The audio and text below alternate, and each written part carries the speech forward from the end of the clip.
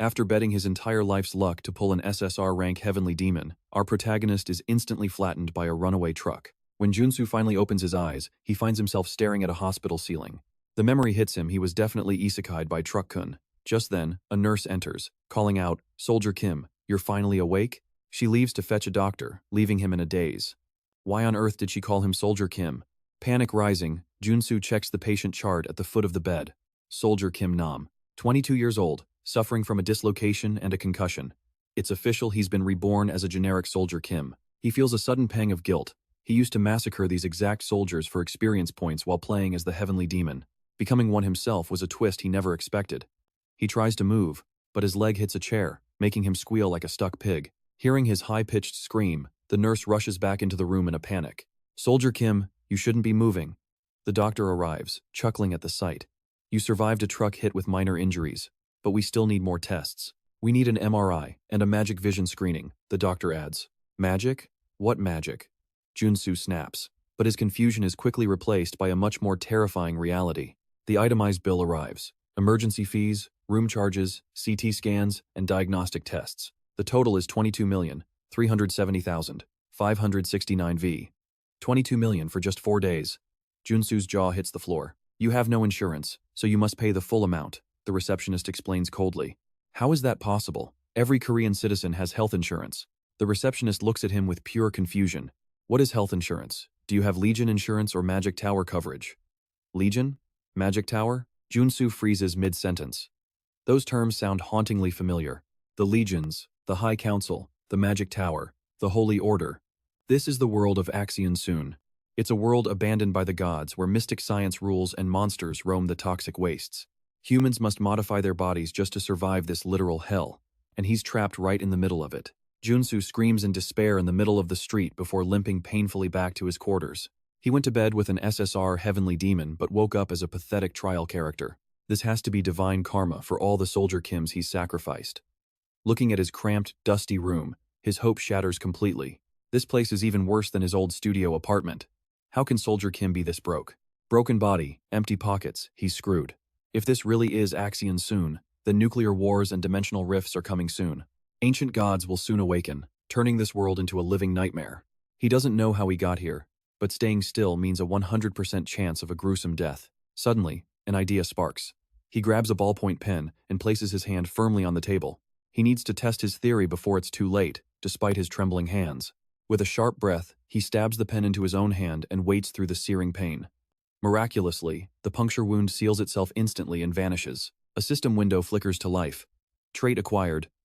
Rapid wound recovery. It worked. He knew his experience raising countless Soldier Kims would pay off. In the game, Soldier Kim is a free trial character with no innate traits. However, they can unlock and swap any trait, offering more growth freedom than rare characters. For a strategist like him, this is the ultimate weapon. The recovery trait is already purging his past injuries. Grinning, Junsu tosses his crutches aside and rips off his bandages. His body is perfectly healed. He is Soldier Kim now, and he can seize any trait he desires as long as he can find it. In this world, being weak and poor is a death sentence, but Junsu refuses to be a victim. He has 10,000 hours of hardcore F2P knowledge burned into his brain. He once climbed from rank 115,000 to the top 9. The next day, he heads straight to the player recruitment center. The director there looks at Junsu's pathetic resume and then back at him with pure judgment. "Soldier Kim, is this really your first time at a recruitment center?" "Yes, I'm here for the mana purification project," Junsu sighs internally. In a cutthroat world like this, he needs to secure some capital first. With nothing but this generic body, his only path forward is to hunt for a massive payday. They call it mana cleansing, but do you actually realize what dungeon raiding entails? He asks, kicking his feet up onto the desk. "Oh yes, I know. You know? Yet your resume is a total blank slate." Junsu looks perplexed, thinking to himself, "Of course, I know exactly how hellish this job is. Corrupted mana is the reason monsters invade. The act of dungeon raiding cleaning this filth releases massive amounts of toxicity. Prolonged exposure is lethal or causes mutations, making this work high risk. Fine, I'll put you in a team once we have enough people." He gives a final warning before Junsu leaves. "Are you absolutely sure about this? I've seen countless guys like you dive in for the cash, only to end up with hollow souls. Don't worry, I might even be better than you," Junsu replies confidently, walking away with a smirk. What's that? Grinding until his eyes bleed as a free player is the specialty of Warrior Kim and his 10,000 hours of playtime. Soon, Junsu is assigned his mission. Hugh, the team leader, asserts dominance immediately. You're the new rookie assigned to my squad? Yeah, I guess. I'm only here because I was assigned to this team. Brutal Hugh suddenly grabs Junsu by the collar. Is this a playground to you? Where's the fire in your eyes? Don't you dare beg me to save you when you mutate. If I see a single sign of mutation, I'll put you down myself. Understood. I'll keep that in mind. Junsu brushes it off, thinking, bullying the newbie? It's the same whether it's a game or real life, huh? But why is an L-rank character like Hugh here? So this is what he looked like before awakening. Even his personality is generic. Good grief. Hugh, take it easy on the kid. We're short-handed, so we need every bit of help we can get. Nim, a veteran with 5 years of experience, steps in to de-escalate the situation for Junsu. That's only if he can actually help. Look at him, we'll be lucky if he doesn't just get in the way. Hugh clicks his tongue and releases Junsu, then barks at the team. All right, listen up. We have exactly 4 days to clear 5 contaminated zones.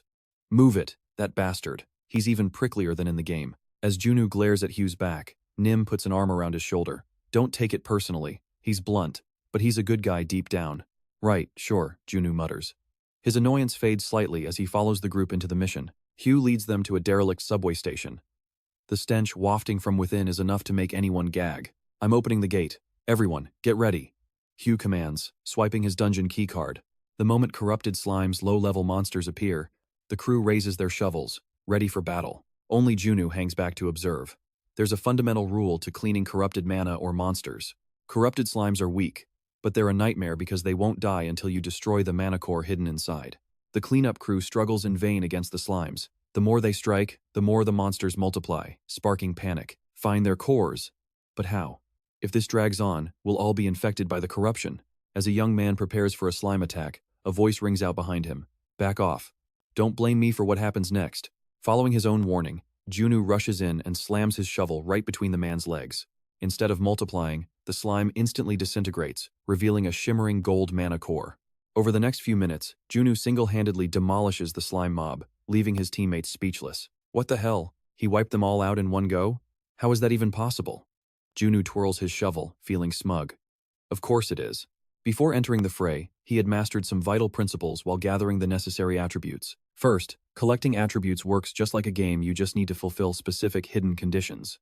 That's why, 2 days before the dungeon raid, Junsu spent his time scouring the streets for a coin to gain treasure hunter and sniffing trash bins to unlock poison resistance. Second, Junsu can hold 6 attributes in total, swapping between them whenever the situation demands. By activating treasure hunter, he could pinpoint the enemy's weakness, the mana core. With one strike, he obliterated the slimes. He then switched to poison resistance to nullify the corrupted mana clinging to him during the cleanup. Even with his support attributes, working all day leaves Junsu absolutely exhausted. On the bus ride home, Nim sits next to him to chat. We're heading home early today, all thanks to you. You're incredible. Are you waiting to awaken like Hugh did? Junsu chuckles. Not really. I just learned this during my military service. If that's the case, you're truly a natural, Nim says, looking at him with pure admiration. Suddenly, 2 horns sprout from his head as his mutation symptoms reach a critical state. He's been overexposed to toxic mana. Seeing him tremble, Junsu suggests he take a rest. Hedgehog refuses with a bitter smile. He'd rather face mutation than his debt collectors. It's a grim logic. Understanding the man's desperation, Junsu decides to drop the subject. But the inevitable happens. 4 days later, everyone except Junsu is suffering from mana pollution. Hedgehog's body swells grotesquely, his breathing turns ragged, and his eyes cloud with madness. Junsu warned him not to overdo it. Suddenly, Deer approaches Junsu with a surprisingly friendly tone. You're quite passionate for your age. I didn't think you'd last, but you're doing great. It's only thanks to everyone's help, Junsu replies modestly. He smiles, secretly knowing his new monster-clearing attributes are making the job much easier. Junsu notices Deer looks exhausted too. Suddenly, Hedgehog screams in agony while clutching his head. Lethal, jagged spikes erupt from his flesh as the mutation takes full control of his body. The team stops to check on him, but Junsu senses a terrifying transformation is beginning. Deer rushes over, his face grim. Snap out of it, Hedgehog, we have to leave now. Hedgehog turns, his eyes devoid of humanity. He's become a beast with razor-sharp fangs. With a violent surge of energy, the gentleman transforms into a colossal, mutated monster. He's lost his mind to the mutation. If we don't fight, we won't leave alive. Panicked, Junsu quickly opens his status window to find anything that can help. His attributes are for cleaning, not combat. No matter how he looks at it, he's screwed. Hedgehog stares at Junsu with a predatory gaze. Junsu's heart sinks. This is it. I'm dead. Hedgehog delivers a devastating punch, sending Junsu flying as he coughs up a spray of blood. The power gap is too wide. I'm dead meat. System alert. Obtained endurance and a trait. Seeing the notification, Junsu snaps back to his senses. A trait? That's my only hope. I still have my traits. It's too early to quit. He frantically opens his trait menu. He must think to survive. He deletes useless traits and equips strength for the fight. He adds mana heart for control and endurance to mitigate the beast's overwhelming damage. He selects mana absorption and deep breathing for recovery, then adds the crucial anti-pollution trait. With his traits set, Junsu stands up and glares at the beast. Come on, you bastard. The mutated monster doesn't hesitate. It charges toward Junsu with terrifying animalistic speed. Junsu readies his shovel. It glows blue. System. Strength activated, amplifying power 10. Fold. He waits for the perfect opening as the mutated beast enters his strike range. Gripping the shovel tight, Junsu swings with all his might, blasting the monster backward. It worked. I can do this. But his joy is short-lived as the monster curls up. It begins spinning at high speed, becoming a lethal wheel of death covered in spikes. It barrels toward him like a runaway saw blade. What the hell is that? The spiked wheel launches off a rock, aiming to crush Junsu from high above. Oh, crap. Junsu curses just as the impact shatters the ground into 1,000 pieces. The monster uncurls from the crater, staring at the destruction it just unleashed. System alert. Endurance trait activated, amplifying defensive power by 10 times. Junsu survived the lethal hit and leaps above the beast. That still hurt like hell. Driven by survival, Junsu engages in a brutal exchange, raining desperate fists on the monster. He knows if he stops now, he's a dead man. There's no choice but to fight. Suddenly, one of the spikes on the monster's back fires directly at Junsu's chest. It's a lightning-fast projectile. Junsu barely manages to twist his body to avoid a killing blow. The spike grazes his shoulder, tearing his clothes and leaving a deep, bleeding wound. To make matters worse, the mutant hedgehog unleashes a volley of razor-sharp quills at Junsu, leaving him zero time to react. The quills pierce Junsu's body, sending him flying backward in agony. Not yet. Just a little more, he gasps, crashing to the ground. His heart is racing with fear, yet he forces himself up and charges the beast, throwing a desperate punch at the mutant. That single strike shatters his right hand, rendering it useless, but the mutant hedgehog doesn't even flinch.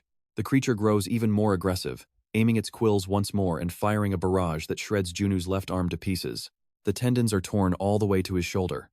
Overwhelmed by the excruciating pain, Junsu collapses, screaming in total despair. It is clear the gold soldier alone cannot win. Powerless, Junsu watches as the mutant hedgehog raises its massive fists to crush him. Memories of his past gaming days suddenly flash by. Just watch. I will conquer everything using only the gold soldier. At this moment of life and death, his mind becomes unnervingly sharp and clear. He finally realizes that back in the game, everything felt so effortless. A single tap was all it took to slay monsters, never considering the character's suffering while pushing them to their absolute breaking point. Now he understands that true power requires agonizing pain. There is no victory without a heavy price to pay.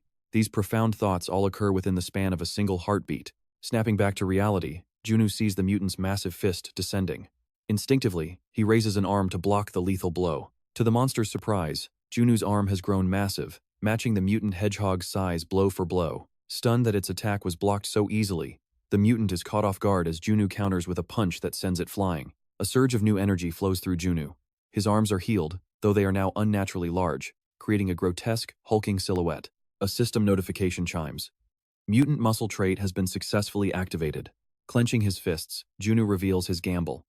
He fought recklessly to trigger the mana heart and strength traits, forcing his muscles to mutate. Every drop of blood spilled was a calculated move to prepare for this exact moment. The mutant hedgehog roars in fury and lunges forward with a strike. But Junsu intercepts it effortlessly with one hand. A smirk plays on his lips as he mocks the beast. That won't work anymore, he says. Before unleashing a brutal counteroffensive, the hedgehog is forced into a defensive shell as Junsu taunts it. Come on, use those quills. I dare you. Blinded by rage, the mutant stops defending and switches to an all-out attack. Sharp spikes erupt from its fist as it drives a blow into Junsu's chest, pinning him to the ground with blood erupting from the wounds. Spitting out a mouthful of blood, Junsu realizes with a grimace. Has it been holding back this entire time? Despite the heavy damage, Junsu achieved his goal. The system alerts him. Mutant body trait acquired. Without hesitation, Junsu equips the new mutant body trait into his status window. His entire frame expands to match his massive arms, perfectly balanced now. He stands up with a smile. Thanks for the help. I am stronger because of you. The two titans clash once more, locked in a stalemate of pure raw power. Now we are finally on equal ground. Junsu laughs. The thunderous sounds of their battle finally wake the unconscious Hugh. What is going on? It is so noisy, Hugh mutters, his vision slowly clearing. Hugh turns his head toward the chaos, witnessing a savage slugfest between Junsu and the mutant hedgehog. Neither side is backing down. Hugh is paralyzed with shock. The gold soldier. What is he? A superhero?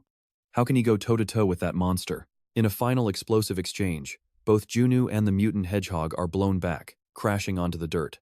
Junsu gasps for air, watching the mutant hedgehog rise again with plenty of strength left. This is harder than I thought.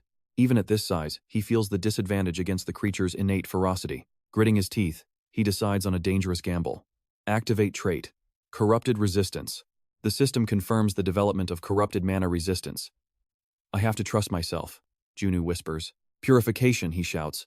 Right before Hugh's terrified eyes, Junsu's entire body begins a terrifying transformation. The process finishes in an instant. A new system prompt appears. Mutant Gold Soldier trait unlocked. Now in his ultimate form, Junsu lets out a primal roar, gathering energy in his maw before firing a devastating beam at the hedgehog. Faced with such overwhelming absolute power, the mutant hedgehog is completely vaporized without a chance to resist.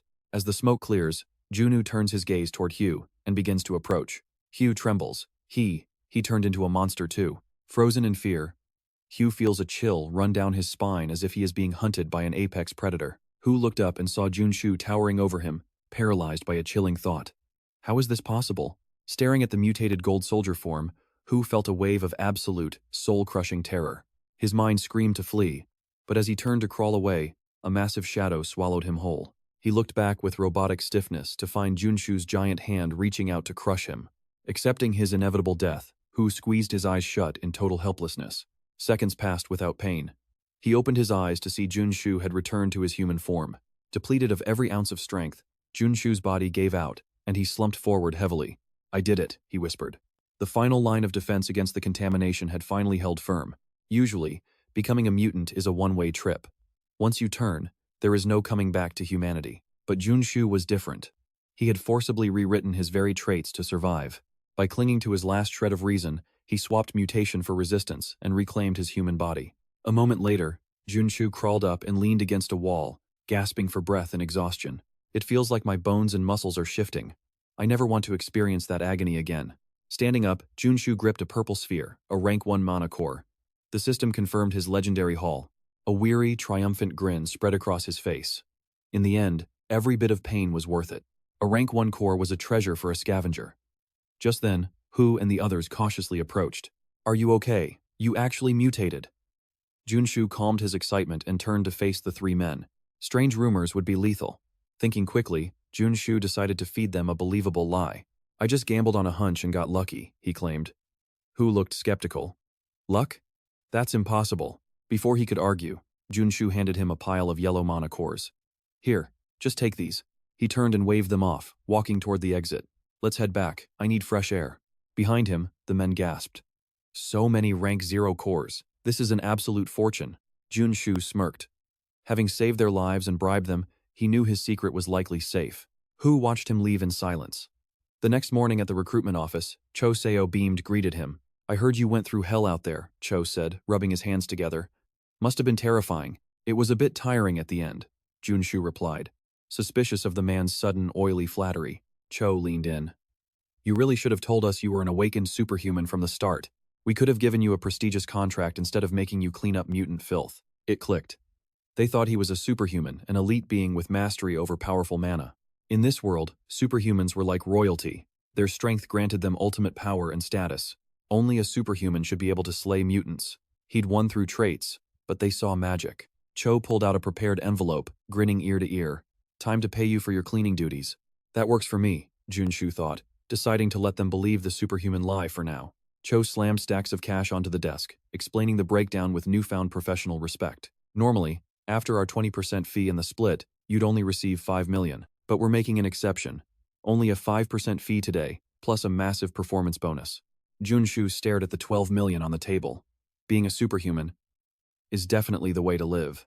Moments later, Junsu left the room with a light heart and a very heavy pocket. He was busy planning how to spend his riches when a man suddenly blocked his path. You look happy. You must have made a killing, the man said, recognizing Junsu from before. Junsu offered a humble smile. Well, we did manage to complete the mission successfully. The man's expression turned desperate. Actually, I came here to ask you for a huge favor. My wife is deathly ill, the man pleaded. I was wondering if you could lend me some money. I'm sorry to ask this, but please. The man bowed low, practically begging on the street. Junsu's brow furrowed. In this ruthless world, helping a stranger was a dangerous game to play. In this world, a blade in the back is always a possibility. Surviving on your own is already a brutal struggle. Yet, the thought of leaving him behind felt like a heavy stone in my heart. Junsu hesitated for a moment, but compassion quickly overrode his logic. He gripped the man's hands firmly and offered a warm, reassuring smile. Please, take this. You are my elder, and I cannot just stand by. With those words, Junsu pressed a handful of rank 0 mana cores into the man's palms. Under the cover of darkness, the pitiful old man stared at the loot and burst into a mocking laugh. What a total idiot. I put on one little act as a starving beggar, and he hands over the entire jackpot. His laughter echoed as Hyo and 2 other thugs stepped out from the shadows to join the celebration. Hyo smirked, asking if the kid was some fresh rookie. The old man joked, I bet if I mentioned a sick kid, he would have given me his shirt too. But it really burns me up that a naive brat like him gets paid more than we do. He tosses us scraps and plays the hero while stealing our rightful share. Hyo spat. That guy is no superhero. The old man looked at Hyo, itching for revenge. We need to teach him a lesson. Any ideas? Hyo grabbed the mana cores. He crushed the cores in his fist with a sinister grin.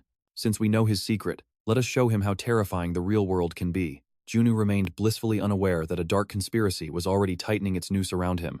Back in his room, he lay in bed, basking in the glow of his morning charity. Helping others felt surprisingly good. At this rate, I will become the greatest hero this world has ever seen. A few days later, Junsu was lounging by a window in a luxury hotel, enjoying a heavenly massage under the warm golden sunlight. Money truly is a blessing. He never imagined he would be living a life of such absolute comfort and relaxation. This game world beat reality any day. But when the masseuse touched his left arm, a sharp jolt of pain nearly made him scream. 3 full days of rest in a high-end hotel, and the agony still had not faded from his muscles. He needed to be more careful with his mutation traits. Altering his biology was not simple. The physical toll was absolutely brutal. The more powerful the evolution, the more devastating the side effects became on his mortal frame. The real question was, could he even survive in this world without constantly pushing his traits to the limit? As he rolled over, his eyes caught a man by the pool, a man with a twin-headed black dragon tattooed across his chest. 2 rows of guards in black stood at attention. Wait, isn't that the Iron Fist gang? They still reeked of that unbearable arrogance. In the lawless city of Axion Seun, the iron rule of gangs mattered far more than any written law. With monsters everywhere, people relied on superhumans for survival. Relying solely on raw traits in a place this lethal was a fool's errand. A sudden realization struck him, and a sly grin spread across his face. Wait, do I not have access to items too? By afternoon, Junsu had arrived at a local shop. The clerk greeted him with a professional smile. Here to sell some loot? Exactly, Junsu replied. I have got some monster materials that might interest you. She warned him immediately that she did not deal in rank 0 junk. Junsu just smirked. I know. This is what I am offering. He reached into his bag and pulled out a glowing blue orb, larger than a fist, and held it out for her to see. Her eyes nearly popped out of her head. A rank 2 mana core? Junsu chuckled. That is right. Take a good look. He savored her shocked expression. All those hours spent meticulously refining it in his hotel room had finally paid off. By merging every resource he possessed, he had successfully synthesized a high-tier rank 2 core. As the clerk counted out a thick stack of bills, Junsu smiled. The jump in value between ranks was truly astronomical. She handed over 4.7 to 7 million credits. Junsu pocketed the fortune with a polite thank you. Now, do you stock any weapons or armor? He asked. The girl's smile widened. Of course. Right this way. She led him into a back room filled with rows of lethal-looking gear, gleaming under the flickering lights. They really have everything, he thought. Every starter item he remembered from the game was laid out before him. Take your time, she invited. Junsu's heart raced with excitement. It is finally time to gear up. As night fell, Junsu stepped out of the shop with a pack full of steel, feeling a deep sense of satisfaction. Now that I am armed, this finally feels like a real game. Suddenly, a frantic, beautiful woman rushed toward him. Are you a mercenary? Please. I desperately need your help. Junsu waved her off immediately. Sorry, you've got the wrong guy. You should find someone else. But before he could walk away, she produced a massive stack of cash. The Iron Fist gang is after me. Please, escort me home. Junsu's eyes remained fixed on the thick stack of cash in the girl's hand. 500,000 for a bodyguard job? It seemed like a routine task, and since he was already geared up, he figured he'd take the gamble.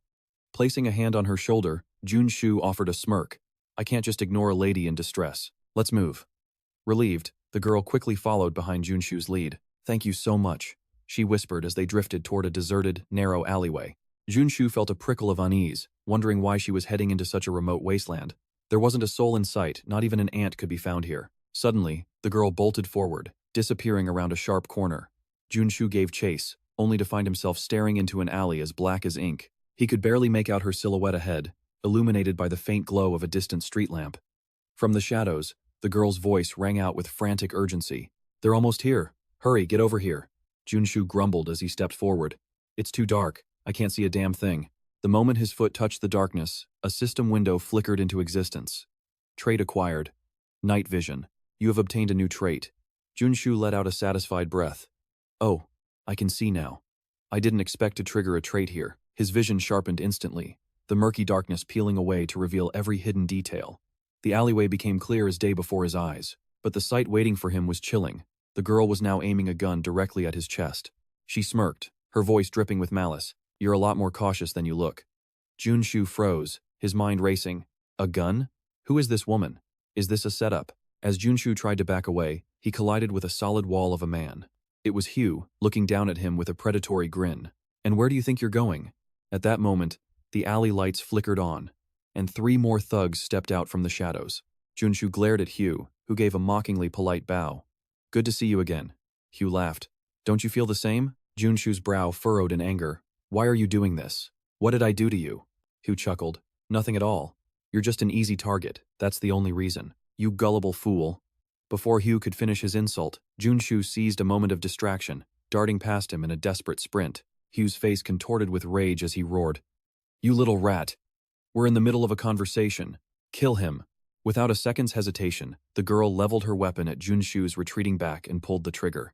A sharp crack echoed through the alley as a bullet tore into Junsu's back, sending him crashing to the ground with a cry of agony. Hugh and his crew rushed over to inspect the body. Seeing Junsu lying motionless in a growing pool of blood, Hugh spat on the ground in frustration.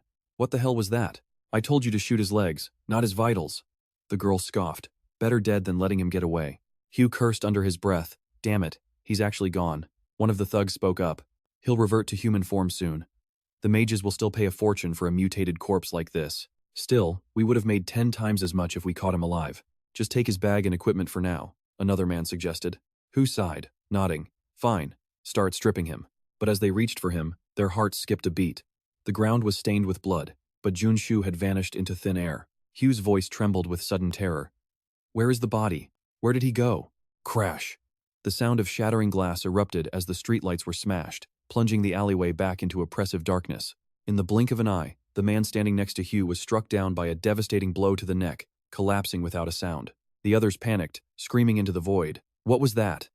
Hugh's eyes widened. Don't tell me he's still alive. Then, Junsu's voice whispered from the dark. Oh, I'm very much alive. He stepped into view, looking completely unscathed, one of his eyes glowing with a predatory golden hue. His current trait deck was fully loaded. Super strength, endurance, mana heart, night vision, and mana recovery. Junsu let out a cold laugh. I'm not about to die to a bunch of ungrateful snakes. He thanked his luck for buying that bulletproof vest earlier. On top of that, the shot from the girl had triggered a rare new ability. Feign death. Utilizing this tactical trait, Junsu had successfully deceived Hugh's group, lulling them into a false sense of security and seizing the upper hand. Now, the thugs were like headless flies, flailing in the dark. He broke the lights. I can't see. Where is he hiding? Suddenly, Junsu materialized right behind Ho. Looking for someone? He asked softly. Ho spun around in a blind panic. Junsu's fist connected with Hugh's jaw like a sledgehammer. I saved your life once. Now I'm taking it back. The force of the blow sent Hugh reeling to the ground. Hugh scrambled to his feet, wiping a smear of blood from his lip, his eyes burning with hate. You little bastard. Hugh lunged forward with a desperate kick, but Junsu dodged the strike with effortless grace. You should be thanking me for saving your pathetic life. Is this how you repay your savior? Junsu delivered a punishing blow that sent Hugh flying back into the dirt. Just as he was about to finish Ho off with a final stomp, a thunderous gunshot shattered the silence. Not far away, the girl stood with her weapon raised, smoke still curling from the barrel of her gun. Are you there? Are you okay? Junsu shouted in panic. Huo stood frozen, staring silently at the bullet wound staining his arm. I was too reckless. In the ruins of Seun, the true terror isn't monsters, it's the cruelty of humans. I was naive, trusting others too easily. But I swear, I won't make that mistake ever again. With cold resolve, Junsu drew his pistol and pulled the trigger twice in rapid succession. The first shot shattered the long-haired girl's wrist, forcing her to drop her weapon in pain. The second bullet tore into the man beside her, sending him crashing to the ground with a gut-wrenching scream. Watching the threats neutralized, Junsu spoke with icy satisfaction. That's enough. He prepared to finish Huo, the greatest threat, when a sharp whistle of wind cut through the air behind him. Instinctively, Junsu turned only to see Huo's leg inches from his face. He barely blocked the impact, getting sent flying backward. Scrambling to his feet, Junsu stared in shock. Huo's appearance was warping into something monstrous. His legs, have they already mutated? He muttered under his breath. A terrifying realization hit him. Huo had just awakened as a level 1 superhuman. The atmosphere grew heavy. Damn it, Junsu cursed. Of all the things, a superhuman awakening in this trash game? In this world, awakening is the fundamental path to power, a threshold every player must cross. A level 1 superhuman is a force of nature, capable of slaughtering any ordinary human armed with just a rifle. To put it simply, I'm forced to fight a monster with nothing but my human flesh and blood. Huo tilted his head, eyes burning with malice. I'm going to kill you, he hissed, before vanishing in a blur. Panicked, Junsu racked his brain for Huo's stats. His specialty: Omni, directional movement. This trait allows him to use elastic legs to propel himself in any direction with terrifying speed. Assessing the situation, Junsu realized Huo was using the walls to gain a vertical advantage. He looked up just as Huo descended like a predator, screaming, "Die!" Facing such raw power, Junsu knew he couldn't block. He lunged to the side, narrowly avoiding the crushing blow. Huo's rage boiled over. You think you can keep dodging? Not this time. He lunged at Junsu with a devastating kick. Feeling the impact, a twisted smile spread across Huo's face, but his smile froze. Junsu hadn't been hit, he had blocked the strike perfectly with a hidden weapon. Junsu smirked, his eyes cold. Sorry, but I don't plan on being your punching bag. You animal, he thought, feeling a wave of relief. Buying that baton was the best decision I ever made. Hours earlier, Junsu had stood before the shop's weapon rack, debating if a gun was worth the cost. He realized that as a warrior class, his marksmanship would eventually hit a ceiling. To survive, he needed a secondary weapon that matched his warrior instincts. He chose the baton, and now, that choice was the only thing keeping him alive. Every character thrives when their weapons align with their specific class traits. To defeat Huo, I need melee mastery and the raw power of a true warrior. With a roar, Junsu swung the baton with bone-crushing force, slamming Huo into the dirt for the third time. System: trait acquired. Yes, Junsu cheered. My first class, specific trait: strike. Confidence surged through his veins. No longer on the defensive, Junsu charged toward his foe. He unleashed a flurry of vertical and horizontal slashes, but Huo's inhuman reflexes allowed him to dance away. Huo countered with a vicious kick. Junsu's mind raced. This is it. Do I dodge? No, I can't stop now. Even if my bones shatter, I have to keep pressing the attack. Gritting his teeth, Junsu decided to bet everything on a single opening. He sacrificed his arm to take the blow, using the moment to bury his baton into Huo's thigh. System: trait acquired. Combo. Junsu's heart hammered against his ribs in triumph. This was the ultimate early-game skill for a warrior. He immediately activated strike and combo, unleashing a relentless storm of violence. Each hit landed with more agony than the last, overwhelming Huo's senses. Huo's consciousness began to crumble under the sheer weight of the assault. Finally, broken and defeated, he began to beg, "Please, just stop." Junsu actually halted his assault. After delivering one final, crushing blow to the beast's chest, he finally ceased his attack. Seeing the creature lying motionless on the cold earth, Junsu threw his arms up and let out a triumphant roar toward the heavens. I did it! I actually took down an awakened deer. Suddenly, Junsu's skin flushed a deep crimson, and the raindrops hitting his body instantly hissed into steam. What is this sensation? His entire body was screaming in agony, yet he could feel an overwhelming surge of power flooding through his veins. Junsu doubled over, his voice cracking as he let out a pained, guttural cry. Amidst the chaos, a realization dawned on him: the system was announcing his level 1 awakening. Even the legendary Kim the Warrior would be stunned by this news. Realizing he had finally awakened, Junsu cheered like a child, performing a victory flip. He was finally a true superhuman. Now, he could command elite, high-priced offers from the most prestigious mercenary groups. Even better, low-interest bank loans were finally within his reach. But then, a cold voice cut through his celebration. Are you quite finished? Junsu spun around, his eyes locking onto the stranger. Recognizing the man instantly, he narrowed his eyes and muttered, Kim Tae-kwon. This man was the second most famous character introduced in the world of Sun, right after Kim the warrior himself. A modified warrior who specialized in heavy firearms, using high-tech prosthetics to hunt down his targets with lethal precision. More importantly, Kim Tae-kwon was a feared enforcer for the Iron Fist gang. By fighting here, Junsu had unwittingly trespassed on their dangerous territory. Kim Tae-kwon's voice was icy as he questioned, Did you even bother checking whose turf you were trashing before causing all this trouble? Before Junsu could respond, Kim's henchmen leveled their rifles at him, their fingers twitching as if ready to fire at a moment's notice. Junsu's face drained of color at the sight of the barrels. I was ambushed. I couldn't just stand there and wait to die. Kim Tae-kwon merely chuckled, drawing his sidearm and chambering around. Oh? So you're saying those beasts are scarier than the Iron Fist gang? Junsu's heart hammered against his ribs. If he tried to fight these guys in his current exhausted state, he would be a dead man walking. Without giving Junsu a second to breathe, Kim raised his pistol, aiming it directly at the young man's chest. You made a catastrophic mistake, kid. Now, I'm going to show you exactly what happens to those who defile our sacred land. A cruel, twisted grin spread across Kim Tae-kwon's face as he prepared to end it. But just as his finger began to squeeze the trigger, Junsu's voice rang out with an eerie, bone-chilling calm. Is that so? But you're forgetting one thing. In a flash, Junsu grabbed the barrel, pressing the muzzle firmly against his own heart. I'm not the type of guy who dies easily. Without a shred of hesitation, he pulled the trigger himself. A thunderous bang echoed through the area as the bullet tore straight through his chest. Kim Tae-kwon froze in pure shock, his eyes widening in disbelief. Did this lunatic seriously just pull the trigger on himself? Standing there with a fresh hole in his chest, Junsu simply shrugged it off with a smirk. Huh? That actually just felt a bit itchy. Before their very eyes, the gruesome wound began to knit itself back together at an impossible, visible speed. The system chimed. Regeneration trait acquired. This display of raw, supernatural power finally piqued Kim Tae-kwon's interest. A wide smirk replaced his scowl. Well, look at you. That's a very interesting ability. Junsu realized this was the evolved form of his healing trait. This legendary power was the ultimate perk of finally becoming a level 1 superhuman. The only way to survive was to make them fear him. He had to double down on his bluff to keep them at bay. He flashed a cocky grin, gesturing to the corpses behind him. I didn't survive this long by luck. I don't care who you are. If you mess with Kim the warrior, you'd better be prepared for the devastating consequences. Instead of taking offense, Kim Tae-kwon erupted into a dark laughter. Kim the warrior? So that's what you call yourself? I like your guts, kid. I'll let you walk this time, but consider this a heavy debt you now owe to me. He leaned in, patting Junsu's shoulder and whispering darkly into his ear. I trust you know exactly what that entails? Junsu forced a smile. Understood. I'll remember.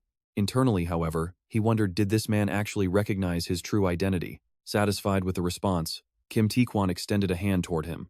Good. Let's make sure we do some business together next time. Junsu stared at the offered hand, weighing the danger of this new and powerful alliance. Kim Tae-kwon wasn't the type to backstab an ally. Building a connection here was a smart move. He shook the hand firmly. Sounds like a plan. See you around. The following morning, Junsu dressed as if he were heading to a beach resort and arrived at the Jomsil Superhuman Tower. It looked impressive enough when he saw it in the game, but in person, the structure was absolutely breathtaking, a world away from his humble hometown. As he marveled at the sights, a beautiful woman approached him. Welcome to the Superhuman Tower. I am here to assist you. How may I help you today? Junsu felt a sudden, awkward heat rush to his face. Whoa. Since when were the employees here this stunning? She looks like a high-tier NPC. The staff here are remarkably poised. Even with Junwoo staring, the employee remains completely unfazed. A perfect, professional smile never wavers on her face. She gestures toward a massive terminal on the right. If you are here for your superhuman certificate, please use that machine to measure your mana and traits. Junwoo offers a quick thanks before heading toward the towering apparatus. He wonders why she offered guidance without being asked. He must look like a total amateur. Regardless, once he secures that certificate, his real journey in Seun truly begins. Suddenly, gasps of awe erupt from the crowd. Look at the ceiling! The Saintess is here! Junwoo looks up to see a brilliant golden glow. To his eyes, it just looks like a fancy transport ship. The golden light intensifies, beaming down onto a massive circle on the floor and forcing everyone to shield their eyes. A group of figures emerges from the radiance, stepping into the public's view. Junwoo freezes as he recognizes the leader. The main Monarch Legion? Why are they here? Why would the Saintess herself show up now? Meanwhile, her arrival triggers a wave of fanatical cheering. While the others feel honored, Junwoo is filled with a sense of dread. He's still stuck in the tutorial phase, while she's already a high-ranking saintess. But there's a dark truth. This so-called holy religion is a cult of destruction that will soon massacre everyone. The crowd begins to speculate. Is she here to measure her mana, or perhaps to renew her level? The saintess simply smiles and walks straight toward the terminal. Moments later, the machine roars to life. The mechanical grinding makes Junwoo wince. The mana measurement sound is incredibly grating. Results flash on the electronic screen. Saintess, class, priest, mana, level 8, with 6 unique support traits. The hall explodes in shock. Level 8? And she even has 6 traits? That's insane. She basks in the worshipping gazes of the crowd. Junwoo waits a few seconds before heading toward the machine himself. His mind is heavy with dark thoughts. This isn't the time to be impressed. A level 8 superhuman is a walking national army. In the future, this power will reduce soon to ashes. If he speaks out now, they'll just stone him as a madman and throw him out. He needs to focus on his own test first. Since having 6 traits would draw too much attention, he decides to hide 3 of them. Just as Junwoo opens his trait window to adjust the settings, the saintess stops dead and turns back toward him. Her companion notices the sudden pause. "Your Eminence, is something the matter?" Her eyes remain locked onto Junwoo. "I see a face I don't recognize." Suddenly, she vanishes and reappears directly behind him. "You have a rather interesting ability, don't you?" Junwoo jumps. "You nearly gave me a heart attack." His heart races. Did she sense him tampering with his hidden traits? The onlookers murmur in confusion. Why is the saintess interested in that ordinary-looking guy? To their shock, she takes his hand. "Warrior, what is your name?" I'm Warrior Kim," he stammers, realizing how dangerous this attention really is. She speaks clearly. "Warrior Kim, on behalf of the Old Father's order, I shall grant you a baptism. The master of the Black Gold Throne desires those with rare potential like yours. Submit to him and find peace in this hellish world." Golden runes begin flowing from her hand onto his arm. Jealousy flares in the crowd. "A baptism? I'm so envious." To be personally blessed by the saintess herself. But Junwoo grits his teeth. If he accepts, he'll be shackled as a paladin of her corrupt cult. He knows this order is destined to be crushed by rival powers in the future. Accepting this is like buying stock in a bankrupt company. He absolutely cannot allow it. To everyone's absolute shock, he jerks his hand away and drops to one knee. "I refuse the baptism." Her expression freezes. "Excuse me? Did I mishear you?" "No," Junwoo replies firmly. "I'm serious." After a tense silence, she speaks. "As you wish. To serve or deny the gods is your freedom." The saintess lifted the coin with a steady hand, her voice echoing. "The Pope has chosen you, Junsu. If you cannot overcome this trial, your petty freedom will mean nothing." As the words left her lips, Junsu watched in horror as his arm where her fingers had just touched erupted into a violent, searing blaze. Once she vanished, the fire consumed him entirely, forcing him to his knees as he screamed in absolute agony. The crowd watched with cold indifference, some even smirking as he writhed within the divine flames. A commoner refusing baptism? A pathetic heretic, they mocked. He is getting exactly what he deserves. System. Divine fire activated. You suffer agonizing burns for the sin of rejecting the holy baptism. Junsu groaned, knowing this was coming. It felt like his soul was melting the most vicious debuff in the game. Divine fire makes daily life a living hell, and usually, only a cathedral baptism can extinguish the curse. I gambled on my future by refusing. But is this where it ends? Am I going to die here? Just as his consciousness flickered, the office girl rushed over, drenching his face with water. "Soldier, are you all right?" The sudden splash of cold was a lifeline, pulling Junsu back from the brink of total darkness. His vision cleared slowly, the blurry world snapping back into focus as he looked up at his savior. It was the guide who led him earlier. While everyone else turned away in fear, she alone helped him. Pure gratitude flooded his heart. "I can't give up now. Just a little more. Just hold on." Forcing himself into a meditative pose, he checked his status. System. You have acquired the fire resistance trait. The Divine Fire debuff has a unique mechanic. It scales in power based on the victim's mana capacity. Since I'm only a level 1 warrior, this flame is at its weakest. There is still a way to survive. Step 1. Fire resistance. Step 2. I need to maximize my mana output right now. With a thought, Junsu manipulated his attribute panel. The flames reacted instantly, roaring with renewed, agonizing intensity. Seeing his struggle, the girl emptied 2 more bottles over him, her voice filled with desperate encouragement. "Hang in there," she cried. Those few drops of water were enough for Junsu to reclaim his focus, a thin thread of coolness amidst a sea of fire. I must anchor my mind to this contrast. Fire and water, burning pain and icy logic. In his mind, the 2 elements spiraled into a perfect yin-yang. "Douse the fire with my own mana," he roared inwardly, unleashing his inner energy. Junshu's eyes snapped open. The searing heat and the suffocating pain had vanished into thin air. System. You have acquired the mana shield trait. The girl gasped in relief. Oh heavens, are you okay? I'm fine. Thanks to you, he replied. The onlookers were speechless. He survived the divine fire? How? Is he cheating?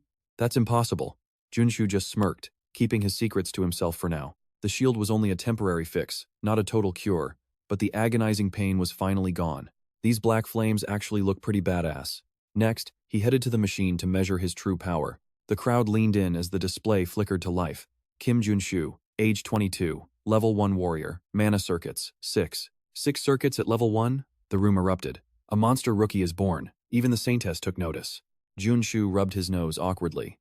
So much for keeping a low profile. I have become way too famous. My goal was to get stronger in the shadows, but this mana shield is locking my attributes in place. The office lady approached with a bright smile. Congratulations. I've never seen a 6 circuit start before. Let us go and finalize your official warrior certification right away, shall we? A short while later, she slid a sleek card across the desk. Congratulations, you are officially a warrior. Junshu stared at the card, eyes nearly misty. I went through hell just to hold this piece of plastic. The girl tilted her head playfully. Well then, let me explain the perks of being a level 1 warrior. Before she could start, Junshu cut her off, rattling them off from memory. Don't worry, I know them all. Tax exemptions, weapon permits, immunity from certain arrests, and free public transport. The list goes on. Her eyes widened in shock. How? How do you know all the regulations so perfectly? What can I say? I am a PhD in warrior studies, he joked with a confident, toothy grin. I don't like wasting time, he added, glancing toward the noisy crowd staring through the glass. I have to scout him for our guild. Maybe I can even snag an autograph while I'm at it? A super rookie like him deserves a front-page special feature. The office lady glanced back at the crowd lurking outside like predators hungry for their prey. Junshu asked, Is there a way to get out of here quietly? Standing up with a knowing smile, the office lady assured him there was. I've already made the necessary preparations. Junshu was stunned. Wait, you did?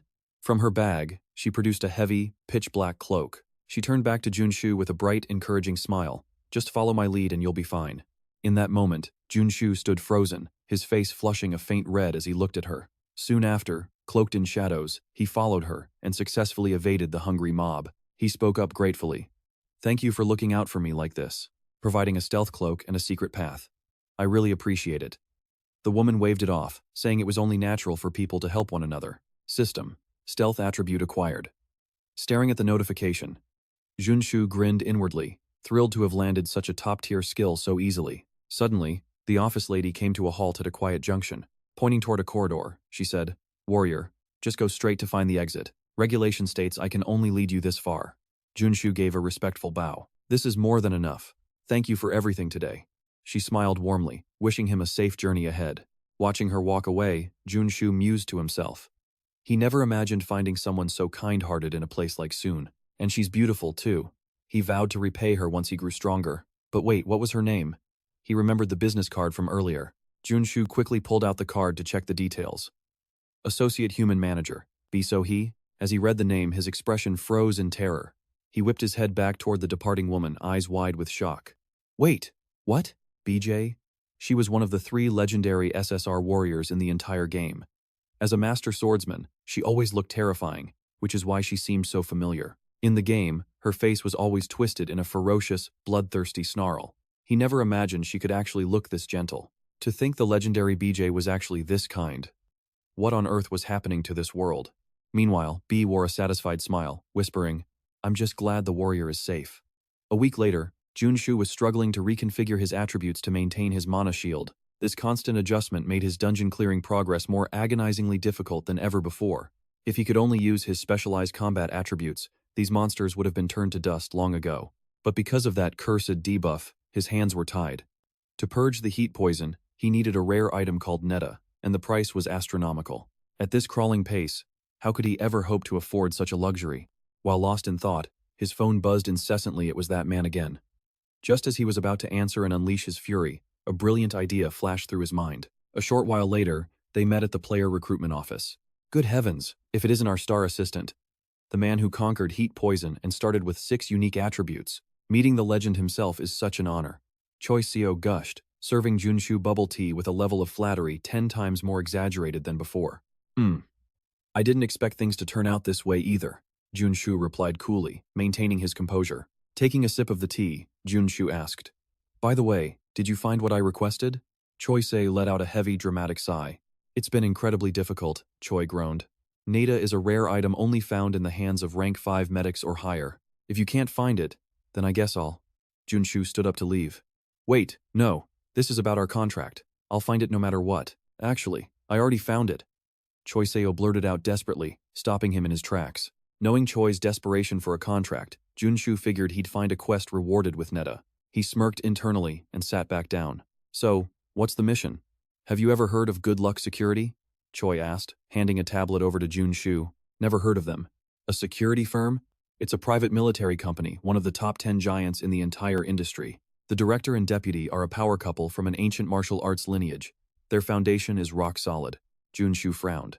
"If they're that wealthy, what do they need from me?" "The problem lies with their only son," Choi explained. "Despite being over 20, he hasn't awakened his warrior abilities yet." Junsu was puzzled. Both parents are from martial families. "And he still hasn't?" Junsu studied the son's photo.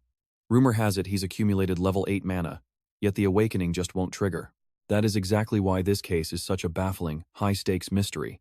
Their condition is simple. The mentor must be at least a rank 1 awakened warrior. It's the perfect mission for you." Intrigued by the terms, Junsu decided to take the gamble. Soon, he and Choi-se were sitting in the opulent drawing room of a magnificent mansion. The director and his wife must be busy. They aren't usually the type to keep guests waiting like this, Choi explained while nervously tapping his foot. Junsu, however, didn't seem to mind the delay at all, calmly observing his surroundings. He scans the room, unable to hide his awe. "This place reeks of pure, unadulterated wealth. Apologies, have we kept you waiting?" A woman's voice rings out, startling both Seo and Junu. The pair entering are the director and deputy director of G Security. The woman greets them with a polished smile. "We are the clients, Songdu and Lamizi." "Oh, please, no need for such formalities," Seo stammers, bowing deeply. "We truly appreciate you taking the time to come here," Lamizi says warmly. Junu bows politely, but his senses are sharp. Judging by their overwhelming auras, they must be at least rank 6 warriors. Their power is formidable. However, Songdu, silent until now, scoffs with pure disdain. "One look is enough to see this brat is useless. What are you saying? If you're going to act like this, go to your room," she snaps. But he won't budge. Songdu remains stubborn. "Fine, just sit down." Lamizi sighs before turning her focus back to Junu. "Since you're here, I assume you're interested in the quest. But first, I must check your son's condition, if there's a specific reason he can't awaken." Before Junu can finish, Songdu slams his fist onto the table, roaring in rage. "A total rookie from nowhere dares to interrogate us? Do you really think I'd just hand over our secrets to you?" "Honey, calm down." Lamizi soothes her husband, then looks at Junu with regret. "Forgive him. The stress over our son is breaking him. This isn't a secret for outsiders. If you accept, we'll bring him out. You need a powerful warrior's help too, don't you?" "They know exactly what he's after." Junu smirks. "Fine, I'll take the job. Bring the boy in." Moments later, a timid young man appears. "Hello, I am Sei Ujin." "Ah, yes. A pleasure to meet you." Junu shakes Ujin's hand while scanning him. It's suspicious he can't feel even a single drop of mana. Then, Junu spots the engraved gloves on Ujin's hands. "Those are some very unique gloves you have there." "Oh yes, they are precious to me. I wear them with gratitude." Junu realizes the truth. Ujin needs a powerful mana seal. Junu's next words leave Ujin and his parents frozen in shock. Seeing their faces, he knows he's hit the mark. The gloves confirmed it. Why would a noble clan offer such a high-stakes quest to a mere rank 1 warrior? The answer is simple. You were looking for someone specifically like me, as bait. "Ujin, you were supposed to receive the church's baptism, weren't you?" Junu turns his gaze toward Songdu. "Your son can't awaken because he rejected the ritual. He sealed his own mana to escape divine punishment. That's why he couldn't go public. But rumors spread of a rank 1 warrior who survived both the baptism and the punishment. That's why you sought me out." Ujin stares at Junu, his eyes filled with pure admiration. "Incredible. You don't even need an explanation. It's like you're a master detective from a novel." "I'm just observing the obvious," Junu replies, hiding the truth. Knowing the future makes everything look easy. He had a gut feeling the moment he saw the boy's photo. In the future, Seujin becomes the vanguard holy knight of the crusade. If he keeps resisting the church, his family's fall would lead to a dark, tragic future. "Master." Songdu's attitude flips instantly. "Is there any way my Ujin can escape the baptism?" The arrogant man from before was gone. Haha, he's sold already. Junsu gloats internally as he answers. Of course it's possible. After all, I've spent 10,000 hours mastering this world. I know Ujin's pain because I've lived it. Junsu places a hand on Ujin's shoulder. Trust me, I will make sure you break free from those chains. Overwhelmed with emotion, Ujin throws his arms around Junsu. His parents follow suit, weeping with relief. That fake saintess and her pathetic rituals. She has no idea. Her future elite soldiers are now mine. Junsu returns the warm embrace, but then his tone shifts. However, before we begin the treatment, I have one additional condition. The parents freeze. Another condition? The difficulty just spiked. Lamisi wipes her tears. I understand. This isn't just about awakening anymore. It's about a cure. Whatever it takes. Just please, save our son. Before she can finish, Junsu drops the bombshell. I want to be taught the Void Mountain Sword technique. Lamisi's elegance vanishes instantly. Do you have any idea what you just asked for? Junsu feels a chill as Lamisi's gaze turns lethally cold. It turns out the deputy director is way more terrifying than the director himself. Seeing his wife shift into serious mode, Se-dongdu dared not object. He only whispered a soft warning. Honey, please go easy on him. He knew she was furious, but she hadn't mastered the non-sun sword technique yet. Some might think choosing to learn swordsmanship in this 21st century information age is utterly ridiculous. However, in this world, everything is different. Here, only the strong reign supreme. A master swordsman can easily obliterate a tank, while a high-ranking martial artist is as devastating as a multi-trillion-dollar fighter jet squadron. If a rank 1 superhuman trains relentlessly in the non-sun style, they can ascend to rank 4 without breaking a sweat. This is basically an early-game cheat code. I remember only the absolute elite are ever permitted to learn this legendary swordsmanship. Of course, that's only if I complete the mission, Junsu said, trying to cool Limiji's temper. Mother, Ujin's voice instantly snapped Lamiji back to reality. Fine, she muttered, retracting her lethal aura. She bowed slightly, adding, if you succeed, I'll give you the memory chip containing that sword technique's secret. Seriously? Thank you so much. Ujin bowed deeply in gratitude, his heart racing with relief. He thought he was a dead man. Now, he was actually getting the secret sword technique simply incredible. But if you fail, my husband and I will be more than just disappointed, we'll be livid, Limiji warned. Junsu smirked. Heh, that won't happen. I guarantee it. Very well. It's best we dive into this immediately. In no time, a room equipped with a mana concentration circle and 200 mid-grade mana potions was ready. This is perfect, Junsu noted. I need to be alone with the patient during the treatment, so, if you could. As Junsu spoke, Limiji suddenly cut him off. I'm sorry for what happened earlier. My Ujin was forced into a baptism ritual before he even started school. He never had friends, let alone a family outing. He spent his whole life trapped in that room, suffering in silence. Perhaps we've been too overprotective. From this moment on, I'm entrusting everything to you. Limiji bowed her head low. Hearing Ujin's tragic backstory, Junsu's sense of injustice flared. This family's misery was all because of that wretched saintess's trap. Ujin rushed over to comfort his mother. Mom, I'm okay. Oh, Ujin, why are you so kind? In the game, he eventually betrays his own family. Was that why he became so cold-hearted? He felt a pang of pity for them. Looking at them, Junsu vowed, don't worry, I'll make this work, no matter what. Limiji finally left, feeling at ease. Now it's just the two of us, Junsu said, stretching his arms. Ready to begin? Seeing Ujin's pale face and trembling body, Junsu pouted. Why are you shaking so much? Take it easy, buddy, Ujin asked nervously. You're not going to torture me with needles or electric shocks to force an awakening, are you? Is that how they've been treating you all this time? Junsu asked with a heavy sigh. Usually, the standard cure for divine power fever is consuming nectar immediately after awakening. However, because Ujin has an insane amount of mana stored in his body, the fever is too intense, causing his awakening to fail every time. No need to worry. But remember, everything you see here today stays between us. I swear it, Ujin replied firmly. Junsu grabbed 2 potions and began. First, he had to expand the mana barrier to its absolute limit, causing the shield to thin out. Suddenly, the divine power fever surged, racking Junsu's body with agonizing pain. He quickly downed the foul-tasting potions. Before long, every single bottle they had prepared was empty. His damage resistance and mana consumption spiked, but the medicinal effects were amplified to an abnormal degree. Drug addiction trait acquired. Now, if I focus this mana into a shield, he thought. Junsu concentrated on forging a shield around the magic circle. The barrier successfully repelled the divine power fever entirely. Ujin's eyes sparkled with awe. This is incredible. Junsu grinned. Don't get surprised just yet. Now, remove your mana sealing gloves, reach outside the barrier, and take my hand. That's all. Ujin turned pale. But won't that cause a resonance reaction between our two fevers? You'll be fine as long as you stay inside the barrier. Junsu stepped out, and the fever immediately hammered his body again. Don't ask questions. Just do exactly as I say. Ujin, who hadn't removed those gloves since his baptism, finally decided to trust Junsu. The moment Ujin's hand crossed the barrier, his fever erupted with such violence that Junsu nearly buckled. Just how much mana does this kid have? Despite the risks, Junsu reached out and grasped that hand. It was more painful than the saintess's baptism. His bones felt like they were shattering, but he had to endure. Curse that saintess. And this wretched fever. Junsu fought through the shared agony and pulled himself back into the barrier. I took the gloves off, and I'm fine, Ujin cried out, staring at his normal hands in disbelief. That's right.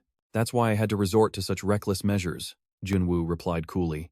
Beyond just deploying barriers, Junsu used damage absorption to transfer the holy power fever to himself, significantly stabilizing Wujin's critical condition. Picking up a wooden sword, Junsu handed it to the boy. This was the final step of the gamble. Don't stop, keep attacking until you awaken. It was time to unleash the swordsmanship he'd practiced since childhood. Wujin gave a sharp nod and lunged. Junsu barely parried the strike before turning and running for his life. He realized his iron bracers were shattered by a single wooden sword strike. Suddenly, the system granted him a new trait: protection. But even with this new defense, one direct hit from Wujin would still mean an express ticket to the afterlife. After a grueling game of cat and mouse, Junsu was exhausted, and since Wujin still hadn't awakened, his patience was wearing thin. What kind of monster swordsmanship did she teach him? He grumbled. System. You have acquired the evasion trait. Turning back, Junsu saw a terrifying, surging aura beginning to radiate from the boy's entire body. The awakening was finally happening, but before he could celebrate, the wooden sword in Wujin's hand began to glow blindingly. SSR rank, Siwu, Jin, trait, one with the sword. Junsu stared at the screen, utterly speechless. To be one with the blade is the ultimate state for any warrior, but the boy was currently in a total trance. If that strike connected, it was game over. Facing a life-threatening attack, Junsu refused to just sit and wait for death. He frantically opened his trait menu, his mind racing at light speed to find a survival plan. I must maximize every defensive trait and concentrate the shields on my arms using the room's mana circle. The moment Junsu finalized his skill settings, Wujin's devastating, high-speed strike was already upon him. Gritting his teeth, he crossed his arms in front of his chest and bet everything on this final stand. A split second later, a massive explosion of light filled the room. As the dust cleared, Junsu appeared miraculously unscathed. A massive glowing barrier stood before him. System. You have successfully acquired the mana shield trait. A smirk played on his lips. I did it. He had fused mana barrier and protection to create the ultimate mana shield. He let out a long, weary breath. He's just a kid with a wooden sword, yet he nearly sent me to heaven. Just as he was about to collapse and rest, a soft groan from Wujin caught his attention. Wujin wobbled before collapsing. How dare he sleep so peacefully after nearly turning me into a ghost, he grumbled. Complaining under his breath, Junsu walked over, only to find the boy had fallen into a deep sleep. I guess awakening all that power at once really pushed his mind to the limit, he mused. In the game, SSR rank Si Wujin was a powerhouse. Since he awakened as a warrior, he gained one with the sword immediately. It looks like I've accidentally created a monster by turning him into a warrior instead of a traditional knight. He wondered how this change would impact the future. This kid was a silver spoon genius with peerless, unrivaled power. Well, having him owe me a favor isn't a bad deal. Grinning, Junsu hoisted Wujin up and headed out. A short while later, inside Wujin's quiet and comfortable bedroom, the parents watched their son with tearful eyes. Our Wujin, he really survived that terrible holy fever. They turned to Junsu and bowed deeply. Thank you so much. Junsu smiled. I told you I could do it. Chiel scurried over with a glass of water, a flattering grin on his face. I always knew you'd succeed, boss. His mother gently stroked his hair. It's been so long since he slept. We don't know how to repay this debt. She shared a meaningful look with her husband. Jongdu understood immediately and approached Junsu with a thick envelope. As promised, here is the Cloudless Mountain Sword Technique chip, and an extra bonus for your incredible success. Junsu was beaming inside, but he played it humble, waving his hands in a polite show of refusal. Oh, you really don't have to, but Jongdu was sincere. Please, consider this 1 billion won a token of gratitude. It's still small compared to what you did.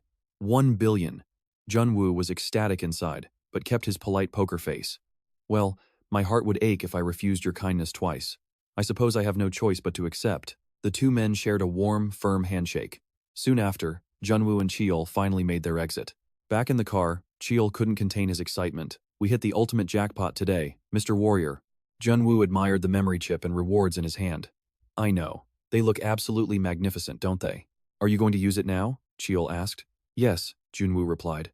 And then, I plan on taking a long break. Cho Seo lowered his voice, sensing Junwoo didn't want to draw unwanted attention from the elders regarding his massive reward. It would be a waste, though.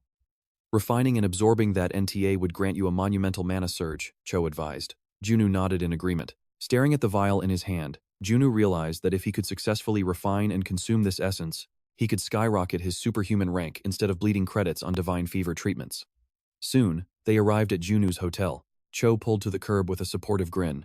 Soldier, I'll hunt down the necessary equipment for the NTA refinement. Think it over carefully before you use it. Junwoo stepped out, thanking him while keeping his ultimate plans private. Back in his room, Junwoo didn't hesitate. He uncapped the vial with a determined smirk. I'm drinking this now. He had witnessed how ruthless the Asura could be during the deer incident.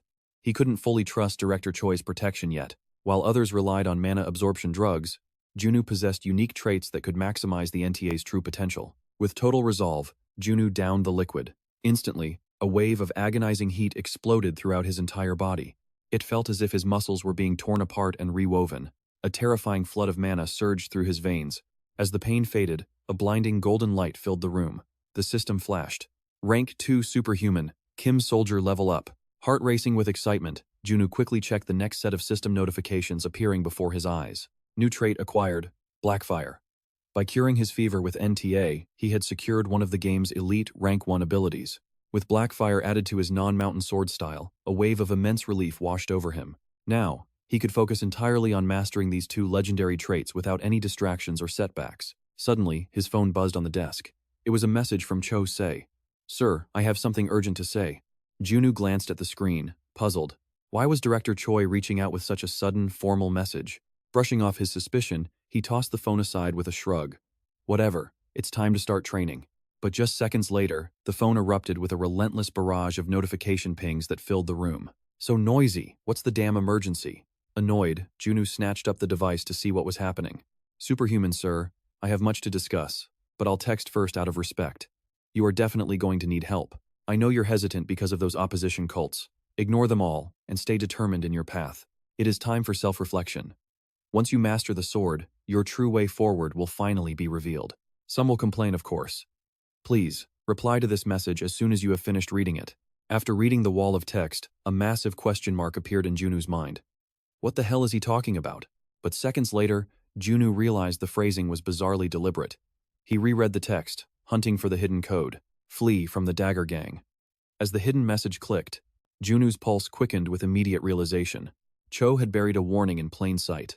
The Dagger Gang, one of the fiercest rivals of the Iron Fist faction. If Director Choi had intended to betray him, he would have called normally to stall for time.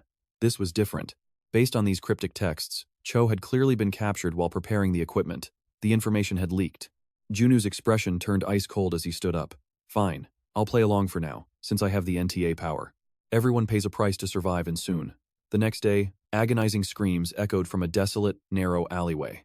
Tucked away in the shadows stood a small, rusted warehouse that looked completely abandoned to the world. Inside, Cho Seo was bound tightly to a chair, surrounded by thugs. One man grabbed Cho by the hair, yanking his head back. You've got some nerve. We've been at this all night, and you still won't tell us where that superhuman brat is? Cho gritted his teeth through the pain. He trusted me with that contract.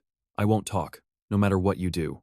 The thug bared his teeth like a demon from hell. I didn't want to do this, but you've left me no choice. He signaled his henchman, who stepped forward with a heavy axe. He loomed over Cho. Left or right? Which hand do you use to eat? Cho met the man's gaze with defiant silence. The thug let out a chilling laugh. No answer? Then let's assume it's the right one. He raised the axe high, aiming for Cho's hand with lethal force. Just as the blade began its descent, a massive explosion rocked the building. The thug froze, roaring in fury at the blast. What the hell was that? He screamed. A panicked lackey came crawling into the room, gasping for air. Boss, the lackey cried. Some crazy bastard just lobbed a grenade right into the heart of our headquarters. Meanwhile, on a nearby rooftop, Junwoo watched the chaos unfold with a predatory grin on his face. With a grenade launcher propped on his shoulder, he aims directly at the Dagger Gang's stronghold. You fools really picked the wrong person to cross. I refuse to abandon someone who actually kept their word in this cold and ruthless world of Seun. All right, let the carnage begin. With those words, Junsu pulls the trigger, sending a devastating shell screaming toward the Dagger Gang's headquarters. Seconds later, a massive explosion rips through the structure, leaving a gaping, charred hole in its wake. A swarm of armed thugs rushes out into the chaos. Where is he? Find that shooter now. Looking down at the panicked mob, Junsu lets out a cold, mocking smirk. Just as expected, they're scurrying out of the building like a nest of disturbed roaches. To any outsider, this looks like a normal apartment, but I know its secrets. This is the Dagger Dungeon, a place I've cleared so many times I've grown sick of it. It is a massive, complex dungeon spanning across 6 different interconnected buildings. Since the Dagger Gang mission was part of my initial trials, I could probably dismantle this entire place with my eyes closed. All those grueling hours of grinding are finally paying off. Now, the veteran has returned to finish the job once and for all. Shifting his weight, Junsu hauls a backpack full of heavy weaponry and leaps to the adjacent rooftop to avoid being pinned down. Down below, the Dagger Gang members scramble, splitting into teams to lock down and sweep the entire perimeter. Minutes later, in a dim alleyway, 3 thugs search the shadows. That attack just now. It had to be the Iron Fist Gang, right? Definitely. Only those lunatics would have the guts to pull a stunt this suicidal. When we catch them, I'm going to make them wish they were dead. Suddenly, one of them catches a faint rustle coming from behind a dumpster. Instantly alert, he turns toward the sound. Did you hear that? Stay back, let me check it out. The leader nods sharply. Go on, but make sure you search every inch of that corner. The thug creeps behind the trash container and peers into the darkness, but sees absolutely nothing. False alarm, there's nobody here. Just as he turns to rejoin his crew, a hand lunges from the void, grabbing his head and slamming it violently into the pavement. Junsu's stealth cloak fades as he emerges from the shadows, propping the unconscious man against the wall with a playful grin. I was standing right under his nose, yet he couldn't even sense my presence. For infiltration, there's no better combo than feign death and shadow walk. While those low-life thugs are busy hunting ghosts outside, I'll make my move into the heart of their main building. This is almost too easy. Time to use the secret entrance. Junsu approaches a hidden hatch beneath the trash, descending a ladder into the bowels of the facility. Once down, he scans the area with lethal precision. I've avoided every unnecessary engagement so far to ensure a perfect, undetected infiltration. The Dagger Gang loves keeping hostages on the 5th floor near the boss's office, so there's definitely a way up. I'll move like a ghost so they never even see me coming. It was a perfect plan, but reality had other ideas. Junsu had barely taken a few steps when a piercing alarm shattered the silence. Emergency, intruder alert, enemy detected inside the sector. All units, gear up and move to the designated rally points.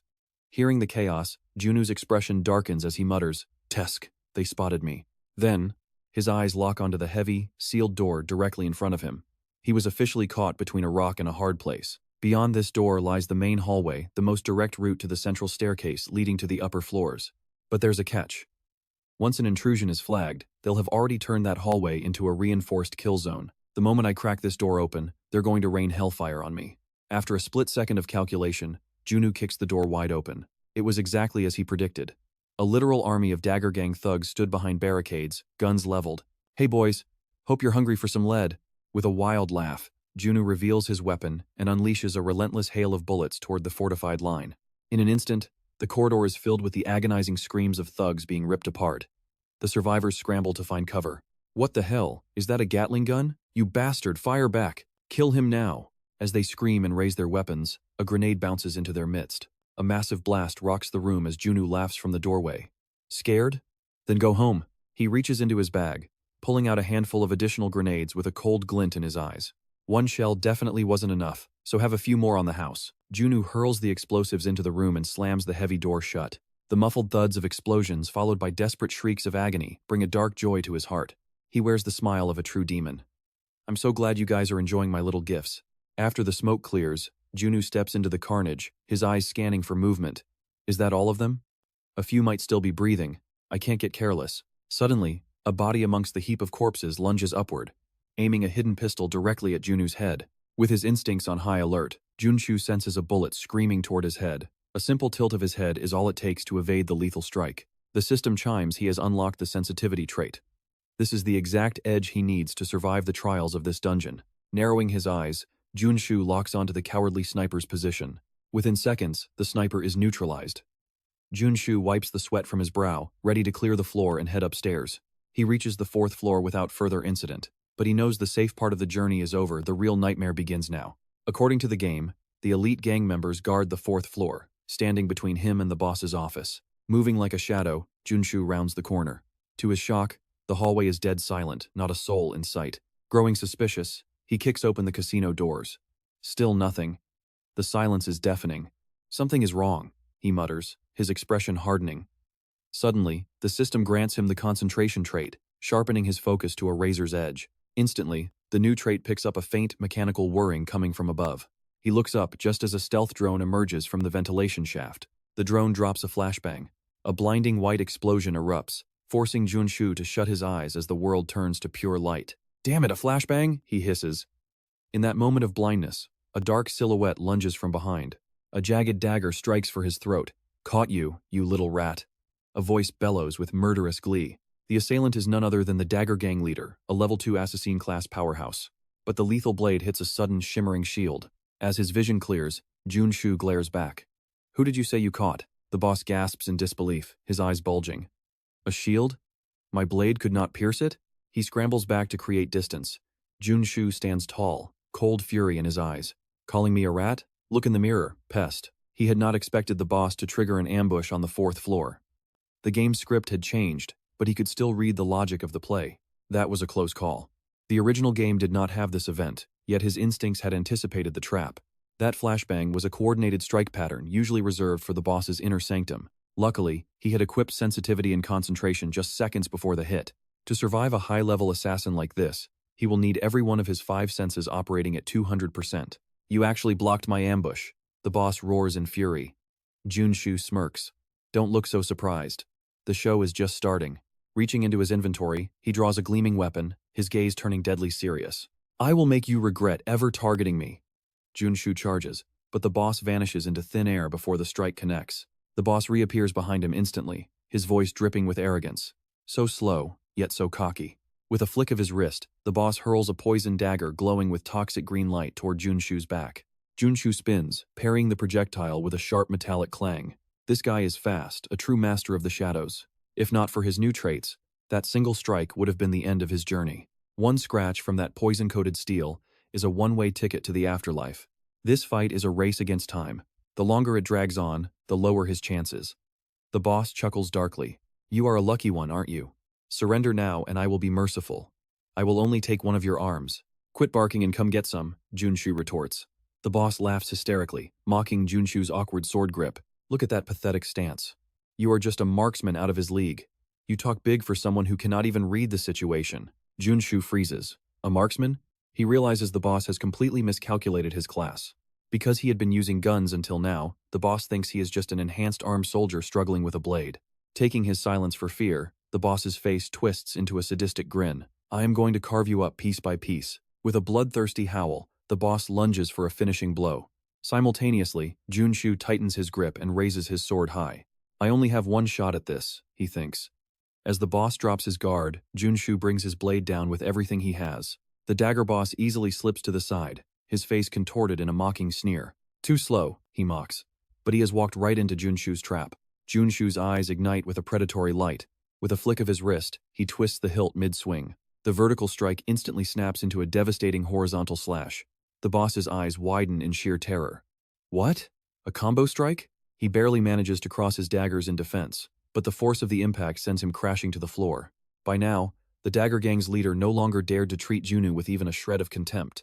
The gaze he directed at the boy was now saturated with pure, unadulterated caution. Junsu hoisted his blade once more. "Apologies, but with my traits swapped, I've traded my marksman status for that of a top-tier swordsman." In a flash, he unleashed the first form of the empty mountain sword. The devastating mountain-cleaving strike tore through the air, leaving the gang leader mangled and severely broken. His dagger clattered to the floor as he slumped over, spitting out a thick mouthful of crimson. Junsu smirked victoriously. "The moment you lower your guard is the moment you've already lost."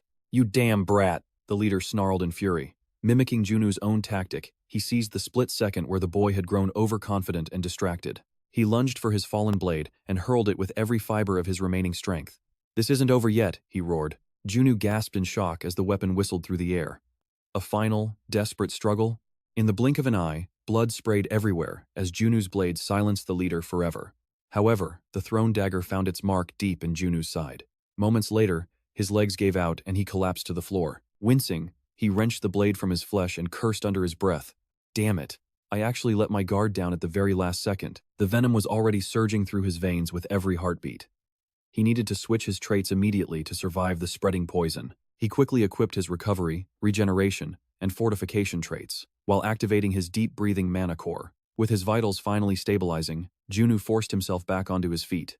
I can endure the toxin, but the pain is absolutely agonizing, he muttered while stowing his weapon back into his inventory. Just as he prepared to vanish, a loud commotion erupted from outside the window. Move it! An intruder was spotted nearby. Search the area. Junsu glanced out at the approaching chaos and whispered, I can't afford to let another second go to waste. I need to evacuate this building before I'm cornered by the rest of the gang. Meanwhile, in the 5th floor torture chamber, Cho Seo was desperately fighting for his own survival. He thrashed his body violently, forcing his chair to tip over and crash backward. I have to get out. Now, gritting his teeth, Cho Seo used his fingers to desperately snag a jagged glass shard lying on the floor nearby. He intended to slice through his bindings, but before he could grasp the glass, a looming shadow suddenly eclipsed the light above him. His heart nearly stopped as he looked up, only to see Junsu standing over him. How on earth did a man like you end up falling into their hands? Junsu asked. As he spoke, Junsu ripped the gag away from Cho Seo's mouth. The older man cried out in joy at the sight of his savior, though Junsu couldn't help but let out a weary sigh. You're really putting me through the ringer, you know? Junsu teased. Tears welled in Cho Seo's eyes as he choked out. You actually came all this way just to save me? Junsu's expression hardened as he gripped the man's shoulder. Save the gratitude for later, we need to move. They're heading up here as we speak. Right, of course. Cho Seo managed a weak smile. But the second he tried to stand, a white-hot agony flared in his legs, forcing a pained cry from his lips. Junsu stopped in his tracks and glanced back with a suspicious frown. Seeing Cho Seo's legs trembling uncontrollably, Junsu felt a surge of fury toward his captors. Those bastards. Look what they did to him, he hissed before crouching down. Hurry, get on my back. Cho Seo waved his hands in a panic. What? No, I couldn't possibly. I have no right to demand anything more from you. Stop arguing. We're in a race against time, Junsu barked. We need to reach the safe zone immediately, so just hold on tight. Realizing the gravity of their situation, Cho Seo reluctantly gave in. Fine, but only this once. Thank you, Junsu. With the man secured on his back, Junsu smiled softly to himself. Despite the brutal torture he'd endured, the man's ironclad loyalty hadn't wavered for a single second. I assumed this world was nothing but a living hell. Yet even here, one can find moments of unexpected human warmth. Several hours later, Junsu and Cho Seo finally made it back to the safety of the director's private office. Junsu slumped into a chair, chugging recovery potions one after another. Suddenly, a system alert flashed. Poison resistance trait acquired. Seeing the notification, Junsu finally stopped drinking and leaned back with a sigh of relief. The recovery meds finally flushed that toxin out of my system. Cho Seo scrambled to bring out a mountain of additional recovery cans. If you need more to fully recover, please, don't hesitate to take them all. Junsu chuckled. Thanks, but I think I've had quite enough for today, especially since I've already secured the trait I needed, he added silently. Cho Seo's face then fell, filled with deep remorse. Junsu, I truly don't know how to apologize for this disaster. It seems that while I was preparing the elixir for us, the information leaked out to the wrong people. I shouldn't have been so naive with my own staff. Junsu waved it off. Don't worry about it. Besides, I already drank the elixir anyway. Cho Seo's eyes nearly popped out of his head in shock. What? You've already consumed the elixir? If I hadn't, I wouldn't have had the strength to save your life, Junsu replied with a grin. Hearing this, the director clutched his head in absolute despair. I can't believe it. You had to waste such a treasure just for me. Junsu turned away, hiding his expression. It wasn't exactly like that, but hey, let him believe whatever he wants. Suddenly, a violent and rhythmic pounding echoed against the office door from the outside. Cho Seo jumped in terror. What now? Could it be the Dagger Gang? Junsu, what on earth do we do? Junsu crossed his arms and stared at the door with a confident smirk. It sounds like we have company. Why don't we give them a proper welcome? Junsu stands up and heads for the door. Cho Seo follows, her face pale with worry. As the door swings open, Cho Seo gasps it's Jin Taekwon, leader of the Iron Fist Gang, backed by his deadliest enforcers. A smirk plays on Junsu's lips. You finally showed up. I didn't expect you to actually wipe out the Dagger Gang, Jin Taekwon remarks, eyes narrowing. I knew you were no ordinary brat. So, why did you summon me here? Junsu remains silent, knowing it's finally time to claim the rewards for his high-difficulty quest. The Iron Fist and Dagger Gangs were bitter rivals, locked in a brutal war for control over the Silum district. In the game's tutorial, the player was required to aid Jin Taekwon's faction in annihilating their enemies. The rewards for crushing the Dagger Gang were legendary. Watching Junshu's stoic expression, Jin Taekwon probes, "Are you planning to start your own organization?" Junshu shakes his head. "No. Running a gang isn't really my style. The reason I called you is simple. The territory the Dagger Gang once held is now yours for the taking." "What?" Jin Taekwon exclaims, stunned. Junshu calmly explains, "I'm a lone wolf. I have no interest in the underworld. Consider this repayment for the debt I owe you." Jin Taekwon falls into deep thought before finally speaking. "I lose nothing by accepting, but this gift seems far too generous for a simple debt," he notes. Junshu lets out a light laugh. "I see we're on the same page. Since I've handed you the keys to Silim, I have one request for you." "A request?" Jin Taekwon asks. "And what exactly would a man like you wish for? Tell me." Junshu thinks to himself. Naturally, it's the one thing everyone in Seun craves. He smiles casually. "Just give me a house, that's all." Inside, his heart beats faster. It's finally time to go home. Jin Taekwon blinks in surprise. "You're serious? Just a house?" "Since I've started operating solo in this chaotic world, I've realized I need a proper place to call my own," Junshu replies. After a moment, Jin Taekwon nods. "Fine, you've dealt with those dagger thugs for me, so we have a deal." Junshu grins, satisfied. "I like your decisiveness. It's refreshing." Jin Taekwon asks, "What kind of place are you looking for? A luxury villa? Or perhaps a high-end apartment?" Junshu cuts him off. "Neither. I need somewhere secluded. High security, perfect soundproofing, and away from prying eyes. Most importantly, it needs a private training facility in the basement." Jin Taekwon mumbles, secluded, soundproof, basement gym. Junshu maintains a calm exterior, but inside, he's praying fervently. "Come on, say it. Mention that house." Finally, Jin Taekwon speaks up. "There is one place that fits your description. A house on the outskirts of Silim, right along the Jeonbong mountain range." "Bingo!" Junshu screams internally. A house nestled on the slopes of Jeonbong. In the world of Seun, there was no better first base for a player than that specific location. He suppresses his excitement to avoid raising suspicion. By the next morning, Junshu is already settled into his new sanctuary. He lounges on the second-floor balcony, soaking in the sun with a spread of delicious food and drinks. So this is the legendary bliss of finally becoming a homeowner. He walks to the railing and stretches his arms wide. "I could get used to this air. The view is absolutely peak. This house is a masterpiece." When he first fell into the world of Seun, he was lost and confused. He started with a 20 million won debt, but now, he owns a mansion that rivals a palace. Not only that, he has the backing of the top security firm and director Choi. He could stay in a hospital for a year and never worry about money again. But the joy is short-lived. Junshu gazes into the distance, his expression turning cold. "This is Seun. I can't afford to get complacent. Once the game's main plot begins to accelerate, villains like the Saintess and the Priest will emerge to tear this city apart." Junshu grabs a pickaxe nearby. "Time to find the real reason I chose this house." A few moments later, Junshu heads down to the basement training room, tapping his fingers along the walls, searching for something specific. "It has to be here somewhere," he mumbles to himself, continuing his search until his knuckles hit a spot that produces a hollow, echoing ring. Into the breach. With a powerful roar, Junshu swings the pickaxe, shattering the concrete and revealing a hidden void behind the wall. Seeing the wall crumble after a single strike, Junshu grins. "My traits are definitely kicking in. At this rate, I'll be done much sooner than expected." But hours pass, and despite his hard work, the prize remains hidden. His face is pale and covered in dirt. "Sooner than expected, my foot. I had no idea this was so deep." Even so, Junsu refuses to yield. "Keep going. I can't stop now. Show yourself." Shouting, Junsu slams his tool into the earth. Suddenly, a geyser of water erupts from the soil. "Found it!" Junsu cheers, eagerly catching the spray in his mouth to quench his thirst. Seconds later, his gaunt face transforms. He stares at his hands, feeling his strength surge back to life. Is this the Mana Springs power? A legendary source overflowing with pure, concentrated magical energy. Even those with zero vitality can find instant restoration by soaking in these mystical waters. It even purges most negative status effects. Truly, an incredible skill to have in one's arsenal. No place offers free access like this house near the Jeonwong range, the Iron Fist's first base. Taking matters into his own hands, Junsu installs a plumbing system and a massive tub. He turns the valve, filling the tub with shimmering mana before stepping into the warm embrace. Getting this house wasn't easy, he sighs. Unlike the game, a single click doesn't solve everything here. The life force here is so dense that its healing effects are immediately visible to the eye. This Mana Spring is the ultimate recovery tool. Train to exhaustion, soak, then dive right back in. Now, it's time for the world's most efficient free-to-play grinder to begin his legendary training arc. Sword in hand, Junsu begins. 2 weeks pass in a blur within his subterranean training chamber. He's been secluded for 14 days now. Finally, he can activate Blackfire with perfect control.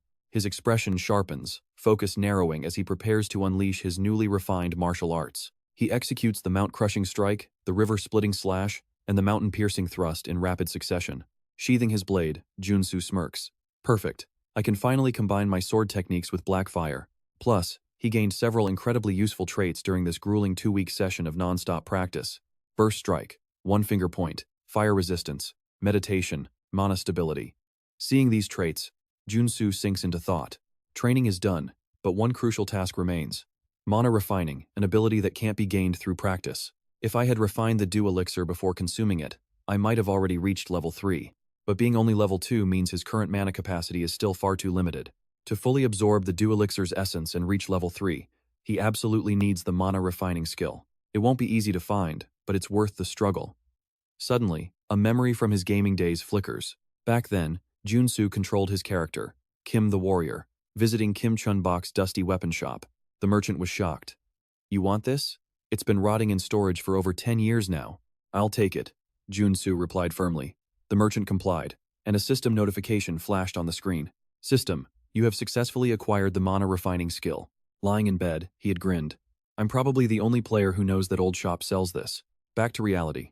Time to head to the SW District's antique shop and finally level up. He rushes to the shop, but his excitement turns to disappointment. The heavy doors are tightly shut. Why is it closed? Not just closed, the door is sealed with a complex mana lock to prevent entry. Approaching the door, Junsu notices a small sign hanging precariously right next to the enchanted lock. Closed until Sing Market stabilizes. To his shock, every other shop in the vicinity is also shuttered. The streets are ghost quiet, a far cry from the bustling Sing district he remembered from the game. This place should be packed. In the game, they were open 24/7, so what changed? Almost every shop is abandoned. Is the world of Seun truly different from the game he mastered? Seeking answers, he walks down the street until he finds a lone man smoking outside a lit shop. Junsu approaches him cautiously. "Excuse me, has business been this bad around here lately?" The man glares at Junsu, his face etched with exhaustion. "Can't you see for yourself, kid? I'm exhausted. With those thugs constantly brawling out here, no customers would dare show their faces." Junsu is stunned. "Thugs? I thought the Iron Fist Gang was supposed to be managing this territory." "Iron Fist Gang? My foot," the man scoffs. "Ever since the Dagger Gang was purged, it's been total anarchy. The Iron Fist, the Poison Gang, and even the Naked Gang." Junsu realized the truth. A brutal gang war was brewing. In the original game's plot, the Iron Fist Gang was meant to crush the Dagger Gang and seize their territory. That meant the Singo market would naturally fall under the iron-fisted rule of Kim Chul-kwan. But since I'm the one who took down the Dagger Gang, this place is now a lawless battlefield. What's the move? As Junsu pondered his next step, a sudden piercing shout echoed from the distance. "Look at these idiots! Get them out!" A shopkeeper clicked his tongue in frustration as Junsu headed toward the noise. He needed to assess the chaos with his own eyes before making a move. Just ahead, an Iron Fist member was sent flying, crashing violently into a stack of tarp-covered crates. 3 other Iron Fist members stood trembling with rage, yet none dared to step forward against the enemy. Standing against them was the Poison Gang, led by none other than Gang Xiezi, their notorious sub-boss. A rank 2 superhuman with a terrifying reputation. After bruising his opponent, Xiezi sneered, "Are you morons deaf? I already told you this intersection belongs to the Poison Gang now. Got it? Get lost, Iron Fist, trash. Scurry back to your holes." The fallen man gritted his teeth, cursing under his breath. Right then, a cold voice cut through the air. "Who's causing trouble in our backyard?" Both gangs froze and turned to see a group from the Naked Gang approaching the scene. At their head was the Exhibitionist, another rank 2 sub-boss known for his peculiar reputation. Gang Xiezi's face twisted in disgust. "Damn it, those freaks are here too." The Exhibitionist chuckled. "This area is under our protection." Xiezi stepped forward aggressively, shouting, "Quit dreaming and beat it." The Exhibitionist tilted his head. "So, you've chosen to continue this blatant trespassing?" Watching the tension peak, the injured Iron Fist member muttered, "These psychos. I need to get out of here fast." As he tried to stand, he realized someone was beside him. It was Junsu, watching with a bored expression. What a disaster. The man's eyes widened in shock. "Wait, are you the superhuman who wiped out the Dagger Gang?" Junsu finally glanced down. With one hand, he hauled the man to his feet. "What are you doing? Stand up and do your job." The man blinked, confused. "What?" Before he could react, Junsu shouted toward the gangs. "Hey, you boar-brained thugs. Quit brawling and listen up. The Iron Fist member panicked. Wait, what are you doing? Junsu gave him a calm side eye. Relax, I'm helping you. Deep down, he knew the truth. To restore peace, he needed to establish a clear hierarchy, and backing the Iron Fist gang was his best bet. Gang Xiezi looked over at Junsu and let out a mocking laugh. Ho, look what we have here. What kind of brat thinks he can order me around? The exhibitionist crossed his arms, eyes burning with malice. A sacrifice? Junsu looked at them, then at the terrified residents gathering to watch the spectacle. He calculated his odds. Both are rank 2. If I go all out, I'll win, but I can't risk catching merchants in the crossfire. Fine. I'll just show them a glimpse of true power first. A sharp, predatory grin spread across Junsu's face as he drew a blade. Quickly, he reconfigured his stat board. A heartbeat later, dark flames erupted around his body, swirling with murderous intent. His blade glowed with the blue energy of the empty mountain style. Gang Xiezi's eyes nearly popped out. Huh? What is this? That technique. And this divine pressure. Could it be? The exhibitionist's jaw dropped in disbelief. You're the monster who soloed the entire dagger gang, Junsu smirked. Correct. And today, I'm feeling generous. I'm making an offer you can't refuse. Instead of this messy war, let's settle this with a duel. The winner takes control of the market. What do you say? Seems fair, doesn't it? Gang Xiezi roared in fury. Do you think I'm an idiot? Why would I duel a monster like you? The exhibitionist stayed silent, clearly sharing that fear. Junsu countered, Don't worry, we'll fight using your own specialties. Moments later, the gang members retreated, clearing a wide space in the center. Only Junsu, Gang Xiezi, and the exhibitionist remained. Junsu turned to the pervert. Your specialty is mind control, right? If I resist, I win. A lecherous, creepy grin spread across the exhibitionist's face. He looked Junsu up and down, purring. What an honor, to have such a handsome man know so much about me. How about we just end this pointless struggle? You could always join our primordial goddess faith, Junsu suggested with a look of pure disgust. Why would I join your loser crew? Use your brain. Your faith isn't even second tier. You're just a bunch of nameless nobodies. Why on earth would I join a fake cult that isn't even recognized on the Westphalia registry? Hearing Junsu's biting mockery, the smug grin instantly vanished from the cultist's face. He roared in a blind fury. You godless heretic! I'll force you to repent with the goddess's love and mercy. Kneel before me and I'll grant you a glimpse of her. He thrust his hand toward Junsu, activating his mind control. Junsu stood his ground, making no effort to dodge the invisible mental assault. Suddenly, his head felt like lead and his knees buckled. A high priest's mind control was truly formidable. But sorry, pal. Not even a goddess gets to mess with me. Internally, Junsu swapped his abilities, slotting in divine resistance. Instantly, his body felt light, and his mind cleared. Without hesitation, he landed a devastating knockout punch. The other cultists scrambled to pick up their fallen leader. Lord Priest, are you all right? We need to retreat for now. As the cultists fled, Junsu turned his sharp gaze toward Gang Hyolja. Your turn. She smirked. Not bad, kid. But the poison gang is on a whole different level than those weaklings. Junsu countered. We'll see about that. Your specialty is brewing toxins, right? Give me the deadliest one you've got. I'll drink it right here. Gang Hyolja cackled. Fine by me. If you're that eager to die, I'll happily oblige. The man Junsu saved rushed over, frantic. Wait, I know you're strong, but drinking their poison is pure suicide. Junsu flashed a calm, confident smile. Don't worry, I know exactly what I'm doing. Gang Hyolja handed him a cup of swirling venom. Drink up. If you survive, you win. Junsu took the cup, eyes narrowing. Just as he suspected, it was pecnic. The most excruciatingly painful toxin in their entire arsenal. He grimaced in total disgust. Man, this smells pathetic. If I don't die from this, you're getting a face full of my fist. Don't come begging for an antidote later, she spat. Trust me, Junsu replied. That won't be necessary. He downed the poison in one gulp. Seconds later, he collapsed, his blood feeling like it was literally boiling alive. Gang Hyolja walked over triumphantly, kicking his slumped body with a cruel sneer. Feeling it now, aren't you? If you bark like a dog and beg for your life, maybe I'll think about helping. Junsu didn't waste his breath. He gritted his teeth, enduring the agony while searching for a way to neutralize the threat. I need to focus. This toxin was a complex cocktail. Standard poison resistance wouldn't be enough. He had to maximize his healing trait to tank the damage while isolating the venom into one spot. Moving fast, he swapped his traits again and forced the circulating poison into his left palm. System. Drug resistance trait acquired. Perfect. With this resistance, I can finally manipulate the toxins with mana. Time for the final step. He sliced his palm with his blade, and a geyser of black venom erupted. He's purging the poison through his arm, the bystander yelled. Gang Hyolja's eyes nearly popped out in shock. That's That's impossible. In a flash, Junsu appeared right in front of her. That poison tasted like trash, he whispered. Now, it's my turn. Before she could even blink, he grabbed her hand with an iron grip. He forced one of her fingers up and severed it cleanly. As she shrieked in pain, her subordinates cried out, "Big sis!" Falling to her knees, she glared at him with murderous hatred. You think you'll get away with this? Junsu just picked his ear dismissively. Stop talking like a sore loser and get lost. You bastard, she cursed. Her men rushed to her side, pulling her back. We have to go, big sis. Fall back for now. Seething with rage, she retreated. I won't forget your face. Meanwhile, the Iron Fist members erupted in cheers. We won.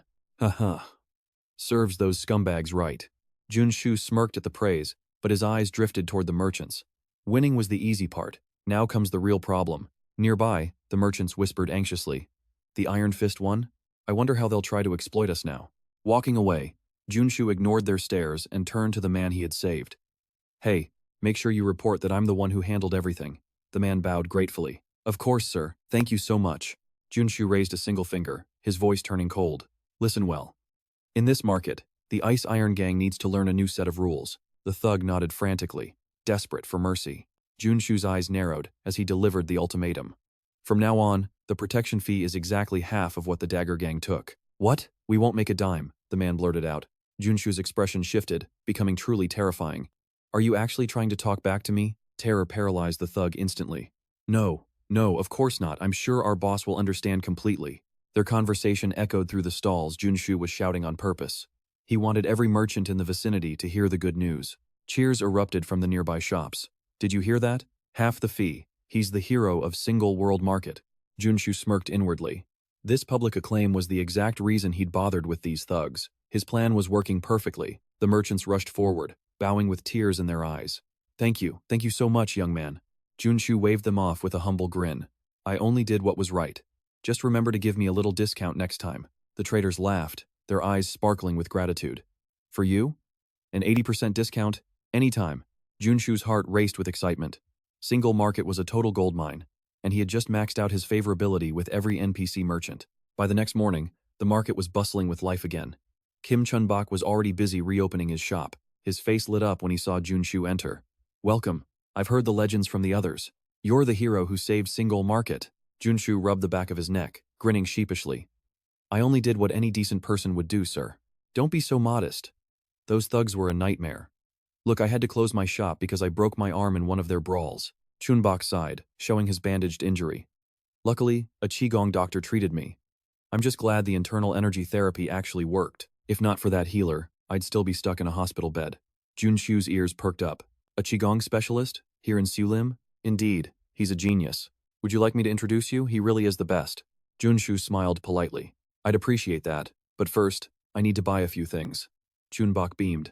Take your time, I have everything you could possibly need. But Junsu didn't even glance at the common items displayed on the shelves. He looked Chun-bak in the eye and tapped the floorboards with his boot. These are nice, but can I see the secret stock hidden down there? Chun-bak froze, his eyes wide with shock. How? How did you know about that? Junsu just winked. I have my ways. Don't underestimate a pro gamer with 10,000 hours of experience, he thought. No secret room is safe from me. Seeing no reason to refuse his savior, Chun-bak led him toward a hidden basement. He glanced back as he turned the key. I rarely show this vault to newcomers, but for you, I'll make an exception. Junsu nodded gratefully. Much appreciated, sir. The door opened to reveal a breathtaking collection of mystic artifacts. Behold, my magic gallery. Take your pick. Junsu's eyes sparkled. Incredible. He bypassed the common relics, heading straight for his true target. There it was, the ancient god's flute. He picked it up with trembling hands, his heart hammering against his ribs in pure excitement. I had plenty of unique items in my past life, but this flute is the jackpot. It seals the ultimate mana cultivation technique. This is a top-tier legendary item. Now, it's finally time to put this power to use. He let out a low, satisfied chuckle. Moments later, they returned to the counter. Junsu laid out the flute and his other selections for the shopkeeper to see. I'll take these. Chun-bak examined the pile and gasped in pure admiration. As expected, you have a terrifying eye for quality. The 5-colored diamond, the magic scripture, the arcane gloves, and the ancient god's flute, all rare treasures. The shopkeeper cleared his throat. The total comes to 2 billion gold.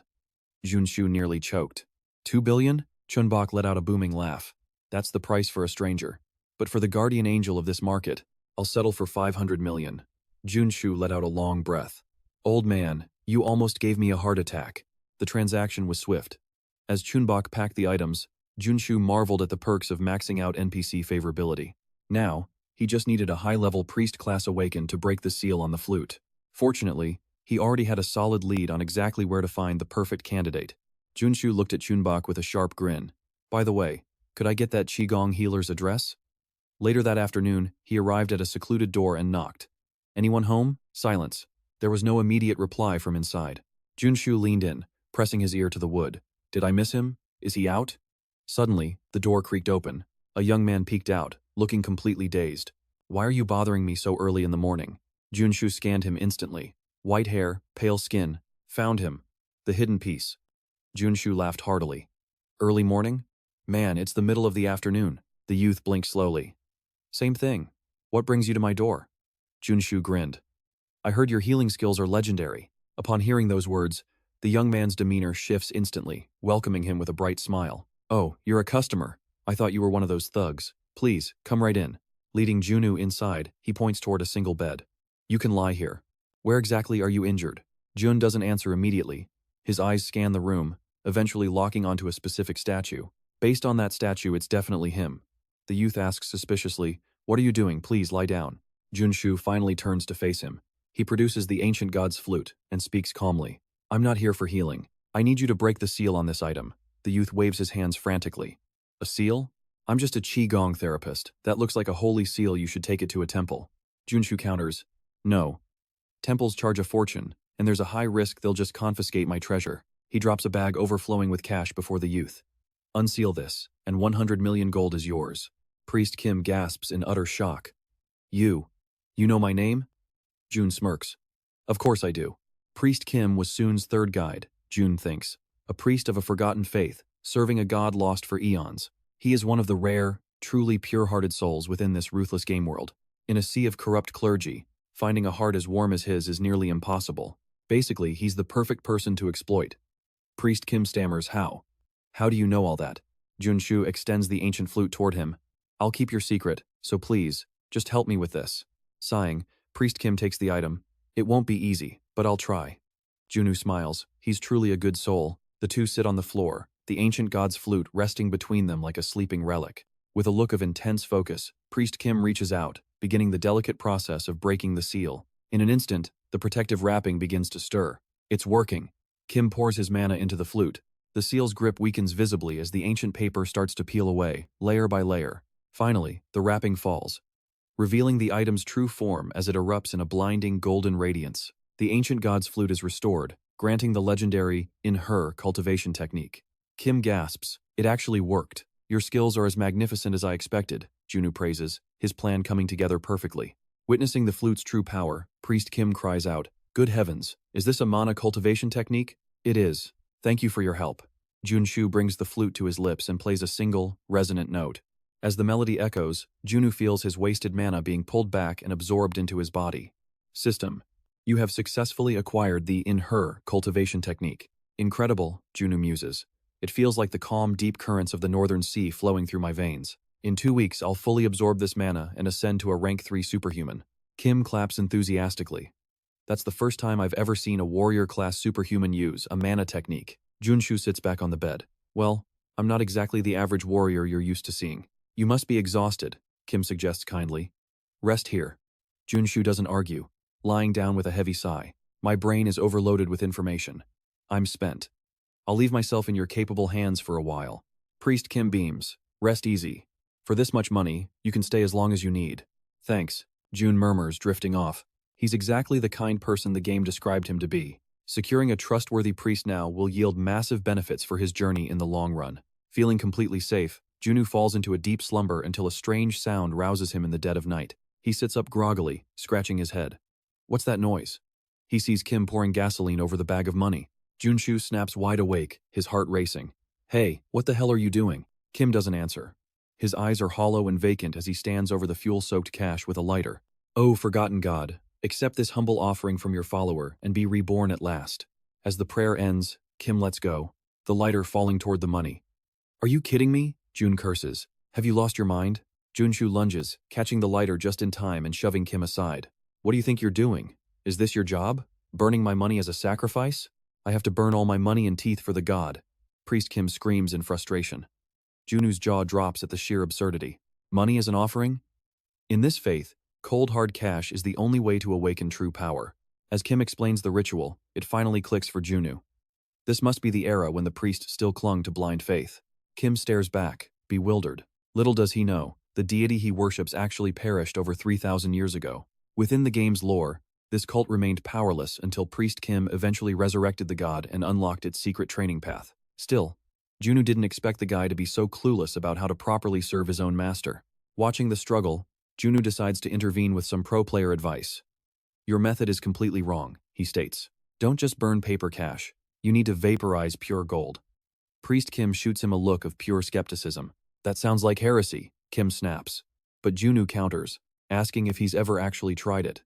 Kim dismisses him, citing thousands of years of tradition. But there is a reason your god remains dead despite all those years of ritual, Junu points out coldly. Don't you agree? Kim is stunned into silence. Since burning gold is difficult now, Junu offers a revolutionary alternative. You shared your mana cultivation techniques, so let me return the favor, priest. A few moments later, the experiment begins. Staring at a pot of bubbling golden liquid, Kim hesitates. I really don't think this is a good idea. Let's stop. Ignoring the protest, Junu pours the molten gold mixture into a cup and shoves it toward the hesitant priest.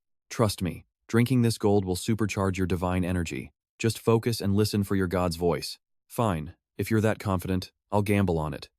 With a deep breath, Kim gulps down the entire golden concoction. Seconds pass before a violent surge of energy erupts. Kim's entire body is suddenly enveloped in a blinding golden radiance. Heavens, it is working. This is way more effective than burning millions of one. Junu smirks, knowing the real power creep has begun. Kim looks at Junu with newfound reverence. I have no idea how to repay you for such a priceless secret. Wait, I have something for you, Kim says, reaching into his robes. He hands over a mysterious necklace. Junu feigns shock, even though he already knew exactly what kind of loot was coming. It is a sacred relic with powerful healing properties. My god would want a benefactor like you to possess it. Well, if you insist, I cannot refuse a gift. Junu plays it cool, but inside, he is ecstatic. This trade was pure profit. Heh. Thinking back, Priest Kim's religious order was always a goldmine for high-tier hidden quests. Seeing an opening, Junu strikes. Lord Priest, would you mind if I offered a prayer to your deity as well? 1 week later. Please, stop. I feel like my internal organs are literally turning into solid gold. Kim gags, clutching his mouth after downing countless bottles of Junu's liquid gold. But Junu isn't done with him yet. Junu approaches with 10 more bottles, causing the priest to scream in absolute terror at the sight of the glowing liquid. I will get mana poisoning if my energy spikes this fast, Kim cries. Junu just shrugs. Trust me, you'll be fine. Keep praying. Junu forces the priest's mouth open and pours the gold straight down his throat, chuckling inwardly as the plan proceeds perfectly. Every guide, non-player character in this world possesses a unique, hidden trait that sets them apart from the rest. While warriors have indestructible bodies, this priest is immune to mana poisoning, allowing him to absorb massive power instantly. Sure enough, after Junu's brutal training, Kim successfully awakens to level 3, reaching the prestigious rank of bishop. Kim stares at his luminous hands in disbelief. Level 3 already? At this rate, I might actually become a divine apostle. Impressive. Keep this pace up, and you will be the god's chosen apostle in no time, Junu says with a satisfied nod. I still have much to learn, Kim replies humbly, but then adds, honestly, I think you are already qualified to be an apostle. Now that you have hit level 3, you must convene the regional council to be officially ordained as a bishop. You are right, it is time. I only reached this height so quickly because of your guidance, Junu. I will never forget what you've done for me, Kim says emotionally. Junu just brushes it off, claiming he simply enjoys helping. In reality, Junu is thinking, you better not forget, become a bishop quickly and bring me those relics from the vault. By the way, Junu, could I ask you for one more small favor? Kim asks tentatively. I am heading to the council, but the pressure is overwhelming. Would you mind acting as my bodyguard during the meeting? High-ranking bishops will be present, making the stakes sky-high. Junu accepts instantly, and the next day, they head to the rendezvous. Word of Kim's sudden ascent spreads like wildfire, and the surrounding priests shower him with endless praise and admiration. Junu scans the room, disappointed by the small turnout. Suddenly, a cold voice cuts through the air. What a truly pathetic sight. All eyes snap to the door as an old man enters, accompanied by a group of masked church followers. "Bishop, you've arrived." Priest Kim greets him, only to be met with a thunderous, angry roar. "Who gave you the authority to convene a regional council?" The bishop bellows at Priest Kim. Kim stammers that all priests have that right, but the bishop snaps back, "Not for an apostate. You leveled up 3 times in just 3 months. That's impossible through any righteous, normal means. You must have betrayed us for dark divine power." It was an absurd, baseless accusation. Despite Kim's pleas about finding a new method, the bishop coldly orders his immediate arrest. As the masked guards move to strike, Junsu steps in, blocking their path. "Easy now, don't go bullying kids." A guard snarls, "Who are you?" "His bodyguard," Junsu replies. Junsu smirks. "This is church business," the bishop barks. "I'm his guard, old man, try being logical." While the bishop fumes, the pure-hearted priest Kim desperately tries to explain himself once again. Hearing about absorbing gold, the bishop explodes. "Absorbing gold? You filthy, wretched heretic. How dare you commit such sins and expect to walk free? It's not heresy. God permitted this." "Silence. I shall cleanse you myself. Repent within the depths of the eternal flames." With a roar, the bishop thrusts his staff, launching a massive fireball directly at Priest Kim, but Junsu is faster, conjuring a shimmering shield that swallows the magical blast whole. Attacking without warning? How blasphemous. The bishop gasps. You blocked my magic?" Junsu tilts his head. "Are you sure you want to fight an apostle candidate? Don't spout nonsense. No heretic could ever become a divine apostle," the bishop sneers. Terrified, Kim clings to Junsu. "Lord Hero, I'm not sure why you're calling me that. Don't worry. Eat this and pray." Junsu hands him a golden orb as the bishop snarls. "Step aside this instant, or you'll burn right along with that traitor." "What if I prove he's the real deal?" Junsu smirks, anticipating the chaos about to unfold. Suddenly, a blinding, celestial radiance erupts, enveloping Priest Kim as he kneels in prayer. This is the power of an apostle. Junsu watches the bishop's terror with satisfaction. Shocking, isn't it? This is exactly why I waited until today to trigger his awakening. This old man reeked of pure malice, a true villain that needed to be erased immediately. To awaken, Kim needed to consume gold while being accused of blasphemy, the perfect setup. As the transformation completes, Junsu draws his blade, his eyes turning cold and murderous. Now, it's time to teach these actual blasphemers a painful lesson. Junsu glances back. "Hey, priest. Can you ask your god a quick question for me? How should I punish bastards who try to kill their own kind out of petty envy?" The bishop had committed countless other atrocities, and he trembles as Junsu exposes his secrets. "How could you know that?"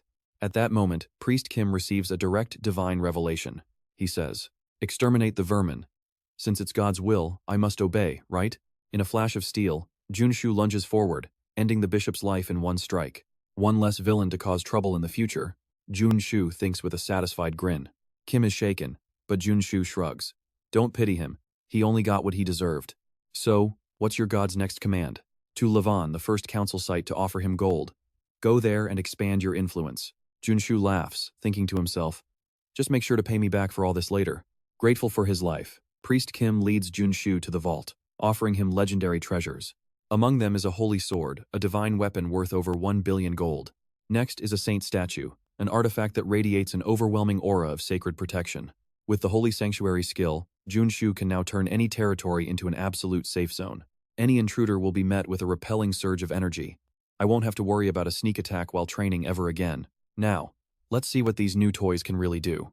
Junsu collapses into the tub, his body trembling. Maybe I pushed it too far. Even recovery potions are barely working anymore. Still, I've mastered the Holy Light and Mountain Crusher techniques. I can feel a massive surge in my power. It's finally time to put all this grueling hard work to the test. Junsu calls Choi Seal to check for work, but the mood is heavy. "We've got a major problem right now," Choi sighs. "Remember the first landfill?" "Of course. How could I ever forget that hellhole?" Junsu recalls the horror. "That was where I first realized how terrifying soul attributes truly are.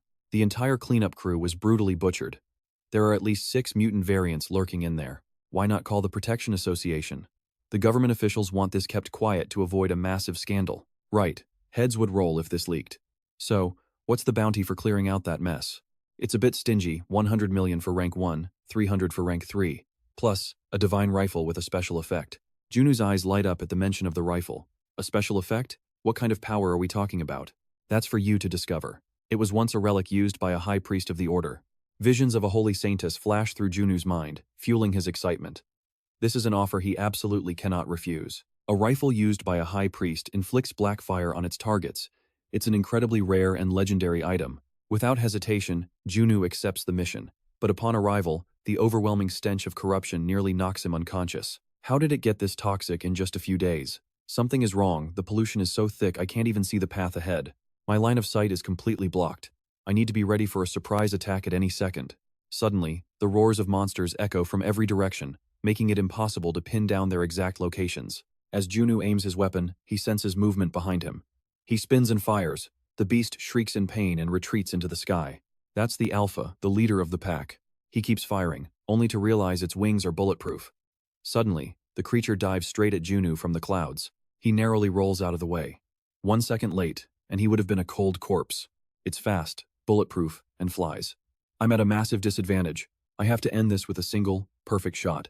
Junsu raises his rifle, steadying his breath as the world slows down. Just as the beast closes in, he fires.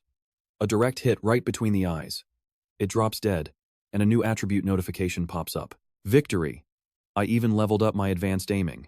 But the celebration is cut short by a thunderous, collective roar. This is bad. The noise from the fight just attracted every mutant in the vicinity. I can't take them all on at once. But then, a brilliant plan flashes through my mind. Using his stealth attribute, Junsu vanishes into the shadows. Moments later, the swarm gathers around their fallen leader's body. Now, Junsu tosses a grenade and unleashes a relentless hail of bullets into the crowded monsters. I should use real-world tactics more often, Junsu smirks, stepping out of stealth as the bodies pile up. But his confidence is premature. He realizes too late that he has been completely surrounded by a new wave. What? These things didn't make a single sound. I didn't sense their presence at all. These aren't mutants, they're ghosts summoned by a dark mage, and there are hundreds of them. As Junsu scrambles for a plan, one of the monsters suddenly speaks. Mr. Hero, we need to talk. Monsters that can talk? Junsu is stunned, until he notices speakers mounted directly onto their heads. The one controlling these undead must be trying to communicate through them, Junsu realizes. The speaker crackles to life again. I have one question. Why have you invaded our territory? Your territory? Junsu scoffs. They're calling this toxic, polluted wasteland their home? Then it hits him. The Protection Association.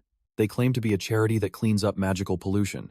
In reality, they are one of the most notorious villain organizations in all of Axion Seun. The cleanup is just a front for their dirty work as they expand their dark influence. And this entire incident? It has their fingerprints all over it. They orchestrate crises that leave the government paralyzed, forced to beg for aid against their overwhelming influence and power. Meanwhile, they exploit these disasters to purge any officials hostile to them. Just then, a voice echoes. Since this battle is pointless, let me make an offer. You are a rare talent. Why not join the Protection Association instead?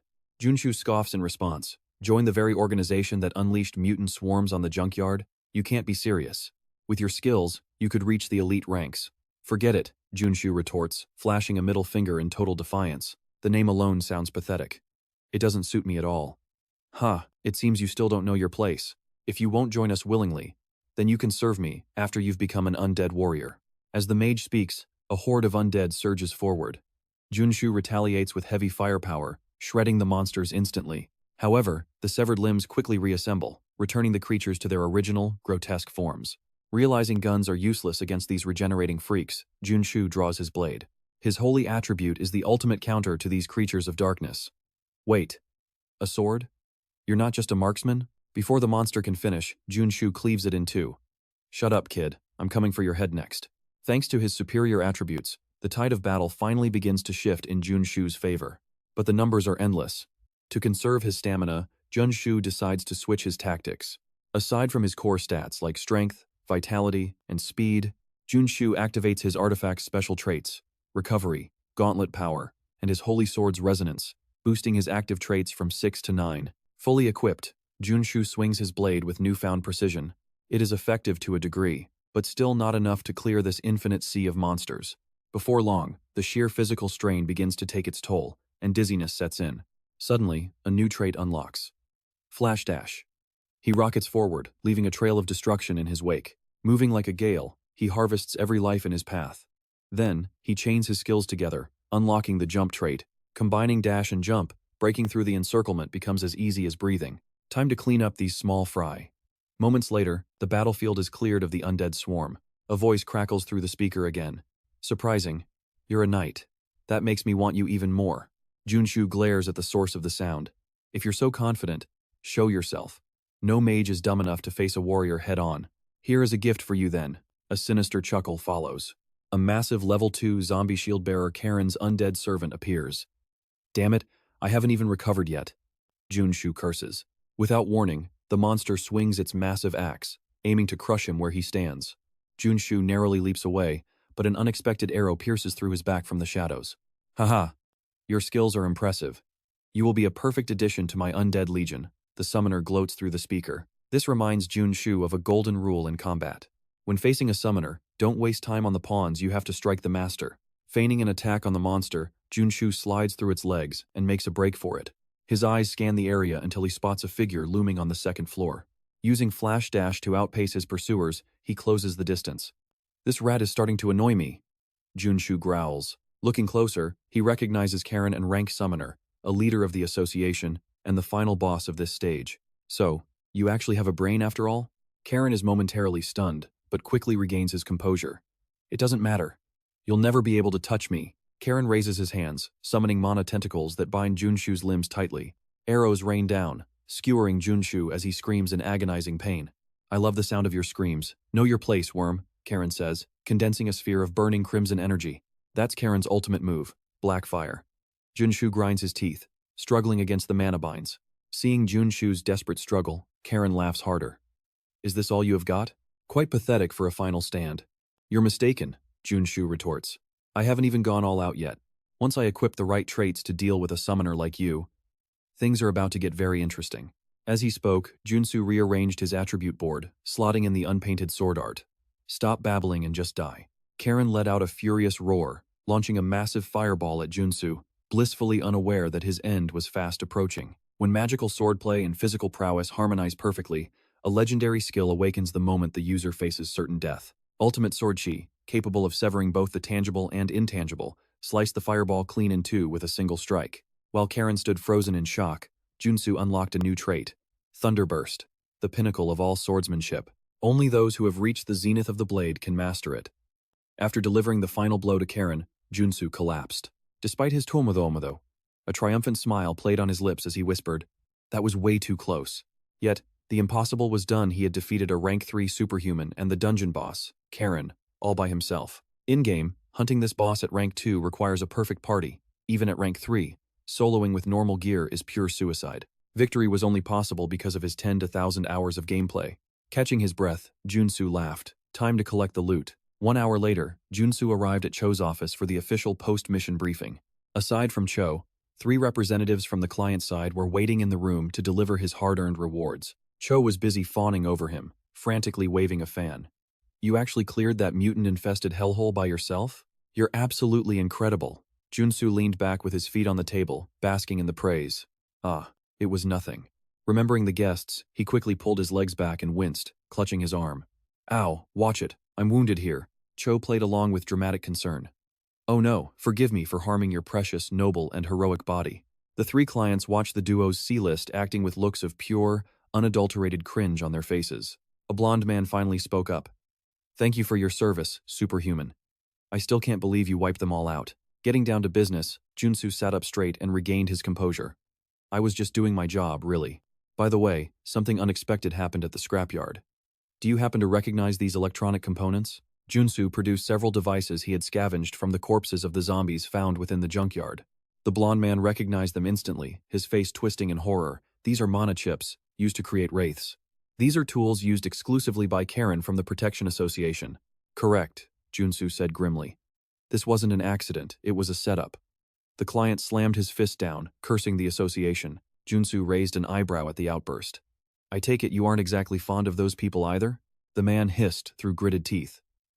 Their extortionate prices have made our lives a living hell for years. We have had our conflicts, but I never imagined they would turn innocent people into mindless mutants. Observing the man's genuine rage, Junsu realized the client had been kept completely in the dark about the scheme.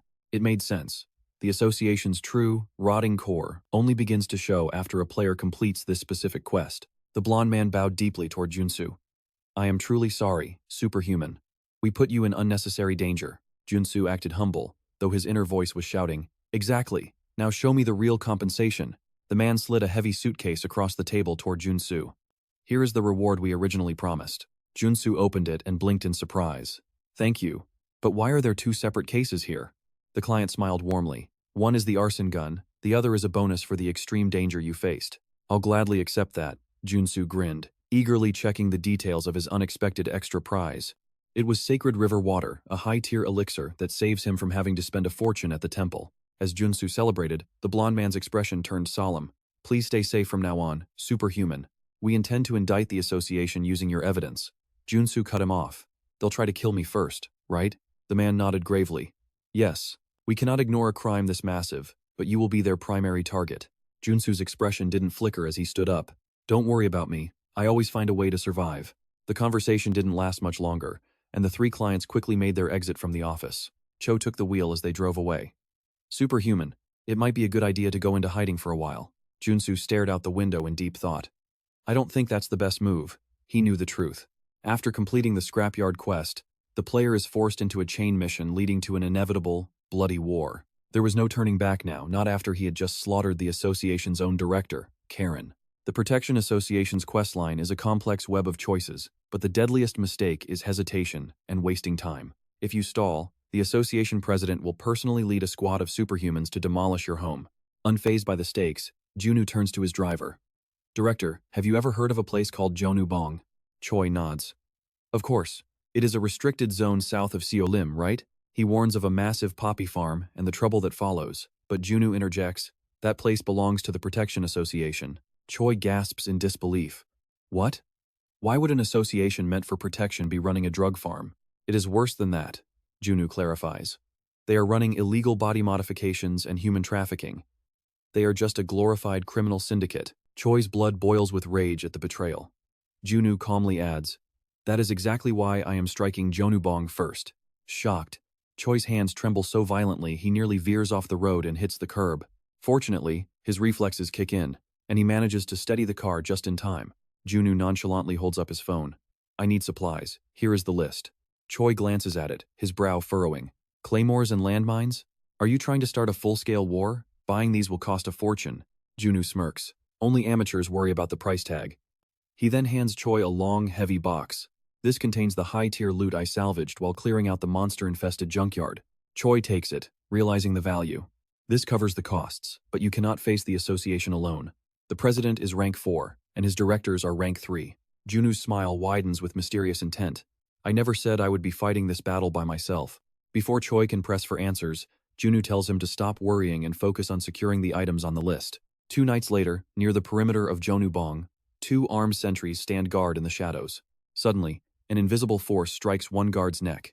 He collapses into the dirt with a muffled cry. Terrified, the remaining guard levels his rifle. Who is there? Show yourself. A sharp pain explodes in his gut, and his vision fades to black before he even hits the ground. Junu decloaks, holding a silenced pistol. Infiltration never gets old. Perimeter cleared. Time to check the underground. He taps his phone and dials a familiar contact. Iron Fist Kim. Elsewhere, Iron Fist Kim is busy pummeling a thug while answering the call. I hear you. Thanks to your lead, we have successfully secured the underground facility. He surveys the captive victims. These bastards really crossed the line with these forced modifications and human trafficking. Then they deserve to be wiped out, Junu replies. Have you inspected the lab yet? Kim confirms that it is a fully functional modification factory. Junu tells him, once we are done, the lab is yours. It will help you strengthen your men. Kim likes the sound of that but remains cautious. Are you sure you can handle the association? It will be hell for us if we get caught in the crossfire. Junu laughs. Absolutely. Have I ever led you into a fight I couldn't win? After hanging up, Junu whispers to himself. Junubong is their primary gold mine, yet the security is surprisingly pathetic. He flicks open a lighter, a wicked grin spreading across his face. This is the perfect place to ignite the association's downfall. The next morning, inside a gleaming skyscraper, a frantic employee rushes into the executive office. Emergency report. President, Jonubong has been attacked. President Park, staring out at the city skyline, narrows his eyes at the messenger. Explain yourself. Now, the man stammers. The same bastard who took out Director Karen has seized control of Jonubong. Park's fury explodes. He smashes his stone desk with a single fist, his eyes brimming with murderous intent. How dare he challenge us so openly? The messenger trembles, handing over a phone. He also sent this message, sir. Park snatches the device. On the screen is a selfie of Junu posing in front of a raging inferno. Park crushes the phone into dust. That rat burned our farm. He thinks he is Iron Fist Kim? I will rip him apart limb from limb. By dawn, a massive, heavily armed force moves in from multiple directions toward Jeonnubong. These are the elite members of the Protection Association, sent to reclaim their territory and slaughter Junsu. One of the squads halts a few hundred meters from the site, scouting for any sign of life. The bald leader grinds his teeth as black smoke billows from the outpost. He actually torched the entire poppy farm. A dyed-hair thug behind him spits out, "That gold-ranked soldier." He's completely lost his mind. The leader whips around, roaring at his men. "Our only mission is to hunt down that lunatic. Breach now and stabilize the site. Show the chairman the raw power of the External Affairs Circle." The mob bellows in unison. As they advance, the leader warns his lieutenant, "Stay sharp. He's likely sniping from within the building." The lieutenant nods grimly. "Understood. The moment he shows his face, we'll blow him to kingdom come." Words had barely left his mouth when he spotted a cold gun barrel peeking through a cracked window. "Wait, gun in the window," he screams. The leader reacts instantly, firing a precision shot that shatters the glass and sends the rifle tumbling. A smug grin spreads across the leader's face. "Just as I predicted." The lieutenant grovels, "Incredible, Captain." Suddenly, the earth trembles, knocking the thugs off balance. Panic erupts through the ranks. What the hell is happening? The leader turns in horror to see a massive explosion tearing through the rear crowd, instantly turning his men into casualties. "Damn it, those are claymores," he shrieks. His lieutenant shakes uncontrollably. "What do we do now, Captain?" Before he can answer, a desperate cry rings out. "Captain, incoming rocket." Instinctively looking up, the leader's heart stops. A missile is locked onto his exact position. His eyes bulge as he mutters a final "shit" before a deafening blast sends a pillar of fire and debris into the sky. Inside the control room, Junsu, his eyes sunken from exhaustion, watches the carnage on the monitors and laughs. Heh. Pulling an all-nighter for those mines was worth it. His shadow trait kept his traps hidden from their senses. "I'm not crazy enough to fight 100 of you head-on. I'll slaughter every single one of you from this underground bunker." With a cold smirk, Junsu slams 2 red buttons, detonating explosives across the entire perimeter. Thundering blasts echo around the outpost, erasing all life within range except for one squad that remains untouched. They stand calmly within a glowing barrier, led by none other than the formidable Jove. As the dust settles, Jove's expression remains stoic. He's better prepared than he looks. A worthy provocateur. A man steps forward from the group. "Leave him to me. I've already deciphered his tactical patterns. This is Cybox, a rank L, Tier 3 superhuman and vice president of the Protection Association. Jove trusts Cybox completely. Go, but bring him back alive. I want his death to be agonizing." Cybox leads his team forward, one subordinate tossing grenades ahead to clear the path. The explosion clears. "Area is secure, sir." Cybox commands. "Keep using grenades to flush out traps." Suddenly, Cybox senses a rocket screaming toward them. Without flinching, he uses his weapon to parry the missile, redirecting the explosion harmlessly away. Cybox glances back at his sniper. "Do you have the lock?" The sniper peers through his scope. Confirmed. The fire came from the right rooftop. One shot, one kill. The bullet shatters Junsu's automated launcher in a shower of sparks. Cybox sneers. "Perfect. We're at the objective. Let's show him the hell he's about to endure." Soon, Cybox's team breaches the facility. Junsu watches their every move through the cameras. Shh. Cybox is as ruthless as they say. Suddenly, an alarm on his console blares red. He stands up, a sharp grin forming. They're faster than expected. The newbie killer title fits this mission perfectly. Seconds later, the door handle is blown apart. Why hide like a rat in a hole? Come out and play. Amidst mocking laughter, 2 women armed to the teeth step inside. Meet Ebony and VIP Rank L, Tier 3 directors. Finding the room empty, they frown. Huh? Wait, did he know we were coming? Little do they know, Junsu is standing right beside them, hidden by his shadow and feigned death traits. He knew their plan, a frontal distraction while assassins strike the rear. "I saw through you long ago. Now, eat this." Chuckling to himself, Junsu pulls the pin on a stun grenade and drops it at their feet. A sudden noise snaps Ebony and Viper's attention, right as a flashbang detonates, plunging their world into blinding white. Seizing the opening, Junsu bolts toward the exit, shouting back, "Sorry, I'm too busy to play with you losers." The duo realizes they've been played, but blinded and fuming, they can only scream, "You brat, I'll tear you." Junsu doesn't look back. Every second is a gamble with his life. Racing up the stairs, he knows the killers are closing in. Suddenly, 2 gunshots roar from behind, narrowly missing him. Death misses by an inch as the bullets whistle past his ears, carving deep holes into the concrete wall. Damn it, they're already here? Time for a defensive stance. He instantly activates his monoshield and guardian traits. Spinning around, he summons a massive barrier of energy, sealing off the entire hallway. Ebony and Viper unleash a hail of gunfire, but their bullets shatter harmlessly against his glowing wall. Junsu taunts them with a smirk. Shoot all you want, you're not getting through. But Viper just smiles and raises her weapon. You think a little shield can stop our special rounds? She scoffs, pulling the trigger with cold precision. The shield shatters like glass. A bullet pierces Junsu, sending him crashing to the floor in agony as Viper mocks him. Explosive magic rounds. How do they taste? She sneers. Junsu struggles to rise, coughing as Ebony readies a follow-up. A glowing green arrow streaks through the air, sinking deep into Junsu's hip with a sickening thud. That's just the appetizer, Ebony whispers. Junsu barely stands, defiantly raising a middle finger. Whatever, you're just thugs in spandex. Enraged, Viper screams, You little brat, I'll teach you some respect. She lunges forward with blinding speed, delivering a brutal kick that sends Junsu flying backward. He slams into a massive grandfather clock and collapses, his body failing as a wave of paralyzing pain strikes. That's a lethal toxin targeting your arteries, Ebony explains, looming over him like a harbinger of death. Viper grabs him by the collar, grinning. Time to take this trash to the chairman. But Junsu just smiles, gripping her wrist tight. Welcome to the finish line. The act was perfect. Startled by his sudden change in demeanor, the two assassins freeze in confusion. What did you say? Hear that ticking? Junsu asks darkly. Does it sound familiar? The duo's frustration boils over as they bark back. With a chilling grin, he whispers, It sounds exactly like a massive time bomb, doesn't it? Before they can react, he swaps his traits to Swift Dash. Well, enjoy your stay, in hell. In a blur of motion, Junsu vanishes, appearing 10 meters away. He knew he couldn't beat these monsters in a fair fight. He had sacrificed all his defense just to lure them into this one perfect, unsuspecting trap by the clock. Hidden inside that clock was a fortune's worth of high-yield white phosphorus explosives. Looking back at his pursuers, Junsu raises the detonator and winks. Sweet dreams, ladies. Realization hits them too late. As they scream in futile rage, a massive fireball erupts, swallowing them whole. That's 2 problems solved, he pants. But the danger is far from over. More enemies are flooding in. He needs to recover his health before the heavy hitters arrive. But before he can even catch his breath, Cyborg and his squad emerge from the smoke. Seeing the remains of his comrades, Cyborg's face twists in fury. You actually killed Ebony and Viper? Junsu just blinks and laughs. And you're next on the list. Cyborg growls, promising a slow, agonizing death. How cruel. You should be more humane, Junsu scoffs. But talking is useless. Let's finish this. Cyborg signals his men, who level their rifles at Junsu. But the young warrior just grins. I'm glad you're all here. Those mechanical bodies. You guys are exactly what I was hoping for. Thanks for the gift. You're nothing but a pile of experience, points to me. Junsu hits a second detonator, blowing the ceiling apart while raining buckshot into the panicked crowd.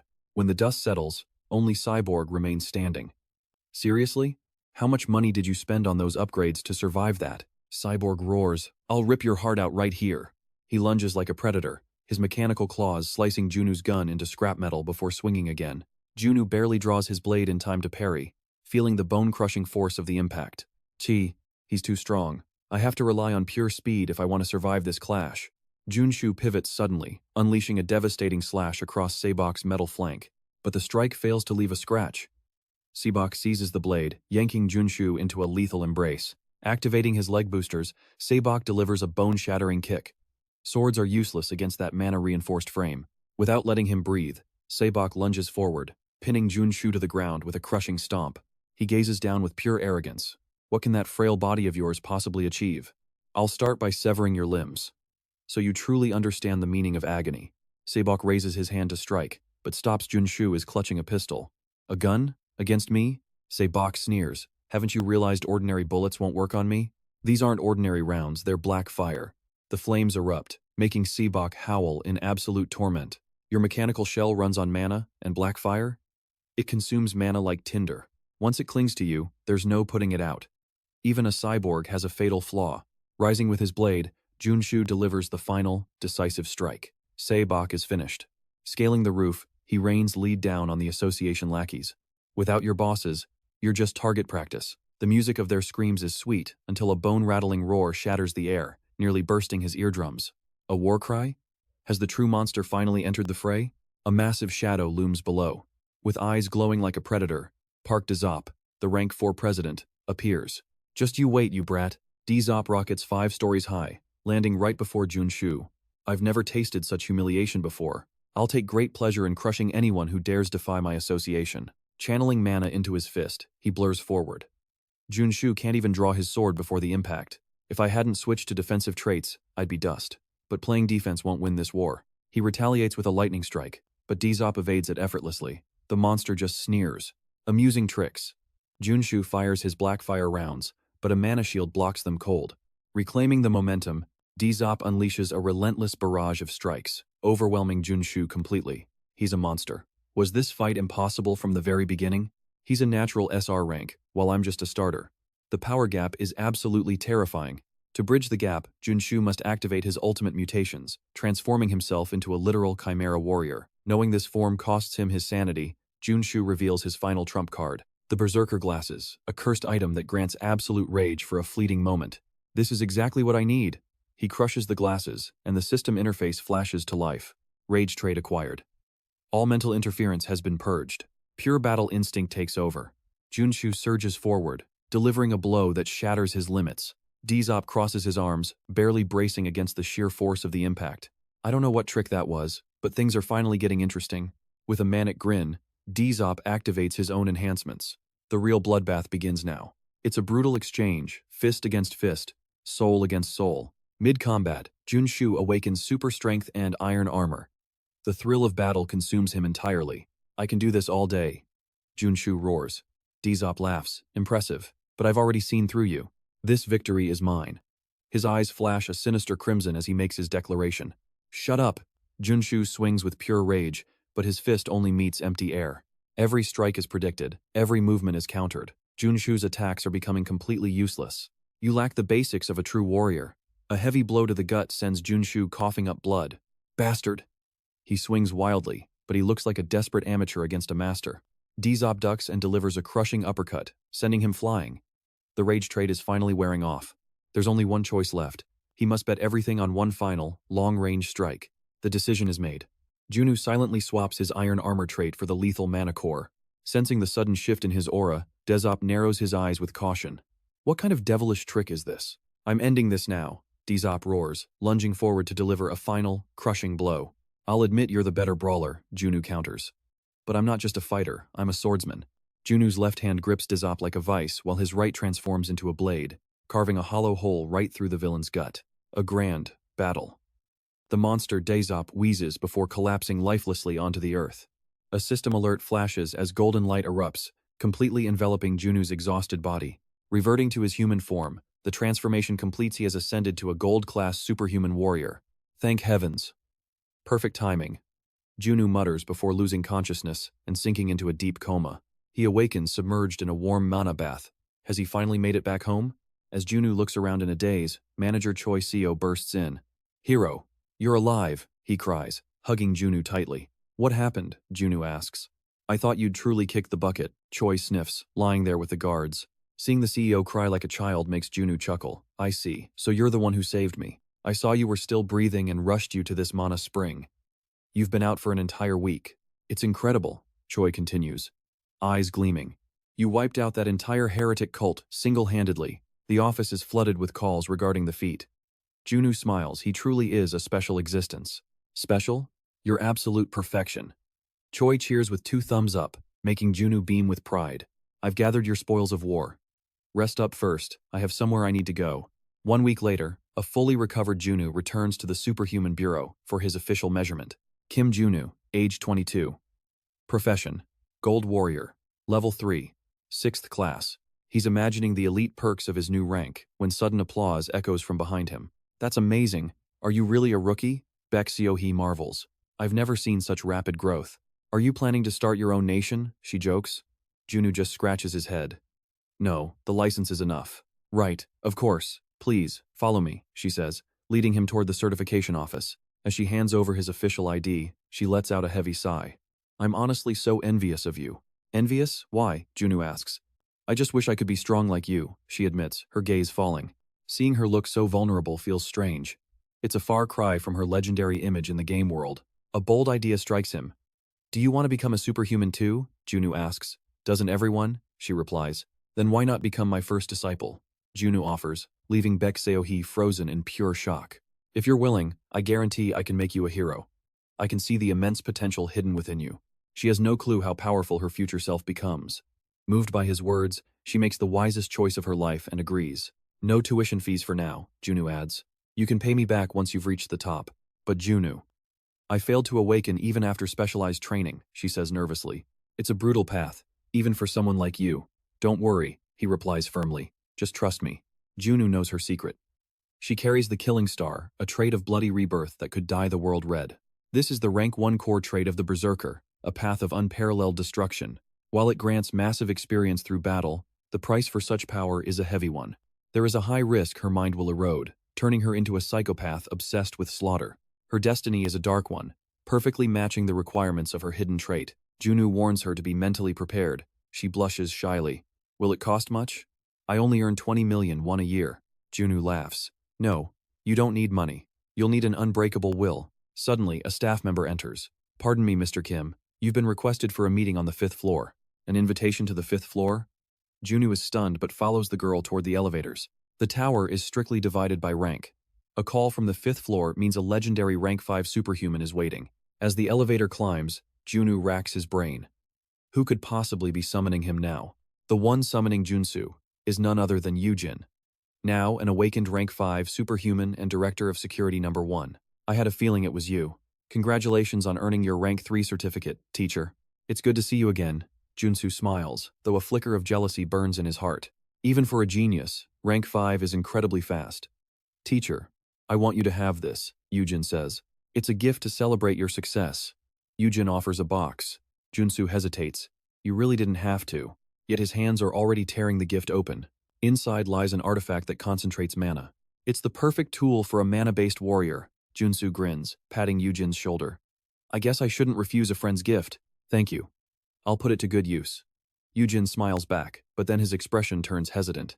Actually, teacher, I need a favor. Can I ask for your help? A favor? Why the sudden serious mood? Will you help my friends? They've been infected with the divine fever from the Temple of the Father's Will. 4 of my friends have suffered since they were children, Yujin admits. 4 people with the divine fever? Wait, is he talking about those characters? This is the perfect chance to make my path much easier. Junsu puts on a heroic face and agrees. I can't ignore those in need. But can I meet them first? Yujin doesn't hesitate, immediately arranging a meeting at his private residence. Looking at the 4 gathered before him, Junsu knows he was right. These are the future pillars supporting Yujin. All are children of elite families, essentially held as psychological hostages by the temple. Let me be clear, you were all forcibly baptized against your will, right? Yes. Can you really cure us? My method is excruciatingly painful, Junsu warns. But you'll awaken just like Yujin. Can you handle it? The 4 exchange glances and shout in unison. We'll do anything. Please, help us. 1 week later, thanks to Junsu's guidance and their own raw talent, Yujin's friends successfully awaken. In return, Junsu is showered with high-end gifts from the families of these 4 wealthy heirs. However, these riches aren't the true prize he's been hunting for. Junsu requests a private meeting with the representative of Galaxy Store. I have a favor to ask of you. I'll do anything for you, sir, the rep says. Junsu's eyes narrow. I want access to the hidden gold mine. The representative's face turns pale. A gold mine? There's no such thing under our store.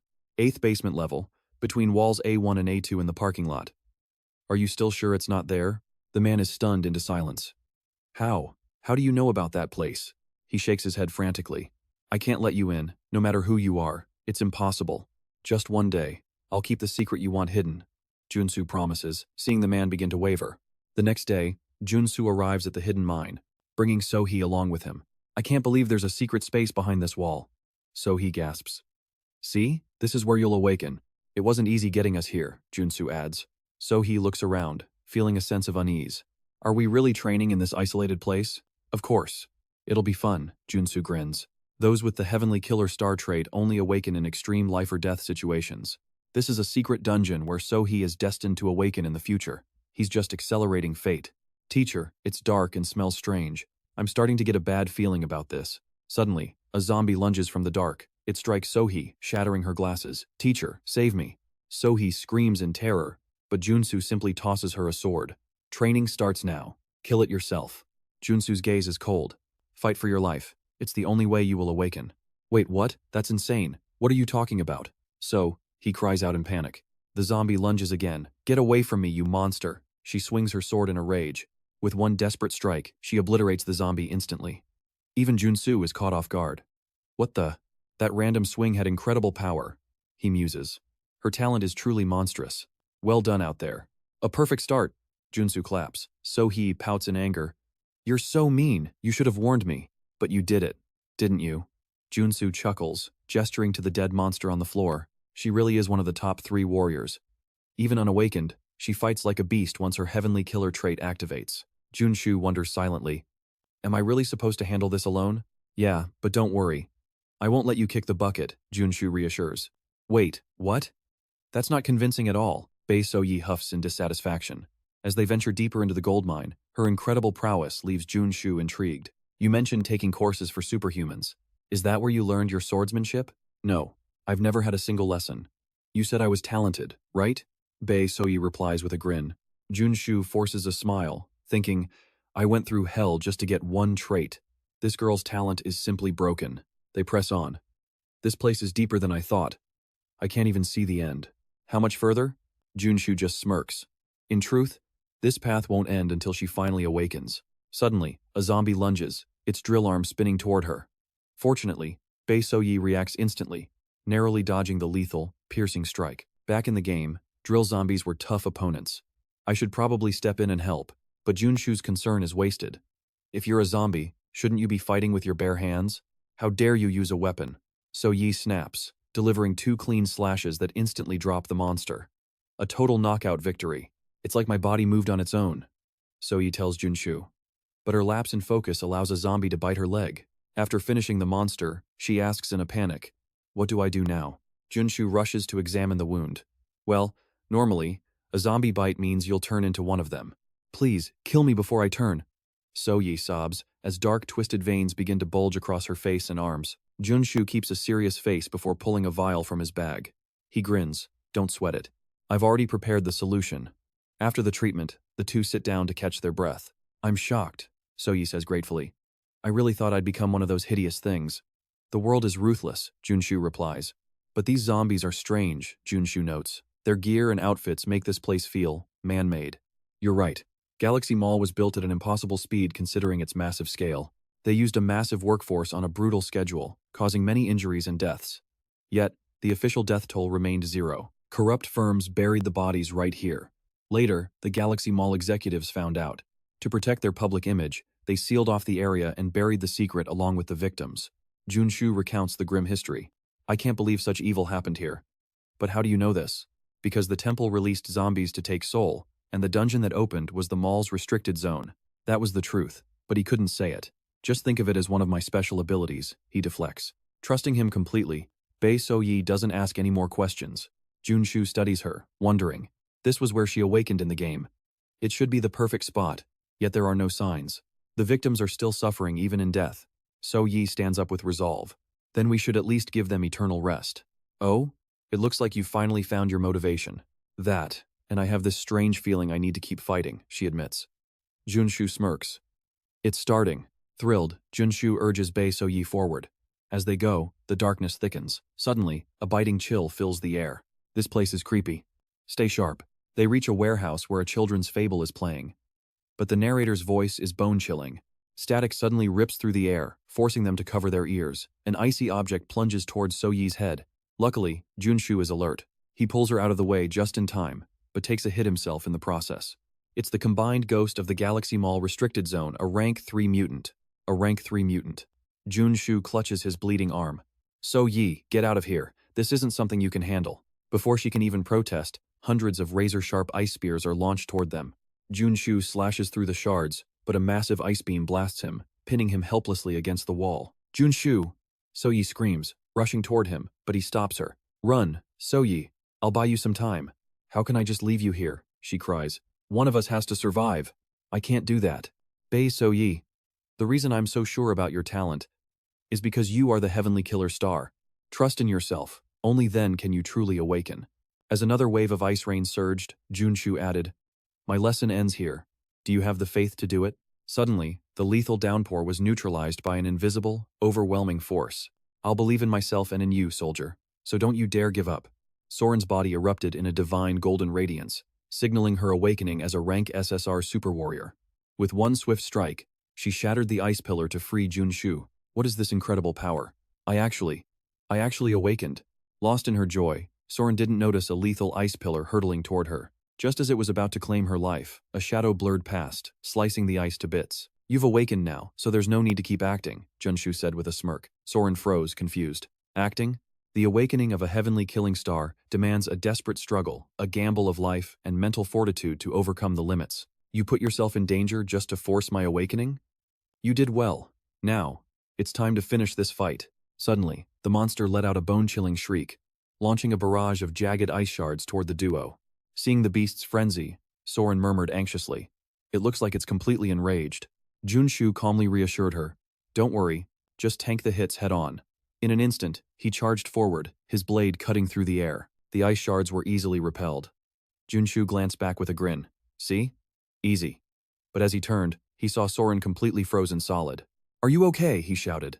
He realized that while she had awakened, she was only level 1 and couldn't yet control such immense power. When the ice finally thawed, Soren emerged, her body shivering slightly from the intense cold.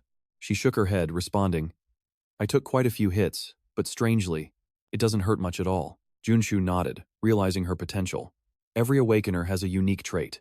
It seems Soren possesses the invincibility trait. Before awakening, she felt like death was certain, but this top-tier defensive trait was perfectly suited for her survival. Having awakened multiple times, Junsu possessed the insight trait, allowing him to see through anyone's hidden abilities, a truly god-tier skill. As Junsu analyzed the situation, Soren spoke up with newfound confidence. I don't think I'll need any more help. Without hesitation, he nodded. Very well. Let's see what our heavenly killing star can do with some practice. The ice shards rained down once more with savage fury. This time, they didn't stand still. They accelerated into a blur of motion. Soren had just unlocked the dash trait, allowing her to weave through the icy projectiles effortlessly. Junsu was genuinely impressed. You've already mastered dash? Excellent. Soren smiled. My body feels light as a feather. I want to keep fighting. But just as she spoke, her eyes widened in shock at what appeared ahead. 2 massive boulders of ice were hurtling toward them like runaway trains. Junsu leaped to safety before realizing Soren was in the path. Wait, let me handle. Soren cut him off. I've got this.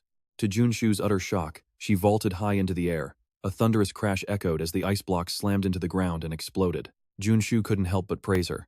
Incredible strike. I didn't expect you to unlock the high leap trait so soon.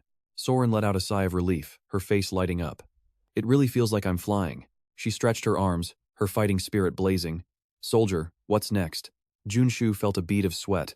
She was becoming a monster, just like Uin. Shaking off his shock, Junsu commanded, distract him for a moment. I'm going to end this. He had taught her all she needed. It was time for the finale. Soren nodded firmly. Understood. Leave it to me. With a determined step, she marched straight toward the beast.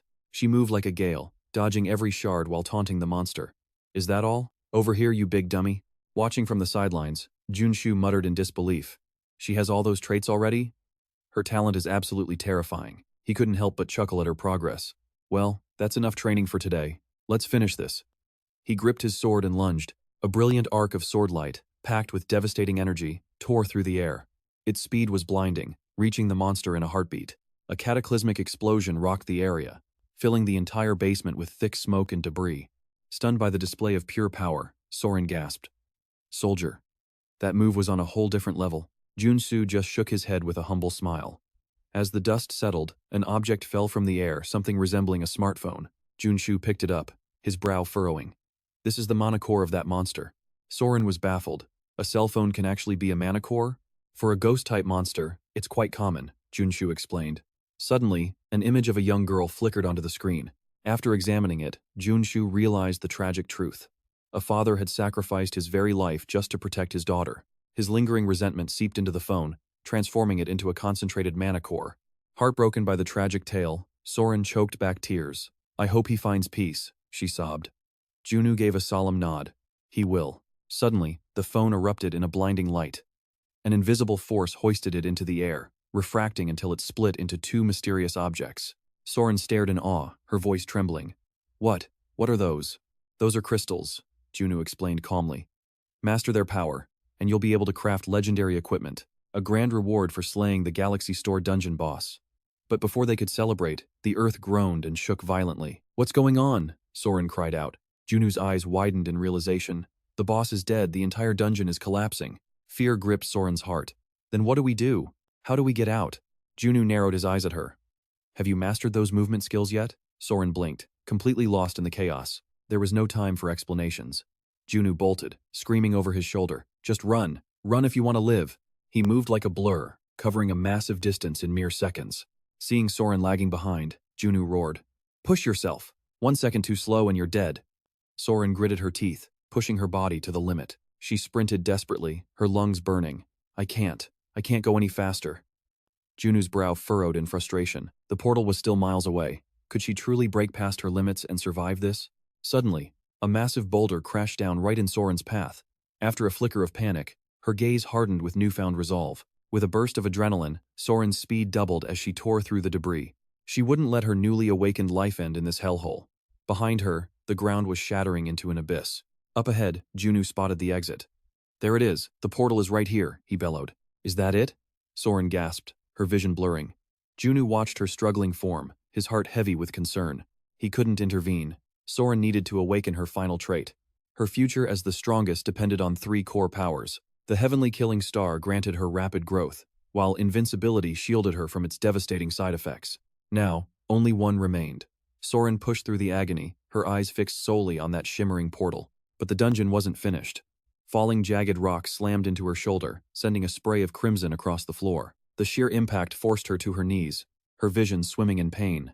She bit her lip until it bled, clutching her wound as she forced herself up. I won't die. I will survive this. Suddenly, a blood-red aura exploded around her. In a flash, she vanished. Her final power had awakened. The bullet train trait. She became a streak of light, weaving through the chaos. Junsu watched in shock, his eyes searching the dust. Where did she go? Did she fail? His heart sank as a heavy silence filled the air. But then, Soren erupted from the shadows like a gale.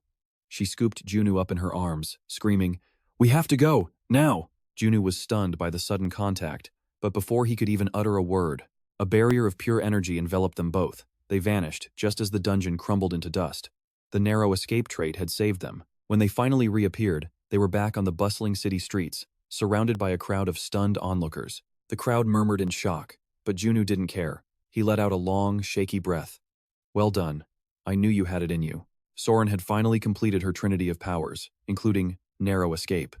Just then, a soft, muffled sob broke the silence. Mr. Warrior. Junsu blinked and looked down. He suddenly realized Soren was still clinging tightly to his chest. He quickly pulled back, panic in his eyes. Soren, are you hurt? Can you stand? She shook her head gently. I'm fine. Junsu wasn't convinced. You don't look fine at all. Your face is completely flushed. Soren's face and even her ears turned bright crimson. She stammered for a moment before whispering, It's because, could you just stay like this for a second? Without warning, she buried her face back into his chest, her voice small and pleading. Please, just hold me a little longer. Junsu was frozen in confusion, but then Soren mumbled, I just need to fix my clothes. She quickly stepped back, smoothing her outfit with a grateful smile. All done. Thank you. Junsu scratched his head awkwardly. No problem. You scared me for a second. They both scrambled to their feet, and Soren let out a long, relieved sigh. That was way too close. I can't believe we actually made it out alive. Junsu watched her, his mind racing with thought. He couldn't shake his worry for her. Her awakening was deviating from the original story, the one where she survived through pure, brutal hardship. Pushing those thoughts aside, Junsu gestured toward the street. Enough of that. Let's get out of this mess before things get even weirder. Just as they step outside the gate, Junsu hands Soren a shimmering crystal, his voice low. Take this.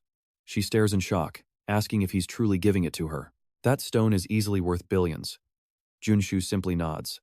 Use it to get stronger and fast, he commands with effortless cool. Soren accepts the gem, her hands trembling with hesitation as she mumbles to herself. This gift is too massive. I'm afraid I can never repay you. Don't worry, Junsu smiles. You can pay me back later. He sounds generous, but behind that smile, Junsu is calculating every single move. This wasn't a random act of kindness. It was a cold, strategic investment in Soren's awakening. The Fire Spark sword technique is a legendary skill. Once mastered, a character's experience points skyrocket like a rising tide. However, it's a unique trait exclusive to Soren. The only way to obtain it is through a specific memory chip. Oblivious to his hidden agenda, Soren beams at him with pure gratitude. Thank you so much, she cheers. The warrior Junsu waves it off. Don't overthink it. Just don't forget it either, he adds with a cryptic edge. Later, Junsu finally reaches home. But before he can even breathe, a car is already waiting at his doorstep. He's beyond exhausted. This world of Seun never gives him a moment's peace. The man inside the car is none other than Uin. Uin leans out the window with a friendly grin. "Hey warrior, hop in." Junsu boards the car, thanking him for the ride. Uin shakes his head. "I'm just glad to finally repay you for saving my friend." "Right." Junsu nods politely, but internally, he's suppressing a heavy, tired sigh. He'd honestly prefer it if Uin hadn't come. He's drained. Yet, Uin continues chatting excitedly. "We finally secured a meeting with the legendary armor management team. Junsu knows he can't afford to miss this. In this world, top-tier gear translates directly into god-level skills. Master blacksmiths capable of forging grade 3 items are rare and perpetually busy. As Junsu ponders, Uin drops a bombshell. The master we're meeting this time can forge grade 7 armor. Junsu's fatigue vanishes instantly. "Grade 7? Step on it." Soon, they pull up to a massive, imposing estate. They enter to find rows of knights standing at attention. Junsu is stunned. Is this really happening? Even Uin is impressed. "A blacksmith's workshop has no business looking this magnificent," he remarks. Suddenly, Junsu turns to Uin. "Do you know what religion this blacksmith follows?" Uin frowns, confused by the sudden question. Junsu sighs. "So you don't know either." Just like his past troubles with the Father's Will sect, this workshop belongs to the followers of Father Yok-chun. Yok-chun is a fanatic of the sect and a rising star among their master smiths. Junsu refused their baptism, so why did Yok-chun agree to forge his armor? What's his hidden motive? Suddenly, a hand thrusts forward, blocking Junsu and his companion. A knight demands they present identification. Junsu narrows his eyes. "Identity verification?" "Here?" Before he can react, the knight grabs his arm. "Show me your black fire," he commands coldly. Junsu grinds his teeth in fury. He wants to lash out, but he's forced to play along. He summons the black fire in his palm, thrusting it toward the knight. "Are you satisfied now?" he snaps. The knight stares at the dark flames, the air around them growing ice cold. Uin finally snaps. "What is the meaning of this? Let him go. We are invited guests with a scheduled appointment." "Stand down," a booming voice echoes from behind. A middle-aged man in a wheelchair approaches. "This is Ro-chun, a grade 6 master blacksmith. Who gave you permission to harass my honored guests?" The knight bows instantly. Ro-chun ignores him, his eyes locking onto Junsu. Refused baptism, yet wields the black fire. "You truly are an unusual guest, aren't you?" Junsu scoffed. "Is this how you treat everyone?" Ro-chun offers a chillingly calm smile. "Forgive us. The Supreme One recognizes only light and salvation." Junsu is baffled. "Light and salvation? What is this nonsense?" Without waiting for an answer, Ro-chun gestures for them to follow. "Let's go inside and discuss the armor you desire." Junsu watches him go, his mind racing with suspicion. He follows regardless. Inside, Ro-chun begins showcasing his masterpieces. "Medium armor is my specialty. I usually forge for the Saintess, but I can adapt to your style if you wish." Junu's gaze lingers as he scans the room, finally locking onto a specific set of armor across the hall. Without hesitation, he marches toward it and declares with a cold tone, "I've made my choice. This is the one." He points toward a remarkably plain suit of armor tucked away in a dusty corner. Ro-chun's eyes widen in shock. "Are you serious? You're actually picking that one?" Junu remains unfazed. "That's right. I like it exactly the way it is." Ro-chun snaps in frustration. "That's ridiculous. Do you have any idea how difficult it is to enchant magic into gear like this? I can't forge holy armor out of junk." Junu shrugs indifferently with a smirk. "I don't need holy armor, just imbue it with giant and extreme attributes." Watching Junu's reaction, Ro-chun ponders if the request is even feasible. Holy armor is the legendary gear of paladins, granting the wearer massive defensive stats. However, this prestigious equipment carries a fatal weakness. To unlock its full potential, the user must possess an overwhelming amount of divine power. To increase that power, Junu would be forced to join a religion. They were merely dangling a gift to lure him into their cult. Realizing the trap, Junu quickly grabs Ro-chun's hand, flashing a sycophantic, flattering smile. "Then I'll be expecting nothing but the best from you, Smithy." With that, he and Yu make a swift exit. They leave sharing a laugh, completely unaware of the knight who is watching them with a piercing stare. After a moment, the knight retreats inside. Hearing approaching footsteps, Ro-chun sighs. "I can only manage to imbue a few basic attributes into armor of that quality." The knight asks suspiciously, "Are you truly going to fulfill that brat's ridiculous request?" Ro-chun shakes his head helplessly. "Would you have me defy the goddess's will? You said yourself he is the temple's light and salvation." The knight remains defiant. "I still can't wrap my head around it, no matter how much I think about it." He declares he must see the truth with his own eyes. He bows his head slightly, a look of grim determination burning in his gaze. 1 week later, at Chunbok's shop, Chunbok is frantically pleading with Junu, Sir, you absolutely shouldn't chug that many Mandragora essences at once. Junwoo ignores the warning entirely, slamming back 3 bottles in one go while Chunbok watches in horror. Thanks, old man, Junwoo says with a grin. Chunbok stares at him, terrified. Are you still okay? Junwoo raises an eyebrow, smirking triumphantly. Better than ever. Thanks for the freebies. Chunbok finally relaxes and smiles. You saved our market. Thanks to you, business is booming. These potions are just a small token of our gratitude for everything you've done. As they talk, a man approaches and bows deeply toward Junwoo, boisterously shouting, Greetings, superhuman. Junwoo is momentarily confused before realizing who the man is. He pats the guy's shoulder with a laugh. Ah, you're that guy from the Iron Fist Guild, right? Long time no see. The man leans in and whispers, Can I borrow a moment of your time? Our boss would like to meet with you. Junwoo frowns suspiciously. Just that? The man glances around nervously. There are too many eyes and ears here. Let's head somewhere more private. Junwoo nods without hesitation. Fine, let's go. He follows the man into a vehicle and they speed away from the market. We've prepared the most advanced armored vehicle just for you, the driver brags with a grin. Do you like it? Junwoo doesn't pay much attention, giving a casual nod. It's not bad. The car suddenly veers into the Myoram district. Junwoo's brow furrows. Something is wrong. Is the Iron Fist HQ really in Myoram? If he remembers correctly, this place is a wasteland filled with the dregs of society. While Junwoo is deep in thought, the man speaks up. We're out of gas. Let's pull over at this station for a second. Junwoo shrugs. Whatever. But he quickly notices they've stopped at the Myoram train station. At that moment, the driver flashes a malicious grin. All right then, have a nice, long rest. With those words, he quickly hops out of the car. Junwoo's expression instantly darkens. It's a trap. Reacting with lightning speed, he reaches out and grabs the trader's arm, pinning him. He growls coldly. You bastard. Do I look like some kind of idiot to you? Who the hell do you think you're playing with? The man panics, stammering. What? What are you talking about? Junwoo doesn't waste another word. He kicks the door open and leaps out of the vehicle. He smirks at the trader. Why don't you stay there with all the bombs you've prepared? He tosses a grenade back into the car. Boom! The vehicle is instantly swallowed by a massive pillar of fire. Junwoo sprints away to avoid the shockwave. Once he finds safety, he narrows his eyes and mutters, That blast was way too big for a single grenade. Just as I thought. A total setup. Junwoo starts connecting the dots, beginning with that suspicious armored car. From the chaos in Myoram to the station trap, this déjà vu finally makes sense. These events perfectly mirror the betrayal plot from the Iron Fist Chronicles. Someone from the Iron Fist is watching him. Suddenly, bullets whistle through the air. He glances over and sees a hit squad approaching, weapons drawn for blood. There he is, the leader roars. That is the kid from the photo. Kill him and we are all rich. Let us get that payday, boys. The mob charges with mindless ferocity.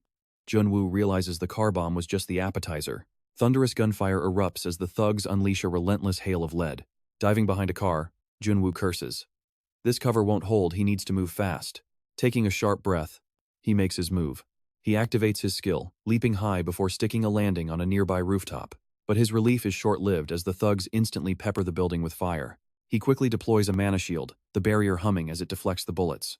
How are they this fast? He gasps. They are not even awakeners. The leader's voice cuts through. Focus fire on the center. Break that shield. A concentrated barrage slams into the barrier, causing the mana to tremble violently. Panic flares in Junwoo's chest. Their precision is terrifying. He has to retreat now. He lunges away just as the shield shatters, a bullet grazing his arm. The realization hits him hard. These guys are far more dangerous than they look. He didn't want to use his new gear yet, but he has no choice. He hurls a canister downward. Eat this, you bastards. Smoke bombs explode below. Thick, gray clouds surge through the street, swallowing the hit squad in seconds. The thugs choke and cough in panic. Tear gas, don't let him escape. We need that antidote, or we're dead. Junwoo sneers, watching their pathetic struggle. You're trying to hunt me? You aren't even human. He quickly vanishes into the night. He sprints until he reaches a residential district, finally stopping to catch his breath. Perched on a roof, he wonders how common criminals show such superhuman focus. Then, a dark possibility crosses his mind. Combat stimulants. Dangerous drugs that grant temporary, explosive power at a terrible cost. Their mention of an antidote confirms that they are being controlled by their addiction.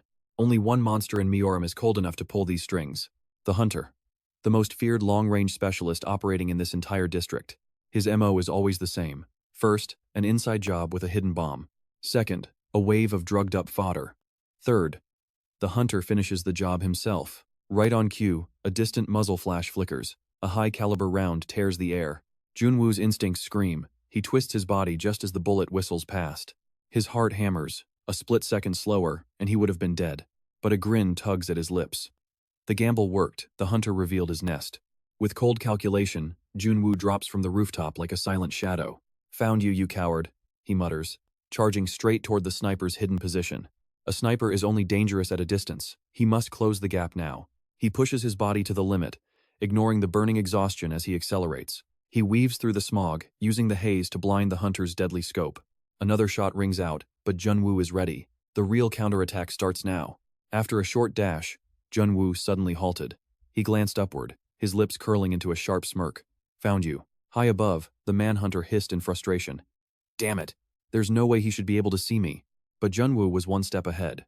Using the smoke and chaos as a perfect veil, he had completely vanished from the hunter's line of sight. Without hesitation, Junwoo charged forward. Within moments, he had closed the distance to the hunter's hidden nest. Spotting the sudden approach, the hunter gasped in pure panic. Did he seriously just jump up here? Ignoring the hunter's shock, Junwoo leveled his weapon. The hunter snarled, "You think you can outdraw a professional marksman?" But before a trigger could be pulled, Junwoo unleashed his black fire. In the blink of an eye, he fired. At that exact microsecond, a bullet simultaneously erupted from the hunter's barrel. The hunter's round grazed Junwoo's shoulder, making him grit his teeth in pain. This guy was definitely a master sniper. To land a hit under such pressure was impressive. However, Junwoo didn't seem the least bit worried. A predatory smile stretched across his face. On the other side, the hunter had also been struck squarely in the shoulder. Unlike Junwoo, the hunter was instantly engulfed in agonizing black flames. For him, even a grazing shot was a fatal death sentence. Junwoo watched coldly as the hellfire consumed his prey. "I win," he declared with a triumphant grin. But suddenly, the ground beneath him buckled. A magical sinkhole opened up, ensnaring his legs. "A magic trap?" Junwoo gasped. Nearby, the hunter was frantically pouring a mysterious potion over his burning wounds. The hunter snarled through the pain. "You bastard, did you really think it would end this easily?" Junwoo's expression darkened. This was bad. If he didn't break free now, he was dead. The hunter glared at him with murderous intensity. "Now, burn in hell." Junwoo struggled desperately. If he got caught in that explosive concoction, he was finished. In a heartbeat, the duel had transformed into a frantic race against time. He needed to slow the sinking by neutralizing the trap's mana. It was a desperate move, but survival was everything. Slamming his palms into the earth, Junwoo focused his intent. A surge of raw power began to swell within him. He fought to pull himself out, activating his purification attribute to shatter the trap's magical structure from the inside. But before he could fully escape the sinking mud, his pupils contracted in sudden realization. The hunter had somehow extinguished the black fire and was now stalking toward him like a vengeful ghost. He sneered at the struggling boy. "Admirable effort against my trap, kid. But you're far too late." Junwoo's face paled. He never imagined the hunter possessed a way to actually suppress the inextinguishable black fire. Ignoring Junwoo's shock, the hunter tremblingly retrieved his weapon from the ground. His voice was cold as ice. "Looks like victory is mine. Once you're dead, I'm set for life. Now, die." But as the hunter raised his gun to deliver the execution, the space before him was suddenly empty. His face froze. Before he could react, Junwoo's fist connected with his jaw. A spectacular turnaround, wouldn't you say? "You bastard." Luck was on Junwoo's side. At the final second, he had awakened a new earth resistance attribute. Relief washed over him. That single skill had just saved his life from a muddy grave. Grabbing the hunter by the collar, Junwoo sneered. "You're a sniper, right? At this range, you're absolutely powerless. Now, talk. Who ordered the hit?" The hunter trembled, his bravado crumbling as he looked into Junwoo's eyes. "Fine, I lose. I'll tell you everything, just let me have one last smoke." Junwoo sighed and released him. Enjoying his brief freedom, the hunter reached for a cigarette and prepared to light it up. Junwoo watched him with narrowed, calculating eyes. "You really like the taste of that trash?" he asked coldly. The hunter let out a raspy, twisted laugh that sounded purely psychotic. "Of course I do," he roared, "because it tastes like sweet victory." Suddenly, he lunged forward like a madman, but before he could strike, bang! A thunderous shot rang out, and blood sprayed like crimson rain. Staring in shock at his killer, the hunter wheezed. You knew?" Junwoo smirked. "Of course I did. Did you think a player with 10,000 hours wouldn't recognize a cigar designed to trigger a mutation? What the?" Those were the hunter's final words before he collapsed face first into the dirt. Junwoo looked down at the corpse and let out a long, weary sigh. That was definitely an unexpected twist. What a piece of trash. A man who surrenders one moment and fights to the death the next is truly unpredictable. Even if he has become a mutant, there must be a motive behind it. Junsu hesitates for a moment before leaning down to search the hunter's corpse, eventually finding a hidden USB drive. A cold smirk plays on Junsu's lips. Alright, let's see who's really pulling the strings here. The next day at Choi's office, the team watches the news reports regarding last night's gang shootout in Mayorim. Choi gasps in pure shock. You actually survived something that incredibly dangerous? Junsu nods slowly. It was a total mess and I nearly died. Choi snarls in fury. Who dared to attack you? Junsu lets out a weary sigh. It is a long story and he hardly knows where to begin. Suddenly, a violent crash echoes as the office door is smashed open and a man is hurled onto the floor. Choi and his assistant both snap their heads toward the door in alarm.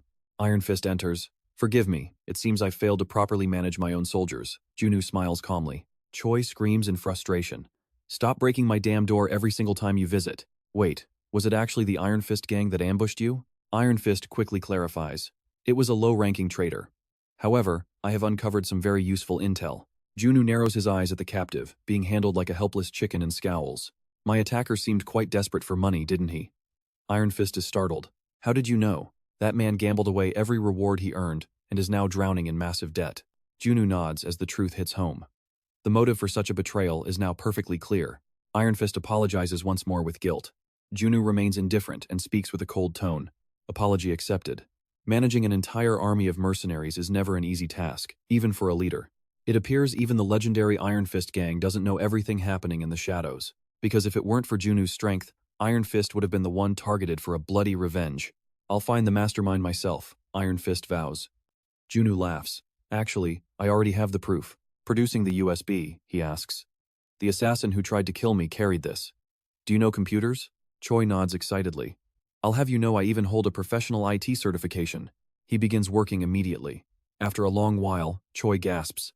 This guy is a major player. He has killed 20 superhumans. Junsu is unfazed.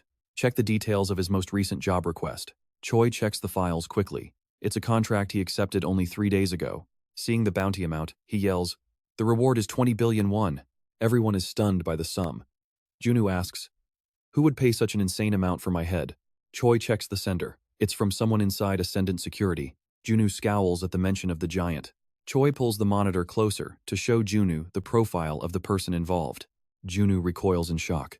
That bastard? He's the same knight I encountered at the Ju family residence. Junsu sighs as the situation tangles further. Choi asks why such a man would want him dead. Junsu ignores the question and suggests, "Can you show me Ascendant Security's corporate family tree?" Choi nods. "Of course, just give me a single moment to pull it up." He finds the data. Junsu's expression darkens instantly. He finally realizes exactly what is happening. Ascendant Security is a PMC under the Ascendant Group, and Legion is part of that powerful lineage. He was the primary heir until becoming a paladin removed him from the corporate succession list. His only path now is fame, but the Saintess already views Junsu as the true savior. Junsu mutters, "He's likely furious that my reputation is overshadowing his status as a holy knight." Choi explodes in anger. "We have to teach that arrogant brat a real lesson." Iron Fist hesitates. "But how? Our opponent isn't some small fry heir to a minor guild. He is from a top-tier family. One mistake and their entire army will come crashing down on us." Choi knows the extreme risks, but refuses to back down. "We can't just stay quiet and do nothing." Junsu speaks up, a dangerous glint in his eyes. "You're right, and I have a plan." Cho's face lights up with hope as he looks at the young man. "I knew you'd find a way." Smirking softly, Junsu replies, "Since we're up against a major heavy hitter, let's focus on building our strength first." A short while later, a new visitor arrives at Choi Seo's office. After hearing the details of the assassination attempt, Ewan explodes in a fit of rage, slamming his fist onto the table. That mad dog. How dare he try to murder Warrior Kim? Seeing such a violent reaction, Junsu quickly steps in to calm him down. "Hey, take it easy. I'm still alive and well. Besides, Ewan is the most reliable person here. He's both loaded and a rank 5 superhuman." At that moment, Ewan speaks with unwavering resolve. "I have no intention of letting this slide. They say blood must be repaid with blood, so let's just hire a professional hitman for revenge." Hearing this, Cho frantically tries to talk him out of it. "I can't even imagine the astronomical price we'd have to pay an assassin. Besides, our target is the son of the head of Ascendant Security himself." Ujin prepares to voice his concerns, but Junsu cuts him off mid-sentence. "I have a better plan." Ewan looks at him, hesitating for a second before opening his mouth. "Please, tell us your idea, master." Junsu's lips curl into a sharp smirk. "I'm going to challenge Zion to a formal duel. This bold declaration leaves everyone in the room frozen in absolute shock. A duel? But that's far too dangerous. Shaking his head calmly, Junsu remains unfazed. I have no choice. If I stay quiet, he'll just hire even deadlier assassins to finish the job. Yuan quickly warns him. He'll just find a powerful proxy to fight in his place. This world has always been inherently unfair. Junsu replies coolly. But if I win this match, I'll secure a formal apology and substantial compensation. The room suddenly falls into a heavy silence. After a long pause, Iron Fist mutters hesitantly, actually, that might be the only viable path we have left. Junsu gives a slight nod, gripping the USB drive tightly in his hand. With this evidence, I have more than enough grounds to challenge him. If we allow him a proxy and keep the duel private for inner circles only, he'll definitely take the bait. His reasoning actually makes quite a bit of sense. Cho raises his hand to volunteer. Then I'll officially deliver the challenge. We'll also need a legal representative. After a moment of hesitation, Ujin speaks up. Leave that to me. My parents are well acquainted with a lawyer who once served as a Supreme Court judge. Seeing everyone spring into action, Junsu smiles gratefully. Thanks, everyone. Yet, the three of them continue to stare at him in total silence. Junsu lets out a helpless sigh. Why are you all looking at me like that? It's not like I'm walking into my own execution. Iron Fist asks tentatively, are you truly confident you can win? The enemy knows exactly how strong you are. He'll undoubtedly find an elite fighter at rank 4 or higher. This won't be easy. Junsu responds without a single flicker of doubt. He knows he can't use his mutant attributes during the duel, making this challenge even more grueling than his battle with the chairman. But he isn't out of options just yet. Junsu declares confidently, I can already guess exactly who he'll send as his proxy. Iron Fist gasps in pure surprise. What? You already know who your opponent will be? Junsu nods firmly. Exactly. That's why I need time to prepare. Yuan, would you be willing to spar with me? Yuan doesn't hesitate for a second.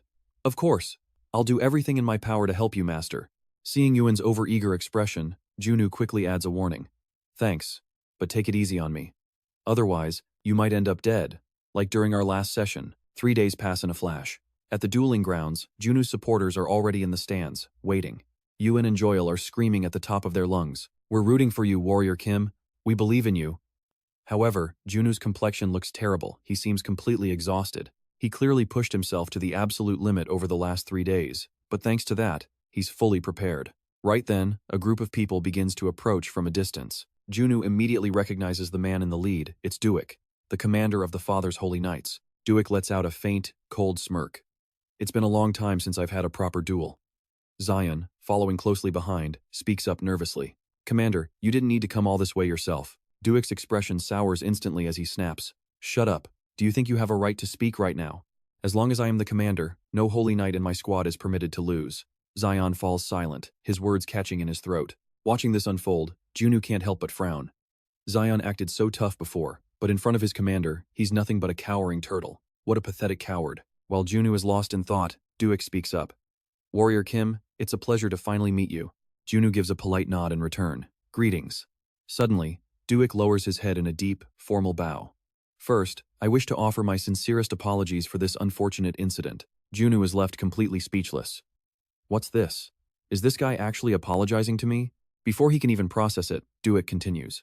This matter was entirely the fault of an individual, and has absolutely nothing to do with the Saintess. Junsu narrows his eyes, his voice turning cold and serious. Then tell me, what exactly is the official stance of the Fathers Association? Duik hesitates for a fleeting moment before leaning in to whisper. The Saintess told us that Warrior Kim would be our light and our savior. Once again, Junsu is struck dumb. The light and savior? Jo Chun said the exact same thing. What on earth is that supposed to even mean? Ignoring Junsu's confusion, Duik continues his proposal. Therefore, my condition is simple. If I win this duel, you must join our squad. What? Join your squad? Junsu shouts in sheer disbelief. Are you people seriously that obsessed with me? While Junsu is having a minor breakdown, Zion is gritting his teeth in pure rage, yet he's completely powerless to stop it. Dusik finally spoke. This is all according to the will of our master and the Saintess. Just then, the UIN lawyer arrived. He spoke with gravity. The hour of the duel is here. Since everyone is present, please confirm the magical contract. If the Holy Knight wins, Junsu shall be forced to join the Fathers Association. If Junsu wins, Zion is forbidden from harming him and must pay restitution. Is this correct? The lawyer asked. Yes, they replied in unison. Instantly, a surge of magical power ignited deep within Junsu's chest. In the world of Sensun, a dual oath is a magic vow. Break it, and your heart will explode. Even Zion wouldn't dare break it. In this chaotic world, No one is insane enough to tempt fate like that. The lawyer continued. Now, I will confirm the combat rules for this trial by combat. International rules apply. All skills and weapons are allowed, but consumables must be crafted on the spot. Junsu's team looked anxious on the stands, while the Holy Knights waited outside like silent statues. Dusik grew excited. I'm ready, but Junsu simply smirked. Wait, I need to craft my items first. Dusik was disappointed but nodded. Fine, you have 10 minutes per item. Proceed. Soon, Junsu produced 3 glowing vials. At this rate, he looked more like an alchemist than a warrior. The lawyer identified them, the adamantine, speed, and magic dragon elixirs. Correct? Junsu nodded. Yes, I'll use these. He downed all 3 vials at once. Doping was essential for this fight. Preparations were complete. The arena monitors began the final countdown for the battle to begin. Junsu and Dusik both stepped onto the arena floor, the air thick with killing intent. Dusik narrowed his eyes. Warrior Kim, it's an honor to join us. Won't you just come voluntarily? Junsu snorted coldly in response. Dusik's face turned icy. Then I have no choice. Don't worry though. He wouldn't kill Junsu since the guild needed him alive. Suddenly, a massive aura erupted from Dusik. Junsu frowned. This mana was insane. Dusik was on another level. Winning would require a life-risking gamble. The digital clock ticked down. Only 1 second remained on the timer. Finally, the clock hit 0. The battle for survival had officially begun. Dusik roared as his mana skyrocketed. He vanished instantly, leaving a massive crater in the ground. Junsu was stunned. He's gone, he gasped. He realized Dusik had used a high-speed blink attribute. In a flash, Dusik appeared right before Junsu, screaming with a terrifying fanatical intensity. Warrior Kim, you are destined to become a god. Junsu was baffled. What? A god? What nonsense? As he stood confused, Dusik's hammer slammed down, causing a violent explosion of fire and smoke. What power? The UIN members cried. Is it really over in just a single hit? As the smoke cleared, Soren spotted something through the haze and gasped in shock. Junsu was still standing, completely unharmed. At the moment of impact, he had deployed a defensive shield. Junsu glared at Dusik. Become a god? Stop spewing such absolute garbage. Dusik didn't answer. He just stood there with a faint, eerie smile playing on his lips. Junsu had guessed right. Dusik used haste for a surprise attack. It was a top-tier move. Even though he predicted it, the strike still cracked Junsu's triple-layered mana shield. Dusik chuckled. Now I understand why the Saintess has such high hopes for you. Shut up and explain. Junsu spat. First a savior, now a god? What's the catch? Dusik smiled calmly. It is exactly as you have heard, Warrior Kim. You are our legion's hope, the champion who will save us from the apocalypse. Junsu's brow furrowed. The hope of Father's grace? Junsu knew their god was dead. He thought of the future plot. The Saintess performs rituals for the gods during the great boss battle in Seun. Realization hit Junsu like a truck. Don't tell me. The savior is just a vessel for your god? Exactly. Dusik grinned coldly. A noble sacrifice and a divine offering for our cause. Rage boiled over in Junsu. You lunatics, you don't want a hero, you just want to sacrifice me. Dusik didn't care. To him, Junsu was already nothing more than a tool for their ritual. He cackles with pure malice. Your very soul will be consumed by the Father, for this defeat marks your transformation into one of us. Junsu snorts in disdain before lunging forward with explosive rage. Duich braces himself, desperately raising his shield to intercept the strike. The impact sends Duich reeling backwards several steps. His eyes widen in shock. This raw strength is absolutely monstrous. Seeing his opponent's hesitation, Junsu smirks inwardly. Is he finally feeling the pressure? He has shifted every single attribute into a pure offensive build. Without a second's delay, Junsu blurs, moving at a wind-splitting speed to close the distance. Now, he will overwhelm Duich using the exact warrior traits that haunt the man's nightmares. Duich manages to keep his composure, locking his shield into place with a faint, mocking grin. Heh, your swordplay actually has some bite. Junsu remains silent, his mind racing with tactical calculations. Good, now that he's forced Duich into a defensive stance, it is time to switch. In a flash, Junsu draws a hidden secondary weapon. The steel whistles through the air, smashing directly into Duich's bicep. Yet, Duich doesn't even flinch, offering a twisted compliment instead. This is finally starting to get interesting, isn't it? Junsu bites his lip hard. It worked. The 3 days of hellish preparation were not in vain. He had sought Yuan's training for a single purpose, to master the ability to swap attributes mid-combat. By clashing with a high-tier superhuman like Yuan, he learned to shift traits in the blink of an eye. He switches to defense when blocking and instantly toggles to attack when he spots a lethal opening. With his mastery of multiple traits, Junsu unleashes a relentless assault, driving Duich further into a corner. Here I come! Junsu roars, his eyes turning a feral shade of crimson as he charges forward once more. He has finally mastered the Berserk trait, waiting for the perfect moment to unleash total devastation. When a level 3 superhuman faces a level 4, perfect attribute manipulation is the only path to survival. Under the weight of Junsu's suffocating pressure, Duich finds it impossible to even attempt a counterattack. He can only grit his teeth and defend until his hammer is suddenly sent flying. Watching from afar, Jian's face turns pale. Duich is left reeling in confusion. It feels as if he is fighting 4 elite warriors at once. How can this be? Ignoring his opponent's shock, Junsu speaks with a voice as cold as the grave. I will win this. I refuse to become a mindless sacrifice for your pathetic, rotten legion. Duich snarls, his fists trembling with wounded pride. Fine. I admit it.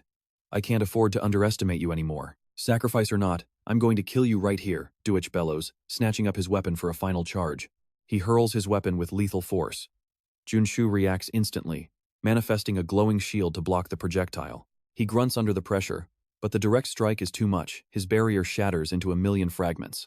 Sent flying across the arena, Junsu curses under his breath. Duich's power just spiked. Was he holding back this entire time? Before he can recover, Duich is already looming over him, fueled by a terrifying new intensity. How dare you mock our army? Duich screams, slamming Junsu into the stone wall until he collapses to the floor. Duich looks down at him with narrowed eyes. If you beg for mercy now, I might accept your surrender. Never. Junsu refuses without a moment of hesitation, his spirit unbroken. Dragging himself up, he stares Duich down. Unless you kill me, don't even dream of victory. He lunges back into the fray. With a primal ferocity, he swings his blade. Duich parries just in time, retaliating with a crushing blow to Junsu's shoulder. The two clash in a frantic dance of death, shockwaves rippling through the air with every collision. Both warriors are pushed to their absolute limits, neither giving an inch despite the mounting damage. A massive impact finally forces them apart, creating a brief, tense distance between the two combatants. Duich is covered in deep lacerations from Junsu's blade, but Junsu is equally battered and bloodied. It's time to end this pointless struggle. Duich roars, summoning a massive spectral shield into his hands. He raises it toward the heavens, shouting, "Oh, Father!" Instantly, a wall of dark water erupts from nowhere. Duich's silhouette is quickly swallowed by the rising tide. Junsu's expression darkens. This is bad. This is Duich's ultimate technique, the dark tsunami. Seeing it in person, it looks like a literal catastrophe. A direct hit means certain defeat, and there is nowhere to hide. To win, he must find a way to shatter the wave. Despite his fear, Junsu places his faith in the traits he built as a Kim warrior. The mountain-breaking sword art, the one technique he never stopped perfecting. This is his final gambit. Junu's relentless training with Ujin and his mastery of the Hiroja cultivation method are finally paying off. His divine heart law grows more formidable with every passing day. The wave-shattering strike, born from pure desperation, is a secret technique capable of cleaving through any substance in the universe. Junu places his absolute faith in his slash attribute and his own innate potential. Armed with years of effort and an unshakable belief in himself, Junu finally grips his blade and charges forward. A blinding flash of sword light erupts, leaving Duis completely paralyzed with shock. He can only watch helplessly as the radiant energy tears through his massive tsunami. The light expands with terrifying speed, engulfing the entire arena in a brilliant, searing white glow. High in the stands, Jian and his followers freeze in pure disbelief at the overwhelming display of power. Even Ujin's group is blinded by the intensity, unable to see through the glare. As the light eventually fades, the silhouettes of Junu and Duis slowly emerge. Suddenly, the heavy silence breaks as Junu coughs up a spray of crimson blood. Opposite him, Duis is in even worse shape. He whispers with his final breath, "What a magnificent battle, Warrior Kim." The captain collapses instantly. Without hesitation, the official raises Junu's hand and bellows, "The victor is Warrior Kim." Ujin's crew storms the arena to celebrate the hard-fought victory. Junu can't help but flash a satisfied, weary smile. He actually did it. He defeated a high-tier superhuman without even tapping into his mutant attributes. Ujin tackles Junu in a massive hug, shouting, "Master, you really are the greatest." Behind them, the others are moved to tears as they shower him with praise. They claim he looked more like a god than a human, insisting they knew he would crush his opponent. But the celebration is cut short by a roar of pure hatred. "You damn bastard!" Jian screams, charging at them with his heavy hammer. Before Junu can move, Ujin leaps forward to intercept the strike. A massive energy shockwave ripples through the air upon impact. Predictably, Jian is the one sent flying back, completely outmatched by the defense. Ujin snarls in fury, "You pathetic coward. How dare you ignore the results and ambush our master? Do you have a death wish?" Before things escalate, the legal officials step in to restrain the enraged Ujin. They turn to Jian with a stern warning. Do not forget the magical oath. One more reckless move, and your heart will literally explode. Jian refuses to back down, screaming that their captain is dead because of Junsu and promising bloody vengeance. The Deutsche army will never forget this grudge, he vows as his knights draw their steel and step forward. Unfazed, Junsu stares them down and calmly asks, "You truly believe I'm the one who killed him?" Jian claims they saw it with their own eyes, but Junsu scoffs coldly. "Stop lying to yourselves. The one who truly killed Duis was you, Jian." Jian's face turns ghostly pale as he begins to tremble uncontrollably at the accusation. Ignoring the reaction, Junsu speaks with genuine respect for his fallen foe. "He was my enemy, but he lived and died as a true warrior." He argues that a man of Duis's stature shouldn't have perished in a mess created by Jian's disgusting assassination plot. For the sake of Duis's honor, he demands Jian accept the defeat and fulfill his promise. Jian can only lower his head in shameful silence. Junsu delivers one final blow. "This entire tragedy was fueled by nothing but your own pathetic inferiority complex." Jian sits broken and shivering until his paladins eventually help him up and lead him away from the arena. Junsu narrows his eyes as he watches them depart, wondering if the Deutsche army will truly let their thirst for revenge go. The next day, at Choi Chul's office, the director is busy bragging on the phone. "That's right. We've officially secured a contract with Warrior Kim himself," he boasts. He continues praising the man who took down the Deutsche captain until someone enters the room. "I'll call you back," Choi says quickly. It's Junsu, arriving with his new armor crafted by the master smith, Jo Chun. Junsu is thrilled. I was worried Jo Chun might mess with it, but he followed the giant and super strength specs perfectly. Choi excitedly bounces over, clutching a beautifully wrapped gift box in his hands. "Now that you're here, why don't you try this on too?" he asks. Junsu takes the box, feeling a bit puzzled. Upon opening it, Junsu's eyes light up with pure excitement. "Now this is what I'm talking about." Choi explains it's a luxury handmade training suit with self-cleaning and mana recovery functions. Junsu gives him a big thumbs up. "You've got great taste, Director Choi." Junsu beams. Choi returns the compliment, telling Junsu he looks just like a professional model. Suddenly, Choi's expression shifts to one of hesitation as he struggles to find the right words. "By the way, could I ask a small favor of you?" he mumbles tentatively. Junsu frowns, sensing trouble. Choi explains that while business is booming, some people are questioning the validity of their contract because of Junsu's short history with them. Junsu listened intently, the pieces finally clicking in his mind. "I see. If that's the case, then I have no choice but to step up. Have you secured the quest for me yet?" "Indeed, I've prepared a mission that fits you perfectly." Chus nodded slowly, handing Junsu a thick dossier. "The Sun Tower wants to analyze your black fire for the sake of scientific advancement." Junsu's brow furrowed at the mention of that name. He knew the Sun Tower well. It was one of Seun's 4 legendary great magic towers. If his memory served him right, it was the apex of fire-based sorcery. Chus continued. "They're offering rewards equivalent to their own high-ranking members." Junsu gave a sharp, decisive nod. "Fine, I'll take the job." He knew a specific individual resided within that tower, meaning he knew exactly how valuable the final reward would be. A short while later, Junsu arrived at the Sun Tower, a place where the very atmosphere thrummed with volatile fire mana. Stepping inside, he was awestruck. The seamless fusion of cutting-edge science and ancient sorcery was a magnificent sight to behold. Suddenly, a man approached him with a professional air. "Warrior Kim, I'm Park Hyung-do, a researcher. You're here for the Black Fire study, correct?" "That's right," Junsu replied with a curt nod.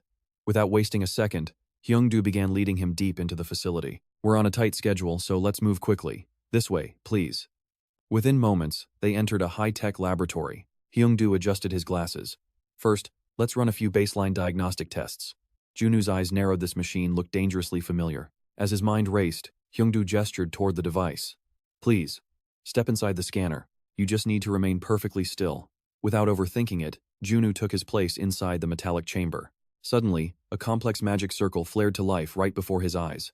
In an instant, Junsu's expression turned grim. This wasn't a research tool, it was a device designed to expose a player's every secret. His hidden traits were about to be laid bare. Panic flared into rage. He slammed his fist against the glass, roaring, "Shut this thing down right now. I didn't agree to this." Outside, Hyung-do let out a cold, mocking smirk. "Just stay still. This is a necessary procedure, and it's all in the contract." "Get lost, you snake." Junsu's fury exploded. He swung a devastating punch, shattering the reinforced glass into 1,000 shards. Hyung-do stumbled back, his face pale with terror. "What do you think you're doing?" Junsu stepped out, his voice dripping with venom. "The contract I signed only required me to demonstrate my black fire for your research. I never gave you permission to pry into my personal data like this." Right then, heavy footsteps echoed through the hall. Without a word of warning, A newcomer delivered a crushing blow to Hyungdu's face. "You idiot, have you lost your mind?" It was Myung-sok, the chief researcher. He grit his teeth, glaring at his subordinate. "How dare you sabotage my project like this?" Hyungdu stammered, trying to explain it away as a mistake. But Myung-sok wasn't listening. "Don't give me that misunderstanding garbage. You were trying to steal and sell Warrior Kim's data. I've been watching you the whole time." The accusation hit like a physical blow. Hyungdu hung his head, muttering under his breath. "I'm sorry. Greed just blinded me. Save your breath. You're fired. Get out of my tower immediately." Myung-sok commanded with ice-cold authority. Junwoo watched the drama unfold, unsure of how to react. Myung-sok then turned to him, looking genuinely contrite. "Warrior Kim, please accept my deepest apologies for that mess." Before the chief could finish his apology, Junwoo cut him off. "It's not your fault. I assume this kind of thing happens quite often here." Myung-sok let out a heavy, weary sigh. "That fool has a gambling addiction. He only lasted this long because of his teacher's influence. But enough about him." Junwoo nodded slowly. "I came here in good faith, yet my most private information was nearly leaked to the highest bidder." Myung-sok spoke up quickly to make things right. "As compensation, I'm upgrading your membership to the highest rank. You'll have full access to our premium facilities and our exclusive training grounds." Junwoo's eyes lit up. That was a game changer. The training grounds of a great magic tower were usually off-limits to everyone but master mages. "Fine. That sounds fair enough." Relieved, Myung-sok suggested. "While I finalize the paperwork, why don't you take a moment to rest?" "Sure. I think I'll take a look around." With that, Junwoo headed toward one of the tower's specialized training floors. He couldn't hide his excitement. Seun was a dangerous place, but it offered unparalleled opportunities to farm powerful new attributes. Suddenly, a mechanical voice boomed over the intercom, initiating lightning element training sequence. The spheres surrounding the room began to glow with intense magical pressure. In the blink of an eye, a barrage of lightning bolts rained down, relentlessly striking Junwoo's body. The pain was excruciating, searing through his very bones. He grit his teeth, realizing he needed to adjust his attributes to survive this. With a sharp focus, Junwoo shifted his internal traits. Instantly, the devastating impact of the lightning began to subside. It wasn't long before Junwoo completed his grueling training with lightning mana. With that final piece, he successfully obtained the legendary 6-element resistance. Having achieved his goal, Junwoo shouted out in relief. "All right, cut the power. I'm about to be toasted alive in here." Suddenly, the room's system flashed a crimson red as warning alarms blared throughout the hall. The training controls had been forcibly switched to manual mode. Warning. Current intensity adjusted to lethal levels. A massive bolt of lightning slammed into Junwoo once more, making him roar in frustration. "Wait, what's going on? I said I'm finished. Who's out there?" Peering through the blinding glare, Junwoo spotted that bastard Hyungdu lurking outside the glass. The villain gripped the manual controller, his eyes gleaming with pure malice as he stared into the chamber and hissed, "You messed with the wrong person, you piece of trash." With a cruel twist, Hyungdu cranked the dial to its absolute limit, sending a violent surge of electricity crashing down on Junwoo. Hyungdu had completely lost his mind, descending into a state of manic frenzy as he screamed at the top of his lungs. "Go to hell, you dog!"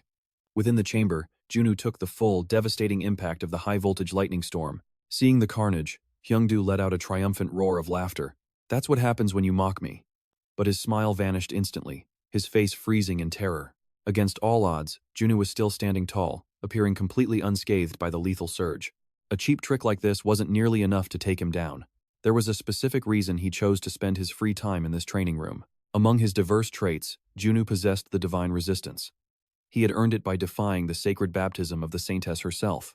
His fire resistance was forged by soaking in the spring of life, while his darkness resistance was won during the grueling battle against the necromancer, Karen. As for his ice resistance, that was a trophy from his confrontation with the vengeful spirits of the frozen wastes. His earth resistance had been acquired during his narrow escape from a deadly manhunter's magical trap. Finally, combining the lightning resistance he just mastered, Junwoo fused all 6 traits together. A colossal aura of mana began to envelop his entire body. The heart within Junwoo's chest was no exception, as it began to undergo a miraculous and powerful transformation. In an instant, a new notification appeared. Magic resistance acquired. Junwoo let out a satisfied smirk, feeling a wave of goosebumps across his skin. Outside, Hyungdu watched in sheer horror, stammering, "How is he blocking third-tier magic with just his bare body? Is that guy even human?" Determined to kill, Hyungdu prepared an even stronger spell. He wrenched the controls again, triggering another frantic system alert. "Warning. System failure. The system is now out of control. Please cease all operations and evacuate the premises immediately." Junwoo didn't panic for a second. Instead, he let out a cold snort. "Out of control, you say? That sounds quite dangerous. In that case, I'll just use my traits to weave through every single strike. At that exact moment, a blinding torrent of lightning rained down, but this time, Junsu moved like a shadow, effortlessly dodging the onslaught. To his delight, he even unlocked a new evasion trait. This was perfect. Here for the Wanda. At this rate, he might even obtain a high-tier movement skill. While Junsu was celebrating, Hyungdu was fuming with rage. He frantically clawed at the control panel, screaming in a fit of pique, "Damn it, I'm going to end you." Suddenly, Director Myung stormed in and delivered a thunderous slap across the villain's face. The director roared in fury. "You lunatic, I heard the alarms from across the tower. What do you think you're doing, you brat?" Without hesitation, he ordered the staff to shut down the system. Within seconds, the lightning vanished, and the room returned to normal. Director Myung couldn't contain his rage as he grabbed Hyungdu by the collar, hissing through clenched teeth. "You absolute madman! How dare you try to harm the great warrior Kim?" Hyungdu desperately waved his hands in denial. "Director, it wasn't like that." Just then, Junsu walked out of the chamber, his voice dripping with cold disdain. "Harm me?" Director Myung turned around in a shock, asking with deep concern, "Lord Warrior, are you truly uninjured?" With a light chuckle and a shrug, Junsu replied, "Well, I did feel a little bit of static electricity." The onlookers stood there, completely dumbfounded. Following this disgraceful act, Hyungdu was finally stripped of his status and banished from the magic tower forever. No matter how much he begged or pleaded for mercy, the decision was final. Watching the pathetic figure being dragged away, Junsu asked, "What happens to him now?" Director Myung explained grimly, "A seal will be placed on his brain, ensuring he can never learn or cast magic ever again." Junsu nodded slowly, his voice cold and indifferent. His life as a mage is over. He got exactly what he deserved. The director showed no pity either, stating flatly, "That boy has caused too much trouble already. This is his natural karma." He then turned to Junsu with a respectful bow. "Please, accept this. It may not be much, but consider it an apology for this disaster." He handed Junsu a box containing a rare elixir. This was a legendary potion known for its incredible healing properties. Though Junsu was secretly thrilled, he maintained a calm facade. "Thank you, Director. This potion is like having a second life in my pocket." The director laughed and waved it off. No. I believe this is a more than fair price for the trouble we've caused." It seemed the director wanted to settle the matter quickly, but Junsu already had his eyes set on another treasure within the tower. After a moment of thought, he slowly speaks up. "I have to say, it's quite unsettling being ambushed twice just for visiting this tower, don't you think?" Myung-sok looks at him, visibly shaken. "Then tell me, what is it that you're actually after?" Junwoo pretends to ponder for a moment before answering coldly. "There's something I've wanted for a long time. I want to experience all 4 spells of the Great Magic Tower." Hearing this, Myung-sok gasps in pure shock. "What? Don't tell me you intend to face the Sun Cannon itself?" Junwoo nods, admitting it without a hint of hesitation. "That's right. Fire it directly at me." Myung-sok tries to reason with him. A rank 3 superhuman couldn't survive that for even a second. Perhaps once you're stronger, but before he can finish, Junwoo cuts him off sharply. "No. I'm certain I can endure it for at least 15 seconds. Myung-seok stands there, completely stunned by the claim. What? Even a rank 5 superhuman would tremble at the thought. He shakes his head, but Junwoo remains unshaken. "I'm not like them." Myung-seok stares at him in confusion before hesitatingly adding, "That black fire, it possesses the power to incinerate the enemy's very mana. That is an interesting approach, but it's still incredibly dangerous." Junwoo lets out a soft chuckle, filled with confidence. "We'll just have to see, won't we?" Moments later, Junwoo arrives at the chamber housing the legendary Sun Cannon. Standing before the massive weapon, he falls into deep thought. The reality of being blasted by such a thing finally brings a flicker of fear to his heart, but there is no other choice. To obtain the Sun Cannon trait, Junwoo has only 3 paths. First, enter the Magic Tower as a high-ranking disciple. Second, defeat the Tower Master himself in a one-on-one duel. However, both methods are only for those in the Magic class, making them impossible for him to achieve. As Junwoo weighs his options, Myung-seok's voice rings out. "We are clearing for takeoff." Junwoo gives a slight nod, signaling he is ready. Yet, there is a third way, a hidden quest, unlocked only by gaining enough affinity from the Tower Master, who is watching him right now. The Sun Cannon begins its lethal charge, the air humming with devastating heat. Junwoo looks up as the concentrated fire prepares to launch. In an instant, a brilliant sphere of flames screams toward him. Boom! The explosion swallows everything. Enveloped in a sea of fire, Junwoo grits his teeth. He can endure this because of the traits he has gathered, reinforced by his specialized magic armor. Watching from above, the spectators are instantly frozen in disbelief. "Is he actually holding his ground?" they shout. "He's only rank 3. How is this possible?" Oblivious to their shock, Junwoo focuses every ounce of will on surviving the inferno. He prepared as much as possible, but the agony is still soul-shredding. Despite the pain, he manages to hold out for the full 15 seconds. Myung-sok hurriedly screams the command. 15 seconds have passed. Deactivate the sun cannon immediately. As the fire dissipates, the weapon's heat recedes.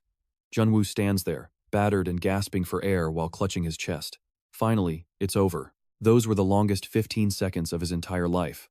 The Tower Master, impressed by the display, smirks. What did you say his name was? Warrior Kim, was it? Truly an impressive fellow. A short while later, Junwoo is invited to the Tower Master's private office for tea. The Tower Master gazes at him with clear satisfaction. That was quite a performance earlier, he says with a smile. Using black fire to withstand the sun cannon for that long is unheard of. He notes that Junwoo will be a massive asset to their long-awaited project. It's my honor, Junwoo replies with a calm smile. On the outside, he's composed, but inside, he's celebrating the massive spike in affinity points. The Tower Master laughs heartily. Haha, I like the way you talk. In fact, I have a personal request for you. Junwoo blinks in surprise. A request? Just then, a young man enters the room from the hallway. Grandfather, did you call for me? The Tower Master nods and introduces the two. Meet Warrior Kim. He's a rank 3 superhuman. Junwoo stands up to greet him politely. It's a pleasure to meet you. The young man bows his head low. Nice to meet you as well, sir. Junwoo immediately recognizes him. This is Kim the Mage, a tutorial guide for the magic system. He appeared right after Iron Fist and Priest Kim, and he was always this gloomy. The Tower Master sighs. This is my grandson. He has the potential for high rank, but he's been stuck at rank 1 forever. Junwoo nods thoughtfully after hearing the explanation. That is indeed strange. Kim the Mage speaks up, his voice dripping with despair. I'm sorry for being weird. I'm sorry for being the disgrace of this tower. Caught off guard by the sudden self-deprecation, Junwoo quickly clarifies. Wait, I didn't mean it like that. The Tower Master, however, is used to this behavior. He looks at Junwoo intently. Mr. Kim, what do you think? I heard you healed Director S's son. I believe you might know how to awaken this boy's true power. Kim the Mage doesn't dare interrupt, sitting in total silence as the two speak. Junwoo narrows his eyes, scanning both the grandfather and grandson. After a long silence, a sharp smile plays on his lips. Of course, I have a way. At those words, both men light up with hope. The Tower Master exclaims in joy, Is that true? If you can pull this off, I will grant you any wish you desire. Junwoo smirks. Anything at all? This is the perfect starting point for the Sun Cannon's hidden mission. Junwoo wasted no time stating his true goal. The Tower Master's eyes widened in sheer disbelief. Say that again. What do you want? Junsu didn't blink. The solar cannon. Was I not clear enough? The Tower Master hesitated, a heavy silence falling between them before he whispered, The solar cannon. The tower's future rests on this, so I will grant it. But I have no idea what you intend to do with such power. Junsu grinned, unfazed. Then give it to me as a memory chip. I need to master it instantly. Stunned by his haste, the master could only nod. Fine. Suddenly, Mage Kim spoke up. Excuse me, but how exactly do you plan to train me? Junsu replied calmly. First, we need to diagnose the root of your problem. Before Mage Kim could even answer, the Tower Master interjected coldly. The issue is he's a fool. He wants to be a mage, but his mathematical knowledge is basically non-existent. Junsu understood perfectly. Kim was smart enough for Seun University, but his hatred for math made him a disaster for traditional magic. After a long pause, Junsu finally spoke up. Then why don't we learn magic that doesn't require calculations? The master looked confused. What do you mean? Magic without math? Junsu nodded. By using spirits, he can become a flame warlock. The Tower Master gasped in shock. A flame warlock? But that's not the path of a true mage. Junsu shrugged indifferently. So, do you want your grandson to be a failure forever? Or do you want him to become a warlock and finally unleash his hidden potential? The master glanced at Kim and sighed, slumping into his chair. Fine. Explain the details. Junsu calmly explained. The main issue is the incantation, right? Since he can't process the formulas, he can't cast the spells. We'll leave the hard work to the spirits. All he has to do is provide the raw mana. The master shook his head. Impossible. He has no affinity with spirits. How will he even find one? Junsu looked at them both with unwavering confidence. I didn't say he needs a contract. Like I said, he's going to use them. He just needs to imprint a spell into a magic circle. He provides the mana, and the circle the spirit handles the execution. The Tower Master's jaw dropped. You mean, capture a spirit and use it as a mana loop? Or more simply, turn the spirit itself into the magic circle? Junsu nodded. Exactly. The master beamed with excitement. Brilliant. That is an incredible hypothesis. I thought you were a warrior. How do you know such advanced theories? Junsu stayed silent. It was brilliant because this was a theory they would actually invent in the future. Suddenly, the master's face fell. But the gates to the spirit realm are sealed. We can't summon any spirits right now. Junsu didn't miss a beat. Then we use spirit beasts instead. The master frowned, thinking deeply. A spirit beast? Like a phoenix? That's impossible. How could we find a mythical creature? Junsu chuckled. Don't worry, I already have a way. A short while later, the trio arrived at a secluded canyon. The valley was swarming with phoenixes. Mage Kim cried out, "A whole valley full of phoenixes? Is this for real?" Even the Tower Master was stunned. Not even high-ranking superhumans could find this place. How did you do this? Junsu smiled sheepishly. Phoenixes aren't like the legends say. They hide in the back of this valley. I stumbled upon them by luck. The master looked skeptical but played along. Haha, my goodness, you are truly blessed by fortune. Junsu leaned in with a smirk. Now, about that solar cannon we discussed. The master nodded. Fine, I'll give you one. Junsu cheered internally.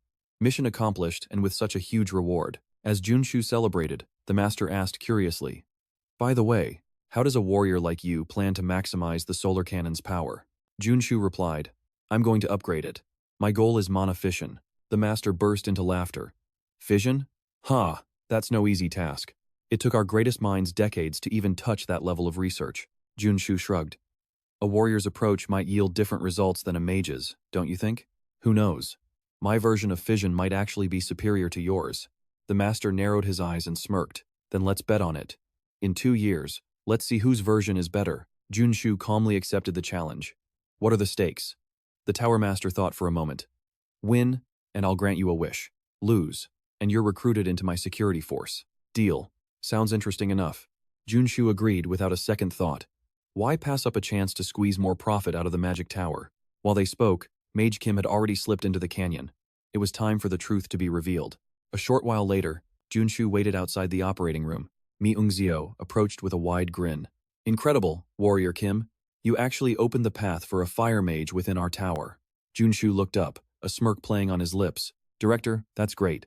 But let's just pray the surgery is a total success first. Myungzeo sat beside him, nodding slowly. You're right. But about that banished mage from before. Junsu frowned slightly. That failure? Myungzeo grew serious.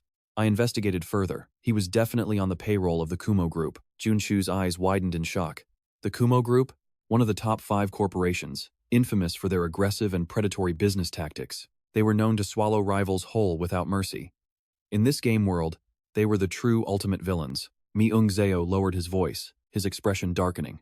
The problem isn't just stolen magic secrets. They specifically want your data. It seems they want to recruit you. No thanks. A chill ran down Junsu's spine. He sighed heavily. He'd never work with villains like Kumo. That was just one more thing to... Suddenly, the operating room doors swung open. The Tower Master rushed out and slapped Junsu on the back. Haha, a massive success. It's all thanks to you, Super Kim. My grandson is now a powerhouse mage. Junsu was nearly knocked senseless by the blow. Mage Kim stepped out, radiating an immense aura of mana. He bowed deeply. I truly cannot thank you enough, sir. Junsu squinted, observing him closely. He's already as strong as me? Starting at level 3. Is this the legendary power of DNA? Mage Kim looked at his hands. It feels surreal to wield such vast magic so effortlessly. Junsu walked over with a suggestion. You should use fire attribute elixirs from now on. It'll boost your mana pool even further. Mage Kim looked at him with pure gratitude. You're even teaching me how to grow stronger. Thank you. Suddenly, the Tower Master shouted, Well done, Kim. Here is the reward you desired.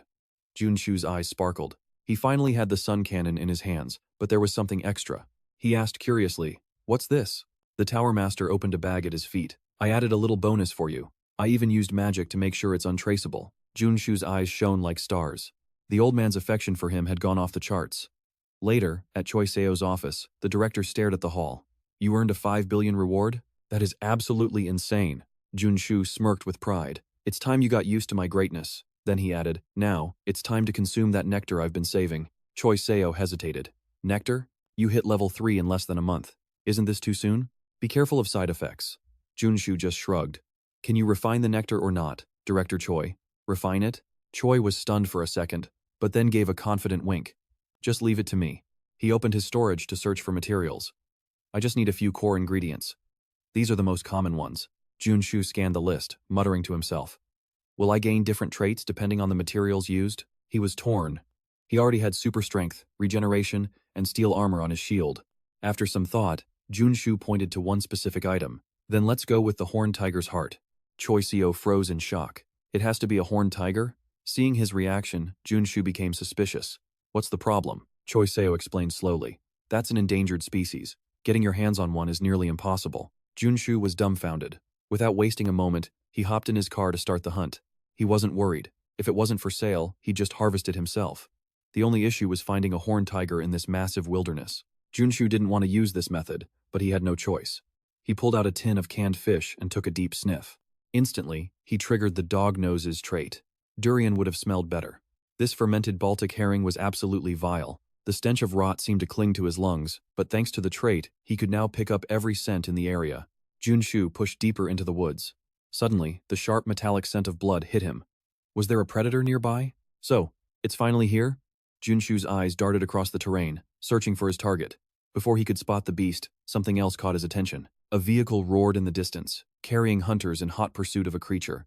They were unleashing a relentless hail of gunfire, desperate to bring the prey down. From the opposite side, Junsu sprinted into action. Competition? He muttered, realizing he might lose the trail if he didn't move faster. Examining the deep gashes on a nearby corpse, it was clear. This wasn't some ordinary horned tiger.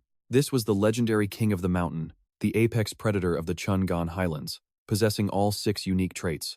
Suddenly, the beast lunged straight at Junsu. One momentary lapse in focus would mean instant death. Junsu didn't dare hesitate, twisting his body just in time to evade the strike. To his shock, the Mountain King also possessed an evasion trait. Biting his lip, Junsu realized he had zero room for error. He had to finish this in a single blow. From here on out, he would have to rely purely on his sharpened senses and primal instincts. As the thought crossed his mind, the beast charged again with savage fury. Junsu leveled his weapon, activating his trait in perfect synchronization. Without a second's delay, he pulled the trigger, but the Mountain King was a blur of motion. The bullet merely grazed its hide, failing to draw blood. Even that didn't hit? Junsu gritted his teeth, refusing to back down. With a surge of determination, he threw himself back into the fray. Facing the beast head-on, he aimed once more, a cold smirk playing on his lips. I might be a warrior, but my marksmanship is second to none. A deafening bang echoed as a mana-infused round finally buried itself deep into the Mountain King's flesh. A satisfied smile touched his lips. He had it. But the victory was short-lived as the beast lunged again, catching him completely off guard. Narrowly dodging the strike, Junsu stared in disbelief. He hadn't expected the creature to still be mobile after taking a direct hit from black fire. His brow furrowed as he assessed the situation. If black fire won't stop it, then it's time to get up close and personal. The Mountain King's eyes turned clouded, radiating pure, unadulterated bloodlust. Driven by primal rage, it launched a final, desperate charge. Junsu recognized the stance immediately. This was the Mountain King's ultimate skill, Mountain Breaker Charge. The beast could reinforce its mass to over 1.5 tons, pulverizing anything in its path with unstoppable momentum. While this move had terrified countless players, the counter was almost laughably simple. The trick was to turn that overwhelming force against the beast itself. Before the beast could impact, Junsu vaulted onto its back, leaving it stunned. Surprised? He whispered with icy calm. You won't be dodging this one. With a decisive swing, he drove his blade deep into its spine, sending a fountain of crimson spraying into the air. Moments later, Junsu dragged the massive carcass into the city, drawing gasps from the gathered crowd of onlookers. He held up the container holding the beast's heart, his voice booming with authority. Behold, the king is dead. See the heart for yourselves. He had harvested it personally, knowing his partners would likely betray him to claim the trait for themselves. Addressing the crowd, he announced, I only require the heart. The rest of the carcass is up for auction. Who wants a piece?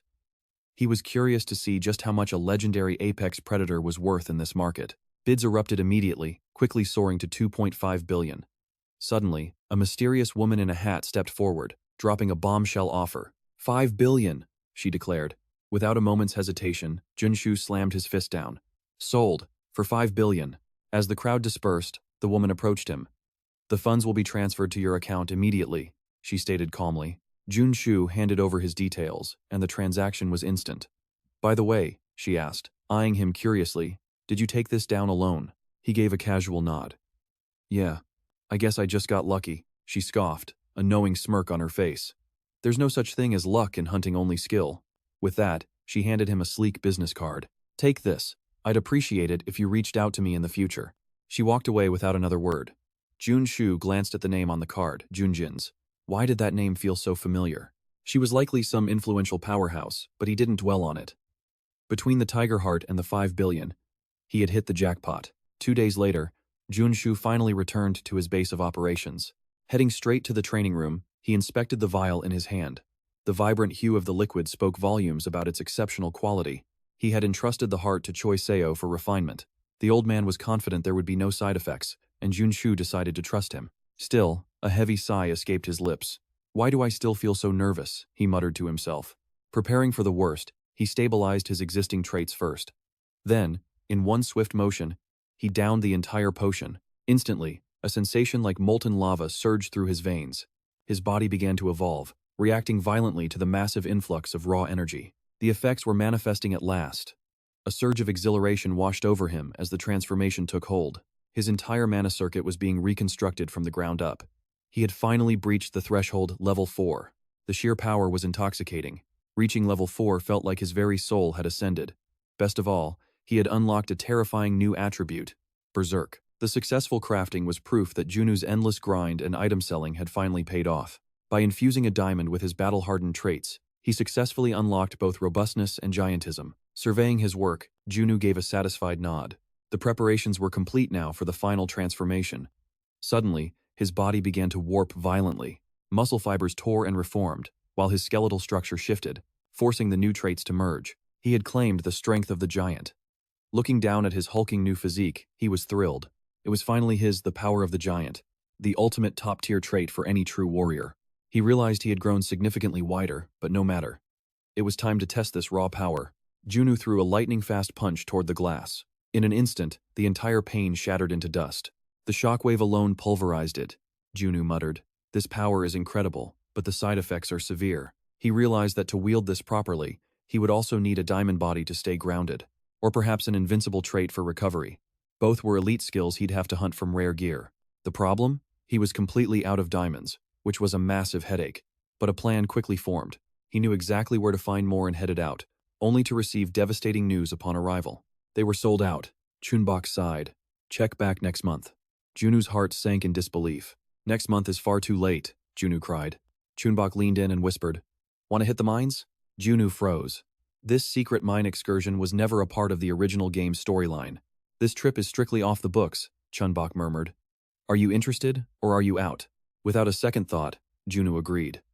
That night, Chunbok drove them through the bustling Seoul streets. The old man spoke gravely. "You know that getting diamonds like these means risking your life, right?" Junu nodded firmly. "Of course." Chunbok pointed toward the horizon. "Then take a good look. If you lose your nerve, we can turn back." Junu wondered at the warning until he saw the route. They were speeding toward Bun, the car racing forward into the shadows without slowing down. Junu finally understood where they were going. This was where superhumans fought for their very survival. The capital's largest underground arena, a brutal battlefield where victory is won in blood, never conceded. They arrived at a lavish building in Bun and descended into the dark depths of the basement. The roar of the crowd was deafening. "This place is absolutely massive," Junu remarked in awe. "You've heard of this place?" Chunbok asked. Junu played it cool. "Only rumors." "By the way, aren't you connected here?" Chunbok smirked. "Heh, you've got me figured out." Junu finally realized where the old man had been sourcing all those legendary rare items. It all made sense now. Kim Chunbok's backstory in the game was even more suspicious than he thought. "I didn't bring you here to fight," Chunbok said. Junu countered. "But I'm part of your plan, right?" Chunbok nodded awkwardly. "Nothing is free. This is the fastest way to earn your diamonds.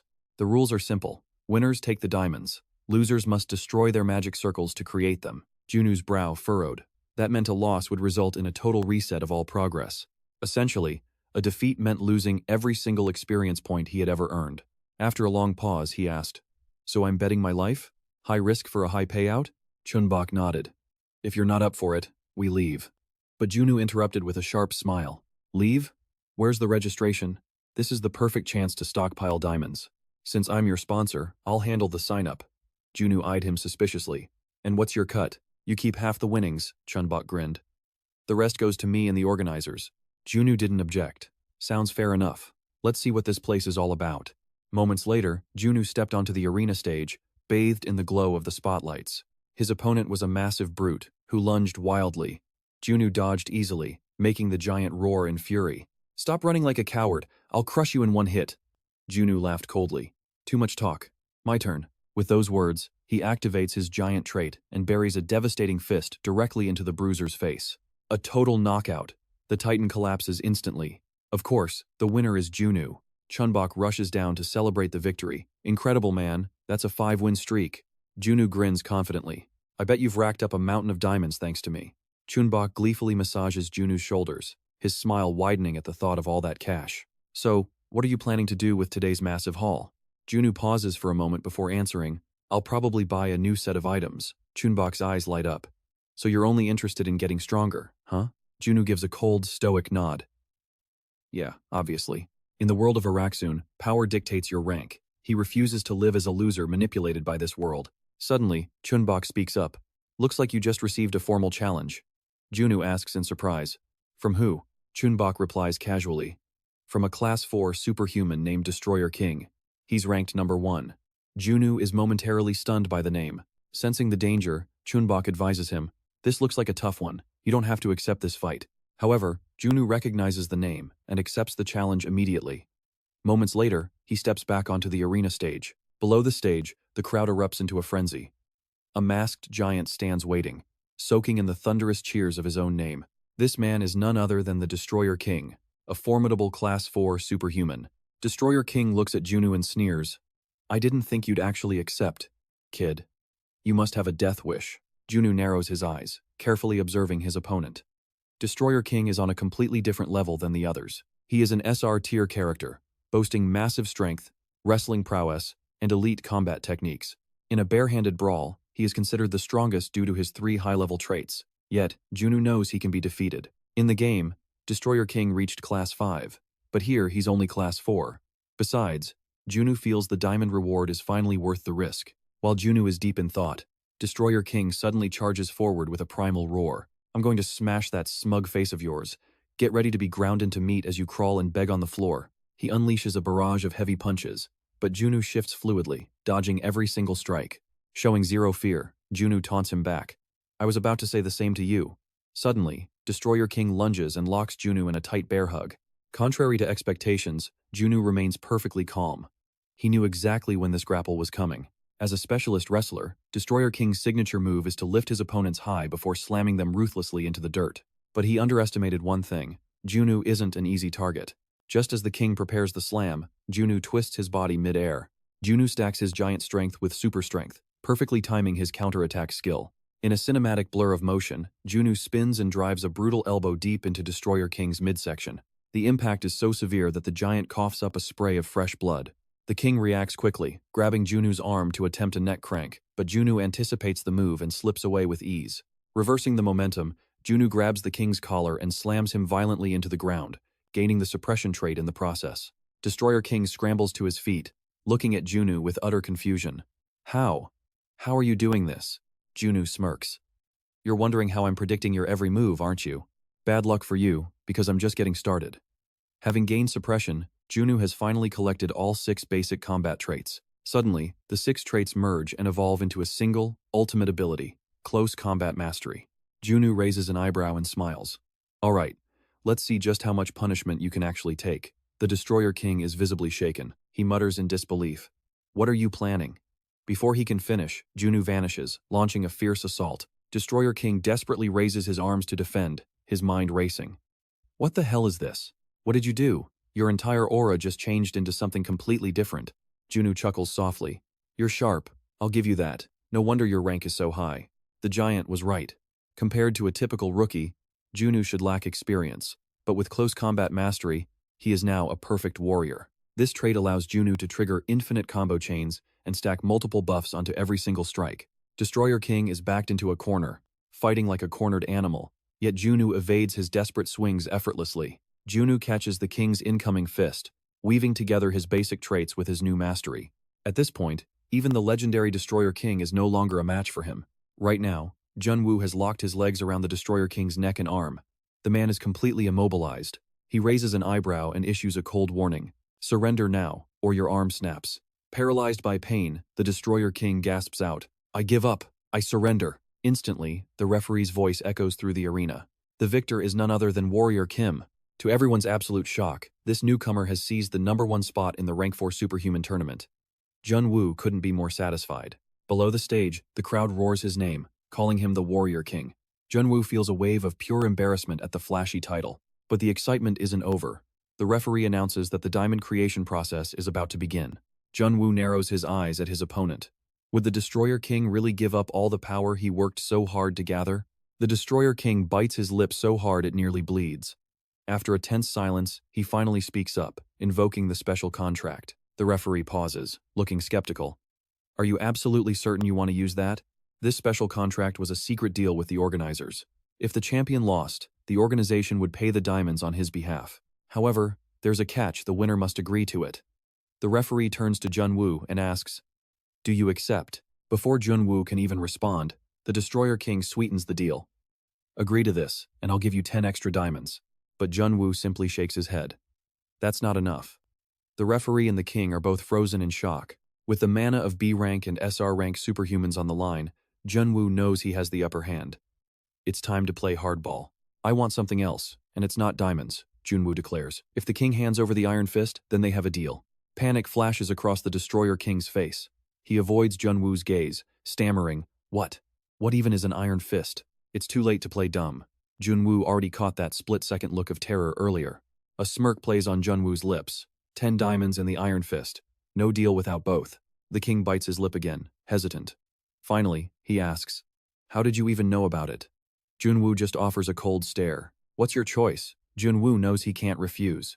If the ritual proceeds without a deal, the king loses every single one of his skills. After an agonizing deliberation, the Destroyer King yields. "Fine, the Iron Fist is yours.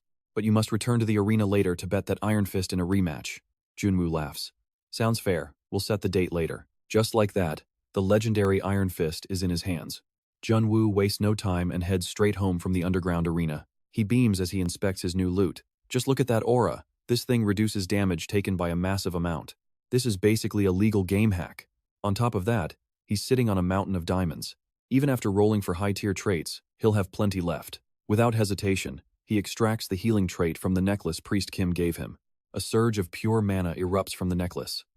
A strange sensation washes over Junwoo's entire body as he begins to transform. Moments later, he secures a legendary new trait, Immortality. He's ecstatic. With giant strength and immortality, he only needs one more piece for the ultimate build. Content, Junwoo carefully stashes his diamonds away. He needs to protect his treasure. Suddenly, his phone vibrates. The caller ID flashes a familiar name, Jin Yang. Junwoo frowns, remembering the hunter who purchased that fox. Shortly after, he arrives at the Hunters Guild at her request. Jin Yang leads him to the building's top floor, her voice filled with genuine gratitude. "Thank you for coming. Our guildmaster has been dying to meet you." Junwoo is equally curious, as the NPC guildmaster is famous for rewards. They step into the office, where a man in a sharp black suit is waiting. He greets them with a polished smile. "A pleasure to meet you. I am Byeon Jin, the master of the Hunters Guild." Junwoo freezes as he stares at the man. This isn't the guildmaster. This guy is the secret boss of the assassin organization. Keeping his cool, Junwoo hides his shock. He offers a polite handshake to Byeonjin. "The honor is mine. I am Warrior Kim." Byeonjin chuckles softly. "Haha, the honor is truly all mine." Junwoo recalls the lore: this imposter doesn't get kicked out until much later in the story. Something feels very wrong. Suddenly, the door bursts open. A man rushes in, panting. "Apologies for the delay." Byeonjin glares at him. "Director Kang? What's the meaning of this?" Director Kang scratches his head. "I heard the hero who took down the Mountain King was here. I had to run over immediately. Besides, today is the day of the unification competition, isn't it?" Junwoo silently observes the newcomer. This man, Director Kang, is actually the real guildmaster from the game. What is happening? Director Kang approaches him with a friendly grin. "I'm Director Kang. No need for formalities. Just call me Mr." Junwoo shakes his head with a polite smile. "I couldn't possibly be so informal with someone of your status." "You're quite the joker, Director." Watching the two chat happily, Bien suddenly interjected. "Ahem. Now that the pleasantries are out of the way, let's get down to business." Both Junwoo and Ki-sok turned their gaze toward him. Bien remained perfectly calm as he spoke. "Mr. Hero, we would like to invite you to join our guild as an official member." "A hunter guild? I'll need some time to think about that," Junwoo replied. Junwoo frowned upon hearing the offer. The idea of being an official member was tempting, but the guild leader, Bung Jin, made him uneasy. Bung Jin stepped forward to persuade him. explaining that the guild was currently establishing a high-end hunting ground in Jeonchan. To be honest, their guild's current standing was far from stable. They were currently restricted to only 2 hunting zones, and any permit issues could spell disaster. They sought to create a territory where they could hunt freely without such bureaucratic red tape. To claim and establish such a place, they desperately needed someone with Junu's extraordinary skills. While the offer sounded plausible to Junu, Ki-sok suddenly spoke up. "Guild leader, that's not our true objective. Our leader doesn't just want a hunting ground. He aims for military recognition and the creation of an armed kingdom right here in Jeonchan." Junu cried out in shock. "Isn't that a bit much for a single guild to handle? The generals in those 2 zones already wield massive influence with their own independent histories and private armies." "Exactly, it's impossible." Ki-suk nodded, but Bung Jin coldly cut him off. "It is possible." He narrowed his eyes at Junu, his gaze filled with unwavering determination. "Superhuman Kim, if you lend us your strength, I am willing to offer you my very position in the future." Junu's brow furrowed deeply. The position of guild leader? One look into the man's eyes revealed a terrifying, burning ambition. Not to be outdone, Ki-sok flashed a bright smile and continued the persuasion. "You should just forget all that and join us. I'll personally make sure you're well taken care of." Jin Yang snorted in cold disdain. "Director Kang, do you really think I'm incapable of doing that myself?" Ki-sok scratched his head awkwardly, stammering and unable to find words. Junu glanced at her before turning back to Bung Jin. That man was suspicious and completely unpredictable. If something happened to Ki-sok, the person meant to bridge the gap with Junu, things would get complicated. As Junu weighed his options, Ki-sok pushed Jin Yang aside, a vibrant smile still plastered on his face. "Superhuman Kim, joining us also comes with tax benefits. Plus, you'll get to witness the grand unification competition today." After a moment of silence, Junu made his choice. To protect Ki-sok, he happily agreed. "Sounds good to me. Count me in." Soon after, Ki-sok was driving Junu toward their destination, laughing heartily. "Haha, I definitely owe you one now. I was so worried the leader would recruit you first that I rushed right over. Honestly, I get nervous whenever he tries to get close to you." Listening to Ki-suk's endless chatter from the passenger seat, Junu sighed in frustration. The game never mentioned this old man was such a chatterbox. Curiosity piqued. He asked Director Kang why he hadn't established his own private hunting ground yet. Ki-sok answered without a second thought. "That's because of the Jeonchan team." Seeing Junu's confusion, he explained that this faction only cared about politics, not the hunt. Junu frowned and muttered to himself, realizing the complexity of the situation. "So, is the guild leader trying to pull me into his faction?" Ki-sok nodded slightly. "Precisely. But he's going about it all wrong. Shouldn't he focus on what truly matters to the guild, instead of obsessing over such meaningless power struggles?" However, lately, all members of Ki-sok's faction had been reassigned, leaving his position extremely precarious. Junu couldn't help but feel a wave of sympathy. He had assumed Ki-sok was just a simple, happy-go-lucky guy, but the man's thoughts were surprisingly deep.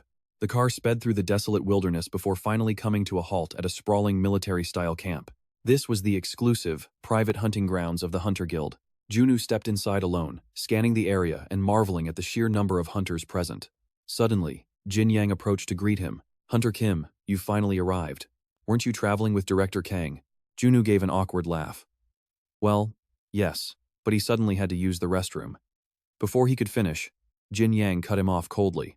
"Good. I have something to tell you. Getting too close to Director Kang is not in your best interest." Junu narrowed his eyes. "Do you think I'm taking his side?" Jin Yang didn't answer directly, merely stating, "It seems you've already noticed the factions within our guild." Junu nodded slowly. "I have a basic idea. Your goals seem to be at odds with each other." Jin Yang spoke with a stoic expression. "Indeed. He is someone who obsesses over minor details and fails to see the bigger picture." As they spoke, Junu quietly observed her. He finally noticed a crucial detail, her golden eyes and that distinct scar. Jin Yang was a member of Bung Jin's elite assassin squad. It all made sense now. The Jeonchan Guild was the precursor to a deadly shadow organization. Unaware of his realization, she continued. "Even regarding the hunting grounds, he loses his mind over the smallest legal technicalities." Junu let out a soft chuckle and smirked. "And yet, I find that I actually quite like the guy. He's no backstabber. He's as honest as they come." These words made Jin Young's face darken instantly. She snorted coldly. "Suit yourself, but don't regret it later." She turned and vanished, leaving Junu in silence. Now that the situation is clear, it's finally time to begin the preparations. Junu retreated to his tent, lathering his face with thick layers of sunscreen. The pungent stench nearly made him gag, but Junu endured. He needed that sensitive skin trait. After a grueling wait, he finally washed the mess away. At last, he had obtained every necessary trait. Merging them would unlock the ultimate hunting attribute. The sixth sense. A satisfied smirk played on Junu's lips. This skill wasn't just for hunting, it was perfect for this crisis. After tidying up, Junu stepped back outside. He whispered to himself, "Should I take a stroll and peer into their twisted, evil thoughts?" Suddenly, his gaze sharpened. Two men ahead radiated pure bloodlust, and they weren't the only ones. Malice was everywhere. Junu stood in disbelief. What is this? Are most of the people here actually demons? While he was lost in thought, Kiseok approached from the distance, swinging 2 bottles of soju. Wearing his usual simple grin, the veteran warrior finally found him. Let's drink before the competition kicks off. Trailing behind the old man were 2 trusted subordinates, both bowing quickly in greeting. Director Kang has spoken highly of you. However, Junu shook his head. I don't think I can drink, because from Kiseok's right-hand man, he smelled something foul, the pungent, metallic stench of a traitor. Soon, Junu stood by the grill while Kiseok's crew indulged. He sighed, seeing them celebrate while oblivious to the spy. He needed to warn Kiseok. But would the old man believe a stranger he just met today? As Junu hesitated, one of the subordinates approached him. Warrior Kim, please look after the director for a moment. Junu nodded. All right. By now, Kiseok was wasted, staggering over to grab Junu. Warrior Kim, having fun yet? Is it fun? Junu could only manage a strained, awkward smile in response. Haha, yeah, a blast. Especially with a traitor around. The subordinate returned shortly with another crate of drinks. He began pouring with a sly grin. I'll take whiskey. For the director, a special beer mix, right? I'll make it perfect for you. Kiseok cheered excitedly. Manager Choi's drinks are always the absolute best. Manager Choi filled the glass and handed it over, grinning. Let's drain it in one go. Kiseok reached for it without a thought. In one gulp? Sounds good. But suddenly, Junu intervened. Wait. You drink it first, Junu commanded, shocking Choi. The manager blinked. What are you talking about? Junu's eyes narrowed into cold slits. What's the matter? Is there a reason you can't drink this? The best time to catch a rat is mid-act. While pouring, Choi's bloodlust and anxiety were glaringly obvious. In this chaotic environment, poison was the perfect silent killer to take Kiseok out for good. Pushing the glass toward him, Junu dropped a bombshell. Did you lace this with poison? Choi flinched, his face turning pale. What nonsense is this? Kiseok looked on, equally baffled. Warrior Kim, why are you doing this? Junu ignored him, his voice cold. If it's clean, then drink. Seeing Choi frozen like a statue, Junu shoved the glass right in front of his face.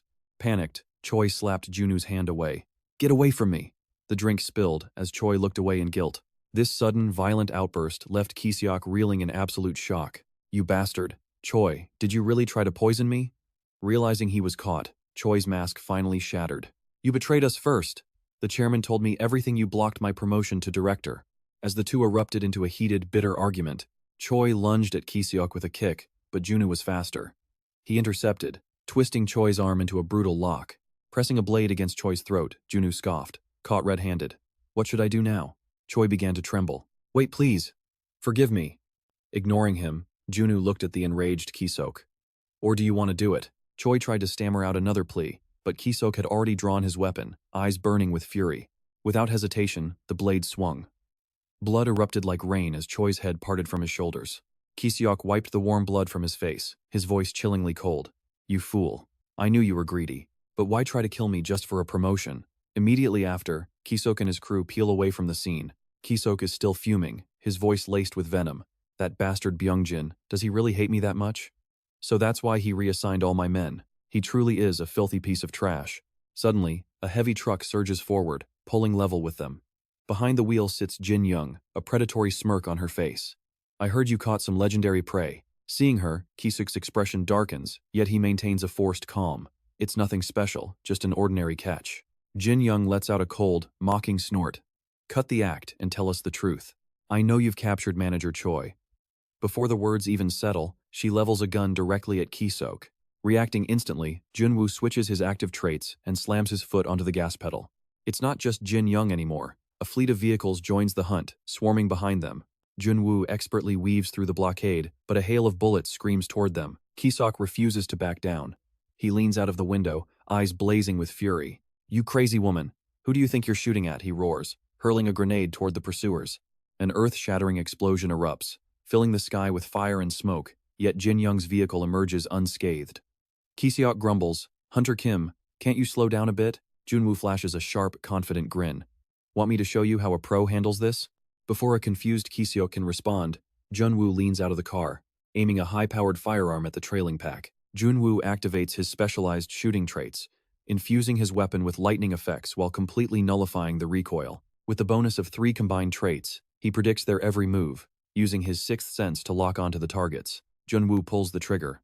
The bullet tears through the air like a localized storm, piercing a tire and sending the lead vehicle into a wild skid. He doesn't stop there. One by one, the entire convoy loses control.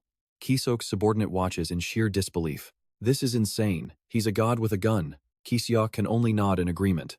Hunter Kim, you really are a monster. Despite the chaos, Jin Young's car manages to close the gap. Her gaze is murderous, looking as if she wants to run them off the road herself. Junwoo switches traits again. He drifts the car with impossible precision, pinning Jin Young's vehicle against the barrier as panic set in. They break free from the 2 pursuing trucks.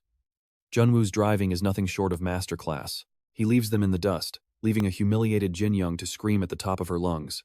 Damn it, catch them, now. Through the rearview mirror, Junwoo counts 5 cars still clinging to their tail. He adjusts his traits once more, performing a flawless getaway. Junwoo exhales a sigh of relief, though his passengers look like they're about to lose their lunch from the high-speed maneuvers. A short while later, they arrive at a fortified base. Armed guards stand at the entrance, blocking their path. Ki-seok steps forward to introduce them, explaining that Junwoo is a rank 4 hunter returning from a successful raid. The guards remain cold and indifferent. And what about the mess behind you? The guard asks, pointing at Jin Young's group, who are approaching like a pack of rabid dogs. Jin Young leaps from her car and barks an order to her men to lower their weapons, her eyes fixed on her target. The guards narrow their eyes in warning. Any disturbance within Chogo territory will be seen as a direct challenge to the general. Understood, Junwoo replies calmly. I'm not here for trouble. Suddenly, Byung-jin arrives, shouting at the top of his lungs, Stop, don't let them in. Those people are criminals, murderers. The guard retorts with a frigid tone. The Chogo army does not interfere with disputes from the hunting grounds. Surely the chairman is aware of this? Byung-jin tries to argue, but the guard's face turns stony. Are you challenging the authority of the Eastern Army General? Is that your intent? Byung-jin chokes on his words, his face shifting between pale white and a sickly green. After a tense silence, he glares at Ki-seok, running away like a rat. Did you hire some professional racer to save your skin? Ki-seok lets out a relaxed laugh. This was all thanks to our hunter Kim. He's a master hunter, a master driver, and his marksmanship is a work of art. Honestly, if I had a daughter, I'd marry her off to him in a heartbeat. Byung-jin's teeth grind together in pure rage. I never imagined a superhuman like Kim would side with a lowlife like you. Seeing the tension boil over, Junwoo intervenes. Director Kang, let's just be quiet. We don't want any more blood spilled here. Ki-seok just scoffs. Why should I? Have you forgotten we're in Shadow World? Why is everyone making such a fuss? Suddenly, a thunderous, commanding voice echoes through the air, forcing everyone to freeze in their tracks. From the shadows of the base, an imposing figure emerges. It is Gu Hyun-woo, a rank 7 warrior and the general of the Eastern Army. The crowd immediately bows in respect. General, our apologies, we were just talking. Junwoo narrows his eyes. There he is. Hyun-woo glares at the gathered hunters, his voice booming with authority. The petty grudges of hunters are none of my concern. Did you think HQ was a playground? General Hyun-woo roars, leaving Ki-seok and Byung-jin speechless and trembling. Coldly, Hyun-woo issues a final warning. Suddenly, his sharp gaze shifts, locking onto Junsu with intense interest. After a long, silent observation, the general declares, Enough. The Eastern Army will take charge of this case. Hearing this, Byung-jin gasps in pure shock, unable to believe his ears. General, this is a Hunter Association matter, he protests. But Hyun-woo barks back that these are orders from above. Fear grips Ki-seok and Byung-jin. Ignoring their panic, Hyun-woo calmly announces the next phase of his plan. Tomorrow, a duel of honor will be held at City Hall. Only one representative from each side shall step forth. His eyes fixate on Junsu, causing the young hunter to frown. Why is the general singling him out? Hyun-woo stares a moment longer before turning away, his voice turning ice cold as he lays down the stakes. The loser must surrender their head. If you refuse, I shall personally serve as your executioner.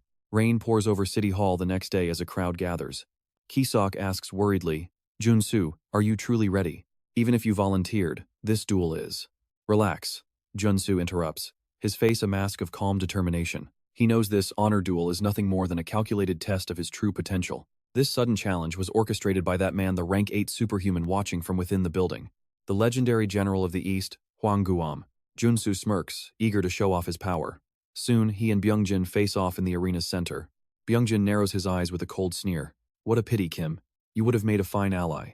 Junsu can't help but burst into mocking laughter at the ridiculous suggestion of joining their ranks. He waves it off dismissively. I have no interest in working with filth like you people. Enraged, Byungjin gnashes his teeth. Fine. If that's your choice, I'll slaughter every last one of you. With a violent roar, Byungjin unleashes a torrent of dark, suffocating mana upon the field. A vampire? Is he a shape-shifting demon? The crowd screams in terror. But Junsu remains completely unfazed. Though vampires were thought extinct, Junsu already knew the truth and came prepared for this exact moment. The previous night, he had sent Kisok's men on a secret mission to gather specific materials. I found everything I could in the markets, Manager Park says doubtfully. Will this really stop that monster? Junsu just scoffs at his worry. Manager Park, you're always in such a rush. Just watch. He begins merging his attributes, and soon, he obtains the rare and powerful Diamond Body trait. With his third core trait complete, he returns to the present as Byungjin lunges with murderous intent. Junsu doesn't flinch, raising his shield to perfectly intercept the devastating blow. A mere rank 4 blocked me? Byungjin stammers. Junsu retorts, I'm not weak enough to lose to a beast. With a swift, powerful counterswing, Junsu forces the stunned Byungjin to retreat several paces. Byungjin trembles in frustration. What is this strength? Is he hiding his true rank? This is the Gamebreaker combo, the ultimate synergy of 3 S-tier attributes. By combining giant strength, diamond body, and immortality, Junsu has become an unstoppable force. Seizing the momentum, Junsu relentlessly hammers Byungjin, forcing the villain into a desperate, crumbling defense. In a flash, Junsu shears off Byungjin's claws. The monster screams, his eyes turning blood-red with fury. If it's come to this, I have no choice. Byungjin howls as his body begins to grotesquely warp. His fangs lengthen and jagged new claws erupt from his hands in a sickening display of power. Bizarre pincers sprout from his back, shocking the onlookers. Impossible. Is that a mutant transformation? This is the demon's second awakening. A terrifying evolution triggered by the mutation attribute. It risks total madness, but the resulting power can easily annihilate an entire team of rank 5 hunters. Junsu knows he must end this now, before the transformation reaches its absolute peak. He strikes back with black flames, but to his horror, the mutant's pincers easily swat the fire away. It can withstand black flames? Junsu gasps, realizing the true danger of this evolving nightmare. Fully awakened, he'll surpass rank 7. Suddenly, Byungjin's leg strikes. Junsu is caught off guard and pinned down. He coughs up a spray of crimson, marveling at the sheer, monstrous weight of that power. Seizing the opening, Byungjin lunges with murderous intent. Warrior Kim, I truly regret this, he sneers, ending such a rare talent with my own hands. A barrage of razor-sharp claws erupts, whistling through the air straight toward Junu's heart. Boom! The earth shatters, sending a massive cloud of dust into the sky. Byungjin stands triumphantly, staring at the carnage he created. He savors his presumed victory, but a heavy sigh echoes through the settling smoke, freezing the blood in his veins. Junu rises slowly from the wreckage, his gaze sharp enough to cut bone as he scoffs.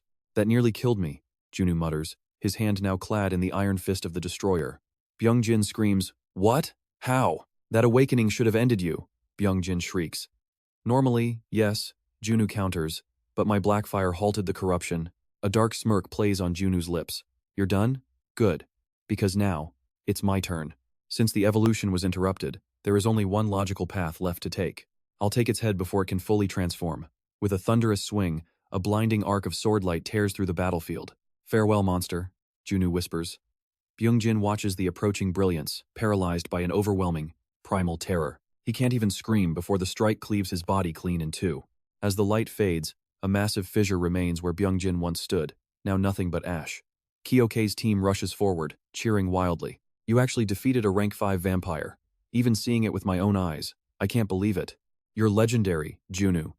Meanwhile, Byungjin's surviving lackeys fall into total chaos, trembling in absolute fear. Jin Yang stands frozen in shock, unable to process the total annihilation of her powerful leader. Ignoring the losers, Junu turns to Kyoke.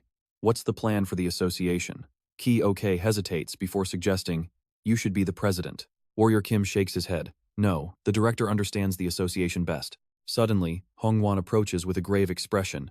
Warrior Kim, follow me. The general demands an audience. Junu lets out a knowing smirk. Just as he suspected, General Jom has been watching this entire duel from the shadows. Moments later, they enter the Imperial Palace where the elite wait. Junu bows respectfully. Greetings. I am Warrior Kim. He looks up at the figure on the throne, the legendary General Jom of the Hoang Empire.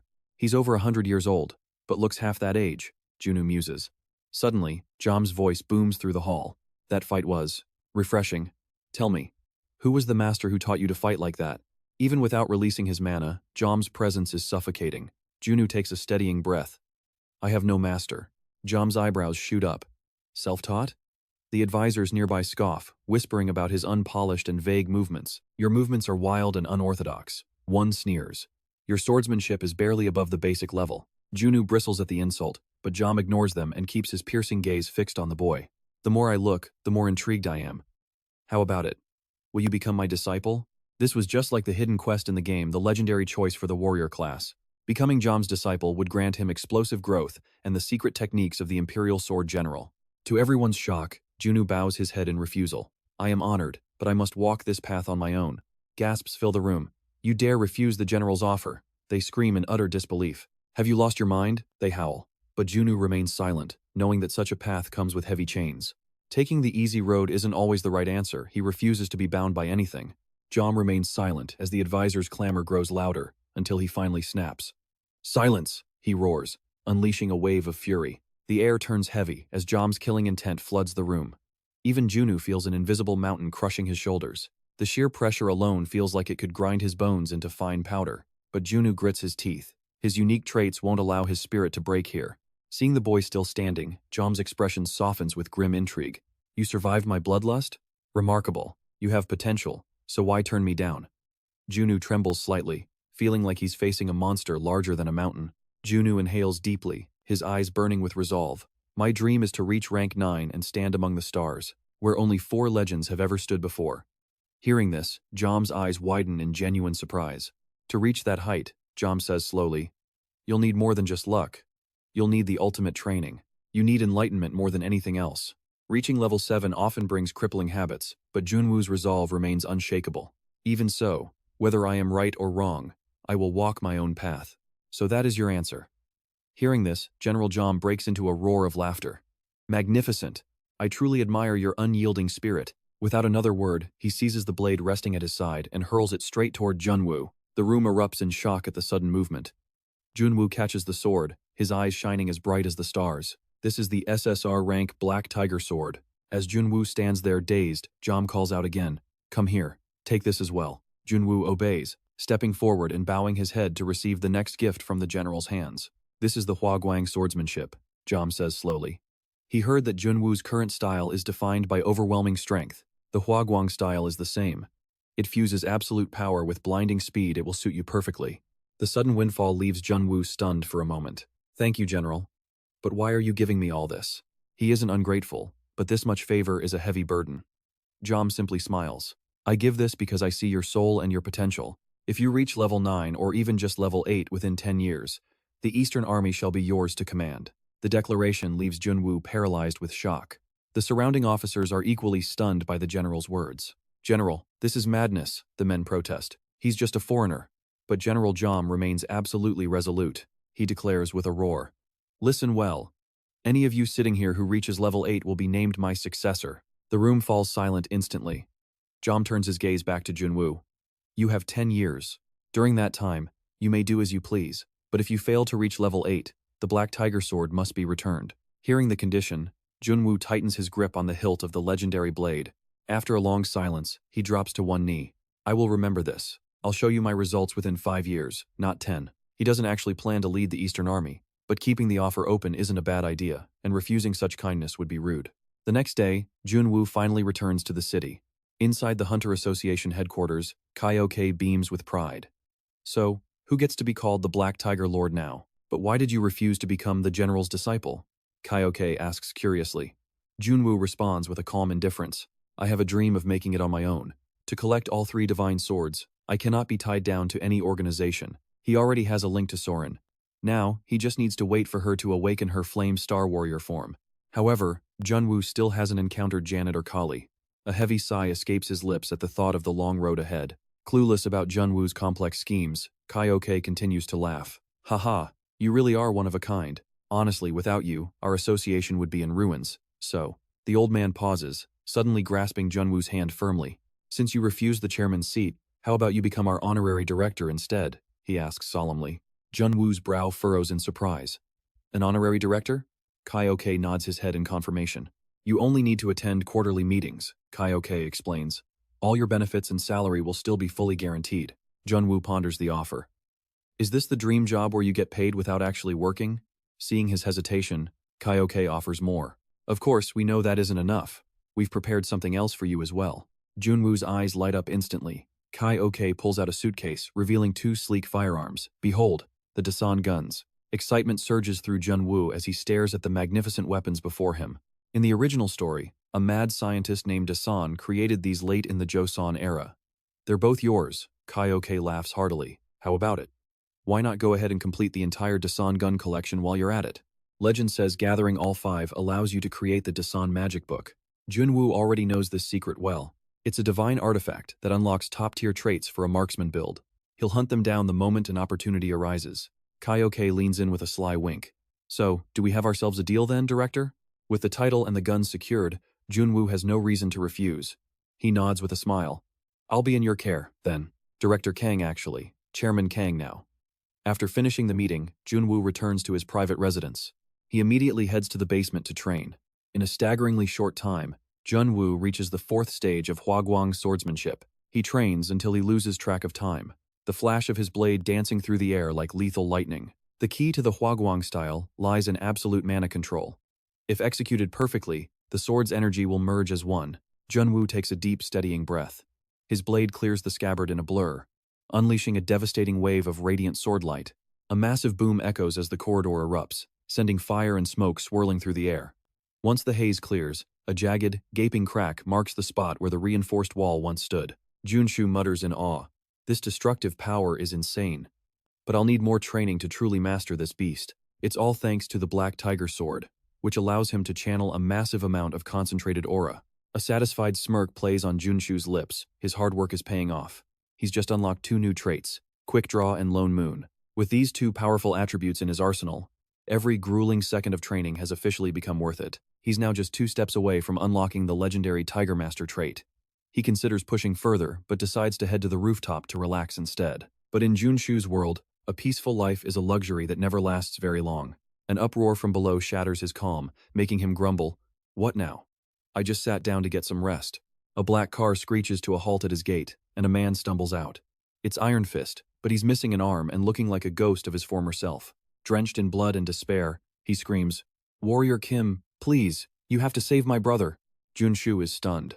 Seeing the legendary Iron Fist in such a broken, pathetic state sends a chill down his spine. He rushes down to meet him, asking, "What the hell happened to you?" Later that night, the 2 regroup on a secluded rooftop. After hearing the full story, Junsu narrows his eyes in thought. "So, your own men betrayed you just to start their own syndicate?" Iron Fist nods grimly, his jaw clenched in pain. "They were running a secret human trafficking ring behind my back. Their resentment boiled over because I started punishing the team leaders for their crimes." Junsu isn't convinced. I doubt that's the only reason. He activates his traits, scanning the shadows for hidden threats. In the original game lore, Iron Fist was always destined to face this betrayal. Junsu remembers this ends with the traffickers being exposed, but despite Iron Fist's injuries, the enemy has deployed dozens of armed guards. This isn't just about a gang war anymore. The real target they are after is likely Junsu himself. The notorious Mad Bomber and the demolition expert are probably involved in this conspiracy as well. Junsu makes a bold move. "I'll draw their fire through the front gate. You go find your brother while they're distracted." Iron Fist gasps in horror. "The front gate? That's a total trap. What are you thinking, kid?" A confident grin spreads across Junsu's face. "Trust me, I'm level 4 now." With a flick of his wrist, he draws a sleek firearm. Without a hint of fear, Junsu marches straight through the main entrance, looking completely unbothered. The ambushers inside spring into action, their leader sneering. "This brat really thinks he can just walk in here and survive?" Junsu's eyes turn cold as he locks onto the man. "So, you're the one who turned your back on Kim Iron Fist." The leader scoffs. It wasn't betrayal. Iron Fist was the one standing in the way of the gang's true potential. Junsu lets out a sharp, cold huff. "Even so, human trafficking is a line you should have never crossed." He levels his gun at the man's chest. The traitor just laughs, completely unfazed. "What do you think you're doing with that?" "I'm wearing high-grade body armor, you idiot. Go ahead and shoot, I dare you." "As you wish," Junsu whispers with a deadly smirk. He pulls the trigger, and the bullet rips through the armor like paper. The impact sends the leader flying back. He gasps in pure terror. "How? How did you pierce my armor with one bullet?" Junsu stands tall, holding the legendary Dasen gun, a weapon designed to shatter every form of defense. His arrogant expression drives the traitor into a blind rage. He screams, "What are you all looking at? Kill him now." A hail of lead rains down on Junsu, but he moves like a blur, dodging the barrage before reloading to fire back. The very first weapon he claimed from the Hunter Association was this specialized Dasan pistol. Its true power lies in its raw, overwhelming force. Without a second thought, Junsu begins systematically wiping out the mob. It obliterates everything in its path, sending enemies to the afterlife. But Junsu has also added powerful shooter traits. Taking these thugs down is easier than breathing. He's even unlocked the specialized spread shot attribute. The final piece of his ultimate marksman build has finally fallen into place. He smirks. Time to sweep the trash and hunt down the bastards calling the shots. Then, the real massacre begins. Junsu unleashes a relentless storm of lead, his movements precise and deadly as he clears the room. Body armor is useless against the Dasan's wrath. One by one, the gang members drop like flies in his wake. Within minutes, the room falls silent, save for one trembling survivor. He stares at Junsu as if he's staring at a monster. Junsu scoffs, looking down at the pathetic wreck. "Judging by this, you weren't the one running this show, were you? Where are they hiding?" Before the traitor can whisper a word, the phone on the ground screams to life. Junsu answers, and a mocking sneer echoes through the line. "Warrior Kim, I'm sending a special gift your way." Confusion clouds Junsu's mind. A gift? Before he can process the threat, something lethal cuts through the air toward him. Boom! An explosion rips the world apart, burying the basement in a suffocating cloud of fire and debris. Narrowly escaping death, Junsu triggers his traits to warp away. Behind him, the entire building groans, ready to crumble. Fury boils in his veins. Those psychos actually rigged the entire structure as a massive death trap. It's time for a reckoning. Using his sixth sense, he scans for the enemy's mana signatures until the targets are locked. Without a second's delay, Junsu charges toward the neighboring skyscraper to hunt them down. "Keep hiding," he snarls. "With my traits, I'll find you even if I were blindfolded." Suddenly, another projectile streaks toward him. Junsu lunges out of the way just as the building behind him erupts into a ball of flame. Surveying the wreckage, his lips curl into a cold smile. "So, this is the game you want to play? Fine. I'll end this nightmare once and for all." He unsheathes his sniper rifle, activating the sharpshooter trait. Taking aim with lethal precision, Junsu lets out a dark, confident chuckle. With all these traits stacked, this feels just like a video game. Within seconds, the two rats are in his sights. A cold smirk plays on his lips as he pulls the trigger. The bullet shreds the air, drilling straight through one enemy's head. Horror strikes the survivor as he watches his comrade's life vanish in a single instant. He scrambles for cover between the buildings, trembling. "How? We were hidden." Meanwhile, Junsu's scope remains locked on. "Run all you want," Junsu mocks playfully. "To me, these thick walls are nothing more than thin paper." He's loaded with phase bullets rounds that ignore physical matter to strike hidden targets directly. Crack! Junsu pulls the trigger again. The bullet screams through the concrete, piercing the second man's skull instantly. Junsu knows the target isn't dead. This bullet strikes the soul, leaving the body for his allies to finish. As the enemies fall, the massive figure of Iron Fist finally arrives on the scene. Lost in thought, Iron Fist is startled by a familiar shout. "Big brother." He turns to see his crew approaching. Seeing his younger brother safe on a subordinate's back, his face lights up. "You're all alive. We gave everything to protect your brother, sir," his men report with pride and relief. Iron Fist nods, tears of relief welling up. "You brats. You have no idea how much I worried about you." Watching his brother sleep peacefully, the weight finally lifts off his chest. "What about the rest of our crew? All prisoners are safe. What's our next move, boss?" Iron Fist pauses, his eyes turning cold and sharp. "First, we clean up this mess.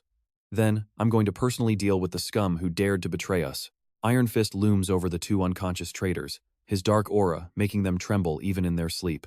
Elsewhere, Junsu waits at the rendezvous point, but Iron Fist is nowhere to be found. "What's taking him so long?" Junsu mutters impatiently. "Is Kim Iron Fist really that slow?" Suddenly, a voice booms behind him. "Warrior Kim!" Junsu spins around, caught completely off guard. Iron Fist doesn't attack, he drops to his knees, head hitting the ground. "What the?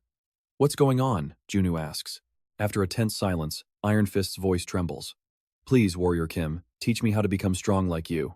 This battle taught him a brutal lesson. To protect his family, he needs power far beyond his current limits. "If you train me," Iron Fist vows, "I will become your most loyal servant from this day forward." Junsu stares in shock before letting out a long, weary sigh at the unexpected request. "If you're grateful, just give me a big reward. I'm not looking for a lifelong slave." Yet, he can't deny the truth. Iron Fist has the potential to become a true monster on the battlefield. Sensing hesitation, Iron Fist presses further. I'll even sign a magic contract with you. A contract to prove my absolute obedience. Junsu narrows his eyes. You're actually serious about this? I've never been more certain. A wicked grin spreads across Junsu's face. Fine. Starting tomorrow, prepare for a living hell. Iron Fist slams his head against the concrete in gratitude. My life is yours to command. As their pact is sealed, the first light of dawn rises over the shattered ruins of the city. Junsu and Iron Fist arrive at a mysterious facility. Iron Fist mutters, "Is this the body modification lab we seized?" Junsu nods. Exactly. The traitors used this dark site to continue their human trafficking business. Iron Fist's eyes go wide with shock. Here? I thought those bastards only used this place for storage. Wait, don't tell me you brought me here to experiment on my body? Junsu smirks. Precisely. This place is perfect for evolving superhumans with growth potential. Today, you'll undergo biomodification and prosthetic grafting simultaneously. Iron Fist shudders. At the same time? Is that even possible? Isn't that suicide? Many lose control of their mana and die during such procedures. Junsu waves off his concerns. Relax. As long as the components are compatible, you'll survive. They descend into the cold basement. The air is heavy with the scent of chemicals. Junsu orders Iron Fist into the experimental tank while he takes the controls. Materials are scarce, but enough to forge a Tier 3 warrior. Success requires perfect synergy, not just power. Junsu checks the monitors one last time. This will hurt. Are you ready? Iron Fist nods firmly. I'm ready. Junsu smiles and begins clicking the interface. Instantly, raw mana surges, swirling violently around the experimental chamber. Iron Fist braces himself as a mechanical saw inches closer. Then, the steel begins to bite. A blood-curdling scream fills the lab. His new arm will swap between a melee blade and a machine gun. Therefore, instead of generic parts, Junsu chooses specialized traits to trigger a demonic werewolf transformation. Finally, he injects the Dharma heart. The machine erupts in a blinding, crimson flash. Experimental fluids are pumped directly into Iron Fist's veins, fueling his transformation. His entire body begins to warp and grow. Junsu watches with a satisfied, predatory grin. Success. The tank hisses open, revealing razor-sharp claws and terrifying beastly fangs. Iron Fist is gone. In his place stands a lethal mutant werewolf. Junsu chuckles. How do you feel, Kim Chul-kwan? Do you like your new skin? Werewolf serum, mana infusion, and cybernetics, the ultimate cocktail for evolution. This was Junwoo's plan all along. With this power, your goals are finally within reach, Junsu says, his eyes gleaming. God. Thank you. Chul-kwan growls. What's our first move, boss? Junsu ponders. How about you start by seizing total control over all of Area 1? He needs a powerful gang to maintain order and monitor other villainous factions. Suddenly, subordinates burst into the room. Iron Fist turns to face them. Boys. The men freeze, trembling in fear. That voice. Is that really you, boss? Big brother, what the hell happened to your body? Chul-kwan scoffs. I just got a little upgrade. Now, why are you all here? We found Gidim's trafficking route in lab, but a young mage guarding it is firing lasers at everything. Chul-kwan narrows his beastly eyes. A young mage? Using lasers? Junwoo's expression turns serious. That might be the person we've been searching for. At a nearby building, walls are being shredded by relentless, high-intensity energy blasts. Inside a cage sits a frail, huddled figure. Junsu and Iron Fist arrive at the ruins. Chul-kwan is stunned. A mage did this? The whole building is about to collapse. With power this overwhelming, there's no mistaking her identity. Trapped inside is Janet, one of the 3 most broken, overpowered warriors in the game. While Sioran has the Heavenly Slayer, Janet possesses innate energy, making her a natural-born monster. But she's overusing her power. Her life is fading as her mana reaches a critical depletion point. Janet is firing on pure, desperate instinct just to protect her shattered self. Suddenly, deadly beams of mana erupt from the cage, soaring straight for Junsu and Iron Fist. Forced to dodge the onslaught, Iron Fist curses in frustration. Damn it, we can't even get near her at this rate. But Junsu charges forward, ignoring the mana projectiles raining down. Suddenly, boom! A violent explosion erupts. Inside the cage, Janet finally ceases her attack. Simultaneously, Junsu reaches the bars, his eyes filled with determination. He tears the iron bars apart with his bare hands. Ignoring the searing pain, he only thinks of saving her life. Suddenly, Janet lashes out. Caught off guard, Junsu is engulfed in a massive blast of smoke and debris. Iron Fist watches in terror, but before he can react, a glass potion bottle comes flying out of the dust. Junsu emerges from the thick haze, safely cradling Janet's small, fragile body in his arms. He exhales, nearly charred alive. Iron Fist rushes over to speak, but Junsu quickly signals for silence with a sharp shh. I've sedated her with a potion. We must move before the effects wear off. Iron Fist quickly suggests, I'll have my men escort her to the hospital immediately. Junsu shakes his head. No, she's coming with me. I'll take full responsibility for her treatment. Later, at Junsu's house, Soren arrives with her gear. Master, I'm here. Junsu stares at her, finally noticing something new. You reached level 3 already? Soren beams. I knew you'd notice, Master. She asks about today's lesson. Junsu scratches his head. It's complicated, but my second disciple candidate is currently unwell. He glances toward the sofa, where Janet is resting with her eyes tightly shut. Soren rushes over, horrified. Good heavens, what on earth happened to this poor girl? Junsu explains her unstable power.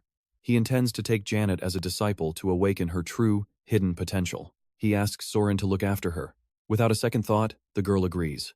If it's for you, Senior, I'll do anything. Thus, Soren officially begins her stay at Junsu's home. Days pass in the basement. Junsu and Soren continuously provoke Janet's mana, forcing it to release in self-defense. Exhausted, Soren asks, Master, how much longer must we keep counterattacking this magic? It's been a week of relentless combat. As their supplies dwindle, Junsu continues his fierce, rhythmic assault. Her mana is almost depleted, Junsu pants. She should regain consciousness any second now. Keep going. They push for one last moment. Finally, their efforts pay off. Janet's chaotic magic suddenly vanishes. The girl's eyes flutter open. Looking around the strange room, she whispers, Where am I? Soren rushes to her side with a bright smile. Hey, you're finally awake. I was so worried. Janet shakes her head weakly. I think I'm okay. But why am I here? Soren points to Junsu. That man over there saved your life and treated your injuries. Janet stands and bows deeply. Thank you for saving me, sir. My name is Janet. Junsu nods. Glad you're back. But how did you end up in that cage? Janet's expression turns somber. My parents died escaping the Ileong magic tower. Then I was captured. Soren's heart breaks for her. Junsu isn't surprised. Her tragic backstory matches the game's lore perfectly. Junsu approaches her warmly. Janet, if you have nowhere to go, you are welcome to stay here. I want to take you as my disciple. You can finally avenge your parents' deaths. Junsu promises to make her a powerhouse. Janet bites her lip. But I have nothing to give in return. Junsu just smiles. You can pay me back once you've become strong enough. Janet hesitates, eyes welling with tears. Then, with newfound resolve, she cries, Please, help me. I will repay you. Junsu nods, satisfied. Good. I have high expectations for your future. He's thrilled. Janet is a rare gem. He plans to teach her one of the game's ultimate sword arts. But as Junsu is lost in thought, a stray bolt of mana streaks past his ear. The back wall explodes into rubble. Janet gasps. I'm so sorry. I didn't mean to do that. Soren quickly comforts her. It's okay. No one got hurt, see? Junsu sighs, feeling the weight of the task. Janet, let's focus on controlling that mana first, shall we? He begins his lecture. The power you possess is called talent energy. Do you understand its nature? Janet shakes her head, confused, but Soren chirps. Oh, is it like sword chi, Master? Junsu slowly explains the situation. This trait is dangerously similar to the Massacre Star. However, Janet must first temper her body to endure her surging mana. If the vessel is too small, the power will simply overflow and shatter her. Janet whispers with a flicker of doubt. Do you truly believe I can become that strong? Junsu gives a confident smirk.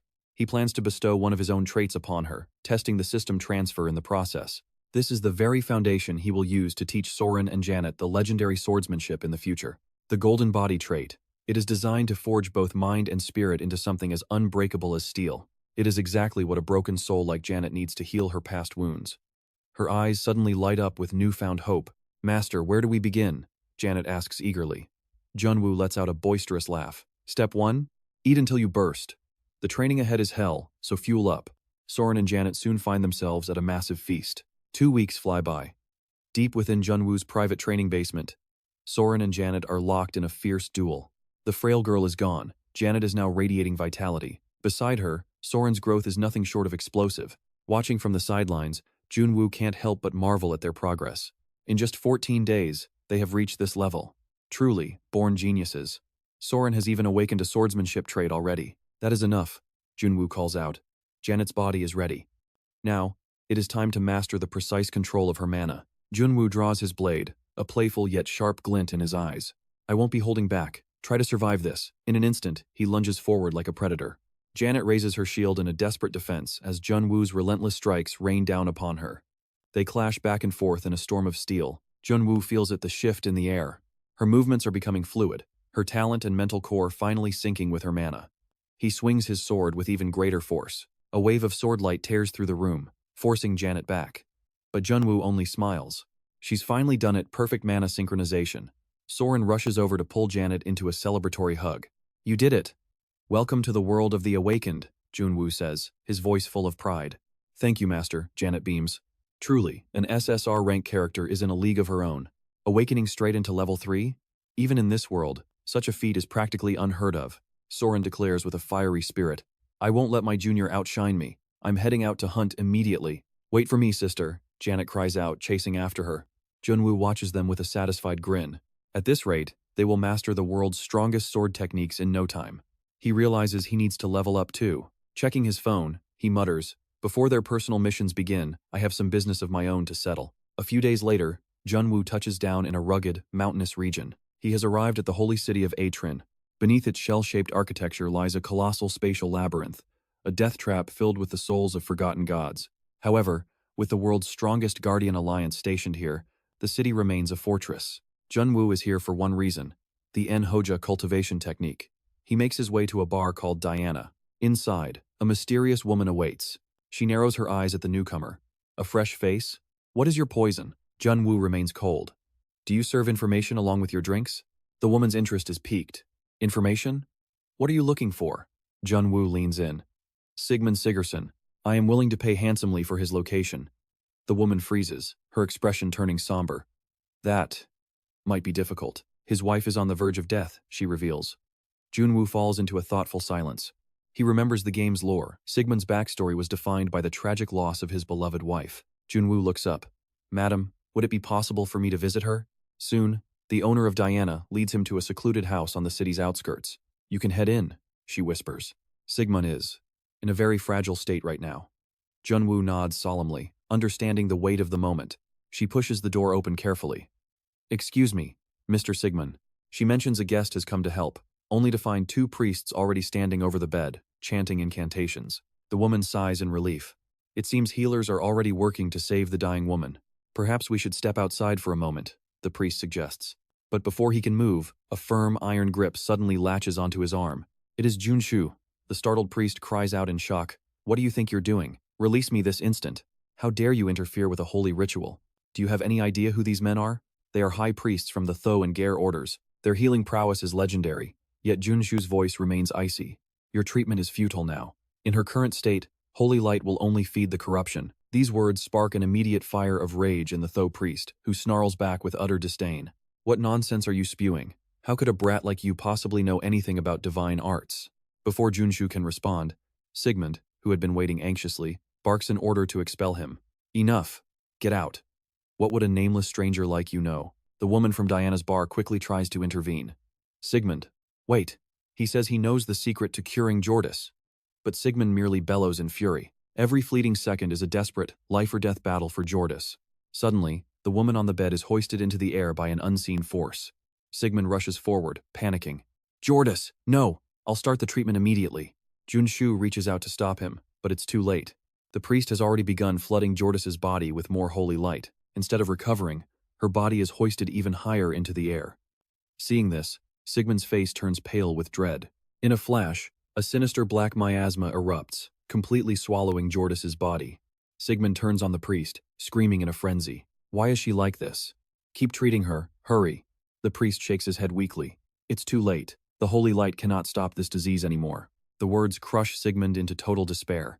But then, Junsu's calm, cold voice cuts through the room. She can still be saved. Your wife's condition is caused by a demonic possession from the spirit of Heiki Maris, isn't it? Sigmund stares at him in pure shock. How? How do you know that? Can you truly drive that monster out of her? With a stoic nod, Junsu confirms his claim. Seeing a glimmer of hope, Sigmund ignores his pride and drops directly to his knees. I beg of you. If you save my wife, I, Sigmund, swear upon my honor to give you everything I own. Very well. A thin smirk plays on Junsu's lips. Just make sure you actually keep that promise. Immediately, Junsu shifts his attributes and begins channeling a precise flow of mana into Jordis' struggling body. Stigma is a terrifying curse born from the labyrinth's demons. It shatters the soul and stands as one of the most devastating debuffs in existence. The evil spirit slowly siphons away the host's very life force. But under Junsu's expert control, Jordis's condition finally begins to stabilize. The seizing, it stopped. Sigmund cries out in joy. Junsu nods slightly. I've used my mana to force her into a restorative sleep. Just then, the two priests return with the requested supplies. Sir, we have brought everything you asked for. Junsu looks on with satisfaction. Excellent. Let us begin. In an instant, a complex ritual circle is constructed around Jordis's bed. While the others stand back, Junsu focuses intently on brewing a specialized, potent elixir. Looking at the flickering flames, the priests ask in confusion, "Can Nen candles really cure her?" Junsu replies, "It's about helping her soul win the fight." Even in the world of the game, this legendary debuff was never something that could be easily dispelled. Standard healing only makes the curse stronger by siphoning Jordis's health. In short, you were basically feeding her life force to the demon. To overcome a possession like this, one must first purge the demonic seed hidden deep within the host's body. Suddenly, Jordis is surrounded by black mist again, her body suspended and trembling in midair. Before long, two jagged horns sprout from her head. Her entire biology is beginning to twist into something monstrous. Sigmund screams in absolute horror. Why is Jordis turning into a demon? Did you do something wrong? Junsu remains unfazed. No, the process is going perfectly. Demons are all the same, you have to force them to react first. Without a moment's hesitation, he draws a silver cross and slams it with overwhelming force directly into Jordis's abdomen.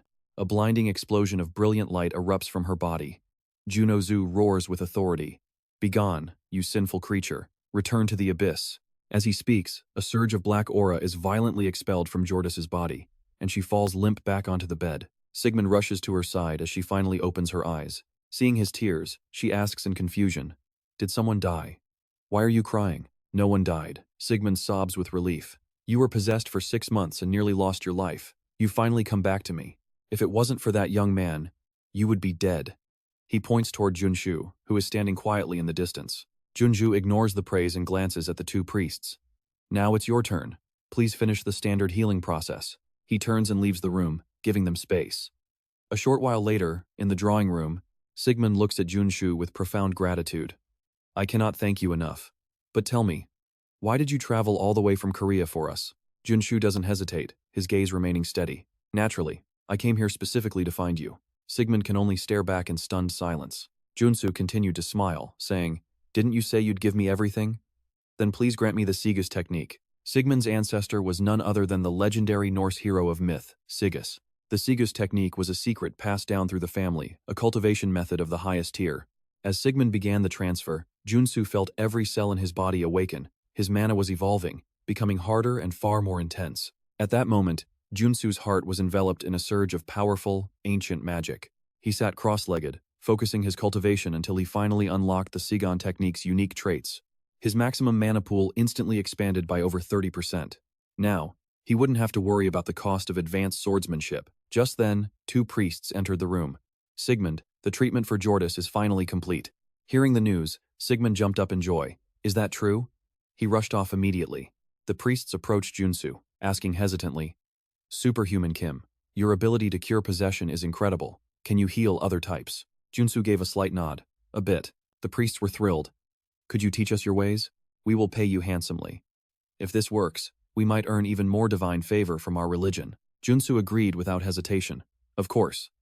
The Guardian Alliance has protected humanity from the Great Maze, after all. He claimed he couldn't take money from such heroes, and would teach them the method for free. Overjoyed, the priests praised him as if he were a living saint. But they were blind to Junsu's deep scheme. Would these two powerful factions really accept this for free and do nothing?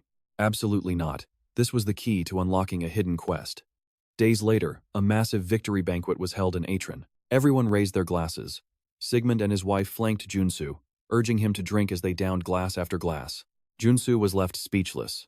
Just how much could these people drink? He felt like he would collapse from sheer exhaustion. A week ago, Junsu had even given a grand lecture to the citizens. He'd shared the cure with the Church and Alliance, traveling around to save warriors suffering from demonic possession. Junsu even revealed the exact ingredients needed for the ritual. He had fundamentally rewritten the fate of Atron, so a festival was only natural. But now, Junsu desperately needed rest. Moments later, Junsu finally managed to slip away. He sighed in relief, finally escaping the chaos. That family certainly knew how to party. Suddenly, the director of the Guardian Alliance approached to greet him. He smiled warmly. I was worried I wouldn't get to thank you. I rushed here the moment I recovered. Do you have a moment? Junsu shook his head. I'm exhausted. Let's speak later. The director sighed with heavy regret. Oh, what a pity. Our chairman truly wanted to meet you once. Hearing those words, Junsu stopped dead in his tracks. The director continued to ramble. If it's inconvenient, I'll explain the situation to him. But Junsu's mind had changed instantly. He winked. Actually, I'm not tired anymore. Please, lead the way. Junsu knew exactly who the chairman was, the youngest disciple of the Blood King. Soon, he arrived at a grand estate. He bowed politely to the man on the seat. It is an honor to meet you. I am the warrior, Kim. The man returned the greeting with courtesy. Pleasure to meet you. I am Zhang Wei. Junsu watched him closely. Chairman, I know of your devotion to the Alliance and the maze. Zhang Wei smiled humbly. Thank you for the praise. It was nothing. Please, sit. Zhang Wei continued. I heard you spread the cure for the spirit mark in a tren. You are truly as impressive as the rumors say. Junsu asked in surprise. You know of me? Zhang Wei smiled. In this world, nothing escapes the Alliance's ears. I hear you're Korea's rising star. Have you considered becoming my disciple? As he spoke, he stared intensely at Junsu, awaiting a life-changing answer. Junsu gasped in shock. What? What do you mean by that? Zhang Wei explained. Your personality is strangely like my master's, as if you can see the future. Junsu frowned. The heavenly demon? Zhang Wei nodded calmly. Indeed. The heavenly demon, the undisputed #1 under heaven. Master skills reach the divine. Though he's been in seclusion for decades, I haven't seen him in ages. The heavenly demon's disciples, the Heaven Lord, Ghost Sovereign, and Blood King, are all SSR, rank 8 legends. But the heavenly demon stands alone at rank O, a peerless existence fueled by the heavenly demon manual. This absolute technique harmonizes divine offense and defense, perfecting mana circulation and movement alike. He possesses the most formidable martial arts in the world. Now, Chen Wei slowly breaks the silence, his voice heavy with significance. It is a pity the heavenly demon manual was passed down to my senior brother, but do not be discouraged. My blood fist technique is equally formidable. Anyone seeking true power would never regret mastering it. Hearing this, Junsu's eyes ignite with excitement. This is insane. The blood fist technique is a top-tier martial art. This isn't just a lesson. It's a golden opportunity of a lifetime. However, Junsu speaks up with a hint of guilt.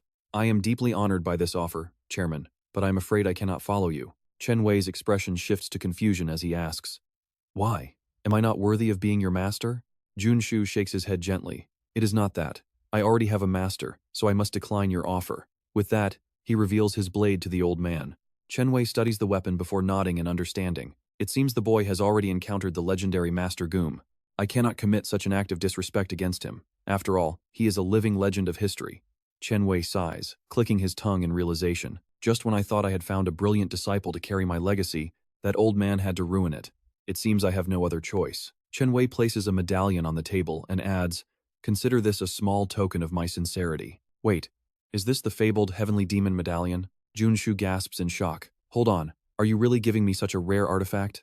Chen Wei replies deeply, only my master and fellow disciples can carry this. Cherish it. Junsu responds with deep gratitude. Thank you, sir.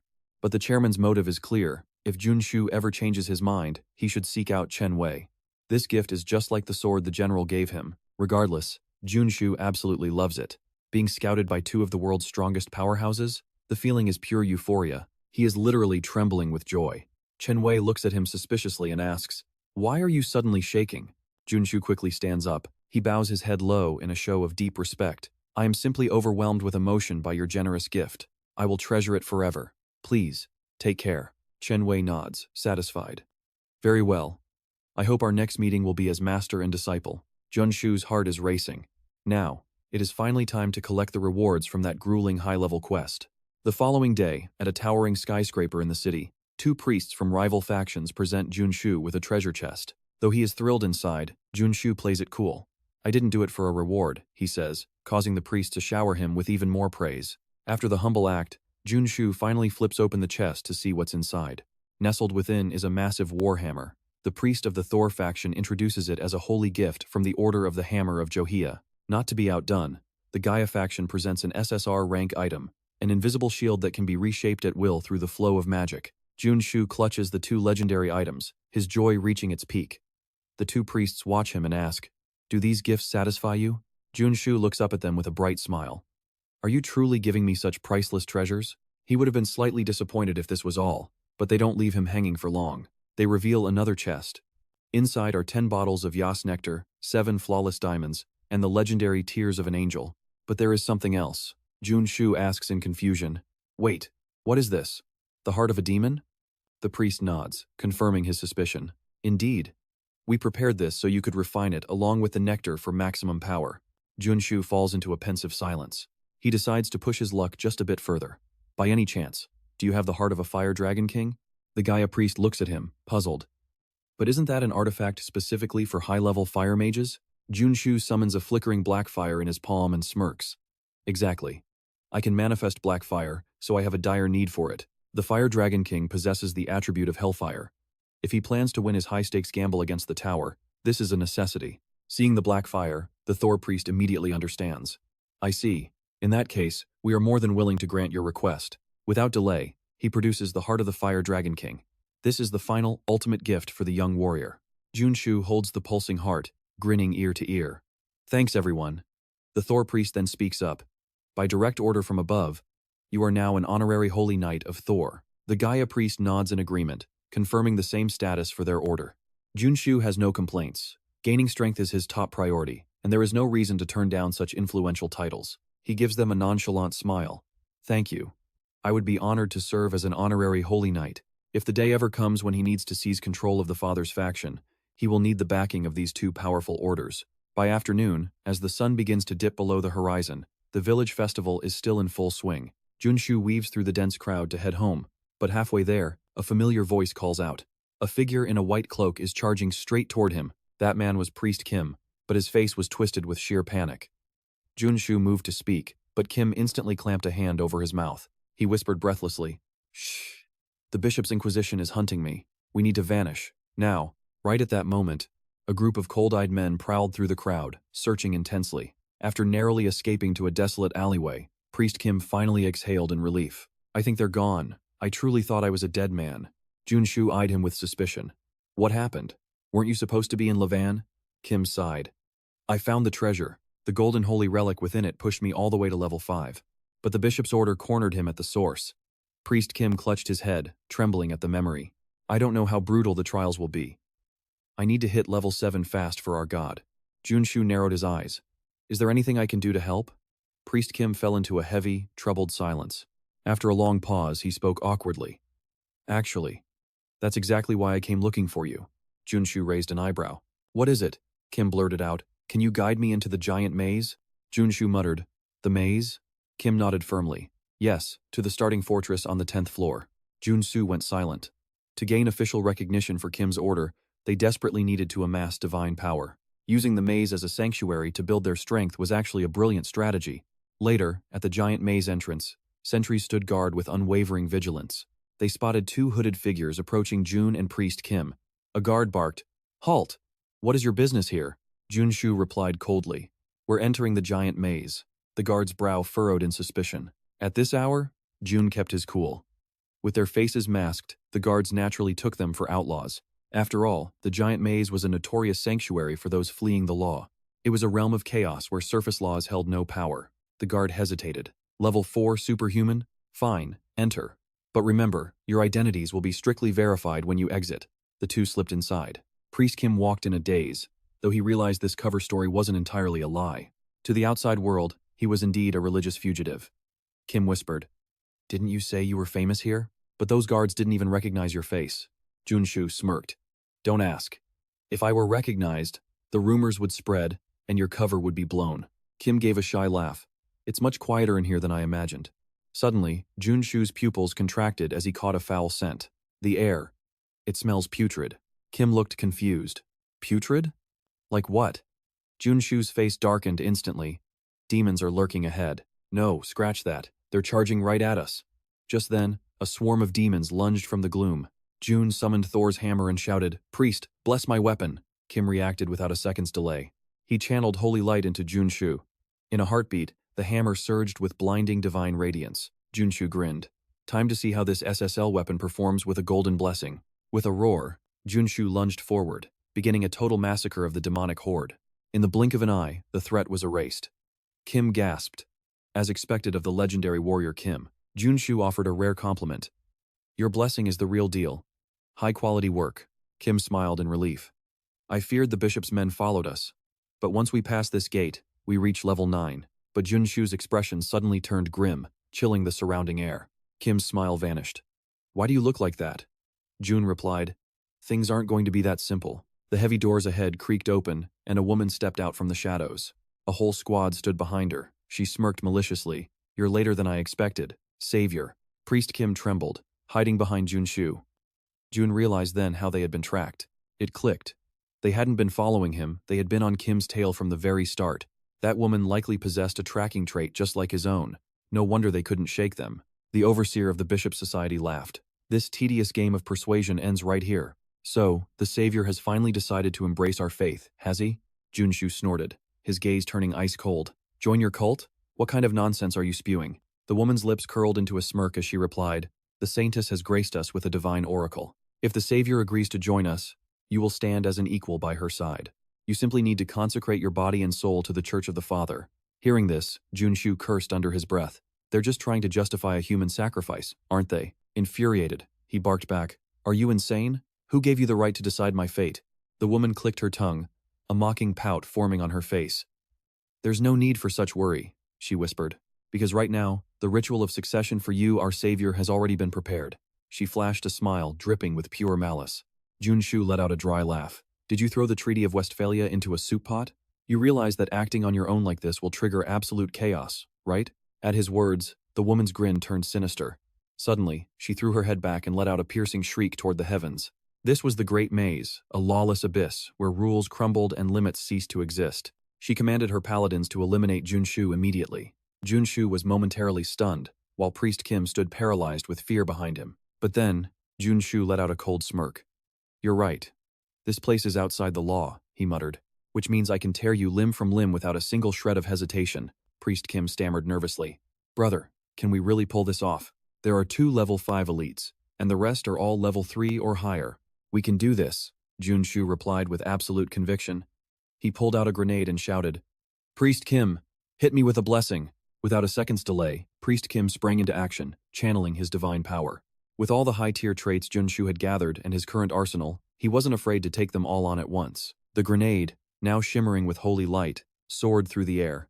A massive explosion erupted, sending a pillar of fire and smoke into the sky. However, as the dust settled, the members of the Church of the Father remained standing, completely unscathed. The lead woman sneered in contempt.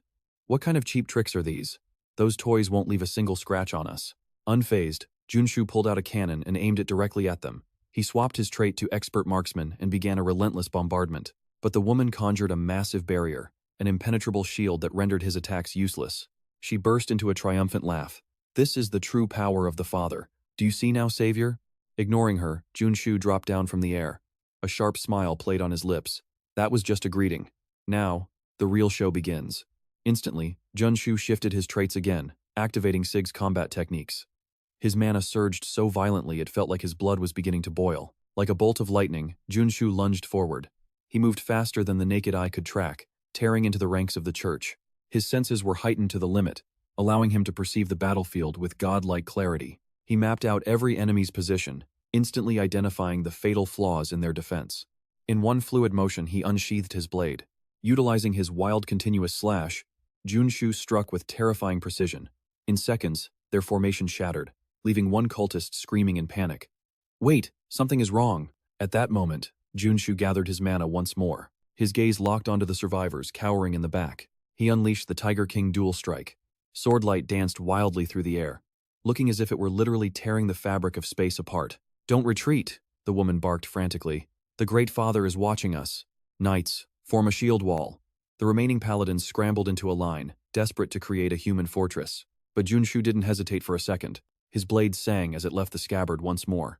This time, it was the Tiger King blast. An explosion of sword chi erupted, slamming into the knights and sending them crashing to the ground. Even the woman in the rear didn't escape, several strands of her hair being sliced clean off. Overseer, the enemy is pushing us back, the paladins cried. What are your orders? The woman replied coldly. Accept your deaths with glory. Ignoring the confusion of her men, she began to laugh hysterically. Your deaths will please the Father in the divine realm.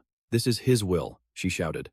Despite their numbers and levels, they were nothing before Junsu. He was completely overwhelming the elite paladins with sheer, brute force.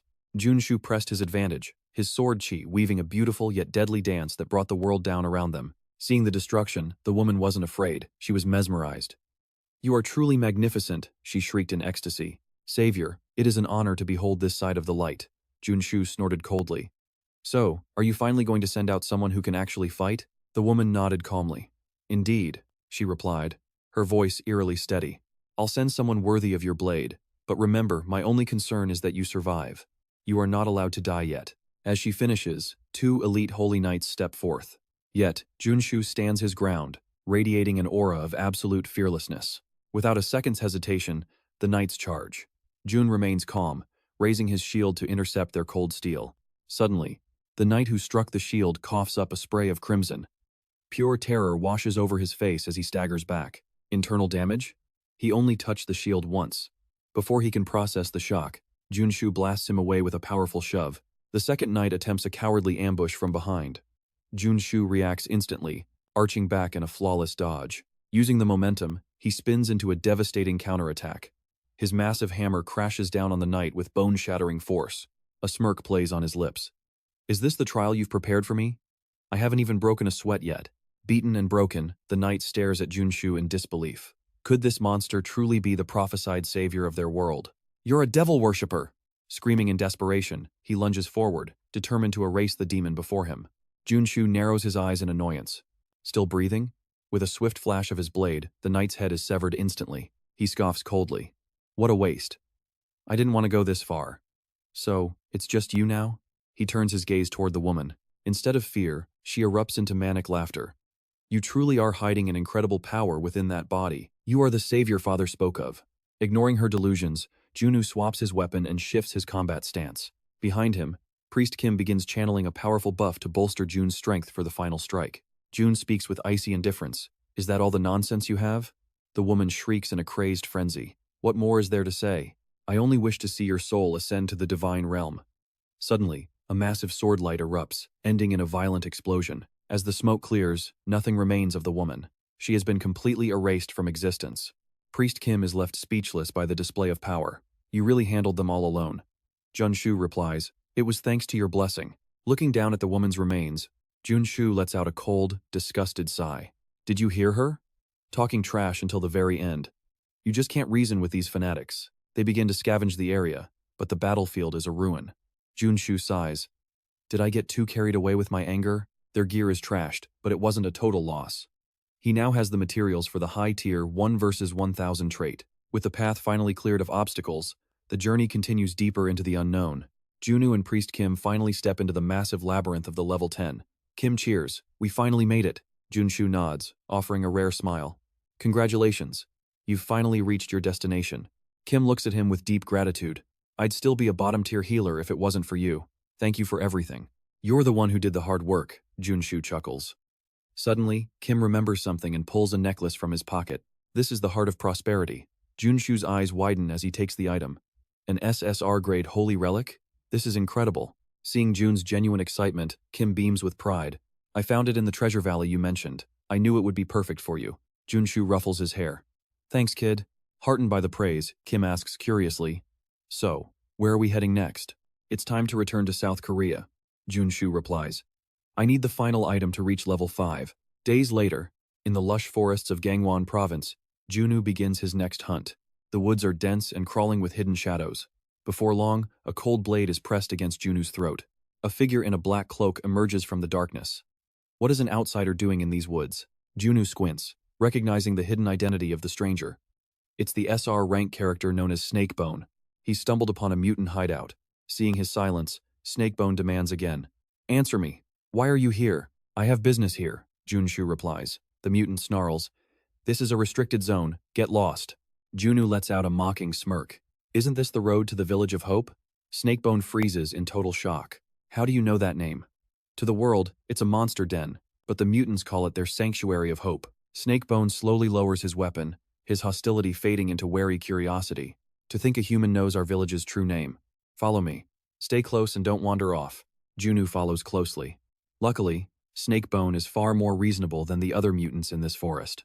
Soon, the Village of Hope reveals itself a vibrant, blooming paradise where mutants live in unexpected peace. As Snakebone led Junsu into the heart of the village, the mutant creatures bared their fangs, their eyes burning with lethal suspicion. Suddenly, a mountain of fur blocked their path, a massive, hulking bear. He narrowed his eyes at Snakebone, growling, "Why have you brought a human into our sanctuary?" "He knows our name," Snakebone replied calmly, "and he claims he has a proposition that requires your attention." The great bear leaned down, his heavy breath hitting Junsu's face as he inspected him. "I've never seen your kind here. Speak, what is your business?" Junsu took a steadying breath, masking his nerves behind a calm exterior. "I've come to ask for a favor." The bear's brow furrowed in pure confusion. After a tense silence, Junsu finally made his request. "I need magic cores from mutant beasts. I was wondering if we could strike a deal." Before he could even finish, the bear's massive paw slammed into him. Junsu was sent flying through the air, saved from a total blackout only by his diamond body trait. Seeing the boy still standing after such a blow, the great bear let out a primal roar and charged forward with murderous intent. "Impressive durability. Now you've earned a real death," the bear bellowed. Junsu cried out in panic, "Wait, what are you doing? I mean no harm." In that moment, he realized his fatal mistake. To these mutants, magic cores weren't just items, they were the sacred remains of their fallen kin. The bear lunged again, his claws gleaming with a terrifying, sharp energy as he let out a deafening war cry. "If these were the corpses of your own family, would you sell them for a few silver coins?" The air rippled. This beast was actually projecting sword aura from his claws. A bear using sword aura. Junsu's mind reeled in shock, but he had no time to ponder the impossible. He had to stop the assault immediately. "Please, just calm down. I'll pay a price that makes it worth your while, I promise." "I told you, I don't want your human money," the bear thundered. But instead of gold, Junsu reached deep into his bag for a different kind of treasure. A strange, blinding light emanated from the object, forcing the bear to recoil. "What is that?" the beast muttered, completely baffled. Expecting a legendary artifact, the mutants were stunned to see Junsu holding a simple cup of instant noodles. He smirked. "I told you I'd pay a fair price." The bear's rage flared to a boiling point. "Are you mocking me with this human trash?" Unfazed, Junsu calmly poured boiling water into the cup. "Don't be so quick to judge. Just take one bite, then we can talk." He pushed the steaming cup toward the massive beast. "Trust me, this isn't your average human snack." "I don't want it. Get out now or I'll tear you limb from limb," the bear roared. But then, the irresistible, savory aroma hit his nose. In the blink of an eye, the fierce, terrifying warrior vanished, replaced by the look of a curious, hungry puppy. Junsu let out a satisfied grin. No mutant with a heightened sense of smell could ever resist the ultimate culinary weapon of modern humanity. The great bear actually sat down, staring intently at the noodles. I've never smelled anything like this in my entire life. "I heard your village was struggling to find decent food," Junsu said softly. The bear huffed. "Humph. It seems you've done your homework." Junsu shrugged his shoulders with a playful glint in his eyes. "Just try it. Don't you want to know why humans go absolutely crazy for these?" The bear hesitated, his pride battling his overwhelming hunger. Suddenly, his entire demeanor shifted. "As the chief, I'm only eating this to study human culture, not because it smells delicious." With that excuse, he inhaled the entire cup in seconds. The moment the flavor hit his tongue, the bear's eyes nearly popped out of his head. It was a taste explosion that felt like a trip to paradise. The springy texture of the noodles and the rich, spicy broth filled his stomach with a warmth and satisfaction he'd never known. It was a divine flavor that left him completely mesmerized. "How can something taste this incredible?" he whispered. Is there any more?" Junsu nodded, pulling out a massive hoard of supplies. "I brought plenty today. Everyone should come over and have a taste." He began handing out a variety of gourmet snacks to the surrounding mutants, turning the tense standoff into a grand feast. Knowing their palates were different, Junsu had specially prepared these portions by seasoning them with magic powder. The mutant swarm began eating like they were possessed, their hostility melting away into pure bliss. Junsu watched with a satisfied smile. But just as things were looking up, Snakebone picked up a seasoning jar and spoke up suspiciously. "Wait a minute. This is magic powder. Is this truly safe for our kind to eat?" At his words, the entire village fell into a panicked silence. The chief's eyes narrowed back onto Junsu. The boy sighed. He understood their fear. If a mutant absorbed energy incorrectly, their core could explode. Thinking quickly, Junsu flashed a confident smile. "If you don't believe me, why don't you ask your guardian for the truth?" He was referring to the legendary prophet and elder of the monster village, the sacred world tree.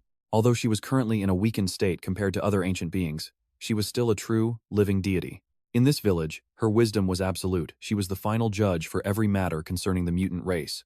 The chief rushed the powder to the base of the tree for inspection. After receiving a telepathic answer, he asked in disbelief, "Is it really true?" The sacred tree's voice echoed with ancient grace. "Yes, this is rank 0 core powder, purified by holy water. It is a magnificent supplement for you all."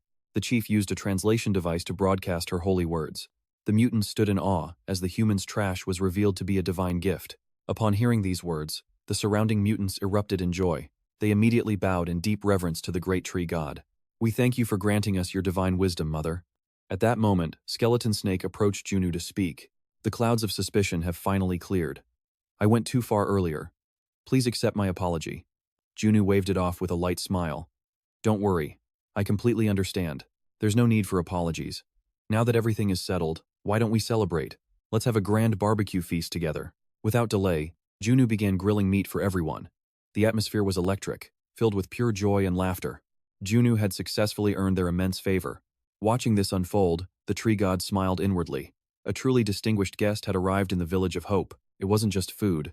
Junsu even shared his stash of alcohol. After a massive gulp of soju, the great bear let out a boisterous laugh. "Now I see why humans are so obsessed with this stuff. This is legendary," Junsu chuckled. "I'm just glad it suits your taste, Chief." "But Chief, aren't you human as well?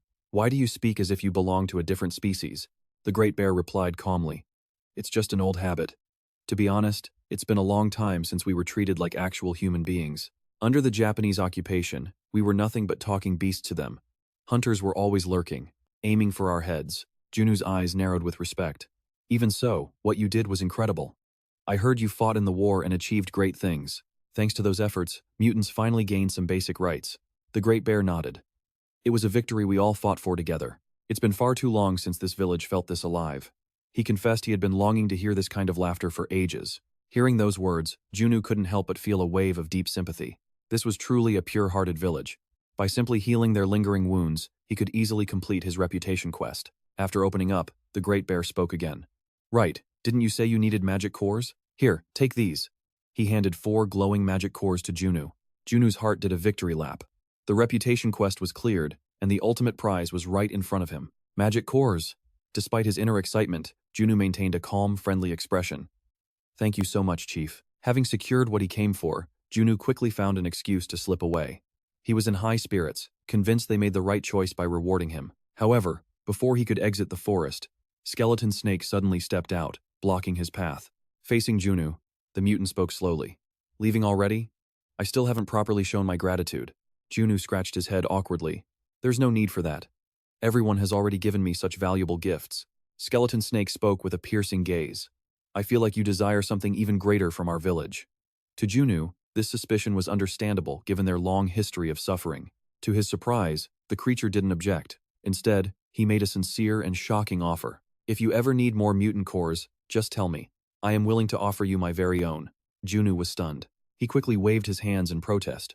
"Don't say such terrifying things. I'm not some monster who demands the hearts of the living, okay?" But Skeleton Snake remained resolute. "I am deadly serious. My mother once shared a prophecy about my destiny. She foretold that I would give a part of my body to the one who could regenerate my flesh." Junsu was once again struck with shock. Was a simple piece of meat really that valuable? This seemed to be the start of Skeleton Snake's personal quest. But Junsu had never heard of a magic core like this. After a moment of thought, Junsu wondered if it was just a metaphor for something else entirely, rather than a literal magic core. Skeleton Snake nodded slightly. "Perhaps. When the time comes, I will know for certain." After chatting a bit longer, Junsu finally left the Village of Hope. Upon his return, his first priority was selecting a new base of operations. His eyes sparkled with excitement at the sight. Finally, this massive mansion was going to be his new home. The estate was breathtaking, with a garden spanning 3,000 square meters and a luxurious pool shimmering in the yard. But the real reason he chose it lay beneath a private, secret training hall in the basement. It was far more spacious and better equipped than his previous one. Junsu was genuinely thrilled. He shouted in excitement, never imagining he would ever live in such opulence. Just then, Choi Seo entered. Seeing Junsu laughing like a madman, he asked curiously, "Superman Kim, is it really that great?" Junsu scratched his head, slightly embarrassed. "Director Choi, thank you for recommending such an incredible place." Choi Seo chuckled and waved it off. "It's nothing. But tell me, what prompted such a sudden move?" Junsu began to explain his reasoning. "My students will be training here now, so I wanted to give them a better facility. Plus, I need a little more privacy for myself." And as for that room I requested, Choi Seo gave a knowing wink. Of course, it's already prepared and waiting. Inside the mansion was a massive, high-tech laboratory. As Junsu stepped inside, a mystical spirit suddenly manifested. Greetings, Master. I am the magic spirit assigned to assist you. How may I serve you today? Junsu entered the testing chamber with a focused expression. Let's start with a full body scan. From this point on, the leveling up process would become extremely complex.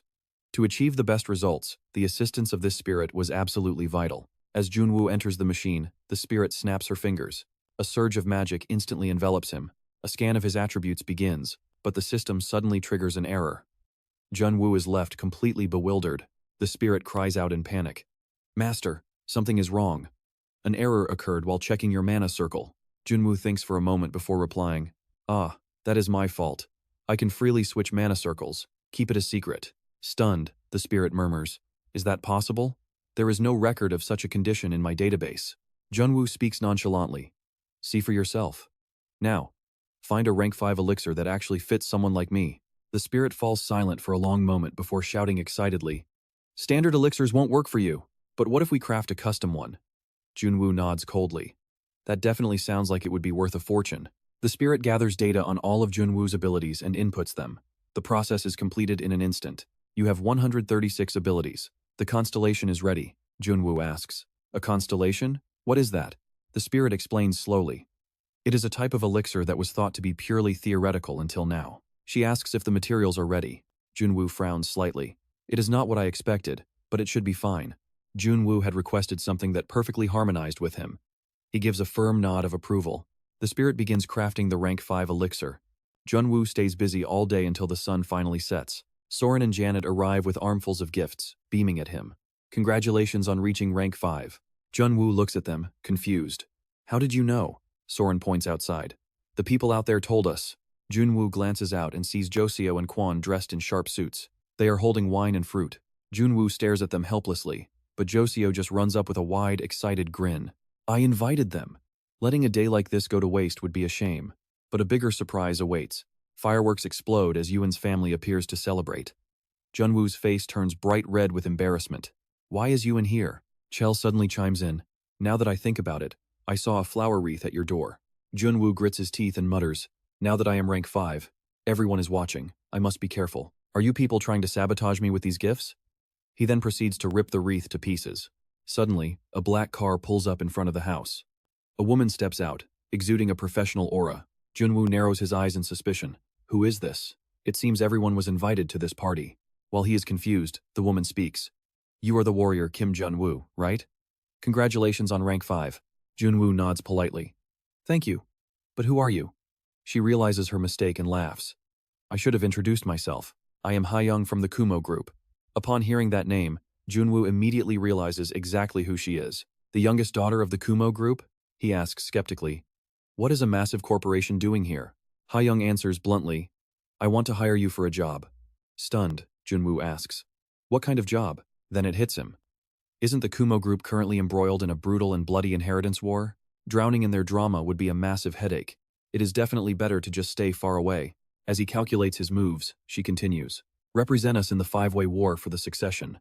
The rewards are legendary. She pulls out a firearm as she speaks.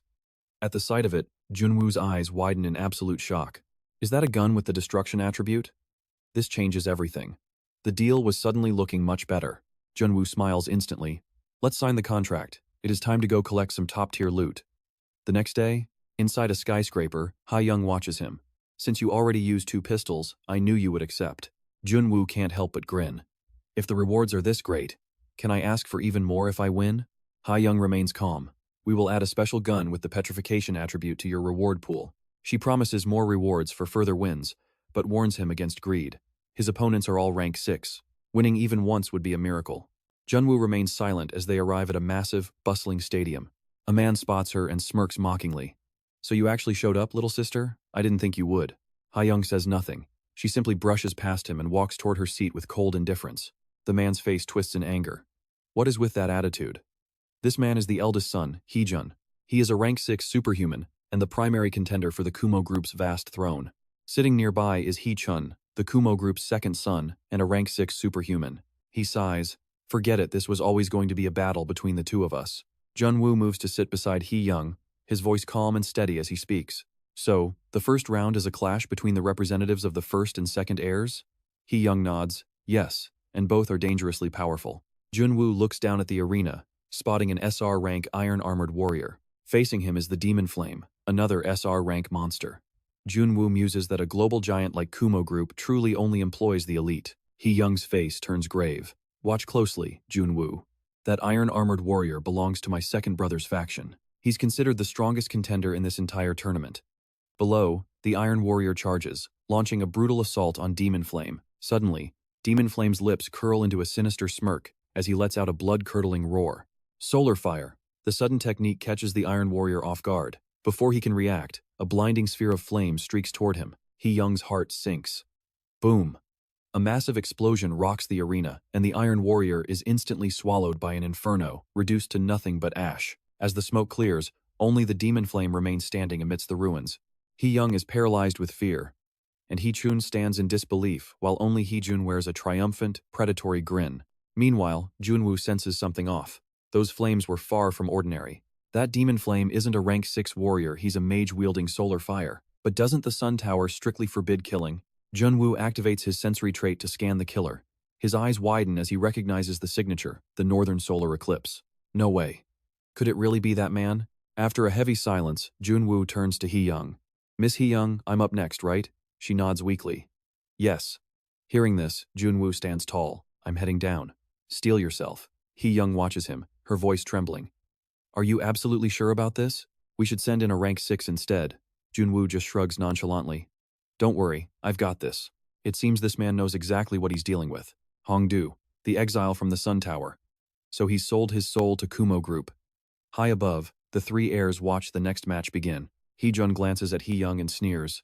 Let's see if our little sister's warrior can even survive the Demon Flame. Junwoo steps into the arena, the black tiger sword gripped firmly in his hand. Hee-jun looks on, momentarily surprised, but he's certain no swordsman can withstand the solar fire. To him, Junwoo is just another corpse in the making. Junwoo locks eyes with Hongdu and speaks coldly.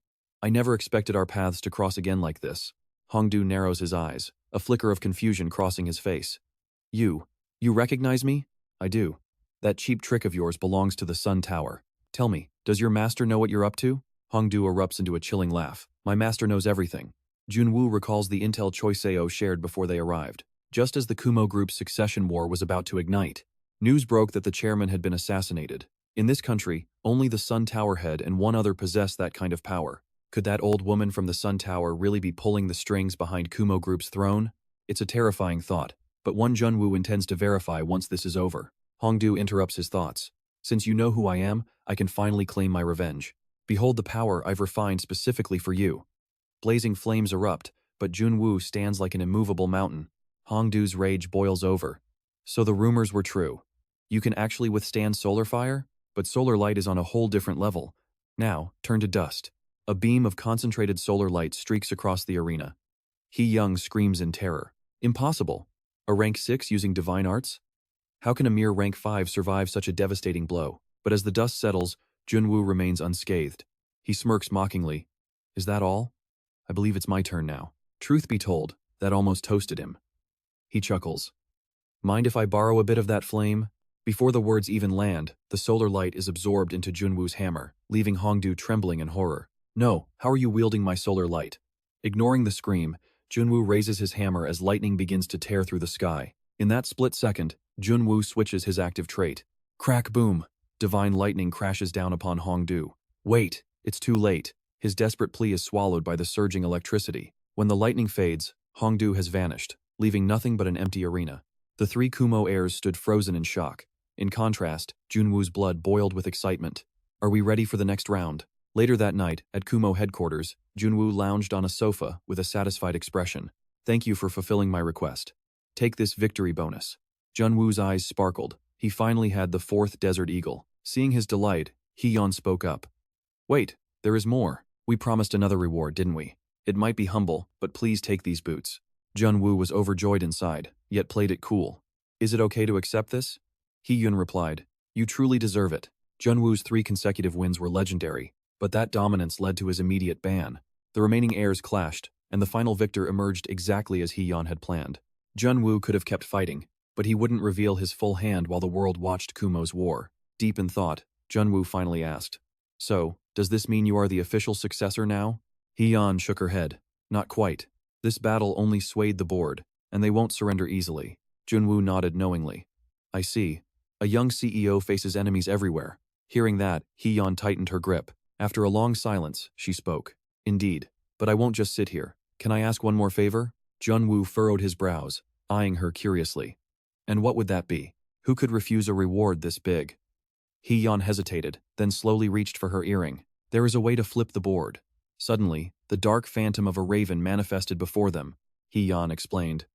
"The raven chip contains a mutagenic agent that only reacts to my family's DNA. If you use it, I can reach level 7 and turn the tables." Junwoo immediately grasped the situation. Hee-yeon was willing to gamble everything on this mutation. Without hesitation, Junwoo nodded. "Fine. Let's do it." "Truly?" Hee-yeon asked, stunned. Junwoo replied softly, "Of course. Only a fool would turn this down." That night, deep in the DM Group's basement, a black raven circled silently, undetected by any security. Perched on its back, Junwoo smirked. "Found it." Hours earlier, Hee-yeon offered to double his pay for the chip. Seconds later, she piled a mountain of gold bars roughly 10 billion G onto the table. Junwoo was momentarily speechless.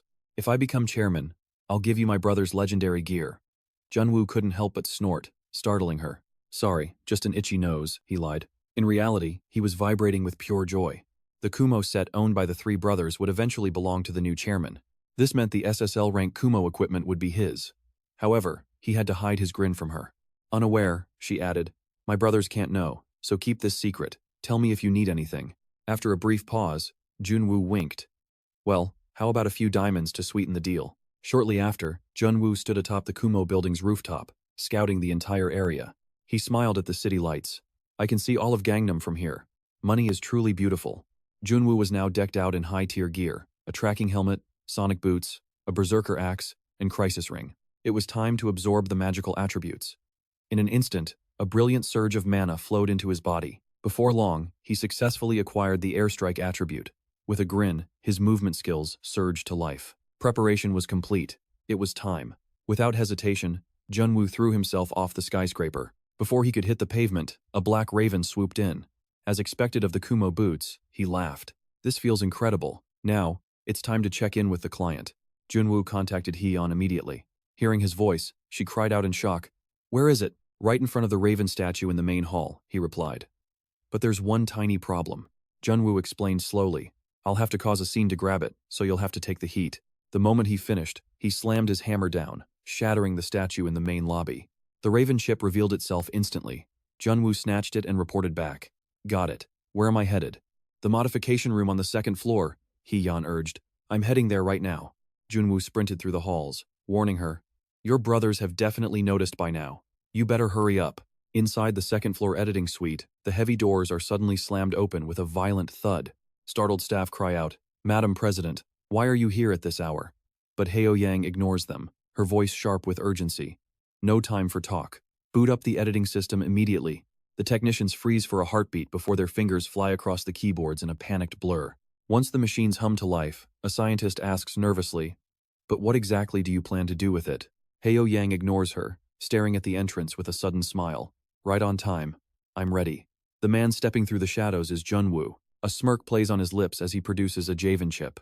"Then let's get started." He hands the glowing device to Heo-yang. She accepts the chip and steps into the heart of the editing chamber, her voice calm. "I'm leaving the outside world in your hands." Junwoo gives a steady nod. "Don't worry. I'll be right here, guarding your path until the very end." With his word, Heo-yang's hesitation vanishes as she activates the chip. She stands tall within the machine's glow, her gaze burning with an unbreakable resolve. There is no turning back now. Suddenly, a roar of pure rage shatters the air as Heo-jun and Heo-chun storm toward the room, making Junwoo turn his head. The two brothers look ready to kill. Heo-jun snarls, "You little brat. Trying to pull a fast one behind my back? Stop her now." But Junwoo steps into their path like an immovable wall, his expression cold and unyielding. "I can't let you take another step," he declares. Heo-jun glares, his voice dripping with venom. "You think beating a few low lives makes you a match for me? Do you even have the slightest clue who you're standing against right now?" Junwoo lets out a mocking laugh.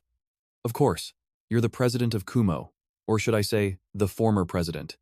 Hyo-jun's face turns a furious shade of crimson. You bastard. Hyo-jun growls. But Hyo-chun steps forward, restraining the master of the Black Tiger sword. Hyo-jun scowls. But Hyo-chun remains chillingly calm as he addresses the warrior before them. No matter how skilled you are, you can't possibly hope to face two rank 6 superhumans at once. He offers a deal, promising Junwoo a reward far greater than whatever Hyo-young promised if they negotiate instead of fighting. He even offers him the vice director of security position at Kumo. Junwoo's eyes narrow in silence before a sharp, mocking grin breaks across his face. What a pathetic offer. You're asking me to sell out a client who can't even defend herself? That's the logic of a total loser. His words ignite a wildfire of fury in the eyes of the Hyo brothers. Before they can speak, Junwoo continues his taunt. If the reward was triple, I might have thought about it, but I would never accept such garbage. Unable to contain his rage, Hyo-jun draws his sword and lunges with lethal intent. Junwoo barely raises his shield in time, the impact vibrating through his bones. A rank 6 truly possesses terrifying power. Fighting both would be suicide, but taking them on one-on-one? He won't lose that easily. Suddenly, blood sprays as a fresh gash opens on Hyo-jun's abdomen. Junwoo smirks. Oops. My hand slipped. Seeing his brother wounded, Hyo-chun raises his firearm and unleashes a barrage. Junwoo instantly deploys a reinforced energy barrier. At that exact moment, a new trait awakens within him. He can feel his shield becoming denser and stronger than ever before. Go ahead, fire all you want. I won't budge a single inch from this spot. While Junwoo is occupied with Hyo-chun, Hyo-jun seizes the opening and charges toward the editing machine. But before his hand can touch the glass, a bullet of freezing blue light streaks through the air. Hyo-chun gasps in horror. Hyo-jun's body is instantly encased in ice, frozen solid. Hyo-chun screams, "You damn rat! Where did you get that weapon?" But Junwoo has already vanished into thin air, reappearing like a ghost behind Hyo-chun. In a flash, he switches his active trait to airstrike mode.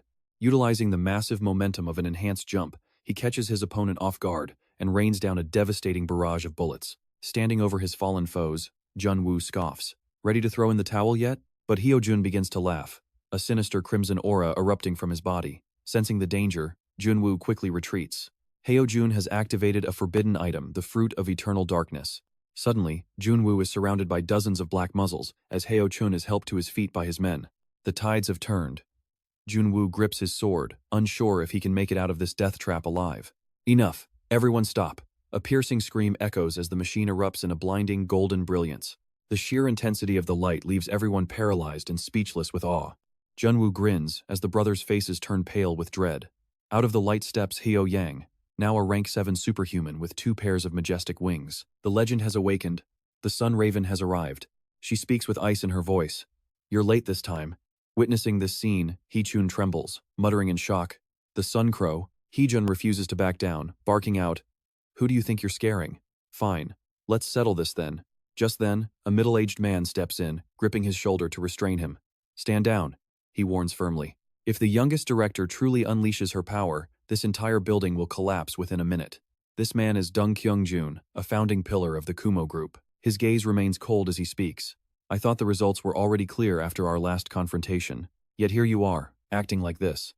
Are you really planning to ignore the process approved by the shareholders? Stuttering, Hee-jun tries to explain. Father-in-law, that wasn't my intention, but Kyung-jun cuts him off with a chilling glare. If that wasn't your intention, are you plotting something else besides the chairman's demise? Hee-jun's face pales, rendered utterly speechless. Turning his attention toward Hee-yeon, Kyung-jun finally speaks up. Congratulations on reaching level 7, Chairman Seong-han. I'll see you at the shareholders' meeting to elect our next leader. With a respectful bow, he leads his men out. Days later, Hee-yeon sits on her private balcony, sipping wine as she reflects. Following tradition, my brothers have withdrawn from all business activities and moved to the United States. Junwoo smiles brightly, offering his congratulations. You're about to become the new chairman of the Kumo Group. It's all thanks to you, Hee-yeon says gratefully. Did you receive the items my brothers promised you as agreed? Yes, of course. Junwoo nods. Call me if you have any more requests. Thanks to her, he has finally completed the Kumo set. Hee-yeon hesitates for a moment before speaking up. Actually, I have one more request I'd like to ask of you. Junwoo perks up, his curiosity piqued. What kind of request is it this time? Suddenly, Hee-yeon reveals an SSR-grade men's ring, leaving him stunned. Before he can react, she drops to one knee in a sudden proposal. Hero, will you marry me? Junwoo stands there, completely frozen like stone. He quickly waves his hands in a frantic rejection. I'm sorry, but I can't accept this. Hee-yeon gasps in shock. What? But why not? I'm not lacking anything as a partner. She's right, she has beauty and wealth. But Junwoo shakes his head. You're just not my type. Hee-yeon mutters in disbelief. This is absurd. Why is such a trivial matter so important to people like us? It actually matters a lot, Junwoo says firmly. I want to marry someone who has genuine feelings for me. Not someone like you, who only sees me as a tool to consolidate your power. Stunned by his words, Hee-yeon lets out a helpless sigh. You really are an unpredictable man. Raising her glass, she tries a different approach. Then, how about a partnership? We help each other whenever needed. Does that work? Deal, Junwoo agrees without a second thought. They clink their glasses, officially sealing their new alliance. Late that night, Junwoo finally settles into a car for the long ride home. Thinking back to the proposal, he can't help but sigh. He feels like he just tossed away a life of luxury, feeling a slight pang of regret. After all, he's in his prime. Marriage was too much, but dating her. Before he can finish that thought, he snaps and slaps his own face. He must focus on the Sun Tower elder. The words spoken by that man, Hong-du, were seriously suspicious. Is that old crone really as dangerous as he described? While deep in thought, Junwoo's phone suddenly rings. It's a call from the Sun Tower, perfect timing. The next day, Junwoo arrives at Phoenix Valley as planned. Strangely, there isn't a single phoenix to be seen anywhere. Just then, the Tower Master approaches from a distance, followed by Mage Kim. He greets him warmly. It's been a while. Is it Mage Kim? Or should I call you the Master of the Black Lake Sword? The Tower Master prattles on until Mage Kim irritably interrupts. Old man, can we just get straight to the point? Only then does the Tower Master finally stop his rambling. Mage Kim looks directly at Junwoo and speaks. Hero Kim, you've probably guessed it, but we called you here for a favor. Junwoo furrows his brows, sensing the gravity of the situation. Is this about the disappearance of the phoenixes? The Tower Master nods grimly. Exactly. I haven't found a single clue as to where they could have flown off to. My guess is that some kind of powerful mythical creature has captured them all. Junwoo kneels to examine the ground. It's possible, but have you considered they might have been illegally hunted? The Tower Master shakes his head. That's highly unlikely. Our security measures here are absolute. Junwoo narrows his eyes, his voice steady. But what if the culprit is someone at the level of a magic tower elder? Mage Kim frowns at the suggestion. An elder-level threat? That is possible, but who would dare? Meanwhile, the Tower Master's rage began to boil. His teeth ground together in fury. Abusing the phoenix is a blatant violation of the rules. Master of the Black Lake Sword, can you track down the one responsible? Without hesitation, Junwoo replied. I'll find the missing birds and the culprit, but I'll need an extra fee. Soon, a speedboat tore through the waves near Phoenix Valley, at a speed that made Junwoo nauseous. Mage Kim sat at the helm, beaming. Hey, why did you choose this vehicle as your down payment? I never dreamed of driving it. My grandfather treasures this boat above all else. Junwoo replied flatly. It's for the mission. We need extreme speed to catch that thing. They were hunting a blue-feathered phoenix. Earlier, while Junwoo was working, Mage Kim had noticed it. He asked, Sir, what is that? Junwoo smirked. You can recognize it? Impressive. It was a phoenix, but not a natural one. Junwoo had just unlocked a new crafting trait from the system. Moments later, Junwoo spoke up. All right, Mage. I'm going to need a bit of your blood. Without warning, Junwoo grabbed Kim's hand and began drawing out the vital essence. Back in the present, Kim marveled at how a drop of his blood turned mere wire into an artificial phoenix. Junwoo explained. Your blood holds phoenix essence. We're using its tracking instinct to find the others. Soon, they reached Uliongdo Island, following the artificial bird's trail straight to their target. There they were, the missing phoenixes, but they looked horribly frail and sickly. Mage Kim muttered in disbelief. They should live over 20 years. Why do they look so depleted? Junwoo pondered before suggesting, check their mana flow. Kim nodded and began the diagnostic magic. Through his magic, a grim reality appeared. The phoenixes' hearts were hollow and empty. Kim gasped. Their mana has been siphoned dry. From their hearts to their veins, everything is burnt out. Suddenly, Kim noticed something even more shocking. Wait, these traces belong to the Eternal Sky Sect. Junwoo smiled, satisfied by the boy's sharp wit. Good. Now, contact the Tower Master immediately. The mastermind was none other than Elder Du Okebun of the Eternal Sky Sect. The Tower Master arrived in a blazing rage, screaming, That crazy woman, Du Okebun. Kim begged him to calm down. The Tower Master roared. She was caught red-handed trying to steal every single phoenix. I swear, when I catch her, Junwoo interrupted the old man's vengeful vow mid-sentence.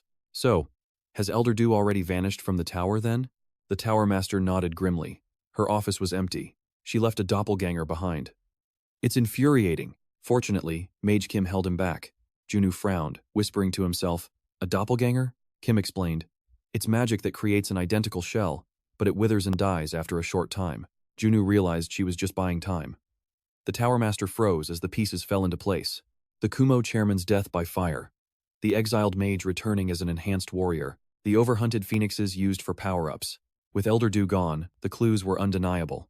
Junsu pushed his mind to the limit. Finally, he looked at the Tower Master with a piercing gaze.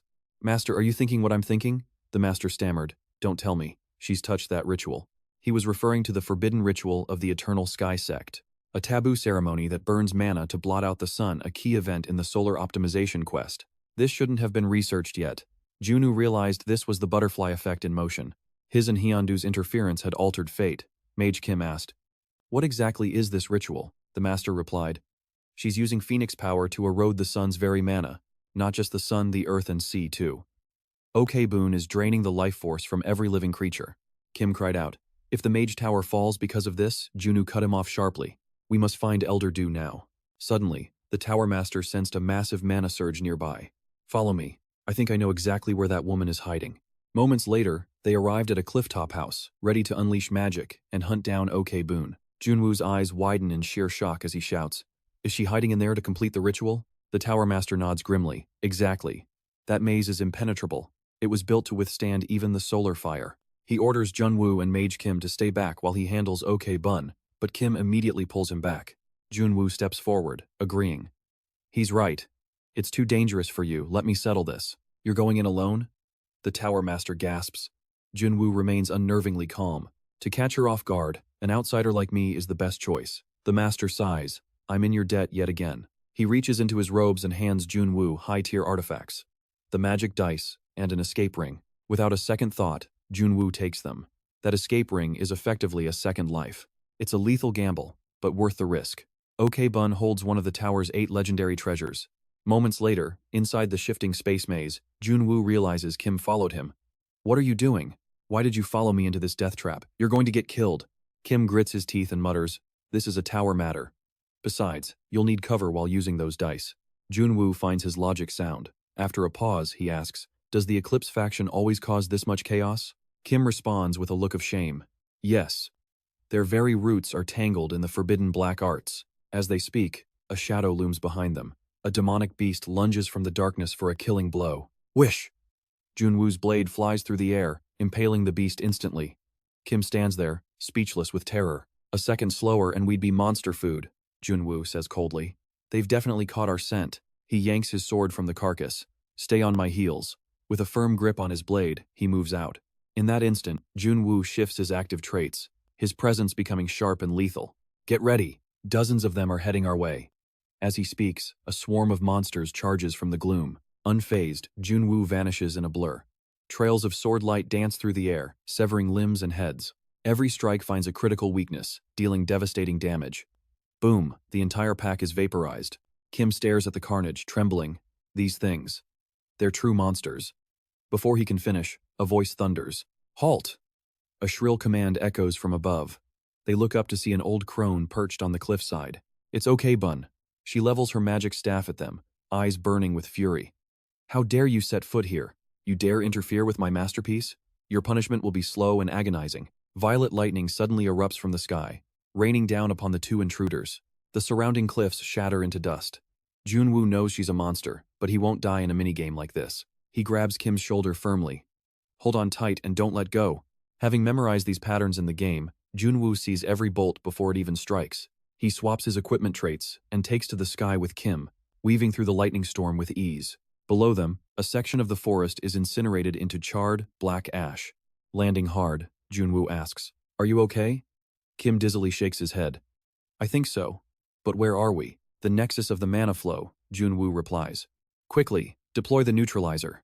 Kim bolts forward to obey, but Bun teleports in, blocking his path with a twisted sneer. "You filthy rats," she screams. "You've just dug your own graves." Mana surges again as lightning crackles around her staff. "Kim, get out of there," Junwoo roars. Kim dives away just in time as the earth where he stood is obliterated by a thunderous blast. Junwoo glares at the old witch. A level 7 mage, she's in a completely different league. One direct hit and they'll be reduced to atoms. There's no way to tank this head on. "I'll distract her," Junwoo shouts. "Finish the job and run." Kim nods frantically. "Got it." Seeing Kim slip away, Okebun's face contorts.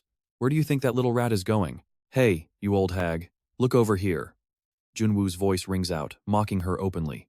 He doesn't flinch, stepping forward with a provocative glare. That sudden power boost.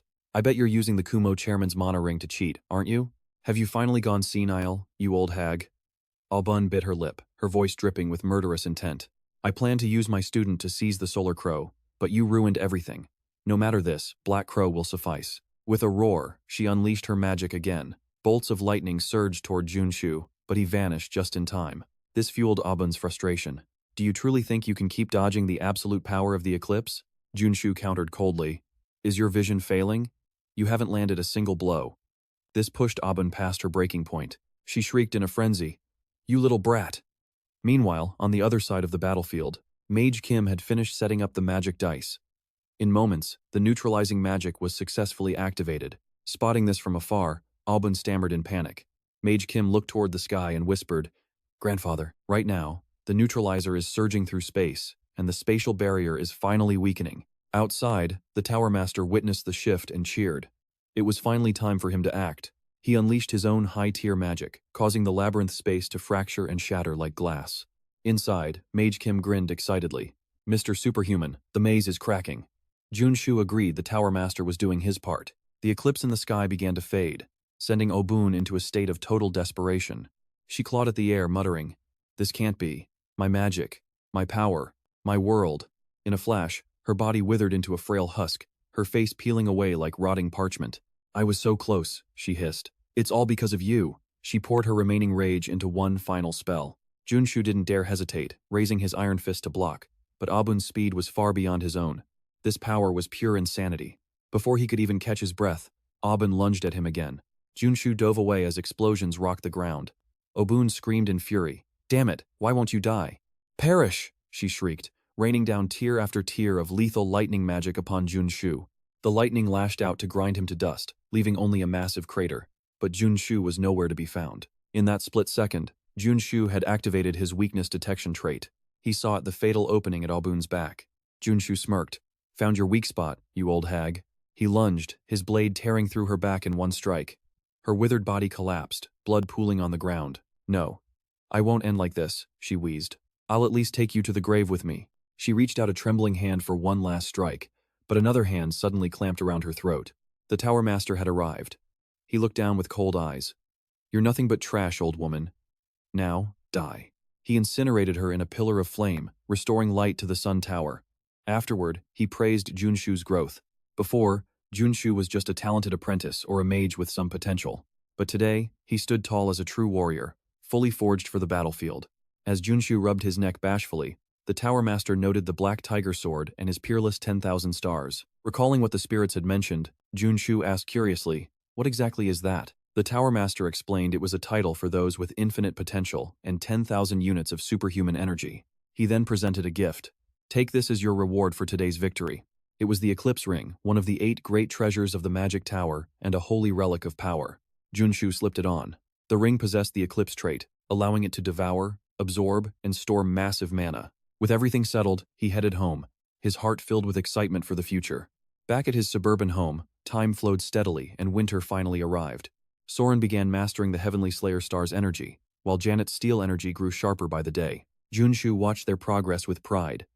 Soren would hit level 5 soon, mastering the Firestar sword style. Meanwhile, the Iron Fist influence spread nationwide as December 24th approached. That night, Junsu took Soren and Janet to the festival. They walked through the lights, breathless with wonder. Enjoy yourselves tonight, Junsu laughed. Because tomorrow, we're heading back into hellish training. Janet's smile vanished instantly. In that case, I'm heading home early, she cried, running off. Janet, wait for me, Soren shouted, chasing after her into the snowy night. December 24th marks the God-slaying festival, the day the Holy Father's death was proclaimed and the Westphalia Treaty took hold. To this world, it is a global celebration just like Christmas.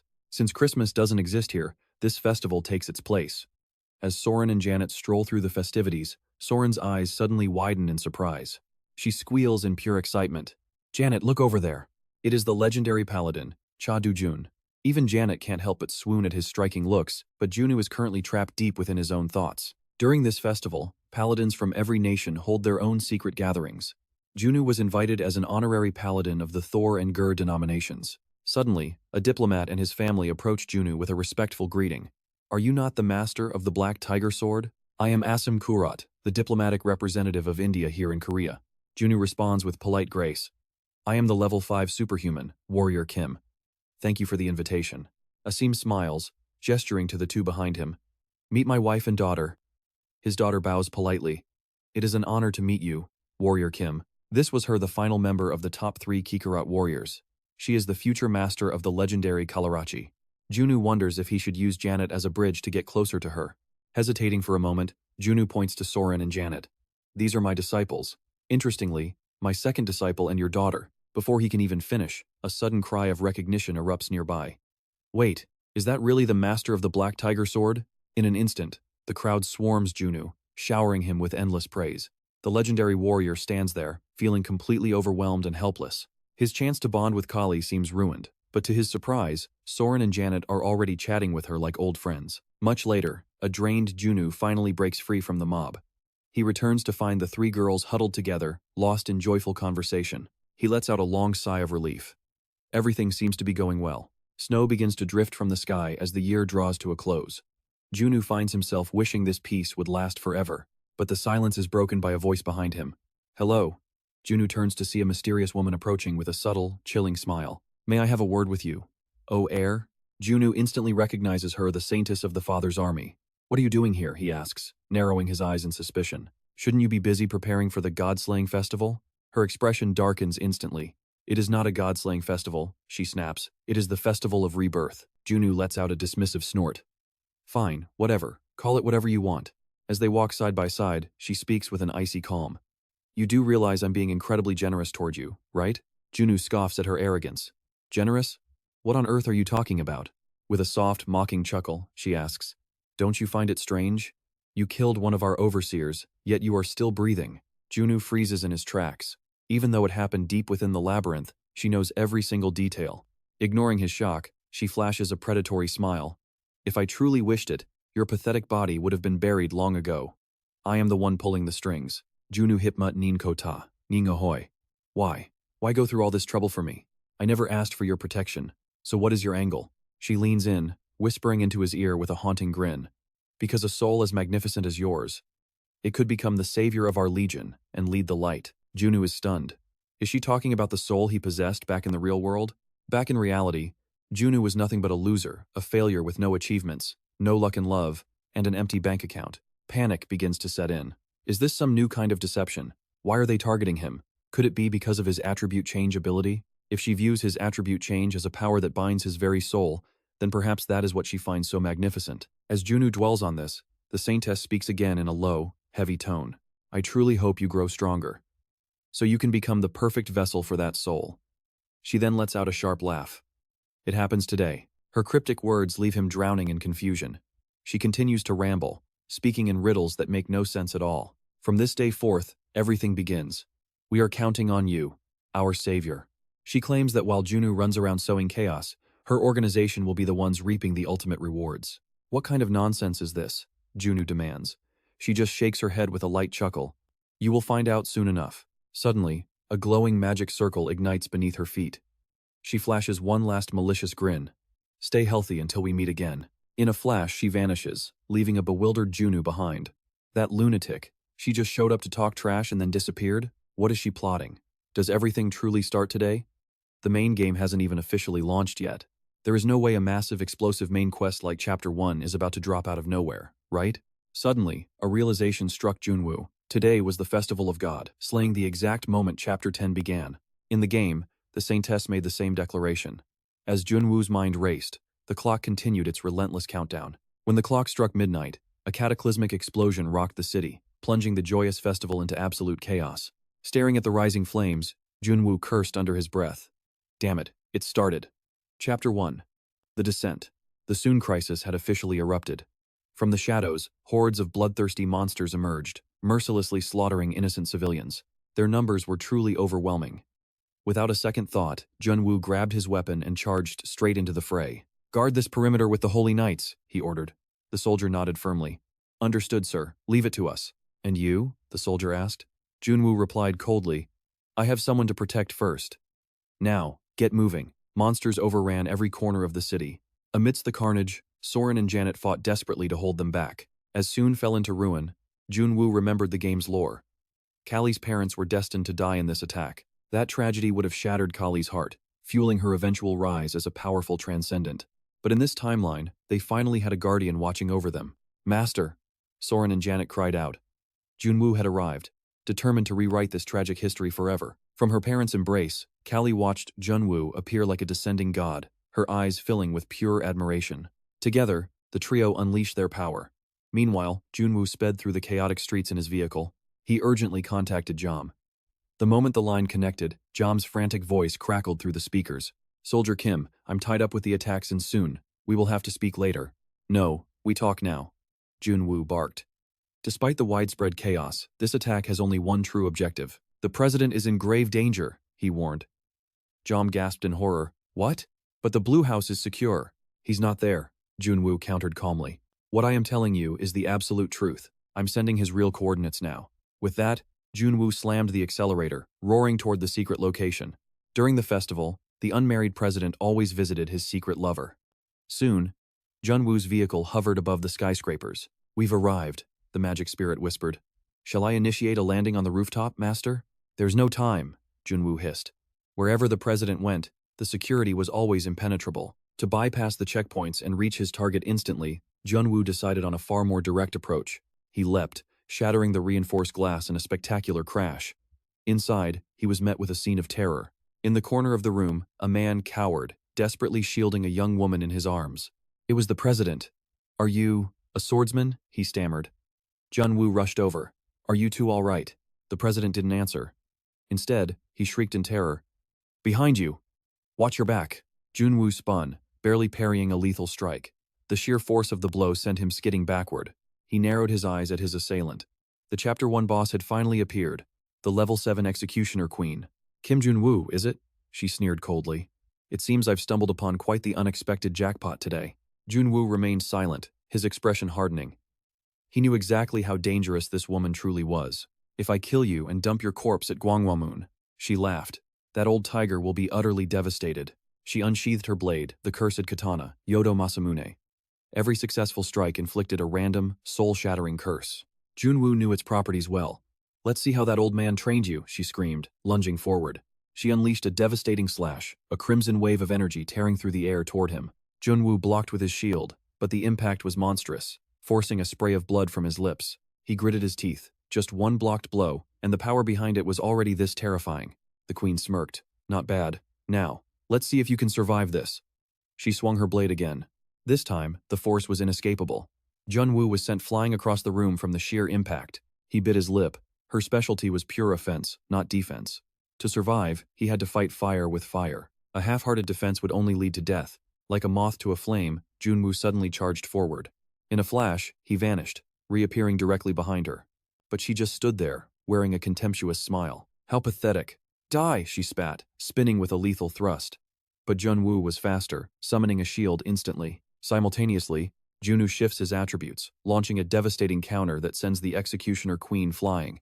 Refusing to give her a moment's peace, he charges forward like a beast, relentlessly raining down thunderous hammer blows. Forced into a desperate defense, the Executioner Queen grinds her teeth in fury.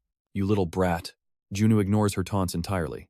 His focus is locked on her singular weakness, her vulnerability against high-pressure, close-quarters combat. One wrong move means certain death, but it's a gamble he has to take.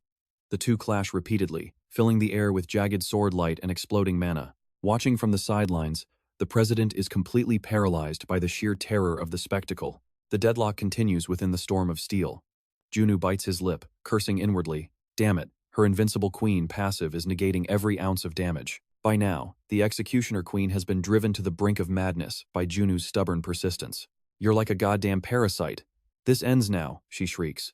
She unleashes a brutal, mana-infused slash directly into Junwoo, throwing him backward with violent force. Her eyes narrow as she glares at his battered form. You're tougher than you look, the queen says coldly. Any last words? Junwoo ignores her, instead screaming at the top of his lungs. Red, get the president out of here, now. Seizing the opening, the getaway car reaches the president's hiding spot and speeds away, vanishing in an instant. Realization hits the Executioner Queen too late. She tries to intervene in desperation, but the vehicle has already disappeared into the distance. Junsu lets out a mocking smirk, his voice dripping with sarcasm. What now? Looks like you let your target slip right through your fingers. These words ignite the queen's fury to its absolute peak. She grinds her teeth, her killing intent surging. You bastard. So this was your endgame all along. Her sword begins to dance in a lethal pattern, her ultimate trump card. Heaven and earth destruction. Junsu watches the blood-red mana swirling toward him, a flicker of genuine anxiety rising in his chest. A curse binds his feet, making escape impossible. You think I'm trapped? In your dreams. A confident smirk plays on Junsu's lips. Suddenly, his ring erupts with a blinding light. This is the escape ring, a legendary artifact designed for a one-time emergency extraction from the battlefield. Junsu grips the ring tight and shouts defiantly. Thanks for the help, you senile old hag. Mana envelops his body in an instant. When the queen's blade finally strikes, it shatters the earth, but Junsu has already vanished into thin air. Left with nothing but dust, she screams in pure, unadulterated rage. That goddamn brat. When Junsu finally materializes, he finds himself back in the safety of his own bathtub. He gasps for air, heart racing. That was a narrow escape. If it wasn't for the escape ring provided by the Tower Master, he'd be a corpse right now. That was way too close, he mutters. He wonders if the general has reached the building yet. Could they actually capture someone as monstrous as the Executioner Queen? It seems unlikely, but now isn't the time for worries. He needs to focus on healing. Junsu leans back, letting the warm water soothe his battered body. He eventually drifts off, only to be jolted awake by his ringing phone. He answers with a weary, annoyed groan. Hello? Immediately, Soren's panicked voice blasts through the speaker, instantly snapping him out of his lethargy. Soren starts nagging him relentlessly. Why haven't you been picking up? It's been days, you know. Junsu sighs. I was just getting some rest. But the weight of her words suddenly hits him. Wait, did you say it's been days? He asks, stunned. Exactly. Do you have any idea how worried I was? Soren snaps. You leave a cryptic message and then just vanish? Confused, Junsu checks his inbox and winces. Okay, those messages are a bit weird. He offers a sheepish apology. Soren brushes it off, her tone turning serious. Forget that. Do you even know where I am right now? Junsu frowns. Where? Soren whispers. I'm at the Blue House with Janet. The president is asking for you personally. Stepping out of the bath, Junsu regains his composure. Understood, I'll be there soon. It was time to go collect his hard-earned rewards. A short while later, Junsu arrives at the Blue House to a hero's welcome from the president. I cannot thank you enough for risking your life to save mine, the president says warmly. How is your recovery progressing?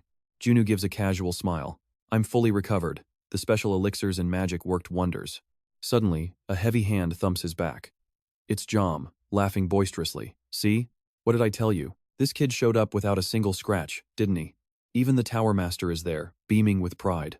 Our elixirs are top tier, after all. Don't forget to show the Magic Tower some gratitude. Junsu feels a bit overwhelmed. Why are they suddenly acting so friendly? The president steps forward, cutting through the chatter. Thank you, Warrior Kim. Please, accept this as a token of my sincere appreciation. He presents a box containing a breathtaking set of SR rank Astral Flame armor. Its core attribute is Astral Flame, true to its legendary name. This broken ability allows for setting manipulation, granting him an overwhelming advantage every time he switches forms.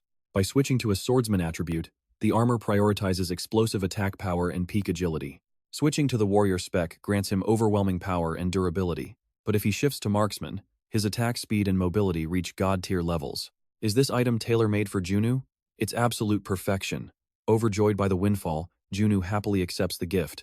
Thanks, I'll put this to good use, he says. Suddenly, a heavy hand drops onto his shoulder, catching him completely off guard. Before he can even process the situation, the Tower Master and Jom shout with excitement. All right, time to get down to the real business. Junsu is whisked away to the briefing room with the trio and the president. Standing at the center, the president speaks with a booming authority. We are currently hunting Yeren, the terrorist leader. The world knows her as the legendary Executioner Queen. Junsu stares silently at the tactical map spread across the table. He's seen this layout many times before. It's the map for the Chapter 1 mission. In the game, everything would have been cleared in the blink of an eye. That was how it was supposed to go.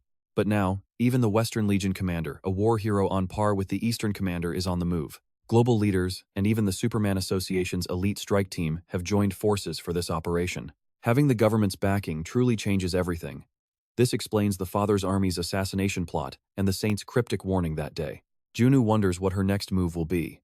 It seems Chapter 1 is reaching its climax faster than he expected. In the following days, Headlines praising Junu's heroics saturate every news outlet and social media feed. Soren and Janet beam with pride at the news. Master, the entire internet is talking about you. That battle at the Indian embassy has turned you into a superstar. With Chapter 1 seemingly winding down, Junu decides to focus on his own growth. He drives the two girls back to his private estate to begin training. But as they step out of the car, Janet spots Aim waiting there with his wife and young daughter.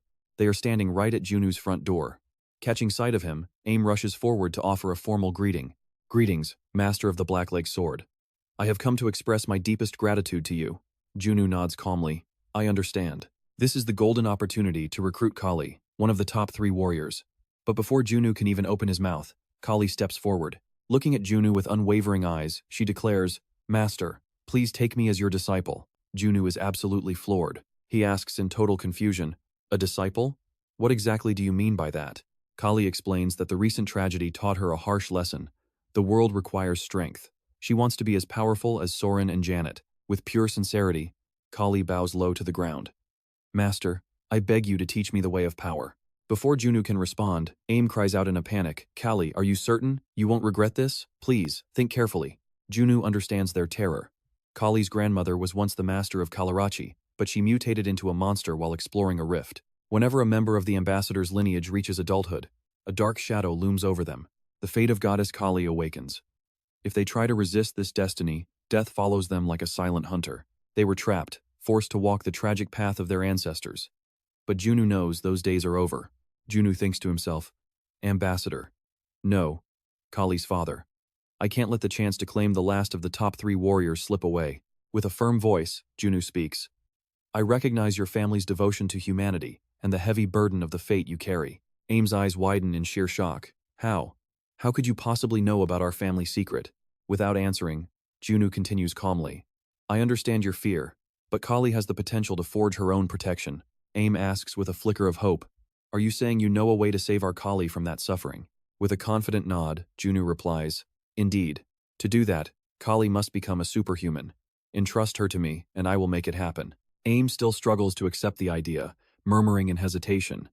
But she's an innocent child who's never even held a blade. She can't possibly become a superhuman, he pleads. There must be another way to save her. Seeing her daughter's resolve, Aim's wife steps in to persuade him. Finally, Aim looks at Kali. Is your mind truly made up? Kali nods with absolute certainty. Yes, father. I will succeed. Please place your trust in me. Aim places a loving hand on her shoulder, his voice thick with emotion. This will be a grueling path, a journey through fire. But if you are ready, then go. Defy your fate and survive.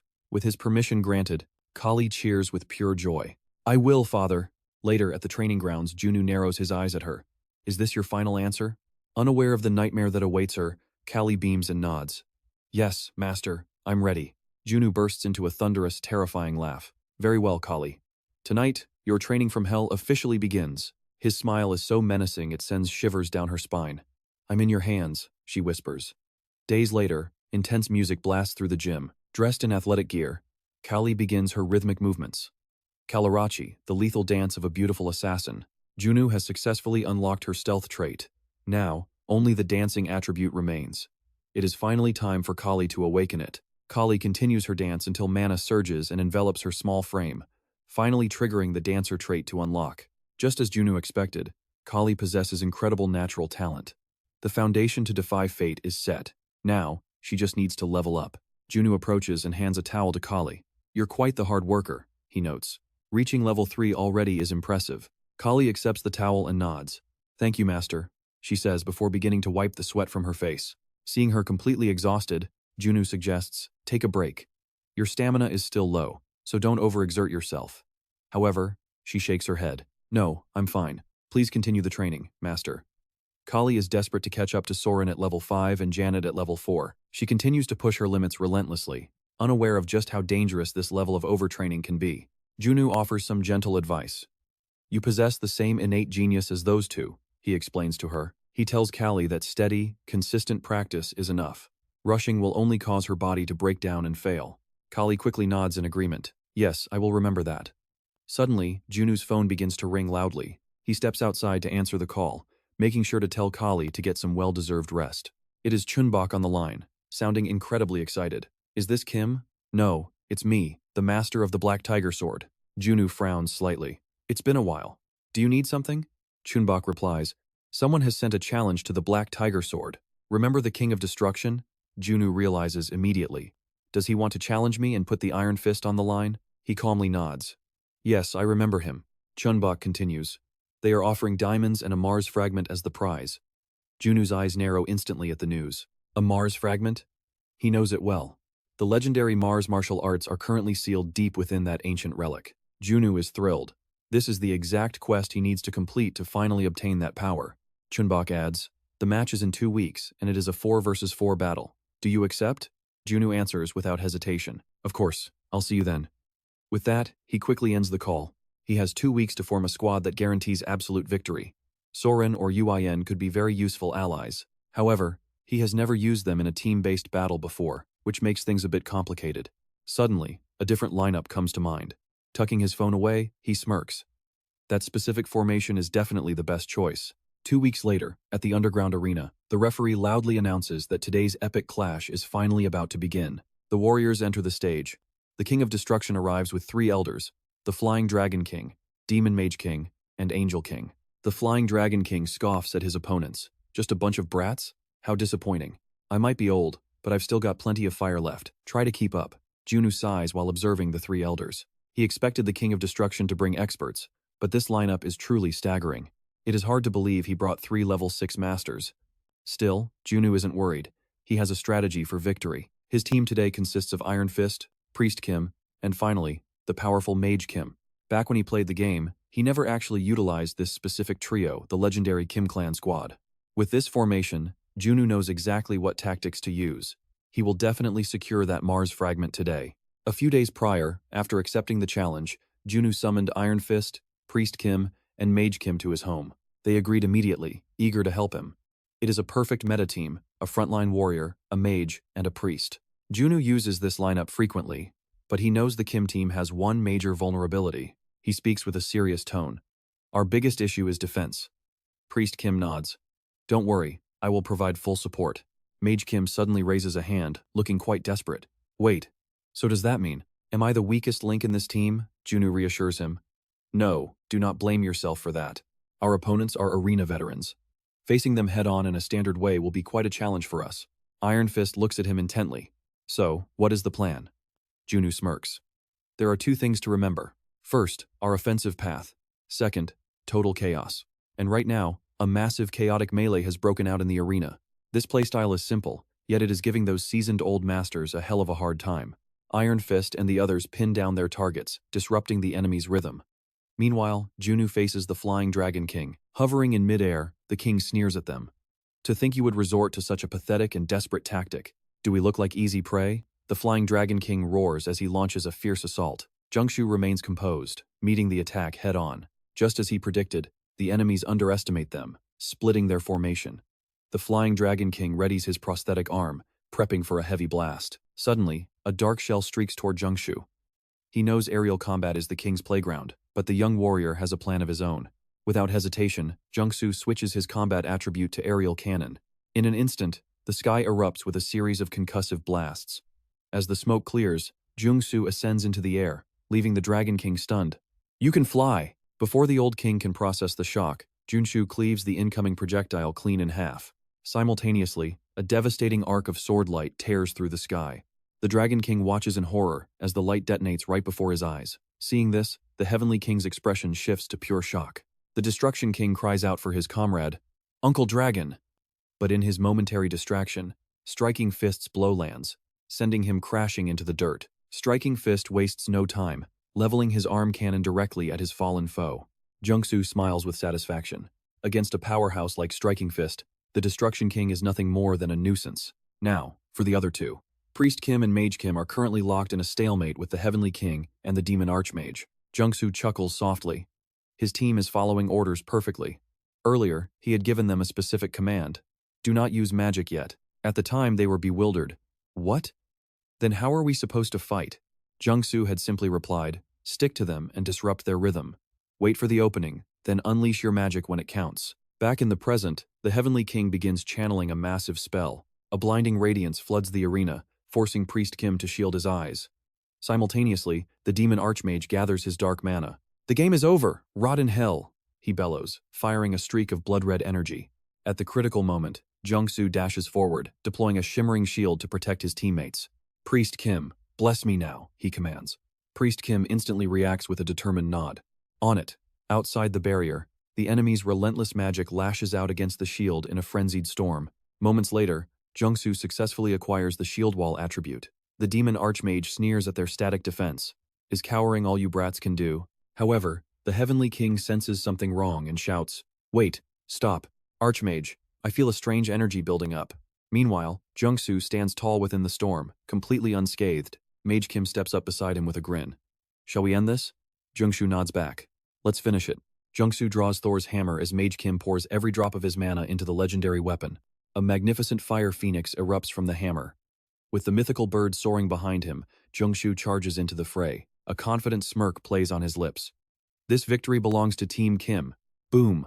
A massive explosion rocks the arena, swallowing everything in smoke. The referee's voice rings out. The match is over. Victory goes to Team Kim. Amidst the cheers, Junsu receives a new notification. Attribute acquired, Fearless. The condition was to defeat 3 high-rank enemies in a row. Thanks to the Destruction King's arrogance, the requirements were finally met. As Junsu reflects on his growth, the Destruction King approaches him. "We lost," he admits defeat. "It was a great match," Junsu replies. True to his word, the fallen king hands over the Firestar fragment. "This is what I promised," he says coldly. "The rest of the rewards will be distributed to your team members." Junsu's eyes light up. With this fragment, he can finally awaken Soren's dormant swordsmanship. Swept up in the victory, he makes a bold offer. "If you ever want a rematch, feel free to contact me." The Flying Dragon King chuckles softly. "I don't think so. I believe it's time for me to retire. Our era has passed, and a new age has begun." The team watches the legends depart in silence. The next day, inside Junsu's private training hall, arcs of sword light dance through the air as he and Soren spar intensely. Their blades clash with a rhythmic intensity until they finally break apart to catch their breath. Junsu watches the young woman closely. Soren stands tall, her voice firm. "Master, surely you're not tired yet. I'm coming at you again." She lunges forward, her body enveloped in a massive surge of mana. This is the true power of the Heavenly Slaughter Star. Hours ago, Junsu had handed her the Firestar fragment, leaving her speechless. "Huh? You're giving this to me?" she asked. Junsu had simply nodded. "It's useless in my hands," he explained. "This fragment only resonates with you, Soren." Soren clutches the artifact, her expression heavy with unease as I sense an eerie, unsettling aura radiating from it. Junsu shakes his head to reassure her. "Don't resist it. Let the mana in your body follow its natural instinct." Following his lead, Soren sits cross-legged and begins resonating with the Firestar fragment, the key to the triple sword arts. This explains why Junsu was previously unable to teach them the intricate secrets of precise mana manipulation. Before long, Soren's eyes snap open with sudden clarity. Without a moment's hesitation, she draws her blade.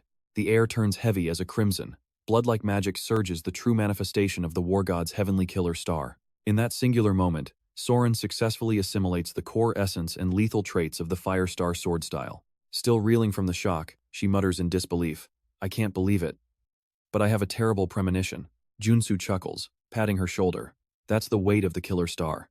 Embrace it and focus, you'll become unstoppable." Soren nods firmly, her resolve hardening. "Thank you. I truly don't know how to repay you." Junsu smirks mysteriously. "Actually, you can repay me right now." Junsu grips his sword and raises an eyebrow with a daring proposal. "How about I become your student? Teach me the Firestar sword style." Soon, they begin their intense joint training. Soren's new speed is blinding and her mana recovery is relentless, eventually forcing even Junsu to retreat under her pressure. He frowns slightly, thinking to himself that this specific sword style is absolutely game-breaking. If Kali's movements were a graceful dance, Soren's performance is a violent, chaotic symphony of war. Every time their blades clash, Junsu feels as if the entire world is being swallowed by a sea of blood. Suddenly, Soren gasps in shock. Junsu's entire aura has shifted into something far more menacing. The duel ignites again, but this time, Junsu overwhelms her, sending Soren flying backward with incredible force. A thunderous crash echoes as she hits the wall. Junsu smiles, having finally successfully copied the Firestar trait. So this is the heavenly killer star. He then realizes Soren is still sprawled comically on the ground. "Big Soren, are you okay?" he asks. She snaps back irritably. "Does it look like I'm okay?" Training concludes and Soren heads to rest, while Junsu enjoys a quiet cup of tea on the balcony. He's on the verge of reaching level 6, but he still needs a bit more combat experience and points. Checking his phone, he grins. In times like these, I need to find the right person for a job. The next day, Junsu arrives at Cho's office to pick up a new mission, greeted by Cho's playful teasing. Look who it is. Our organization's pride and top breadwinner, accompanied by Kiseok as well. Ignoring the jokes, Junsu takes a seat and gets straight to the point. So, you mentioned a major mission? Cho nods seriously. As your broker, I'll lay out the details of this high-stakes operation. He asks if Junsu heard about the terrorist alliance's downfall following the father's Chapter 1 disaster plot. Unlike the original game, this alliance was completely dismantled by a massive government-led suppression campaign. Rebuilding is impossible now, leaving the execution queen, Shin Yerin, and her scattered remnants in hiding. Cho continues. At the military's request, we've tracked down their current hideout. Kiseok sighs deeply. The problem is, one of them is hiding in a place we simply cannot reach. Junsu narrows his eyes. Is the location that dangerous? Kiseok replies, it's a monster village, and there's a mutant. Junsu feels the irony. In a monster village, even a mutant is considered part of the family. Kiseok shakes his head. Those terrorists are dangerous, but a big bear is protecting them, making things difficult. I never expected Hunter Kim to have ties to that village. It must be fate. Junsu nods, understanding the situation, yet he hesitates to accept the mission immediately. To reach level 6, he shouldn't risk a conflict with the monster village, but refusing isn't an option either. As Junsu deliberates, Kiseok slides a photo across the desk. This is our target, the man explains. It's a photo of a salamander mutant hiding in the village. Junsu studies the image with a deepening frown. You're calling this thing a mutant? Junsu asks. Kiseok nods. Yes, is there a problem? This salamander isn't a mutant, it's the high-tech biocriminal and Chapter 1 mid-boss, Salamander Sr. Realizing the terrorist tricked the big bear, Junsu accepts the quest and races toward Hope Village through the night.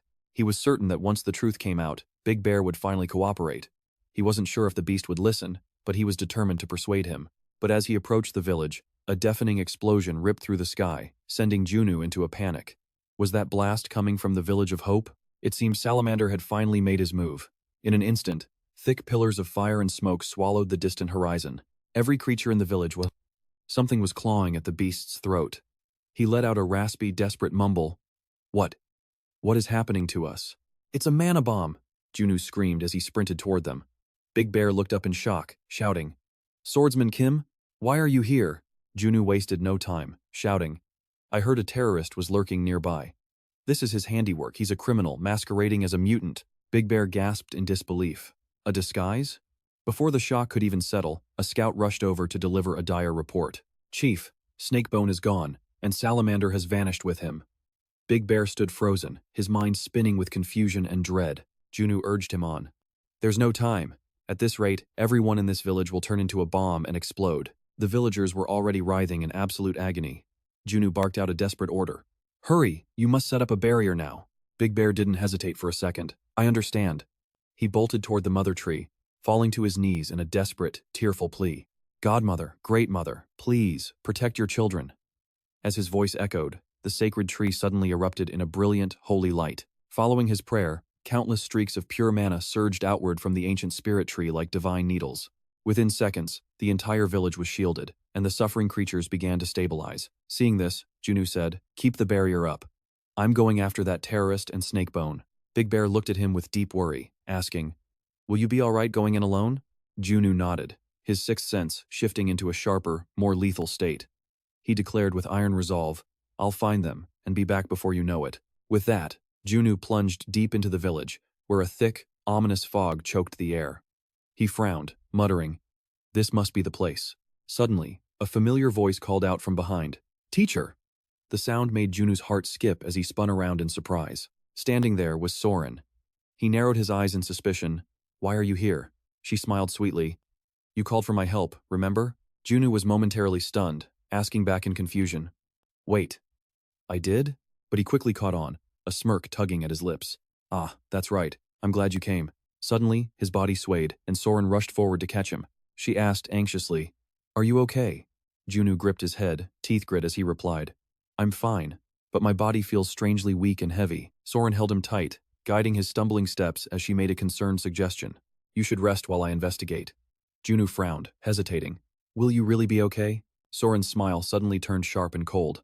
Of course, leave the rest to me, and rest in peace. Without warning, she drew a dagger and lunged straight for his heart. The metallic scent of fresh blood filled the air. But as she looked closer, Soren's eyes widened in absolute, paralyzing shock. Junsu was standing tall, and her dagger lay useless on the ground. He chuckled coldly. Did you really think I'd fall for such a pathetic illusion? Clutched in his hand was a bottle of holy water. He had stabbed his own leg to force himself awake through the searing pain. In that instant, the fake Soren exploded, dissolving into a cloud of sinister, swirling black smoke. When the mist cleared, Junsu's eyes narrowed. He saw Snakebone bound to a pillar, with strange fluids being pumped directly into its dying body. Seeing this atrocity, Junsu roared in a towering fury. You absolute lunatic! Are you actually turning living mutants into human explosives? Salamander reverted to his true form, smirking. These mutants are so gullible. Thanks to them, my masterpiece of terror is ready. And now, I've caught you too, you annoying swordsman. Junsu glared at them with pure, unadulterated contempt. You think this trash is enough to take me down? It was time to unleash everything. Fury, resilience, strike, destruction, and peerless slaughter. His legendary traits were primed for the kill. Combining these 6 powers, he prepared the Mars swordsmanship, the ultimate art designed for a 1 versus 1,000 massacre. The harmony between his traits and the Mars style was flawless in Junsu's expert, battle-hardened hands. In a flash, Salamander's soldiers were engulfed in blood-red mana, their faces contorted in sudden, overwhelming terror as death approached. Junsu's eyes burned with a berserker's madness. You picked a fight with the wrong man. Gripping his sword and hammer, he charged forward like a demon from hell. Within moments, his blade was dripping with crimson. The entire enemy force, including the mastermind Salamander, had been utterly decimated. Junsu smiled, satisfied with his terrifying new power. He quickly freed Snakebone and carried him back to the Village of Hope. Seeing the victim's horrific state, Big Bear cried out, Snakebone, what on earth happened to you?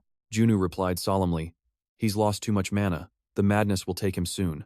Please, get him to the mother tree immediately. Understood. Big Bear nodded frantically, rushing Snakebone to the sacred tree. Mother, please, save Snakebone's life. But the only response the translator picked up was the tree god's mournful, heavy tone. It is too late. There is nothing left to do. Hearing this, Big Bear trembled, muttering in pure terror. Suddenly, a fading serpent bone reached out with a shaky hand. Bear, Big Bear rushed over, heart racing. Are you awake? Serpent Bone pleaded through the pain. Bear, please, just kill me. Panic instantly seized Big Bear's face. He roared in fury. What are you saying? Kill you? Even Junsu watched on, feeling utterly helpless. Perhaps this was the only solution. If Serpent Bone's mana core went critical, the explosion would annihilate the entire village. Big Bear wailed in agony. I can't do it. Even if it costs my life, I will never hurt you. Amidst the crushing despair, Junsu finally spoke. I have a way. Hope flared as Big Bear cried out. Really? But Junsu didn't want false hope. He hesitated, warning there was a 90% chance of failure. Any mistake would put Junsu's life at risk too. Yet, remembering their first parting, he chose to gamble everything. Despite the overwhelming danger, Big Bear spoke with unwavering resolve.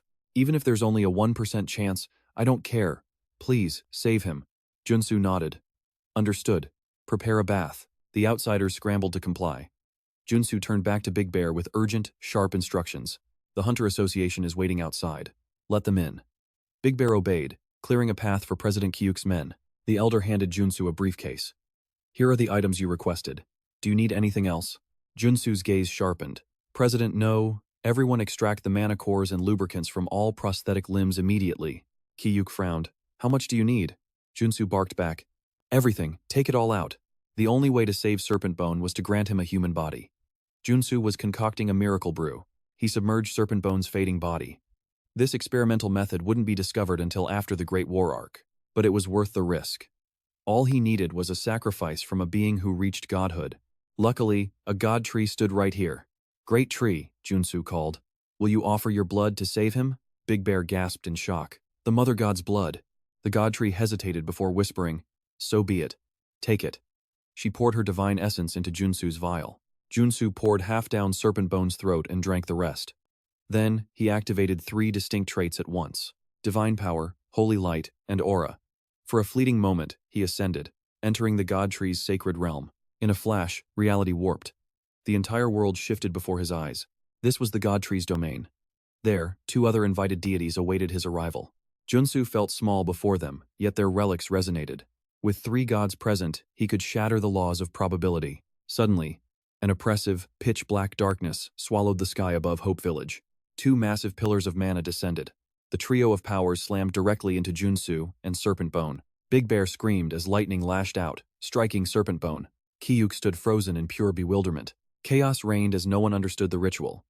Yet Junsu remained encased in a cocoon of raw mana. Thunder roared, illuminating the village in blinding flashes. When it faded, the bathtub was shrouded in thick steam. Junsu smirked.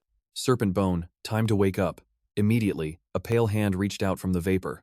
A stunning girl with flowing golden hair emerged. Junsu beamed with satisfaction. The evolution worked. She had achieved a human form. To be more precise, she was now a perfect, artificial human. Stepping out of the bath, Serpent Bone examined her new, breathtaking body with wide eyes. Junsu quickly draped a cloth over her, smiling warmly. Congratulations. Welcome to your new life. She looked at him with profound gratitude. Thank you. The wind, the scent of grass. It feels like a dream. I finally have a body. But suddenly, she stumbled, sending Big Bear into a panicked frenzy. Serpent, are you okay? Did something go wrong? Even Junsu's brow furrowed in deep suspicion. It should have worked. Amidst the confusion, she coughed, and a circular relic materialized in her hand. Junsu recognized it instantly.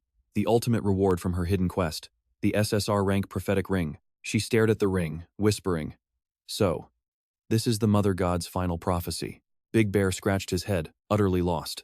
Prophecy? What's that? Serpent Bone reached out, placing the ring in Junsu's hand. With a gentle smile, she finally speaks. You've returned my very soul to me, so now, my destiny is to offer a part of my body to you. The Ring of Provision is exactly what it sounds like, a legendary device capable of revealing any data within the game. For instance, it can expose the hidden rewards inside treasure chests or unveil maps to secret, interconnected dungeons. Junsu hadn't expected such an incredible reward. As he processes this, Snakebone produces a glowing mana core and hands it over. Please, take this as well, my lord. Junsu looks at her with confusion. Wait, isn't this your own mana core? Even if she's no longer a mutant, she still needs it. But Snakebone shakes her head. If you want to reach level 6, you need my core. That is what my mother instructed. In that exact moment, the tree god suddenly trembles, dropping a single leaf into Snakebone's hand. She quickly unfurls the leaf, noticing ancient letters etched onto its surface. After scanning the text, she reveals, The Godmother has provided us the path to level 6. Junsu stands there, completely stunned. Snakebone slowly explains the requirements. According to these instructions, you will also need mana cores from other mutants. As soon as she speaks, Big Bear steps forward. You are our village's savior. I will give you every mana core I have ever hoarded. Inspired by his words, the other villagers begin shouting out, all eager to offer their own precious cores to him. Junsu wears a satisfied smile. These were likely mementos from their loved ones, yet they offered them freely. He is truly grateful. The following day, Junsu returns to the city and heads toward a massive skyscraper. His 3 disciples follow closely behind him. Soren scans the area for a long time before hesitantly asking, Does this entire building really belong to you? Junsu nods slightly. That's right, I just bought it. Money is its own form of power. Just then, Choi Seo runs toward them, waving. Greetings, Superman Kim. Junsu chuckles. Director Choi, you've arrived quite early. Choi beams with joy. Of course, I'm the manager of this building now. It is truly an honor for me. Now, allow me to give you a full tour. Hearing this, Soren and the others are overcome with excitement. The group initially plans to visit the cafeteria, but Junsu interjects. Actually, let's head to the training hall first. The 3 girls immediately panic at his words. A moment later, inside the gym, Junsu and his students begin their grueling training. Kali has reached level 3, Janet is now level 4, but Soren remains the strongest as a level 5 superhuman. Junsu joins the session himself. His speed is explosive, moving so fast that he becomes invisible to the naked eye. Having switched his class to swordsman, Junsu has finally reached level 6. After an intense workout, he stops to observe his 3 disciples. They have finally built a solid foundation. Now, he can focus entirely on his own personal advancement. Thanks to the Ring of Provision, Junsu was able to secure all the rare items required to ascend to level 6. Furthermore, he has mastered the elite Eastern Army techniques, the Black Fox sword style, and Hellfire. With these attributes, the Master Swordsman rank is close, but his current training method isn't enough to wield such power. Because of this limitation, he is struggling to perfectly control the volatile Firestar sword style. Junsu realizes it's time to visit the abode of the gods. Days later, he stands before the massive gates of a palace in Sweden, but as he attempts to enter, the guardian standing outside blocks his path. Warrior Kim, I'm afraid you are not permitted to enter here. Stunned, Junsu asks, but I am an honorary holy knight of this realm? The guard replies coldly. Even as a holy knight, Entering at only level 6 is far too dangerous. It is forbidden. Please return once you have reached level 7. Junsu sighs in resignation. He had anticipated this would happen. Legend says anyone below level 7 will perish upon meeting a god, but Junsu has a secret way in. He pulls out a mystical flower and smiles confidently. This is the mythical grade gear from Norse legend Mistletine's Regret. The guardian angel gasps in shock. You actually managed to obtain that legendary item? I understand now. Please, allow me to guide you inside. Junsu smiles, satisfied that his preparations worked perfectly. It was a good thing he had planned for this exact obstacle beforehand. A short while ago, in a Swedish square, Junsu was searching the streets for a specific quest that rewarded Mistletine's Regret. He needed to finish it before meeting Thor. Junsu recalled that he had to find several special NPCs within this market. While he is deep in thought, a heavy arm suddenly drapes over his shoulder. It is Sitmun. He laughs heartily. Long time no see. I never expected to run into you here. Junsu offers a polite smile. It really has been a while. What a coincidence. Sitmun beams. It's all thanks to the newest member of our family. We have a child now, and we've brought them here to receive a divine blessing. Junsu smiles, seeing the couple so happy. Looking back, this place was once a Norse sanctuary. Wait, isn't that the deity who blessed the children in the myths? Realizing the connection, Junsu quickly asked, Wait, are you both here to receive Frigg's blessing? But word is, she passed away long ago. Edord nodded slowly. True, but a prophecy remains. It says that within a castle drifting between the heavens and the abyss, one must seek the gem of sunset. Take that jewel to the open plains, board the airship, and restore the world to its rightful order. Only then will the gods smile again. Junsu narrowed his eyes, processing the cryptic words. According to the prophecy, the floating castle is the great palace, and this abyss must be our current location. As he pondered, Sitmun spoke up with an offer. We found the gem. Want to see? He handed the object to Junsu. Junsu took it, whispering in shock. This is the gem? So in this context, gem actually refers to forbidden knowledge? However, in the image, Junsu spotted something hauntingly familiar. Seeing his reaction, Sitmun asked anxiously, What is it? Is there a problem? This depicts the birth of the purest deity. The awakening of mistletoe. Junsu realized these two were the special people he had to meet. He had to help them get Frigg's blessing to finish his quest. His attitude flipped instantly. Brother, please, let me join you on this epic journey. And so, the trio headed for the prophetic plains, though the path below swarmed with vicious monsters. Sitmun sat at the wheel, pointing toward the horizon. That's the vessel from the prophecy, the legendary airship Skidbladnir, forged by the king of dwarves himself. Junsu followed his gaze and saw two massive ships hovering in the sky.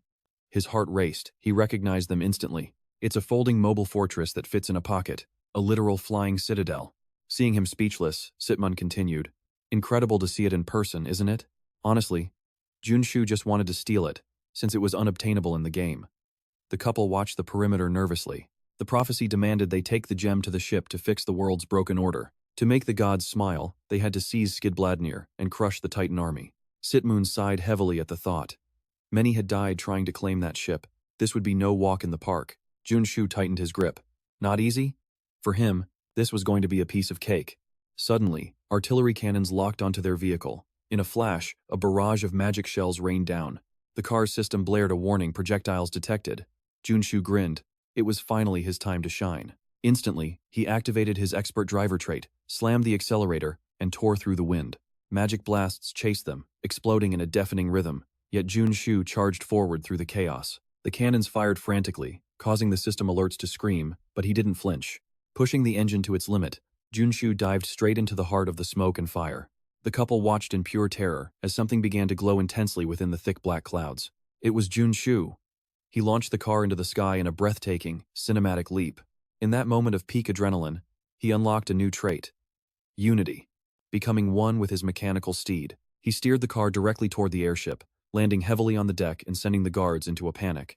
Before they could even process the intrusion, a massive explosion erupted, blasting the soldiers overboard.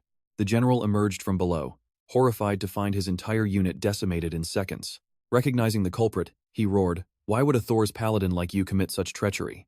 Junsu just smirked. "I don't put my faith in gods."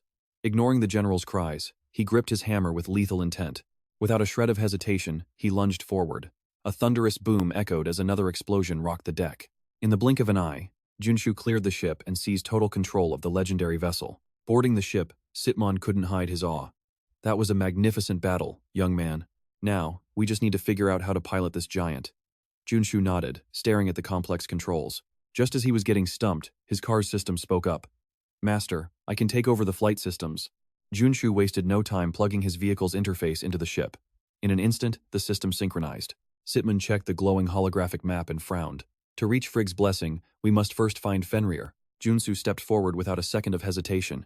I'll be the one to help you find it, he declared. With a command to the system, his ship soared away, but not before raining fire upon the fields, slaughtering the titans like helpless cattle. Watching the carnage, Junsu smiled with cold satisfaction. Now, can we finally fulfill the rest of the prophecy? Shikmun nodded gratefully. Thank you, young man. I won't forget this debt. Now, listen closely.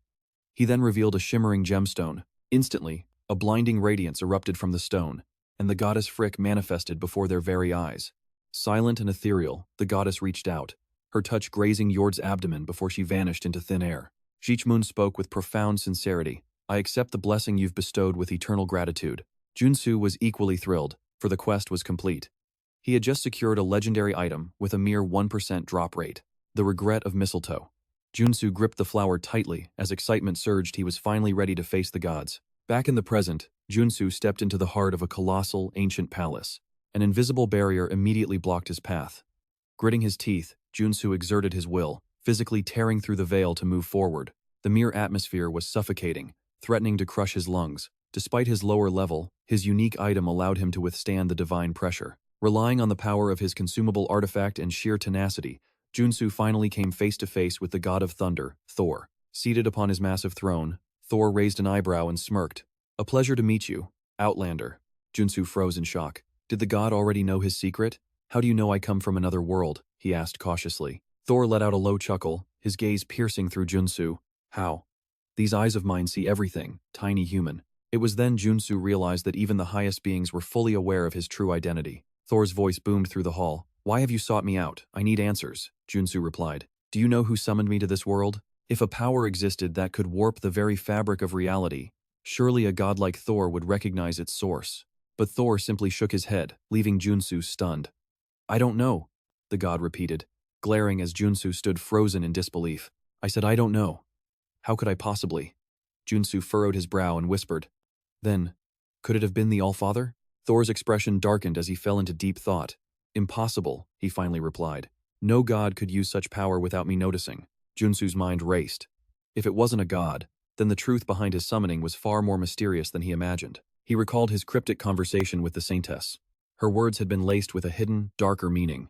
Breaking the silence, Junsu asked, Then why did she refer to me as a vessel? After a long pause, Thor answered, It's likely your soul. Its rank is extraordinarily high. Junsu blinked. Is it because I can combine different traits? Thor nodded indifferently. Exactly, that's the key. The ability to merge every type of power is a trait only transcendents possess. In the East, they call it peerless myriad stars, don't they? Junsu remembered the Tower Master mentioning this before. I've heard that term. Have you ever met anyone else like me? Thor tapped his fingers against his throne. There was one. The Heavenly Demon. Everything clicked. Junsu remembered Chen Wei's words about his resemblance to that legend. The pieces of the puzzle were finally falling into place. As Junsu reflected, Thor made an unexpected proposal. Abandon the Allfather and that wretched cult. Join me, and I shall appoint you as my divine apostle. Junsu gasped in surprise and quickly shook his head. I'm not looking to die just yet. Thor huffed with dissatisfaction. I meant after you die, you fool. Though truthfully, it wouldn't matter if that old man returned to life. Junsu pouted, skeptical of the god's casual tone. Are you actually serious right now? Thor let out a weary sigh. I'm tired of being trapped in this mindless palace. I am the god of thunder and war. According to myth, the great war of the gods ended in tragedy. When the Allfather fell, the losers were executed, and the victors were sealed away. For a warrior god like Thor, this eternal confinement was a fate worse than death. Thor suddenly spoke up again. In the end, that divine war only benefited you humans. Fine, I'll give you a little boost. Junsu stared at him, completely bewildered by the sudden shift in the god's attitude. Thor reached his hand toward Junsu, his eyes glowing. You want the power to defy the Allfather, don't you? Junsu didn't speak. He simply nodded. A wild grin spread across Thor's face. Then that power is yours. Take it. Suddenly, a massive bolt of lightning tore through the sky. Junsu's entire body was instantly swallowed by a blinding storm of pure electrical energy. Agony ripped through him as his veins bulged. Unable to hold it in, he let out a primal scream while Thor watched calmly from his throne. After enduring the searing pain, Junsu realized the truth. He had inherited Thor's divine cultivation technique and the absolute power of lightning. Thor finally spoke, his voice heavy with ancient power. "Is that all, little human?" In Junwoo's grip, the hammer crackled with newfound lightning. The agony of the process was immense, but the results were absolute. Junwoo bowed deeply to the god of thunder. "I thank you, Lord Thor." Thor gave a sharp nod. "Go now, traveler from another world." A satisfied smirk played on Junwoo's lips. The journey had been a success. He boarded his vessel and began the long journey back to Korea. Days later, Junwoo crossed into Korean airspace. He gazed calmly at the city unfolding below him. The trek had paid off beyond his wildest dreams. He had obtained the Godslayer mistletoe, a legendary weapon that could shatter immortality and even pierce Skidbladnir. Pride swelled within him as he chuckled to himself, feeling invincible. "Maybe I should take my disciples on a vacation," he thought. But suddenly, a violent tremor shook the air in the distance. His brows knit together in confusion. What's that sound? Moments later, a massive explosion erupted on the horizon. Junwoo's expression instantly twisted into a mask of fury. "That's my home! Who dared to attack my territory?" Chaos ensued as ambulances raced toward the scene. Returning to the site of the blast, Junwoo rushed to find the survivors. His speed was a blur, leaving the nearby nursing staff gasping in sheer shock. Ignoring the commotion, he burst into Director Choi's room. The man lay broken and bloodied, with Iron Fist standing guard by his side. Junwoo's voice was low and dangerous. "Director Choi. Which bastards did this?" Iron Fist bit his lip. "It looks like the remnants of those terrorists." The air in the room turned ice cold as Junwoo's face darkened with rage. He ground his teeth, his killing intent overflowing. Those cowards. They finally crossed the line. To him, Choi was more than just a business partner. In a world built on cruelty and greed, Choi had been the first person to offer him genuine kindness. He was Junwoo's most trusted right hand, the man who always had a smile. Seeing him like this, Junwoo's heart burned with self-reproach. Damn it. This is my fault for letting him handle the building alone. Suddenly, a faint, trembling voice broke the silence. "Superman. Kim." Junwoo's eyes widened. He leaned over the bed in a panic. "Director Choi. You're awake." Choi Seo gave a weak shake of his head. "I'm fine." With a trembling hand, he held out a small vial filled with blood. His voice was a strained, painful whisper. "Take this. There's something far more important inside." Junwoo frowned, his mind racing in confusion. "Your blood? Why are you giving me this?" Choi Seo managed a weak breath. "I nanotrackers into my blood and splashed it on them during the attack. Use it to find them, Junwoo." Junwoo gripped the man's hand, his voice thick with emotion. "Thank you for staying alive, Director. I'll use every miracle of modern science to heal you." Choi nodded, that same sincere smile flickering on his lips. The moment he stepped out, Junwoo's aura became suffocating. "And this time, I'm going to erase every last one of them." Soon after, Junwoo and Iron Fist arrived at the Guro District hideout. After scanning the perimeter, Iron Fist spoke up. "Superman Kim, the nanotrackers from Choi's blood lead directly here. This is the rat hole where they're hiding." The two stepped into the shadows of the building. Junwoo narrowed his eyes. "You're sure the trail ends here?" Iron Fist nodded. "Want me to level the whole place?" Guro was a haven for criminals and outcasts. Iron Fist's heavy blows were more than enough to handle them. Junwoo remained silent, contemplating his next move. He needed to crush the leader of this insurgency once and for all. Yeren, the Assassin Queen, led the Terrorist Alliance, a group that began as the Rights Alliance. It was once an organization dedicated to fighting for those discarded by society. But since they allied with the Father's Parish, simple destruction would only turn them into martyrs for their twisted cause. After a long silence, Junwoo finally spoke, his eyes gleaming with a different kind of intensity. "Violence isn't the only way to solve this. If we go in guns blazing, innocent lives will be caught in the crossfire." Iron Fist frowned. "That's true, but what else can we do?" Junwoo smirked. "We tear it down and rebuild it from the ground up." Iron Fist froze in total confusion. "Wait, what do you mean by that?" Junwoo's eyes gleamed with a sharp, calculated light. "From this moment on, we are initiating the total redevelopment of the Guro District." Iron Fist was so stunned, the cigarette fell from his mouth. Junwoo's smile was full of absolute confidence. "This is my plan." The Guro redevelopment project moved forward with unstoppable momentum. With the president's swift approval and massive funding from the Tower Master, Ha Young, and the General, the gears of change began to turn. Furthermore, the shadow of Junwoo's influence began to loom over those who thought they were safe. Fate takes a turn as Junwoo finally tracks down the terrorists' main stronghold in the Dareem suburbs. Naturally, he moves out immediately, accompanied by Ewan. Stepping up to the entrance, Yuan cracks the lock with a grin. It's open, master. Junsu nods in admiration.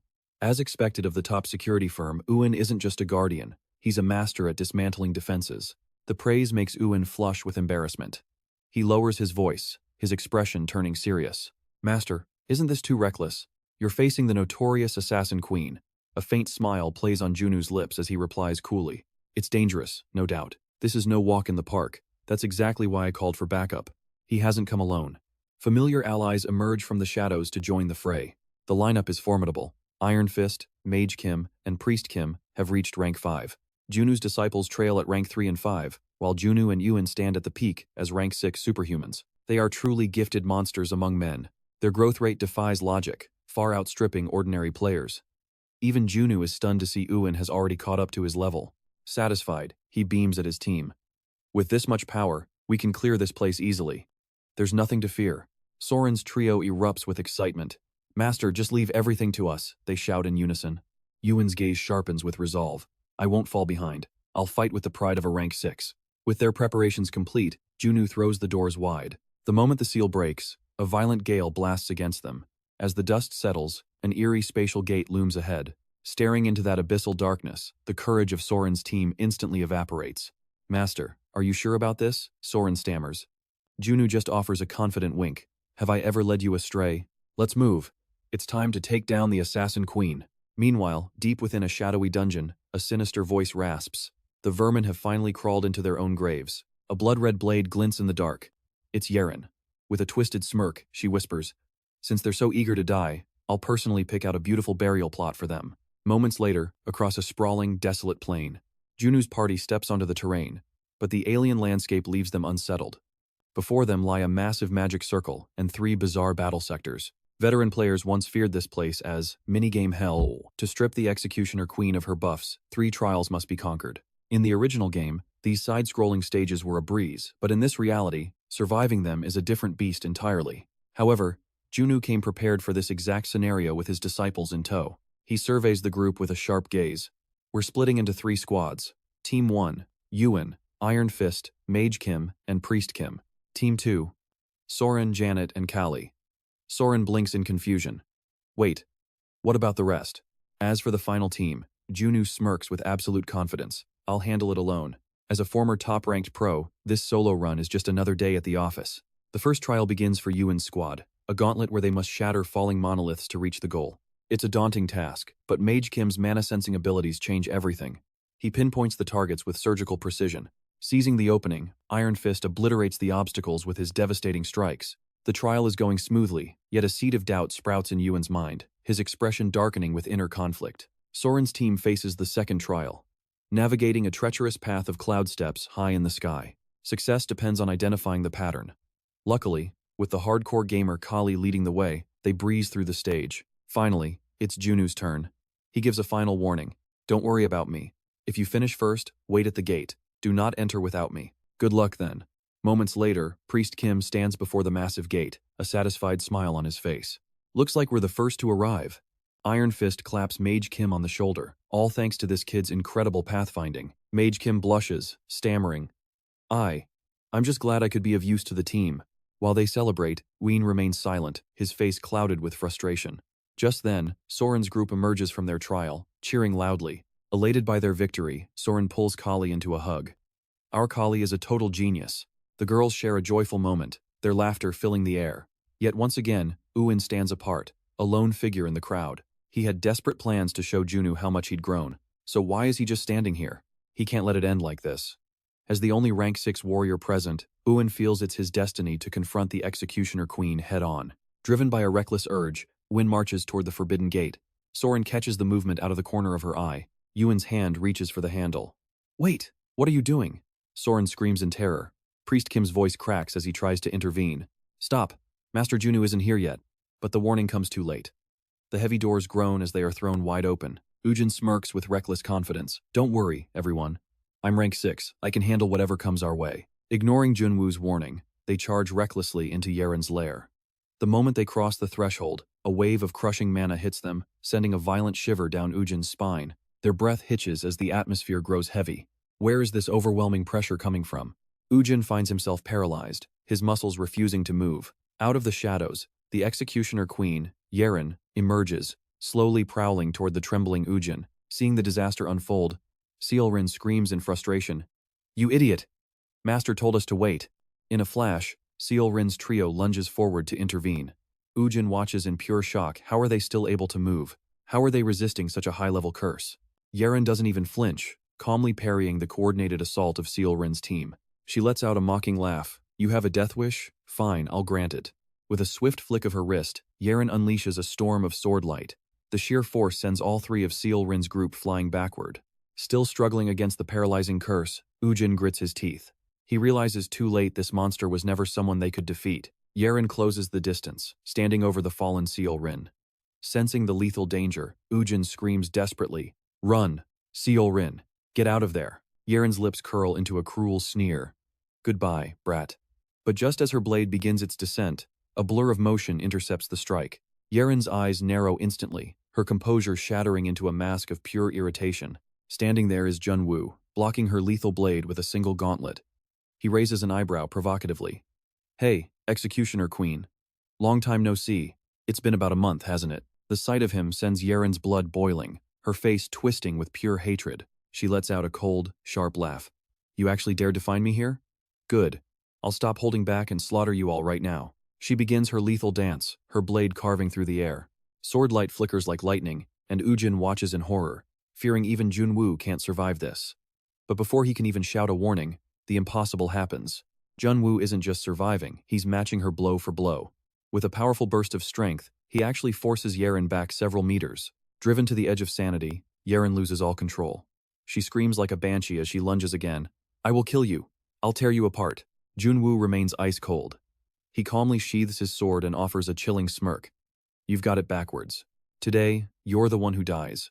He draws the hammer of Thor, and the room explodes with the roar of divine lightning. Thunderclaps echo through the lair, as bolts of lightning rain down.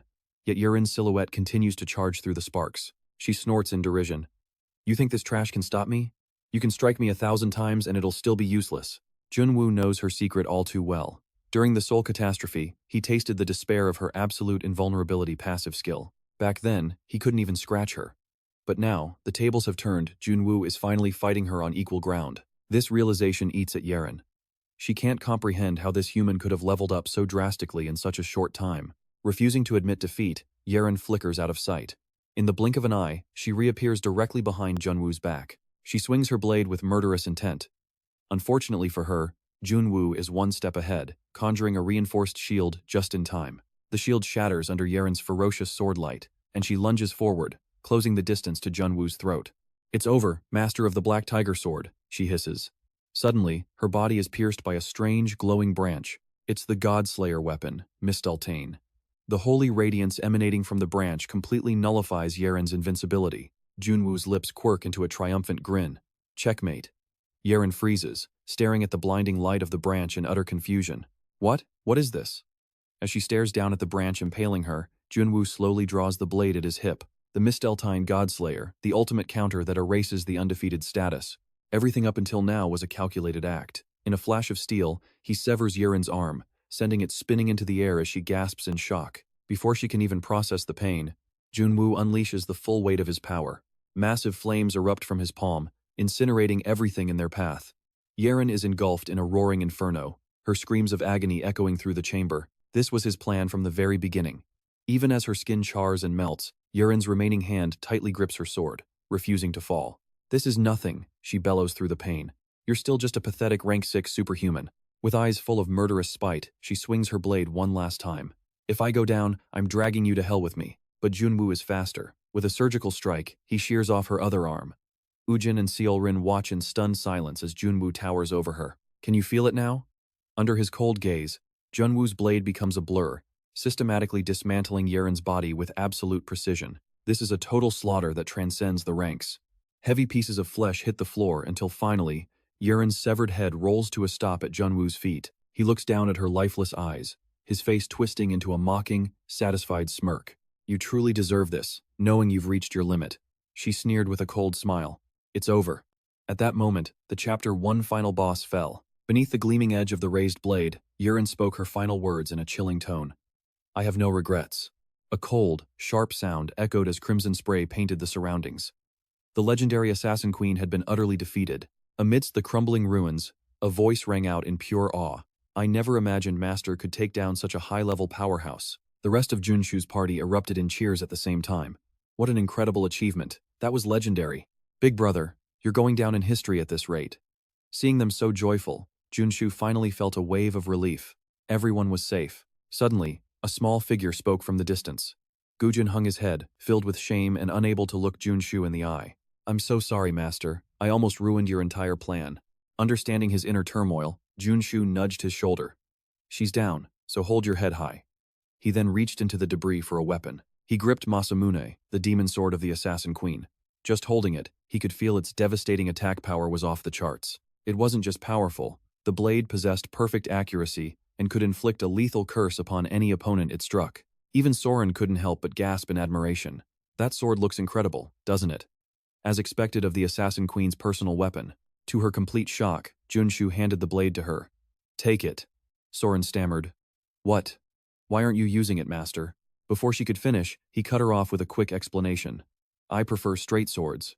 A curved blade doesn't suit my style. Go on. Junsu encouraged. It fits you perfectly. Soren's face turned bright red as she shyly accepted her new divine weapon.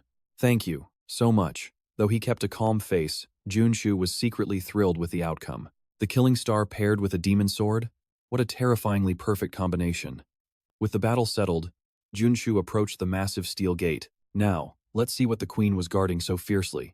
At that moment, he couldn't hide the pure greed burning in his eyes. Let's move. Driven by the thrill of the reward, Junsu pushed open the heavy doors, letting in a flood of blinding light. Instantly, a chamber overflowing with shimmering gold and priceless jewels appeared, sending the group into a frenzy of excitement. Kali and Janet couldn't resist, diving headfirst into the mountain of glittering coins. So many gold coins, they're blinding. Soren stood frozen in shock. The sheer scale of the treasury was beyond anything they had imagined. Iron Fist stood with arms crossed, pondering the hoard. This must be the loot she plundered from all those terrorist raids. From the back, Priest Kim looked toward Junsu. Brother, what do you plan to do with all this gold and treasure? While rummaging through the pile, Junsu answered casually. We'll use it to cover the damages from the attacks. Infrastructure needs rebuilding, after all. Suddenly, he found exactly what he was looking for. Junsu hoisted a specialized firearm high into the air with a triumphant grin. Except for this. He was so excited he couldn't hide his flushed face and wide smile. The final piece of the Dawn collection. He finally had the full set. Later, under the sun at a construction site, Gujin bowed desperately. Please, I beg you, take me as your official disciple. This sudden outburst left Junsu completely stunned and confused. Where's this coming from? Gujin finally bared his soul. I was too arrogant. I thought I was a genius. He spoke through the crushing weight of his own shame, but in reality, I was useless. I couldn't even swing my sword a single time during the fight. Hearing those words, Junsu remembered Gujin's despondent face earlier, so that was why he had looked so broken and gloomy. Recalling the duel with Yerin, Gujin realized that simply leveling up wasn't the answer to all his problems. Gujin looked up, his eyes burning with resolve. The teachers in my guild are great, but they lack one crucial, life-changing element. Under the watchful eyes of Soren, Janet, and Kali, Gujin screamed his heart's desire. I want to become a true warrior. Seeing that fire, Junsu smirked. He sensed the raw instinct of a weed struggling to survive in the wild. If he was that determined, the choice was simple. Fine, I'll take you in. Gujin looked up, unable to believe his ears. Really? Junsu nodded but gave a stern warning. Just don't you dare think about quitting halfway through. The girls cheered for him. Gujin bowed his head again, blushing with gratitude. That will never happen. Thank you, Master. Suddenly, a heavy smack landed on his back. Welcome to the team, rookie. Soren flashed a friendly, mischievous grin. I'm looking forward to training you into the ground. Gujin clutched his stinging back, glaring at her. Rookie? Who are you calling a rookie? Annoyed, he barked back. I met him first. You're the newcomer here. Soren just smirked dismissively. Oh? Is that what you think? Shouldn't we respect the order of entry? Don't you agree? Junior CO's words leave Janet and Kali sighing in total helplessness. The two whisper in perfect unison. The ticking time bomb inside her has finally exploded again. Despite their whispers, Soren hears everything and screams in embarrassment. Under the blazing sun, she chases them down, shouting, Stop teasing your senior! As Janet glances back, Soren's voice thunders, Freeze, right there! Suddenly, the young girl slams hard into a mysterious figure. A bone-chilling voice rings out, making Janet turn pale with fear. A man in a white robe, marked with a sinister devil crest, looms over her. There you are. You have no idea how much effort I wasted trying to hunt you down. He instantly seizes her arm, dragging her away. Move, now, he barks, as a terrified Janet desperately tries to hold her ground. Suddenly, another hand clamps firmly onto the man's wrist. Junsu stares him down with a dark expression. What do you think you're doing here? The robed man wrenches his arm away and snaps back. I am simply reclaiming our lost property. Looking at the thugs gathered behind him, Junsu repeats the word like a sick joke. Property? Are you actually referring to Janet? The man thrusts a document forward, declaring his authority. Exactly. Read the contract for yourself. This brat belongs to us, and we're taking her back. A memory flashes in Jongsu's mind. He knows exactly who these monsters are.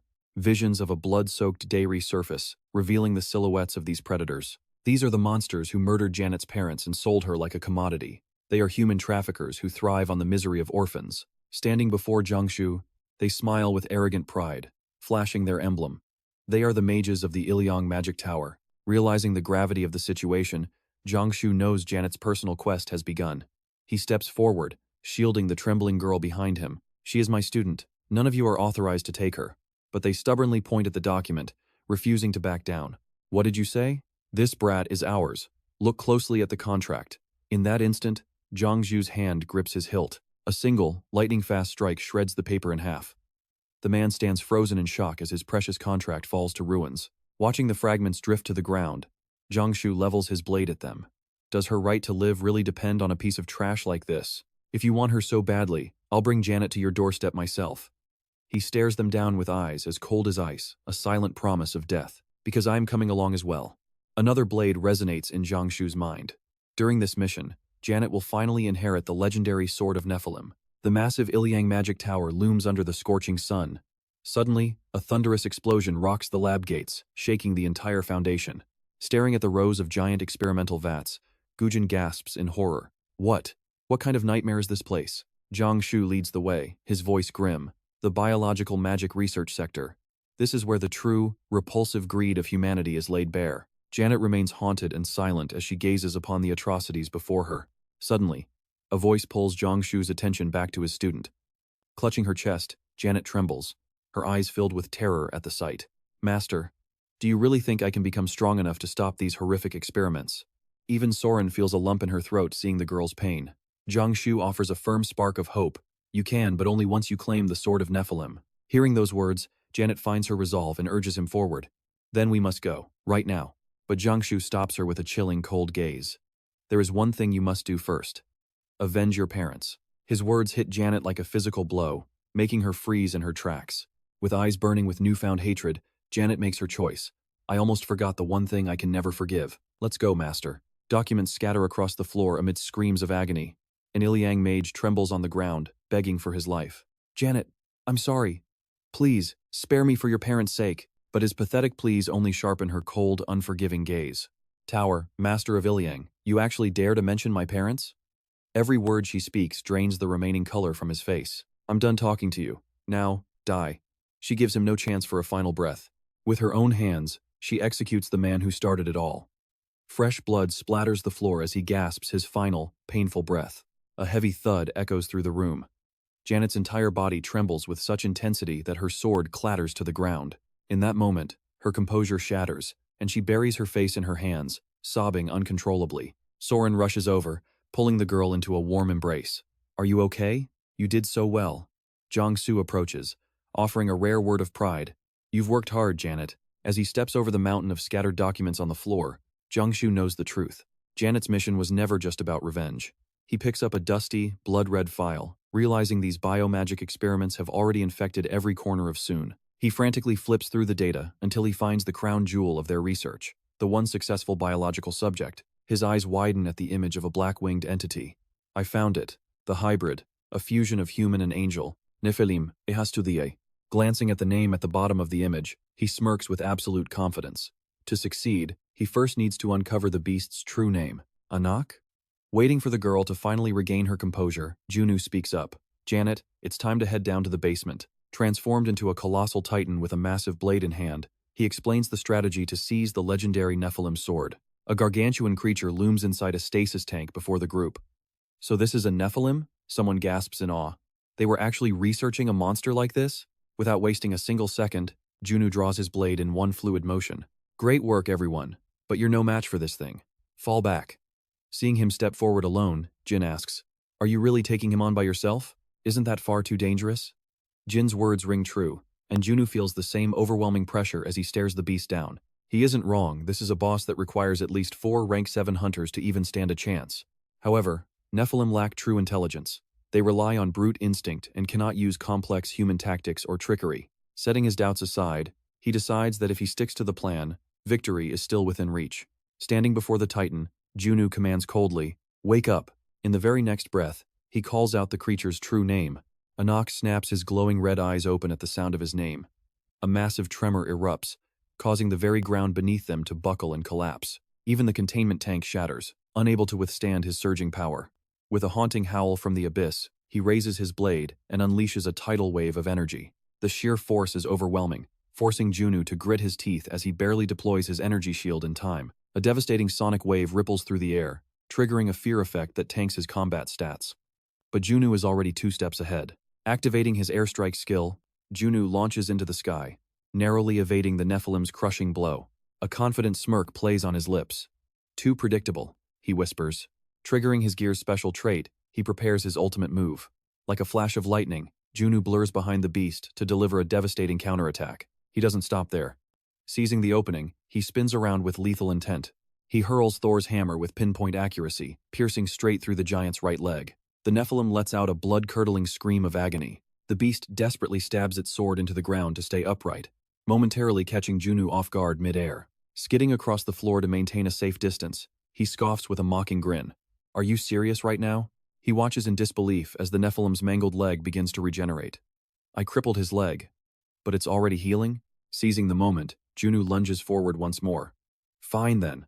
I'll just keep hitting you until it finally sinks in." He's memorized every pattern. With his blade already drenched in blood, he coats the steel with giant's blood for the final strike. A barrage of razor-sharp slashes rains down, leaving the behemoth with no room to breathe or retaliate. Giant's blood inflicts stacking internal damage, a lethal poison that devours the Titan from the inside out during combat. The thought sends a thrill of excitement through Junsu.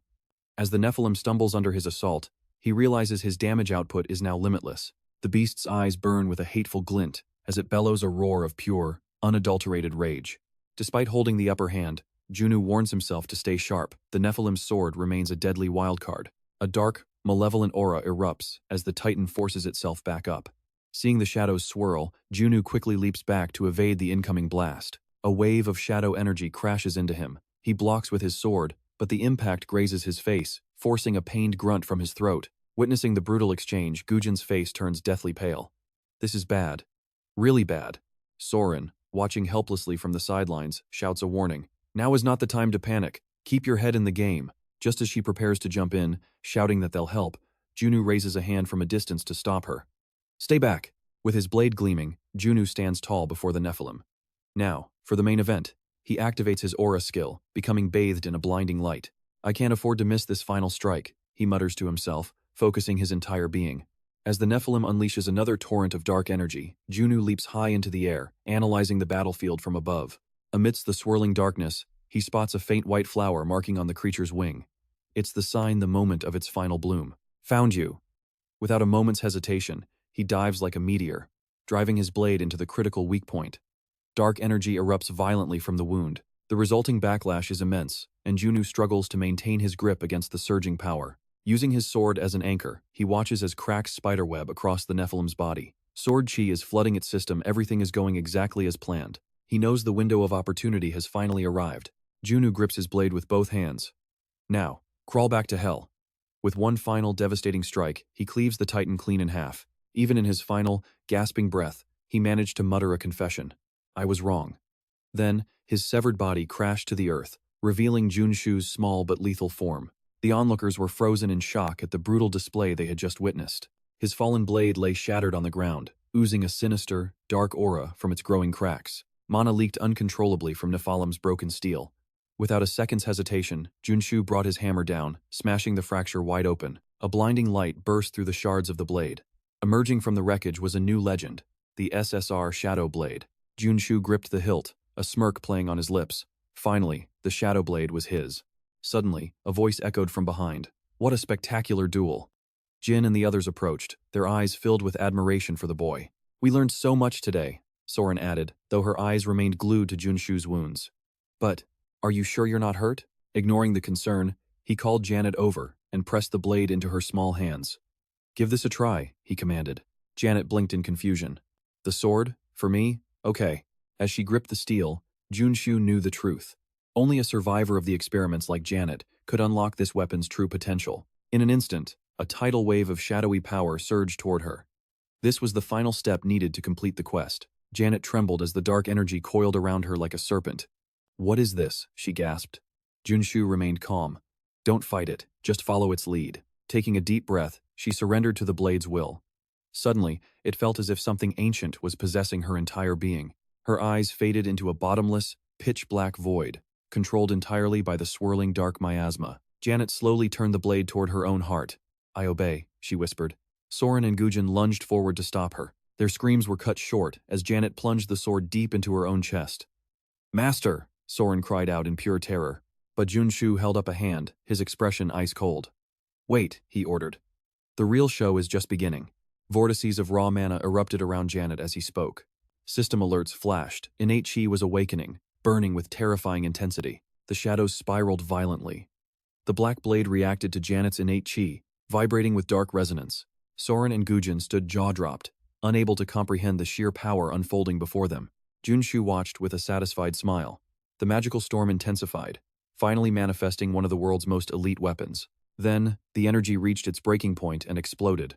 A pillar of black mana slammed into the earth, cloaking everything in thick dust. When the smoke cleared, Janet stood tall. The blade in her hand pulsed with an overwhelming newfound strength. Nephilim's sword. The sevenfold black chi was complete. The scene shifts to a towering skyscraper where gasps of wonder fill the air. The interior was massive and gleaming. Gujin, Soren, and Kali stared around the high-tech facility with wide, sparkling eyes. Jin beamed as he inspected the repairs.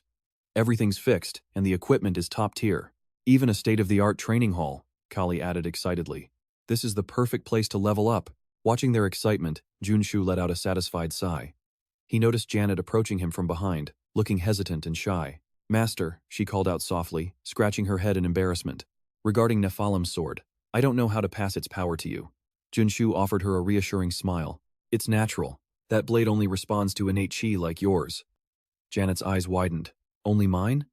Then what will we do? He replied with unwavering confidence. Simple. I'll just learn chi myself. Once I do, teaching will be easy. The girl gasped. You're going to learn chi? But how? Junshu pointed toward Gujin. I'll start by mastering Gujin's sword-mind unity. He crossed his arms, radiating absolute certainty. I've already observed it. Now, my body just needs to mimic the flow. Jin and Janet looked on in pure awe. Ability mimicry? Jin cheered. I've heard legends, but I've never seen it in person. Junshu smirked and gestured for them to follow. Let's get to work. The scene shifts to the training ground as a hail of bullets tears through the air. Jin and Janet opened fire relentlessly. Junshu became a blur, dancing through the storm to deflect every shot with his blade. Master, how much longer do we have to do this? Janet cried out mid-fire. Junshu parried another bullet.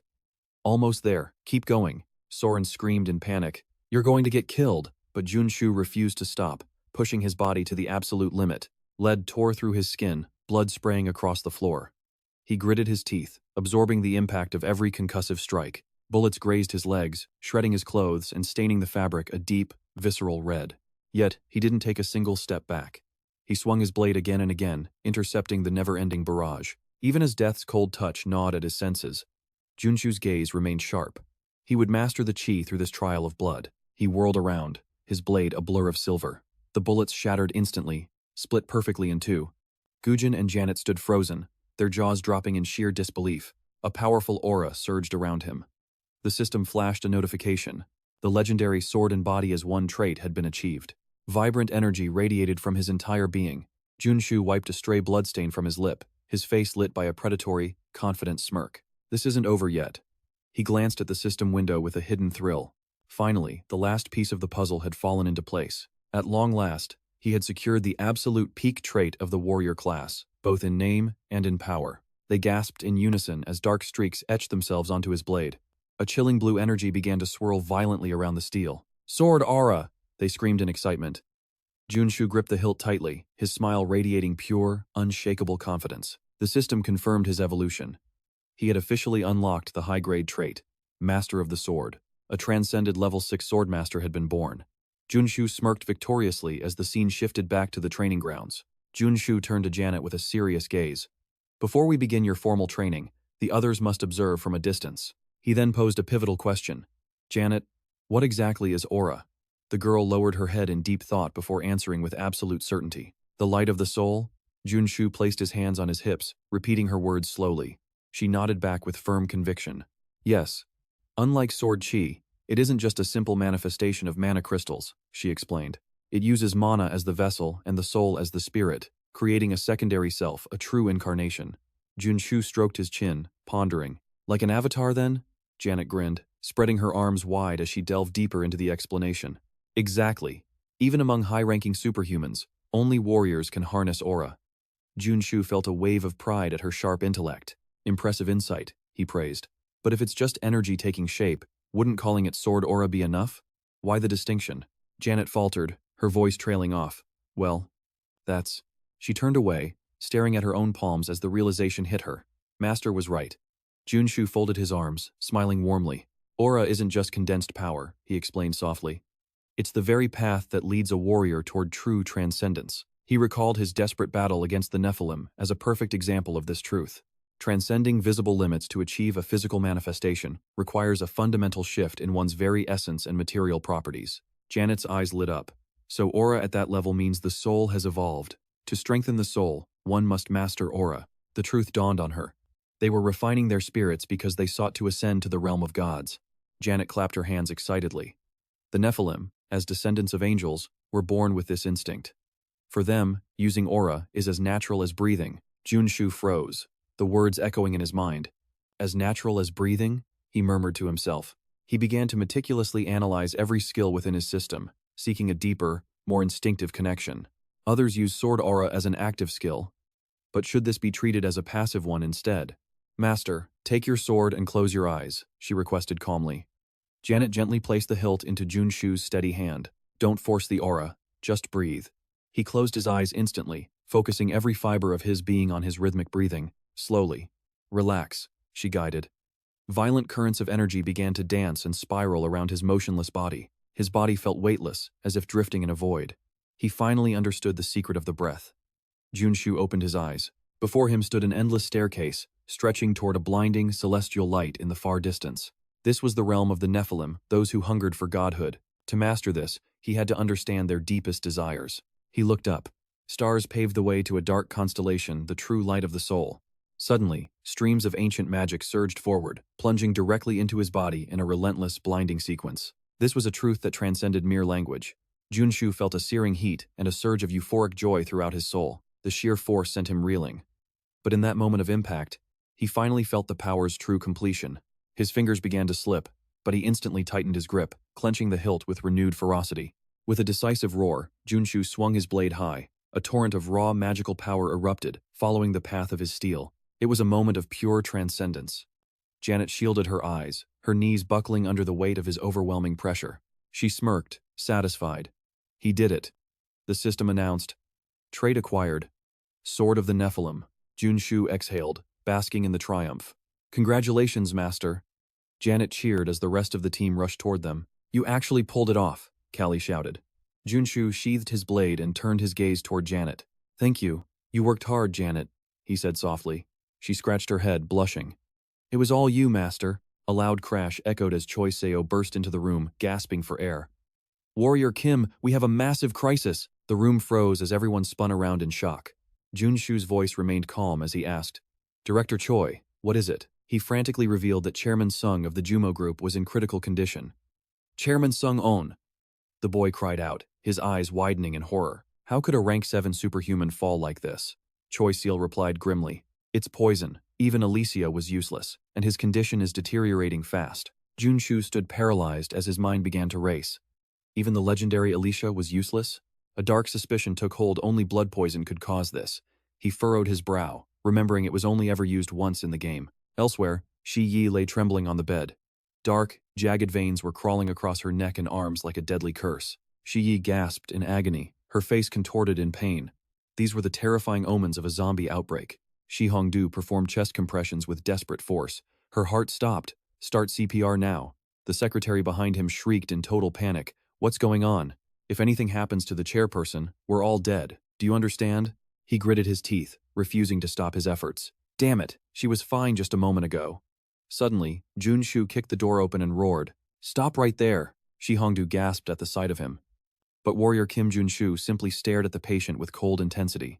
Observing her decaying state, he stated flatly, this isn't something a mere doctor can cure. He forced a crimson elixir down Shi Yi's throat. Instantly, the dark veins receded, and her ragged breathing finally steadied. A faint groan escaped Shi Yi's lips. Hearing it, the secretary rushed to the bedside in tears. Chairperson, are you all right? Shi Yi's eyes fluttered open as she whispered, the secretary. And warrior Kim? Am I? In your debt once again? Junsu offered a faint smile. Don't mention it. Consider this payback for the help you gave me during the redevelopment. The secretary then gently helped her sit up. What on earth happened? Shi Yi asked, confused by her sudden collapse. The secretary bowed deeply, saying, Ma'am, I am so sorry. It appears you were the victim of a calculated assassination attempt by poison. She looked up in shock. Poisoned? But when? Junsu leaned in. Have you had contact with any animals lately? Shi Yi paused to think. Animals? Suddenly, the secretary gasped, remembering their encounter with a stray cat during the rain. Yes. Right before you collapsed, you were petting a stray cat in the street. Unbeknownst to Shi Yi, her hand had been stained with a glowing green toxin the moment she touched that cat. Junsu nodded calmly. Junsu revealed the truth. A shapeshifter had disguised himself as that cat, an assassin hired specifically to take down the chairperson. Shi Yi's eyes widened. You know all this? Does that mean you've already caught the culprit? A confident smirk played on his lips. Of course I did. Internally, Junsu chuckled. He was already 10 steps ahead of their schemes. Under the cold light of a full moon, Junsu aimed his weapon at the wounded mage bleeding on the forest floor. Start talking, he commanded. The shapeshifter gritted his teeth, unable to fathom how he'd been hunted down. Well? Junsu pressured him. Was it the Black Panther cult that hired you to kill the chairperson? The mage feigned ignorance, spitting out that he had no idea. Junsu leaned in close, his expression turning terrifyingly predatory. Is that so? Then repeat after me. The Black Panthers are cowards, destined to be devoured by the winged serpent. The mage hissed in rage, but his flinch gave everything away. Your reaction says it all. Junsu pressed the barrel against the mage's skull. Hand over the bloodheart if you want to live. The assassin's face went pale as a sheet. Wait! I don't have something like that. Junsu's grip tightened on the trigger. Then give me one good reason why I shouldn't blow your brains out right now. Wait, stop, the mage screamed. I'll give you this instead. Just lower the gun. He pulled out a glowing orange crystal necklace, trembling as he held it out. Please. Just let me go. Junsu's eyes locked onto the artifact. It was the dragon necklace. Fine, he said, taking the prize. I'll accept this trade. He suppressed a grin. What a massive jackpot. The mage looked up hopefully. So, I'm free to leave now? I swear, I'll never set foot in Korea again. Junsu waved him off dismissively. Yeah, get lost. The mage bolted, but Junsu suddenly lunged forward, blade unsheathed. That is, if you can survive the trip back. Back in the present, Junsu laughed it off, explaining he'd acquired the antidote from the shapeshifter, though he neglected to mention he'd practically ripped it out of the man. Shi Yi's expression darkened. I see. And who sent him? He didn't hesitate. The Saintess and her Black Panther followers, or, more accurately, the Great Father's cult pulling their strings. Taking a step back into the past, Yurine was once a fierce rebel who lived and breathed by the edge of her blade. While the first episode saw the terrorist alliance paralyze the government by driving the president and his wife into a state of trembling fear, their current objective is even more sinister. The cold-blooded assassination of major corporate chairman. Ha-young bows her head, her brow furrowing with deep-seated anxiety. That is an overseas cult, she murmurs. So why on earth are they setting their sights on me? Junsu silently calculates the possibilities in his mind. It is highly likely a direct retaliation for her recent financial backing, aimed at eradicating the terrorist alliance. From his perspective as the protector of the Saintess, he must stay vigilant. Yet he cannot yet expose that the false father's cult is the shadow hand behind this without concrete evidence. His internal analysis complete, he shifts his gaze toward her and begins to speak with slow, deliberate precision. The exact motive remains a mystery, Junsu states with an eerie calm, before delivering a bombshell. However, I have already successfully located the Black Panther sect's hidden sanctuary. Ha-young's expression shifts instantly, her eyes flashing with a sharp and lethal glint. She rises with newfound authority and issues a formal demand. Then I officially commission you find the cowards who orchestrated my assassination, and tear them into 1,000 bloody pieces. The scene transitions to a bustling bridge over the Han River, where traffic surges under the scorching rays of the sun. Junsu leans against the railing, his eyes narrowed in intense observation of the surroundings. Ha-young approaches with a steady pace to deliver the report. Warrior, everything has been prepared exactly according to your instructions. She glances at the massive crowds of people standing on the bridge taking photos, her voice laced with growing concern. But is it truly necessary to go this far? All of this just to gather evidence? Hearing her doubt, he turns his head sharply to meet her gaze. There are other methods, certainly, he replies. However, to prevent the horrific zombie catastrophe from the second episode and keep the Zun capital from falling into a nightmare, this is our only path forward. Junsu explains with chilling composure. We must make an example of them to warn the Black Panther sect and whoever is pulling their strings from the shadows. You never know what might happen. Ha-young gasps in surprise. The mastermind? He looks down at the rushing river and responds with absolute certainty. You will see for yourself soon enough. Now, let us begin. Without another word, Junsu unleashes his overwhelming power, invoking a great magic spell of water evaporation as he blasts a surge of raw energy directly into the heart of the river. The surface of the water instantly fractures, splitting wide open at the exact point where his devastating energy strikes the current. The riverbed is suddenly exposed, revealing the hidden earth below and finally uncovering the secret entrance used by the vermin lurking beneath the Han River. The surrounding citizens look toward the sky in utter bewilderment as the city itself begins to hover precariously in midair. As the river continues to part, Junsu roars with fierce excitement. Commence the operation. On his command, the heavy artillery units move into their designated firing positions. He immediately orders the battery to open fire with Era shells. Prepare the Era bombardment. Junsu monitors the specialized equipment on his system interface and begins the final countdown. 3, 2, 1. With a thrill of adrenaline, he takes the controls of the Grand Cannon and shouts, "Crush them into dust for me!" A barrage of shells rains down into the exposed riverbed, turning the water into a crimson sea of fire and explosions. The system alerts begin to flood his vision. Commander trait acquired. Command trait acquired. Leadership trait acquired. Suddenly, a shimmering defensive barrier manifests on the riverbed, protecting the target from the heavy bombardment. Junsu orders an immediate ceasefire, his heart racing with anticipation. Finally, you show your face. Emerging from the smoke, a massive giant brandishing a colossal sword appears in all its imposing glory. The behemoth stands atop an ancient magic circle that radiates a suffocating and thick aura of death energy. Surrounding it are dark mages using forbidden arts to manipulate the giant like a puppet. Junsu muses to himself. Even Black Saint Blood soldiers are involved? And divination mages as well, the system chimes in, along with high-ranking priests. Master, how do you intend to proceed? Junsu's blood boils with excitement. I've been looking for an excuse to get my hands dirty. Checking his system traits, he declares with total confidence. I'll handle this personally. With a wild grin, Junsu grips his blade and leaps directly into the abyss with a heart full of exhilaration. He swings his sword with violent force against the barrier, unleashing a pillar of energy that surges upward from his blade. Attack! The defensive seal shatters instantly under that terrifying strike. As the giant is fully exposed, Junsu calls out his power. On! He lunges forward, clashing his sword against the giant, only to be momentarily blocked. Watching from above, Ha-young flies down in a panic to provide support. You're being far too reckless. Warrior, I will assist you, she cries. But before she can reach him, a massive, monstrous gorilla lunges from the shadows to intercept her. Ha-young instantly realizes the gravity of the situation as a wave of deep unease washes over her. Black magic. This is a power I cannot oppose.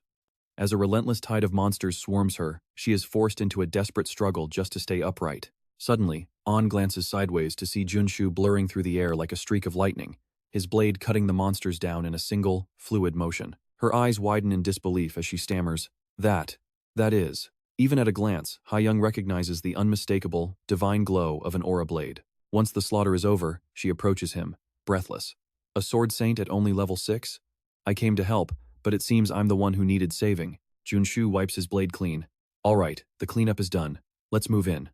With those words, the two of them step toward the towering, ominous gates. Standing before the enemy's secret stronghold, both of them stare intensely at the entrance to the forbidden zone, their nerves steeled for the unknown. As the heavy gates slowly groan open, they both know one thing for certain. The evidence linking the true mastermind to the Black Panther sect must be hidden within these walls. Inside the restricted sector, a dense labyrinth of bizarre, towering structures is revealed. casting a chilling and horrifying shadow over the entire area. Hyunju scans the perimeter, but the silence is absolute. No one is here. Junsu breaks the quiet, confirming the intel. Their true stronghold is halfway across the world in Brazil. As they move, he lays out the details of their mission. Their objective is clear. They must track down the mastermind who orchestrated the chaos back in Korea. Hyunju's eyes narrow with sudden suspicion. The mastermind? You mean the one pulling your strings? They come to a halt before a massive wall engulfed in eerie, flickering black flames. Junsu rests a hand on his hip, staring into the dark fire. The evidence they need is right here. Hyunju gasps, unable to hide her shock. The entire structure is swallowed by those ominous, midnight-colored flames. I've got this, he says without a shred of hesitation. Stepping forward, Junsu presses a specific brick hidden within the stone surface. Suddenly, the black flames swirl inward, sucked into a single point of gravity. The wall begins to grind open, revealing the path forward.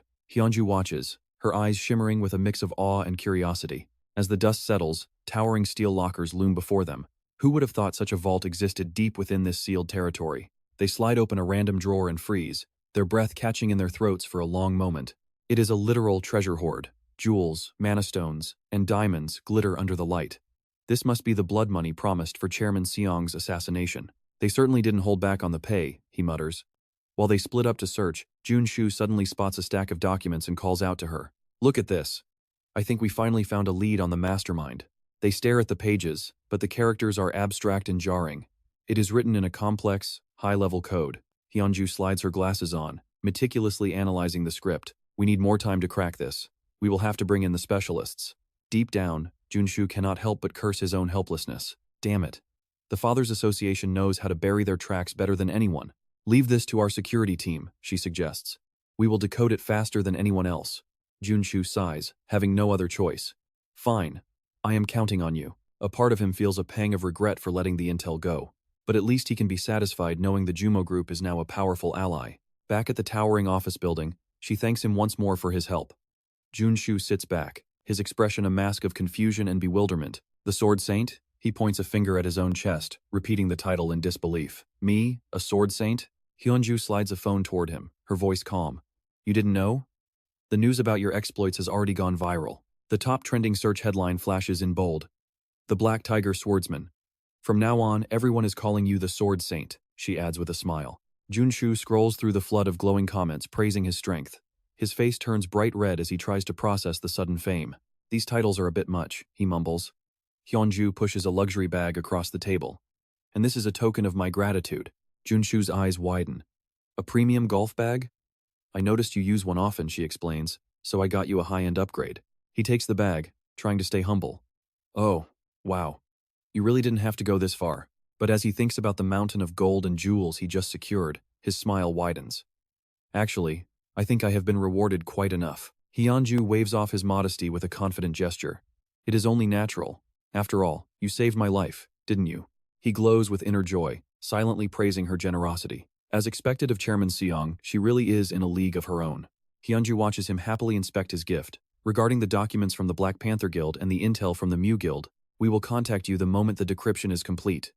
Junsu, with gold in one hand and cash in the other, looks up at her words. So, where are you headed now, Sword Saint? She asks curiously. He zips the bag shut with a confident click. I am going to do exactly what you are doing, Chairman. His fighting spirit surges to level 7, burning deep within his soul. To prevent the catastrophe of Chapter 2, he needs to attain even greater power. The scene shifts to the divine realm of Thessaly. A majestic ancient structure floats amidst the clouds, guarded by 2 soldiers clad in shimmering armor. Outside, a rowdy, massive crowd is shoving and shouting. Junsu eyes the chaos with a frown. Hey, stop pushing, get in line. It is just as packed as I feared, he mutters to himself.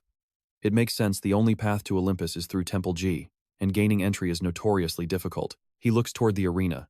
This is where the gods of Olympus stood their ground against the ruin in their final, desperate battle. The image of the goddess flashes in his mind, fueling a fire of determination far stronger than ever before. The reason he is here is simple.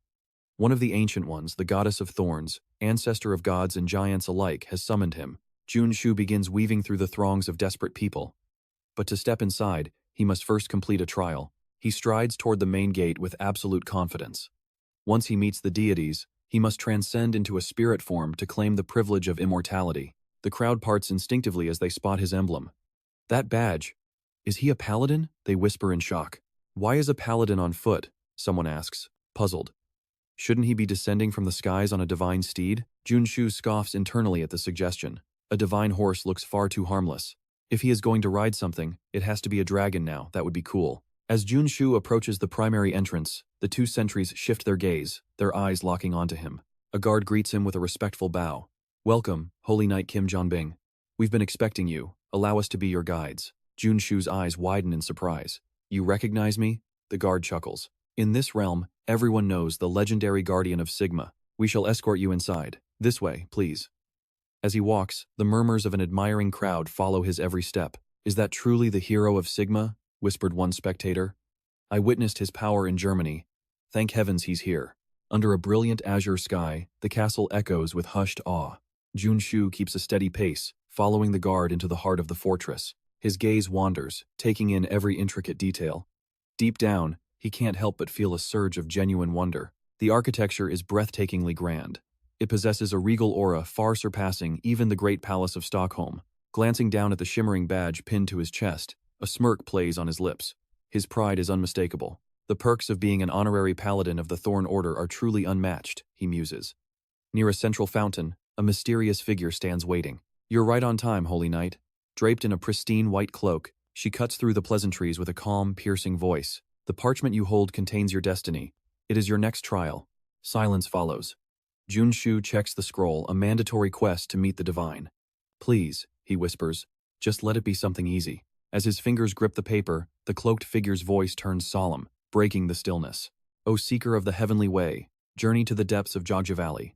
There, you must seize the golden fleece from the yellow dragon. Junsu's hands begin to tremble uncontrollably. Good grief, he groans internally. Of all the luck, I drew the deadliest mission possible. High atop a jagged cliff, Junsu crouches behind a massive boulder. Below him lies a gargantuan dragon, its golden scales shimmering as it slumbers. He peers over the edge with a grimace. Of all the dragon tribes, why did it have to be the most short-tempered one?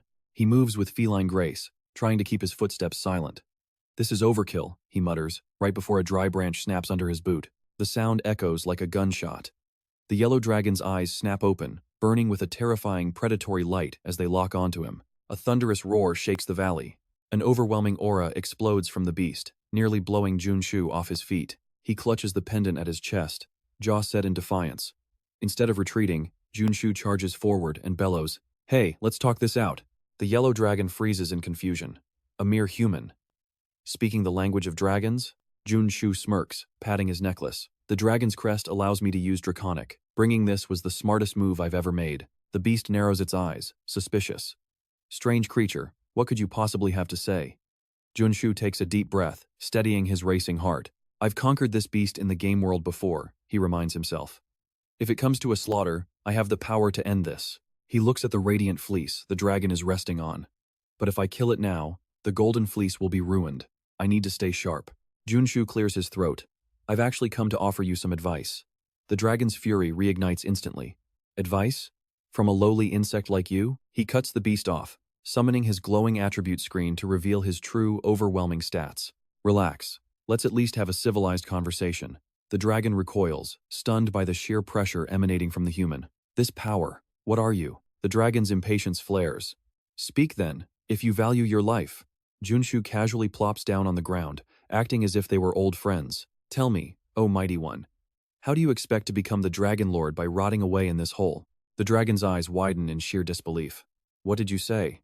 Junsu leans back, his eyes gleaming with calculated psychological warfare. Think about it. You've wasted 2,000 years here achieving nothing. Stay here, and your legacy dies. The dragon erupts in a frenzied roar. You insolent brat. What could a mortal possibly understand? But Junsu knows he has him hooked. It's time to reveal the ultimate bait. I can show you the path to becoming a dragon god. In exchange, I just want that golden fleece. The dragon's teeth grind with a low, menacing growl. Not only do you speak such blasphemy, but you dare covet my greatest treasure? The beast rises, its massive shadow engulfing the valley. Do you truly think I'd let you live? Junsu puts on his most punchable, arrogant face and activates his provocation skill. If you're not interested, then forget it. I'll find someone else. That was the final straw. The dragon's eyes ignite with murderous intent as the sky turns pitch black. Those, it hisses, shall be your final words. A torrent of hellfire erupts from its maw.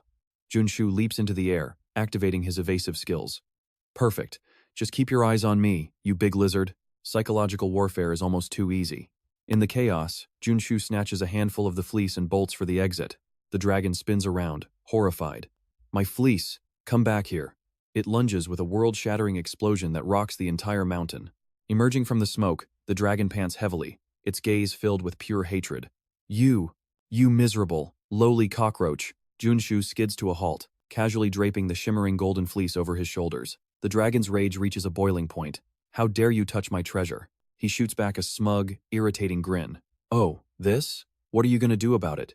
You can't exactly breathe fire on me now, can you? Junsu pondered. The golden fleece was an artifact of immortality and rebirth, a trump card powerful enough to bring the yellow dragon to its knees. He threw out a cold provocation. If you try to destroy it now, I won't even bother fighting back. Recalling the Thunder God's command to use the artifact to crush the little dragon, Junsu gripped the divine hammer he had been gifted. Empowered by the god of thunder, Junsu lunged, landing directly on the yellow dragon's head. He sent me here to end you. Sensing its imminent demise, the beast began to wail, desperately begging for its life. But Junsu's response was cold and final. A massive bolt of divine lightning tore through the sky, striking the dragon as Junsu muttered, "Dragon materials fetch a legendary price, after all." The dragon collapsed, crashing into the earth with a deafening thud, completely incapacitated and broken. Junsu chuckled with amusement, noting that they really could have settled this much more simply. In truth, his mind was racing with thoughts of level-up materials. How could he possibly pass up a rank 7 elixir? A look of pure, unadulterated greed flashed in Junsu's eyes as he prepared to squeeze out every last drop of loot. The scene shifts to a magnificent golden palace where the towering goddess Ji looks down, asking if she has a distinguished guest. Junsu bows respectfully, expressing his profound honor at finally meeting such a divine being. "I am Kim, the warrior," he stated, and the goddess calmly replied that she had been watching his journey for a long time. Thanking her, Junsu quickly pivoted to the burning questions lingering from his recent battles. He explained that the Western Thunder God claimed a non-divine entity had been the one to summon him to this world. Looking directly at Goddess Ji, he asked the million-dollar question. "Do you know who truly brought me here?" She admitted that while she knows all that occurs on Earth or in Hell, this mystery remained hidden even from her. Stunned, Junsu began to wonder, did his summoner actually originate from the heavens? Goddess Ji offered another chilling possibility, an entity from a hidden dimension or a rift in the multiverse. Junsu immediately thought of a certain cunning face. Could it be the saintess of the Holy Father Church? However, the goddess explained that summoning a soul from another world inflicts devastating damage on the summoner's own spirit. "The one who called for you," she added somberly, "has likely already faded into nothingness." Since the saintess seemed perfectly fine, Junsu's confusion deepened until the goddess interrupted his train of thought. Admitting she couldn't offer more answers, she invited him to state his heart's deepest desire instead. After a brief hesitation, Junsu stood firm and made a bold request of the divine being. "Can you grant me rank 7 blueprints that match my path?" he asked, and she graciously reached out with a glowing scroll. "Very well, I shall grant your wish," she whispered as a brilliant light materialized before his eyes. Junsu stared at the rank 7 blueprints, his heart racing with an uncontrollable surge of excitement and joy. But she wasn't finished, presenting 2 scrolls, one for rank 7 and an even more prestigious rank 8. Overwhelmed by her generosity, Junsu couldn't believe he was receiving rank 8 skills and items as well. Clutching the scrolls, he realized that with this power, taking down the saintess was no longer a pipe dream. To reach rank 6, he'd need mutant cores. For rank 7, the mana cores of otherworld demons were required. Rank 8 demanded half-demon cores, leaving him to wonder if rank 9 would require the core of a literal god. The sheer scale of the task began to weigh on him, but the goddess sensed his anxiety and offered comfort. "Do not fear a future that hasn't arrived," she urged. "Your destiny is approaching its most critical turning point." Listening intently, Junsu tightened his grip on the scrolls, calming his racing heart for the battles ahead. He needed this strength to face the Chapter 3 final boss, the rank 8 saintess herself. Bowing deeply, he thanked the radiant goddess, who then left him with a chilling warning. "Stay alert," she cautioned, "for the second wave is already beginning to crash upon this world." She commanded him to resist and change his fate, warning that failure was not an option. As his shadow stretched across the floor, her final words echoed, "If you fail, you will be swallowed whole." As he departed, Junsu couldn't stop thinking about the second wave, the impending zombie catastrophe. Though he had destroyed the Blackfather Church's zombie core, he doubted they would give up so easily. As his vehicle touched down, his mind drifted back to the possibility of an undead dragon. Somewhere in the darkness, that monstrous undead dragon was likely being perfected at this very moment. Junsu closed the car door, his mind racing with the realization that defeating it alone was impossible. However, seeing his team's joyful faces as they rushed to welcome him back warmed his heart. Master, you're back. Junsu looked at Kali, his mind calculating the dark trials waiting for her. Only Kali's personal quest can solve this, Gujin noted. Did you find the deity we needed, Master? Junsu nodded with a calm smile. I did. How is the yellow dragon I gave you? The team reported with pride. We've harvested it completely and preserved every piece. Junsu smiled, deeply satisfied. Junsu called out to Gujin, who responded instantly. What did you do to the Skidbladnir while I was away? It looked entirely different. Gujin laughed. Just a few upgrades. Engineering is where my true talent shines. Junsu stared at the massive dragon head mounted on the rear, breaking into a cold sweat. Why is that here? The closer they got, the more eccentric he seemed. Sioran giggled. Our youngest really is a genius at this. Stop calling me the youngest, Gujin grumbled. Janet shrugged. Well, it definitely looks much sleeker now. Kali gasped. It's like a 5-star mobile hotel. Junsu exhaled in relief. Excellent work, everyone. You've done well. A surge of pride hit him. His students were growing fast. He turned to Sioran, sensing her surging aura. Sioran had reached level 6. She blushed, covering a shy smile. I knew you would notice, Master. Janet raised her hand, eager for attention. What about me? Junsu nodded. You'll reach level 6 soon, Janet. Then he checked Kali's stats and froze. Her original 4 traits had evolved, manifesting a new, rare power charm. He patted Kali's head, watching her turn beet red. She was nearing level 5. Relief washed over him. Kali was finally ready for the mission. Gujin stepped forward, asking, So, where are we heading now? Junsu's gaze turned cold, west, to the Grand Canyon. Gujin and Kali exchanged looks of pure shock. The Grand Canyon? You mean the Great Rift? Junsu turned to the girl. Kali, today you reach level 5. Once we reach the abyss, we will merge the Kalaratu tree into your soul, Junsu added firmly. But facing your grandmother will be an emotional trial. Can you do it? Kali hesitated for a second. She remembered her vow the day she became his disciple. I've been prepared for this since the beginning. Kali clenched her fists with resolve. I can do it. Trust me. Quest. Slay the corrupted grandmother for the Kalaratu. This was the only way for the goddess's bloodline to finally escape their cycle of eternal suffering. Junsu calculated the risks. Reaching that place meant the level 7 elixir was within reach. He encouraged her. Then let the training begin. Kali's spirit caught fire as she pointed forward with newfound authority. Before we reach America, you'll endure a literal hell climb. The team shouted in unison. Yes, Master. The scene shifts to the towering cliffs overlooking the desolate expanse of the Grand Canyon, the Great Rift. Junsu sharpened his senses. We're here. Before them lay the rotting remains of the Black Panther cult branch. Sioran grimaced at the piles of bone. Disgusting. Junsu signaled the team. From now on, follow Kali. Remember the meeting point? Kali was the first to confirm, though her brow furrowed with a question. The conch tower. But where are you going? Junsu pointed away. I'm going to bait the undead dragon. Janet's eyes widened in horror. What? Isn't that suicide? Sioran calmed her. Relax, Janet. You know him. Master isn't the type to be reckless, Kali added confidently. Besides, he possesses the heavenly demon body. Junsu smiled, comforted by their faith. Suddenly, a jagged flash of pain struck Kali's mind, stopping her cold. She collapsed, clutching her head with a strangled cry. Sioran rushed to her side. Kali, what's wrong? The team panicked, but Junsu stood still, watching with focused intensity. Finally, the true reaction had begun. Trembling on the ground, Kali whispered in terror. I hear something. Not a dragon, but the true master, the astral beings. At that moment, a massive fissure tore through the heart of the Black Panther fortress. Inside the surveillance room, a supervisor sighed. Time hasn't moved at all. They spoke with cold indifference. 20 years of stubbornness. Is that right? About that. The supervisor watched the monitors with narrow eyes. The end is in sight. Once the dragon corpse absorbs enough mana, it will become our ultimate puppet. His eyes gleamed with dark excitement. The era of our cult's resurrection is finally at hand. A sudden thud broke his focus. The supervisor whipped his head around. What was that? Did you hear? But silence was his only answer. The man standing right beside him had already collapsed into a heap. While the supervisor stands frozen in shock, the system erupts with notifications. Overpower, martial arts, and the hidden strength of the giant have been activated. Without wasting a second, Junsu lunges at his next target. How do you slackers expect to survive guarding like this? He mocks. That's a total abandonment of duty, you know? Still, he realizes this might actually work. Glancing up at the monitors, a cold thought crosses his mind. He can't take on this many enemies single-handedly. These are all rank 5 superhumans, forged within the rifts. As that realization flashes through his head, Junsu slams the keycard against the reader. The best move is to alert the system immediately. An announcement blares out, confirming the identity of Lord Edmund. Sensing the perfect opening, he hammers the button. In an instant, sirens wail across the facility, signaling a dire emergency. Heavy iron gates slam shut one after another, sealing the area as the defensive protocols are triggered. Everything is unfolding exactly as Junsu planned now. Everyone is trapped like rats in a cage. Elsewhere, the group is busy refining magic and the golden dragon when a crushing, invisible gravity suddenly descends. Panic erupts instantly. "What is that sound?" they scream. "What are the guards doing?" the priest demands. But as they look up and see Junsu looming over them, their faces pale in pure shock.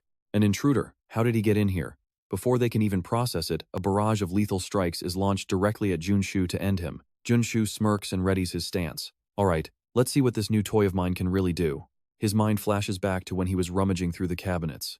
That was when he had discovered a truly fascinating treasure. His eyes had sparkled at the sight of the twin pistols. Back in the present, Junsu wields those very weapons with terrifying precision. "Eat this, invincible dual fire." He pulls the triggers, unleashing a relentless storm of lead. Everyone in the room is shredded by the onslaught. Caught completely off guard, they howl in frustration. Damn it, how does he have so much ammo? One of them desperately conjures a mana shield to deflect the bullets. "Don't let him escape, block him at all costs." The man beside him freezes in his tracks. "What?" But suddenly, a booming voice echoes through the hall. "Then who will guard the seal of the undead dragon?"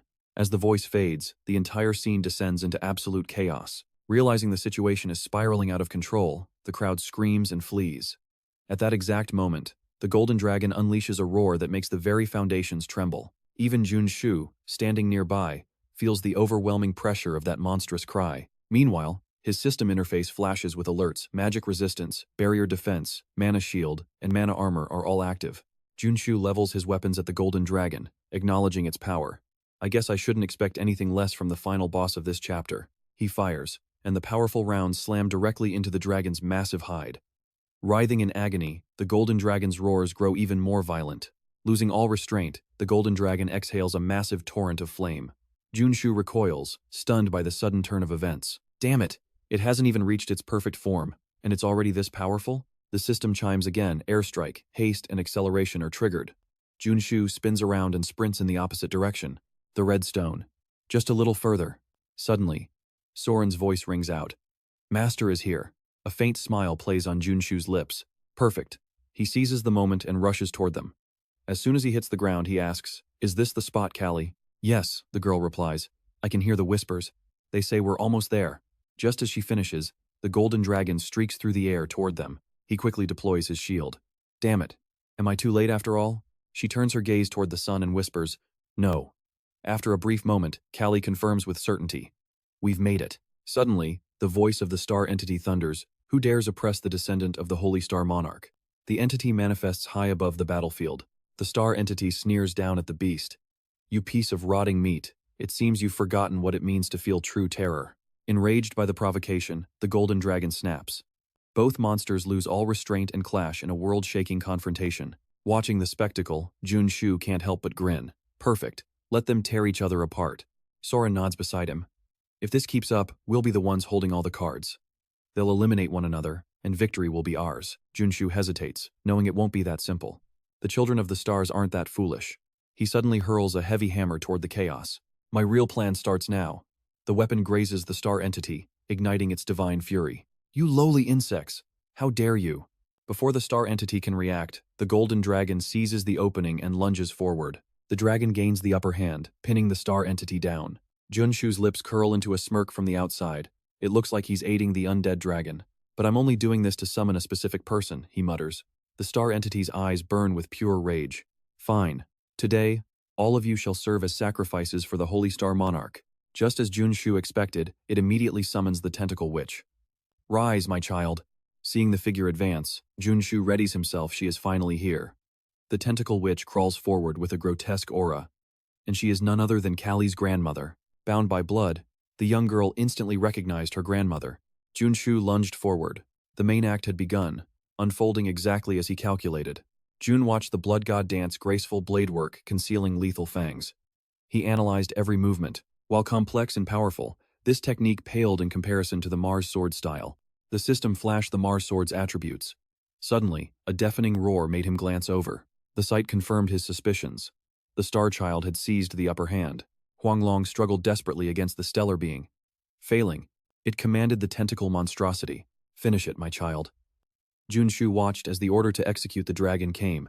The monster moved, his chance had arrived. He smirked, having let the dragon be drained for this moment. Junsu scaled the massive body of the stellar being. Gripping his hammer, he prepared. The entity hissed, "You dare overstep your lowly station?" Dozens of tentacles erupted. "Submit to the Holy Star Sovereign this instant." Called a lowly insect, Junsu forced a grim smile. Surrounded, things were getting dire. He leaped into the air. Upon landing, the scene before him was truly staggering. Junsu shook his head in disbelief. Does it still have strength left? No matter. He was prepared. "I too am a holy knight, blessed by the divine." Thunder roared as lightning tore the sky. He seized the moment, channeling Zer's protection into his hammer. Junsu slammed the hammer down. Violent surges of lightning exploded with the power of Thor. Bolts of electricity wreathed the stellar being's body. "That should settle things," he muttered. His eyes locked onto Huanglong. Without hesitation, he drew the blade at his hip. Junsu moved to end this. He stood atop the stellar being's head, leaving it speechless. With a single, decisive stroke of his sword, the strike pierced Huanglong, then sliced through the stellar being. Kali's grandmother moaned in pain. As the dust settled, the group cautiously approached the fallen woman. He hoped holy water would extend her life. Suddenly, her monstrous form began to shift. Junsu watched as she slowly reverted to her original human appearance. Her true age was immense, rivaling that of ancient extraterrestrial beings. The battlefield lay in ruins. Surveying the devastation, Junsu smiled. The campaign was a success, a flawless victory. His gaze then shifted toward the former tentacle creature. Once a puppet of the Star Children, she had regained her senses. But death was fast approaching.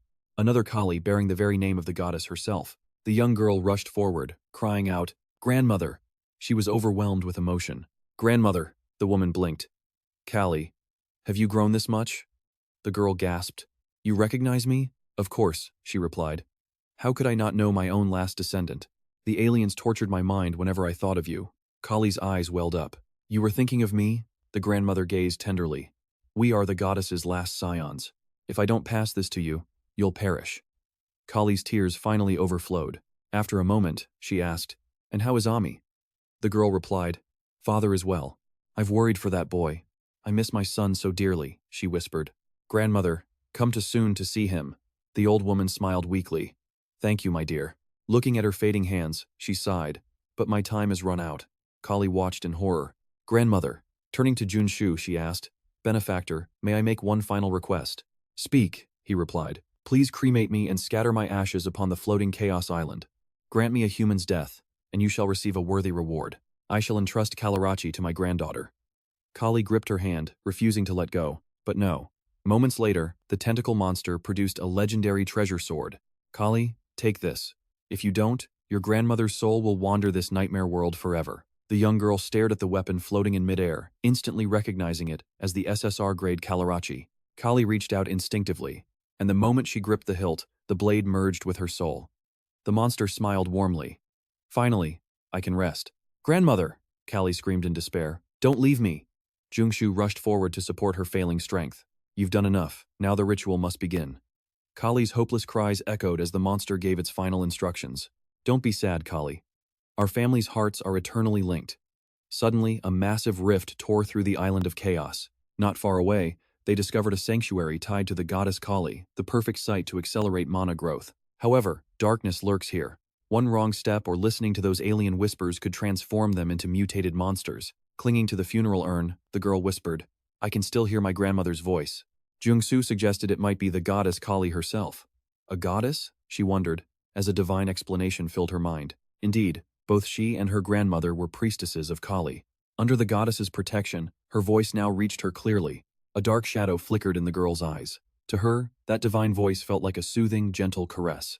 As she scattered the ashes, Kali offered a silent prayer. "Goddess, please watch over my grandmother's soul." Suddenly, a massive magic circle erupted, catching Junsu off guard. "What is this? This overwhelming pressure is terrifying." Sensing the divine will, Kali spoke up. "Teacher, the goddess wants you to place your hand upon the circle." A realization flashed through him. Has the goddess Kali truly manifested? Doubting his own senses, Junsu reached out and pressed his palm against the glowing seal. Instantly, A torrential surge of power enveloped him as the system chimed. You have acquired the Esper trait. Junsu stood frozen in disbelief. The Esper trait? He never imagined gaining such a legendary power so easily. Seeing his stunned expression, the girl smiled. This is a gift from the goddess. But Junsu was already deep in thought. If I have this power, then right now. Suddenly, Kali thrust her sword forward with explosive force. Teacher, can you keep up with me? As she leaped into the air, Junsu realized he might actually master the Kalarachi style. Kali moved like a bolt of lightning. Simultaneously, the system signaled a new trait, Kalarachi's divine bloodline, the blood rain god. Activating every trait from haste and lightning to blink and telepathy, Junsu launched himself into the pursuit. He grinned as his new Esper trait acted as a catalyst, causing his other abilities to evolve with wildfire speed. Surrounded by the zone's intense mana-boosting properties, his potential was reaching its absolute peak. Junsu closed the gap instantly, proving he could match her pace. Seeing his incredible speed, Kali's lips curved into a smile. Impressive. Kali swung her blade toward Junsu with lethal intent. I won't be holding back. Psychic sword dance. He realized that merging Swordmaster with the dance trait would create a new form, sword dance. Time to begin. High in the clouds, the two warriors clashed in a spectacular display of steel and magic. Neither gave an inch, turning the spar into a terrifyingly realistic battle. Is this the true power of a goddess? Junsu wondered. In a heartbeat, Kali unleashed a relentless barrage of strikes, each one more complex than the last. But Junsu was ready. He etched every single one of her 108 sword techniques deep into his soul. Using his magic eye and intuition to decode her every move, he began crafting a sword dance unique to himself. It evolved far beyond the original Kalarachi style, reborn through his own refined movements. Kalarachi lightning. He looked at his blade, a sense of triumph washing over him. At last, the technique is perfect. The system confirmed his evolution. Kalarachi spark sword and Nephilim's blade. 3 peak swordsmanship traits were now his. Junsu gripped his sword tight. Now, he just needed to build the perfect setup to maximize this devastating synergy. Whether it's the heavenly demon or the holy saintess, Junsu's lips curled, even the great father himself will fall by my hand. His dark ambitions were suddenly cut short by a sharp, frustrated voice right beside his ear. Teacher, you're being way too much. Junsu turned to see Kali panting heavily, looking completely exhausted. Wait, it's a misunderstanding, he stammered. That wasn't the real Kali. I almost died out there too. Didn't you see her flying around? She had fought like a completely different person. Suddenly, Soren pointed the tip of her dagger directly at Junsu's throat. I'm not interested in excuses, she said, her expression darkening. What we really want is a proper spar with you. Janet stepped forward, her stats flashing. Natural talent, mana well, diamond body, shield master, and the Nephilim's blade. Kali activates her specialized gear traits. Kalarachi, the goddess's bloodline, the blood rain blade, and the time control phantom shadow step. Finally, Soren readies her own arsenal, channeling the Firestar sword style and her lethal aerial strike techniques. Harnessing the giant's strength and the eternal diamond body, she flashes a provocative smirk, realizing her master has grown even more powerful. Hearing the challenge, Junsu wastes no time accepting the duel. He immediately prepares his own Firestar sword style to match her. Wielding the blade of the Nephilim Kalarachi and the diamond body, his arrogance trait flares as he dares them all to strike at once. In an instant, thousands of lightning bolts rain down from the heavens. To Junsu, the ensuing battle feels like an invincible display of dominance. Breathless and exhausted, Soren barely manages to speak, joking through her gasps that she nearly met her maker. Junsu pants heavily, claiming he's all right. But Kali bluntly exposes the truth, pointing out the blood trickling from his mouth. What did you just do? She asks in shock, wondering if he actually dared to execute 3 sword styles simultaneously. It drained more mana than I expected, Junsu muses. Hearing this, Janet screams, complaining that their teacher truly shows no mercy. Soren grumbles about the pain, wishing he'd be gentler, but Junsu ignores them, ordering everyone to chug high-grade potions and return to training. He notes that at their current level, the monsters lurking within the Great Rift shouldn't be much of a challenge. I have urgent business to attend to, so I'm heading out first, Junsu instructs his team. He sternly warns them to train until they are strong enough to return. Sensing a massive crisis is about to paralyze the city of Sion. A crisis, they ask? Junsu explains it will be a disaster severe enough to cripple Sion, much like the previous terror attack. Stunned by his warning, the 4 can only watch as Junsu departs, arriving at his destination shortly after. The moment Junsu unfurls a sacred decree, a system notification chimes. Congratulations, Master. You have reached level 7, it announces. In his past life, level 5 alone was enough to earn absolute priority status. Thoughts race through Junsu's mind. Level 7 is the limit of superhumans, the ultimate realm of power. At this stage, he is a walking natural disaster, possessing the destructive output of a modern aircraft carrier. He calculates his strength. While he's powerful enough for Chapter 2, it still feels insufficient for the looming threats. Suddenly, his phone rings. Realizing he needs even stronger allies, he considers the Tower Master a perfect choice. Junsu picks up quickly. "Greetings, Tower Master. I hope you've been well?" "Superhuman Kim, I called today to brag," the old man boasts. Junsu instantly realizes he must have perfected the ultimate flame. He recalls his own words that a warrior's approach to the flame would be fundamentally different from a mage's. "Who knows, my flame might be superior," Junsu had teased. The Tower Master laughed, finding the challenge incredibly intriguing. They had made a bet with a 2-year deadline. Whose ultimate flame would prove to be the strongest? True to his promise, the Master proudly presents it. The ultimate flame of the Solar Tower. Junsu rushes to the Master's side. The old man chuckles, amazed they achieved a goal the tower had chased for generations. Junsu offers a strained smile of congratulations, though internally, he knows the stakes of their bet are still live. He flashes back to the wager. "That sounds interesting. What exactly are we betting?" The Master had replied that if Junsu won, he'd get anything he desired, but if he lost, he'd be forced into the tower's security force. The thought of being a corporate slave for life leaves Junsu feeling utterly helpless and trapped. The Tower Master smirks, telling Junsu he'll have to admit defeat once he witnesses the flame's true power. "Why not just surrender now?" the Master asks. But Junsu counters, reminding him the bet is to see whose flame is truly superior. The Master freezes in shock. "Wait, you mean?" Junsu confirms that his own preparations are finally complete. "My apologies, but let's go compare them now," Junsu suggests as they head toward the chamber of the solar flame. Meanwhile, onlookers whisper in disbelief, questioning how a mere warrior could possibly complete an ultimate flame. They mock it as some low-level magic, failing to understand why the Tower Master gives him so much attention. However, Mi Ungseok thinks differently. Junsu is the one who opened an entirely new perspective for their magical techniques. To her, he is different, a man who has no reason to lie. The Master spots a spark on Junsu's finger and asks if that's his ultimate flame. Junsu explains it's not exactly that. "I accidentally stumbled upon a different result," Junsu admits. The Master scoffs, thinking a tiny spark couldn't possibly be ultimate. In reality, this is the ultimate flame created through Junsu's own unique and personal method. To achieve this, Junsu had painstakingly combined 6 rare ingredients with the black fire he obtained upon reaching level 2. Solar fire was his reward for aiding Mage Kim, while the flame was born from severing the Black Demon's chains. He gained Dragon King's Pond Fire by defeating the goddess's Golden Dragon, and Chaos Fire from the Undead Dragon's gear. Solar Fire, Primordial Flames, Heaven's Fire, and Chaos Fire. These, combined with Runu's power, forged a masterpiece, a blaze, capable of incinerating the Saintess's unholy black fire. Junsu asks, "Your ultimate flame surpasses the solar cannon, right? You value destructive power and combat speed." "Indeed," the Tower Master replies. Junsu counters, "But my ultimate flame is fundamentally different. I have minimized the power and mana consumption to the absolute limit." The old man's brow furrows. "Explain yourself." "An ultimate flame's power should only scale when more mana is poured into the strike." Junsu flashes a sly smirk. "This tiny spark alone can rival your greatest masterpiece." The Tower Master scoffs, unable to believe his ears. He begins gathering energy to activate his own technique. "Watch closely," the Tower Master declares, asserting the dominance of the Solar Tower's ultimate flame with a confident grin. "This power is likely too much for a superhuman like you. You should give up now." Suddenly, the Tower Master's eyes widen in horror. Everywhere he looks, the world is consumed by a sea of fire. "What?" he gasps in shock. How could such a small spark trigger a disaster of this magnitude? Sensing the situation spiraling out of control, he screams a desperate command. "Stop. End it now." As the flame pierces through his defenses, his voice grows frantic. Junsu finally stops, but the searing heat lingers. The system interface flickers to life, displaying the stats of the Solar Tower's ultimate flame. Destruction 290, range 78, mana 20, casting 11, difficulty 33, total 441. Then, Junsu's stats appear.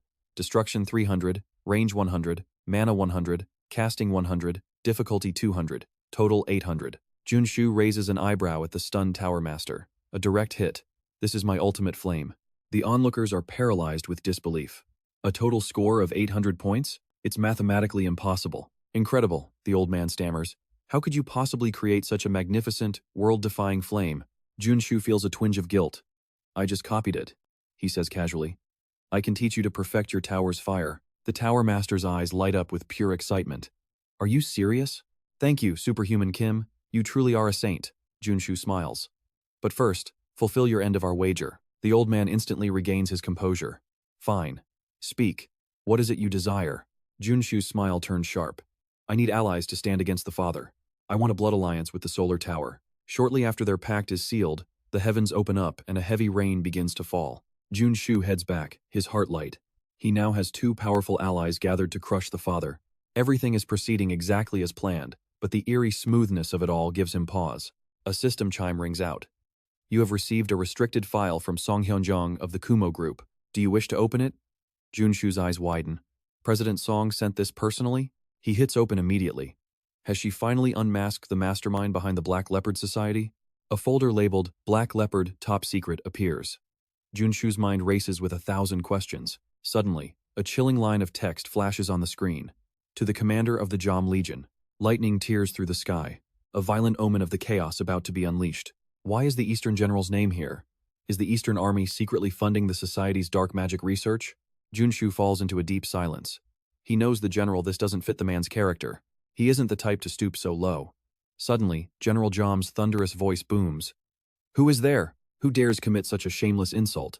Junshu steps forward. General, I am an outsider. I have no wish to interfere in internal military affairs, however. The Eastern Army is currently behaving no differently than a hidden terrorist cell. Jinsu and Dongdu stand frozen in silence. Dongdu doesn't dare breathe. Jom turns to his officers. Division commanders, did any of you know about this? Silence fills the room. Jom's rage boils over.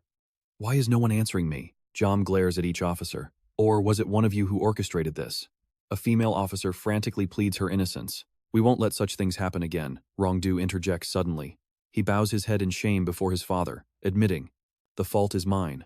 The truth is, the Eastern Army has been entangled in these dark affairs for far too long. The commander is stunned by the confession. What did you say? He gasps, as Rongdu prepares to explain. To forge their bodies into the ultimate vessels for the Black Tiger sword style, they craved forbidden magic. Jom frowns, asking, and you believe this was justified? He stands firm, declaring, no, it was a truly shameful act. Looking back, he realizes it was all just empty vanity. Junshu observes silently, thinking, at least one person in this family still has a brain. Rongdu continues, Father, as your eldest son, I take full responsibility for this disaster. Please punish me as I deserve. And General, as the 1st Division commander, I have one final request. He looks up with determination, saying, eradicate the corruption and black magic that has infected our entire corps to the root. Jinsu and Xiongdu are paralyzed with shock. Jom rubs his temples before sighing, fine, so be it. Superhuman Kim, no, I should call you swordsman now. Junshu responds firmly, yes, General. Jom's gaze turns sharp and commanding. I intend to launch a high-level inspection of the entire Eastern Army. Will you take the lead on this investigation? Junshu freezes, wondering why he's being dragged into their family mess. Jindu stands to protest. Father, you can't. Our Legion's honor. Jom cuts her off instantly. If you cared about honor, you would have stopped this before it turned into a nightmare. He turns back to the youth with a serious expression. Swordsman, as you can see, I have many children, yet none I can trust with this. I hereby appoint you as Honorary Inspector General and Honorary Major General. Jom places his ultimate trust in the outsider. Tell me, will you accept our plea? Junshu realizes this is the perfect chance to gain a powerful ally. He accepts with a confident smile. If you trust me that much, General, then I shall give it my absolute best. Days later, at the Inspector General's office, Junshu asks for an update on the Nog Underground Tower investigation. The report confirms his suspicions. They were indeed illegally capturing monsters and magical beasts. Junshu finally understands. No wonder the Eastern Army's research budget was leaking like a sieve. And what about the Gangnam sector? The reply is grim. They were running an illegal arena for mutant monsters. Junshu nods as the puzzle pieces finally click together. An illegal arena where humans and monsters slaughter each other for sport. What a twisted and dangerous game. The officer is baffled by his insight. How could you possibly know all of this? Junshu explains. Warrior-class superhumans using black magic to force their growth? It's an old trick. His eyes darken as he recalls the game's original plot, knowing exactly where he must strike next. Junshu begins to piece together his memories.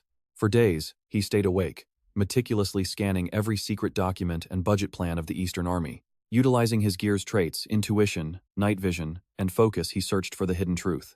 Thanks to those broken abilities, he narrowed the search down to a few critical clues. Armed with evidence of their financial crimes, only one question remains. Who is the mastermind? Junshu realizes the culprit must be the one who authorized these horrific experiments. He finds a research file on using arena combat for rapid leveling and is genuinely shocked. These people are. Suddenly, an object appears in midair and detonates into the night sky. As the smoke clears, familiar shadows emerge. Jindu sneers, "Is the brat dead yet? We must leave before father finds out." Xiongdu obeys his sister, but then senses something wrong. She looks toward the chair and freezes in pure terror. "How is this possible?" Junshu smirks. "What's the matter? Did you really think a simple bomb could kill me?" Jinzudu screams in rage. "You arrogant brat, I knew it was you. You must have been terrified when we destroyed the Break Z base."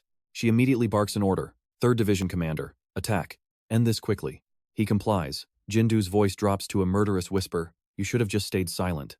The two of them charge at once. "Let us show you that there's always a higher heaven above you." Raising an eyebrow, he scoffs. "So you think there's always a mountain above a mountain?" Junshu deflects their combined assault with ease. "You fools have jumped straight into the tiger's maw." He observes their movements with a cold, calculating eye. The ferocious strikes from these two tigers carry a weight unlike anything he has felt before. Junshu quickly analyzes the battlefield. These two masters of the White Tiger sword style are aiming directly for his vital points with lethal precision. He can feel the raw power radiating from his opponents. Especially Jindu, a man whose soul is stained with pure malice and ruthless cruelty. The world around them descends into absolute chaos. Yet, Junshu remains unshakable, holding his ground against their relentless dual onslaught. As a blade lunges toward his throat, he parries it with split-second timing. A massive explosion rocks the area at that exact moment. Realizing their prey's scheme, Jindu barks an order to give chase. Hyungdu obeys instantly. Without hesitation, they unleash their devastating explosive tiger strike. Junshu stands his ground, staring down the two white tigers with an icy gaze. He begins channeling immense energy into his blade, before unleashing a gargantuan wave of power. "You think that's enough?" the old man shouts, his resolve unwavering. "It's just a show, he's only level 7. Steel clashes against steel in a cacophony of sparks. Suddenly, the battlefield is dyed in a sinister sea of crimson. Jindu's eyes widen in shock at the sight. "What the?" Junshu lets out a low, mocking chuckle. "Only level 7? He sneers, activating the properties of his Nephilim gear. He ignites the Kalarachi Flamesword art, the divine secret technique of Thor. "I am no ordinary level 7 superhuman," he declares. "I am a gold warrior." Junshu charges forward like a meteor. "You dared to destroy the evidence. Now, you will pay the ultimate price." The entire area is reduced to a scorched wasteland. Thunderous explosions echo through the sky as his sword intent crystallizes into its purest, deadliest form. Overwhelmed by the sheer pressure of Junshu's aura, Hyungdu is forced to retreat in terror.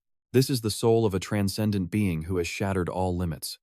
A violent vibration surges through the length of his blade. Normally, the recoil of such power would paralyze the wielder. But the flamesword art operates on an entirely different level of logic. Utilizing the flame and black tiger sword properties, he harnesses the explosion and recoil to reach godlike speeds. Enraged, Hyungdu lunges forward once more. "How dare you?" Junshu's movements become pure instinct. It is as if he is peering directly into the future itself. With one concentrated high-powered strike, his blade tears the battlefield asunder. Though heavily wounded, Jindu refuses to yield. "I will kill you." Junshu responds with a look of pure disdain. "Have you truly thrown away the honor you once held so dear?" She lunges forward like a cornered beast. "You arrogant brat." Jindu begins to channel a forbidden dark energy.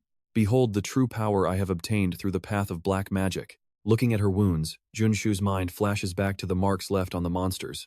"That's enough," he mutters. "The culprit is standing right in front of me. I don't need any more evidence." As his thought ends, she strikes. "Witness my ultimate black tiger sword style." Their powers collide in a shattering impact. Suddenly, a chilling premonition washes over Jindu, freezing her in her tracks. "Impossible. How can someone like you execute the black tiger style so perfectly?" Junshu scoffs. "Isn't it obvious?" He shifts into a counter stance, his blade humming with absolute authority. "Because," Junshu declares firmly, "I am the true master of the black tiger sword." System notifications begin to flood his vision. White tiger style absorbed. Black tiger fangs, lightning strike, heaven slasher, dark shadow, and radiant flame sword all unlocked. Shortly after, he returns to Jom's side. The commander praises him, stating that, thanks to his efforts, the discipline of the Eastern Legion has been restored. Junshu asks grimly, "And what of those involved in the illegal activities?" "I have personally delivered their punishment," Jom concludes.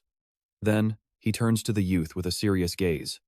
"How would you have handled them? They are your people, so I must speak carefully." Junshu replies honestly. Yet, his eyes remain fixed on Jom with unwavering conviction. They deserve the full weight of military law. He thinks back to the midnight ambush and their desperate attempt to erase their crimes. The old man sighs heavily. I wish I had a son like you. Even my own flesh and blood is beyond my control.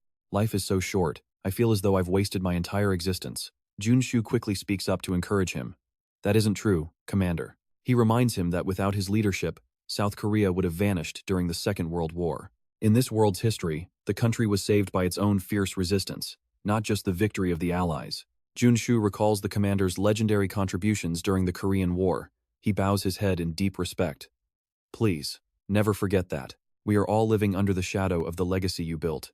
Hearing this, Jom cannot help but crack a small smile. You rascal, the old man chuckles, seeing through him. You're just flattering me, so I'll give you a reward, aren't you? Junsu laughs sheepishly. Does it look that obvious? Jom nods. Fine. Close your eyes and stand still. Junsu wonders what kind of legendary treasure he is about to receive. A moment later, Jom speaks solemnly. What I am about to give you is everything I am. The Eastern Legion.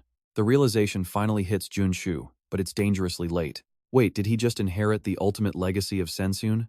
The heroic commander's entire life essence begins to surge through Junsu. A violent, primal mana floods his veins, feeling as though it was being injected directly into his soul. Jom coughs blood, signaling the transfer was a success.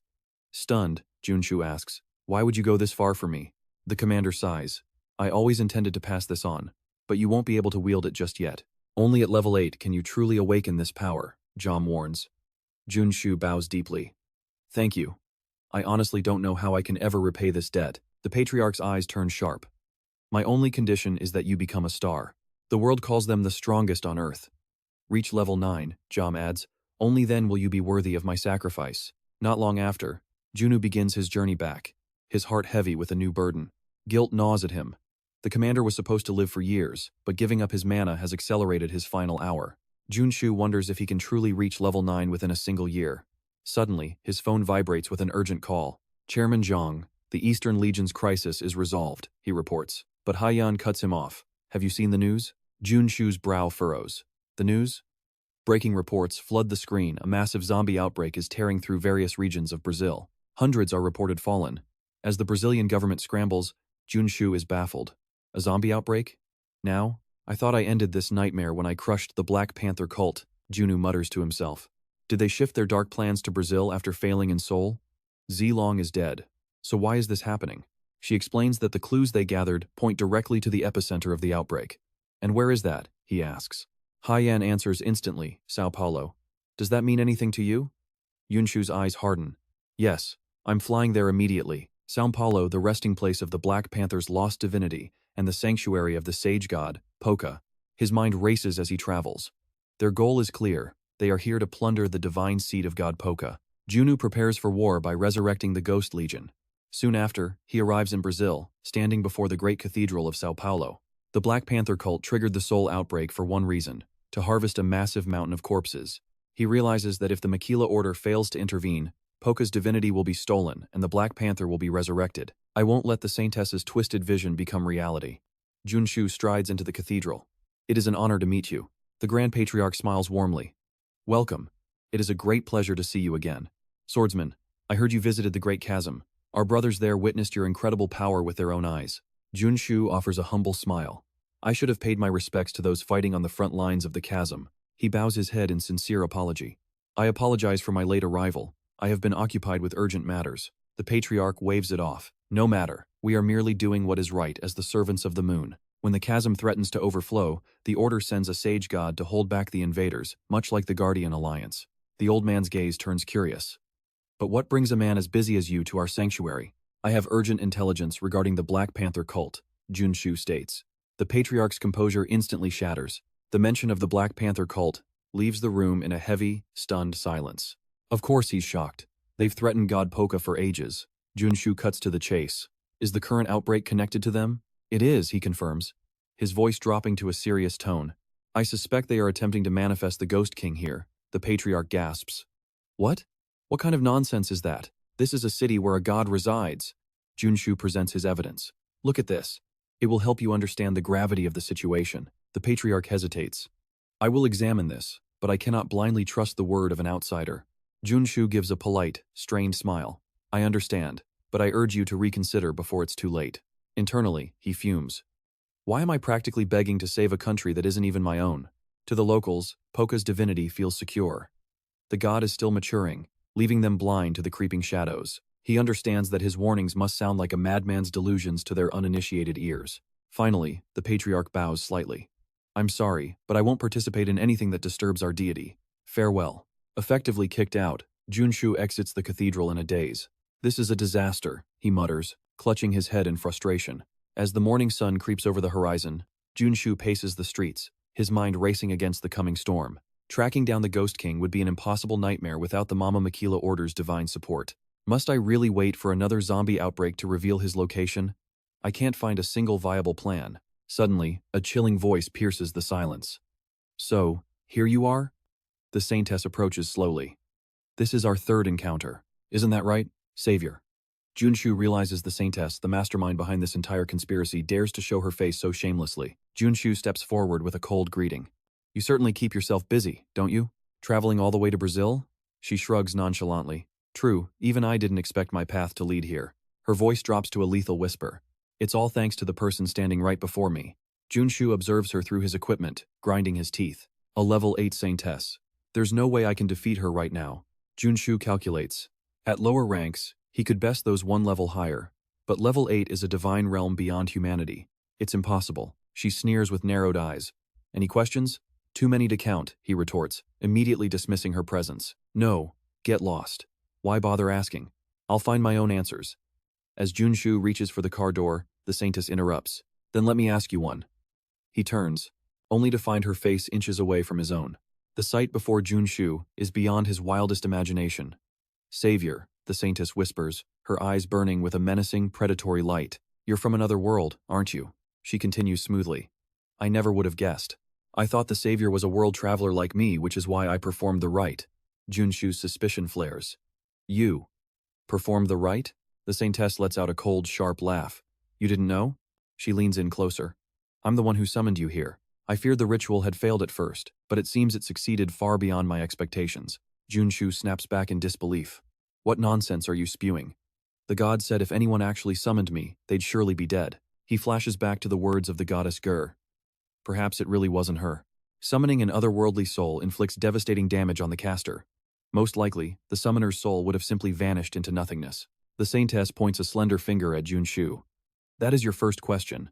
What did I sacrifice? He frowns deeply. Did she offer something else to bring him here? With growing doubt, Junsu demands the truth. Did you sacrifice your very future as an offering? The Saintess sneers as expected of the Savior. Indeed. I sacrificed my entire future, including this very soul. He shouts in horror. You're absolutely insane. Doing that means you've forfeited even the chance to be reincarnated for eternity. She falls into a grim silence. Once this world crumbles into ash, what meaning does reincarnation even hold? Rather than being ground away in endless cycles of rebirth as cosmic fertilizer, isn't it better to serve a grand purpose? Her expression shifts into something haunting.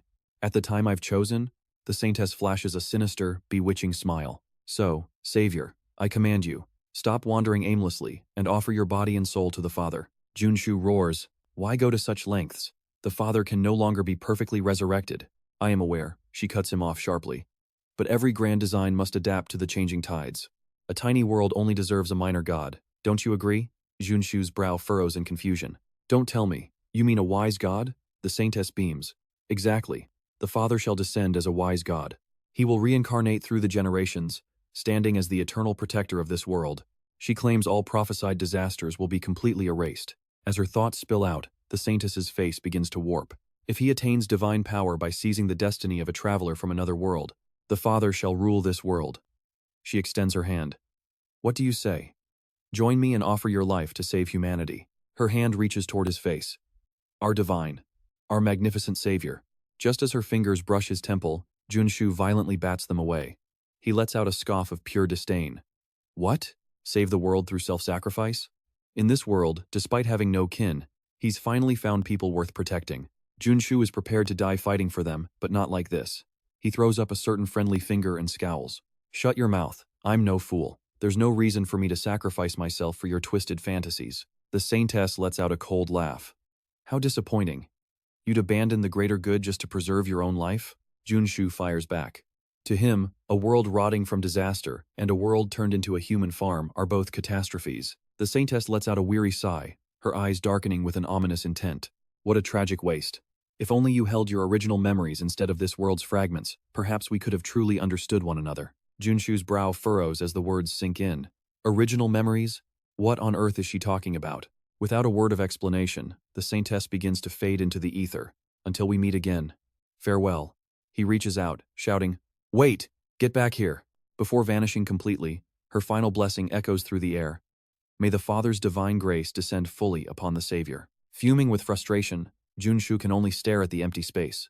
What kind of cryptic riddle was she trying to leave him with? Suddenly, the blare of warning bells shatters the silence. Orders thunder from the great temple. Emergency! All units assemble. Protect Lord Poka at all costs. Junshu grabs a passing guard, demanding answers.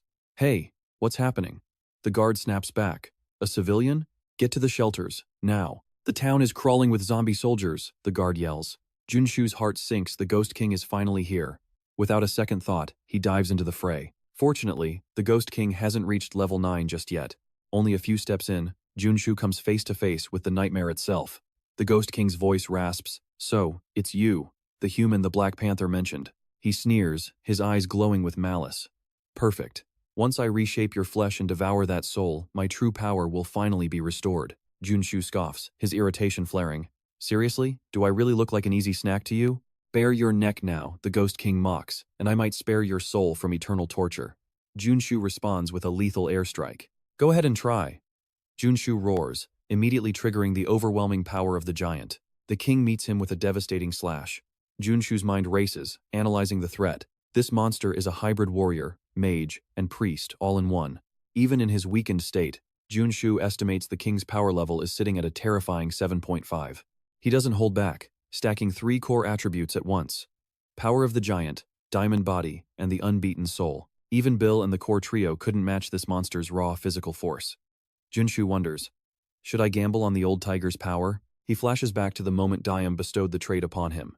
What I give you now is the essence of myself and the entire Eastern Army. Junshu shakes his head, dismissing the thought. No. Using an unmastered, incomplete power right now is far too dangerous. Time to get serious. He switches tactics, activating his holy power equipment set. One after another, the buffs ignite. Holy light, aura, healing hand, miracle, and the divine halo. He layers Gur's healing hand and Kali's miracle atop his survival traits, crowned by the radiant halo. This is the ultimate counter against the undead, he realizes. I'll crush the power of death with pure divinity. He instantly triggers the ordained paladin trait. A relentless barrage of strikes rains down, forcing a gasp of surprise from the Ghost King. Impressive, the king admits, launching a vicious counteroffensive while struggling to maintain his ground. Truly impressive. Junshu remains silent, his focus absolute as he pushes through the pain. The king suddenly bursts into chilling laughter. But all of this is utterly meaningless against me. Warning. Weakening effect activated. Equipped traits are being forcibly removed. Holy power removed. Holy light removed. Aura removed. Healing hand and miracles all stripped away in an instant. So this is it, Junshu thinks. The Ghost King's unique domain. Rebellious heaven. Yet, a smirk plays on his lips. He isn't worried. If the king is resorting to his trump card, it means the holy power has already dealt massive internal damage. He mutters under his breath. Perfect. The preparations are finally complete. Next trait, activate. Junshu surges forward, combining Giant's strength, soul mage, and resonance strike into one explosive force. The Ghost King's eyes widen in realization. An almighty one? He howls with predatory joy. You are truly worthy of being my prey. The king begins a dark incantation, his voice echoing like a funeral dirge. Grant me your name, Black Panther, heed my command. Simultaneously, Junshu stacks magic resistance, invincible, and diamond body for the ultimate defense. He triggers the ordained paladin's massacre skill. A wide area spell fueled by sacrificing his own zombie army.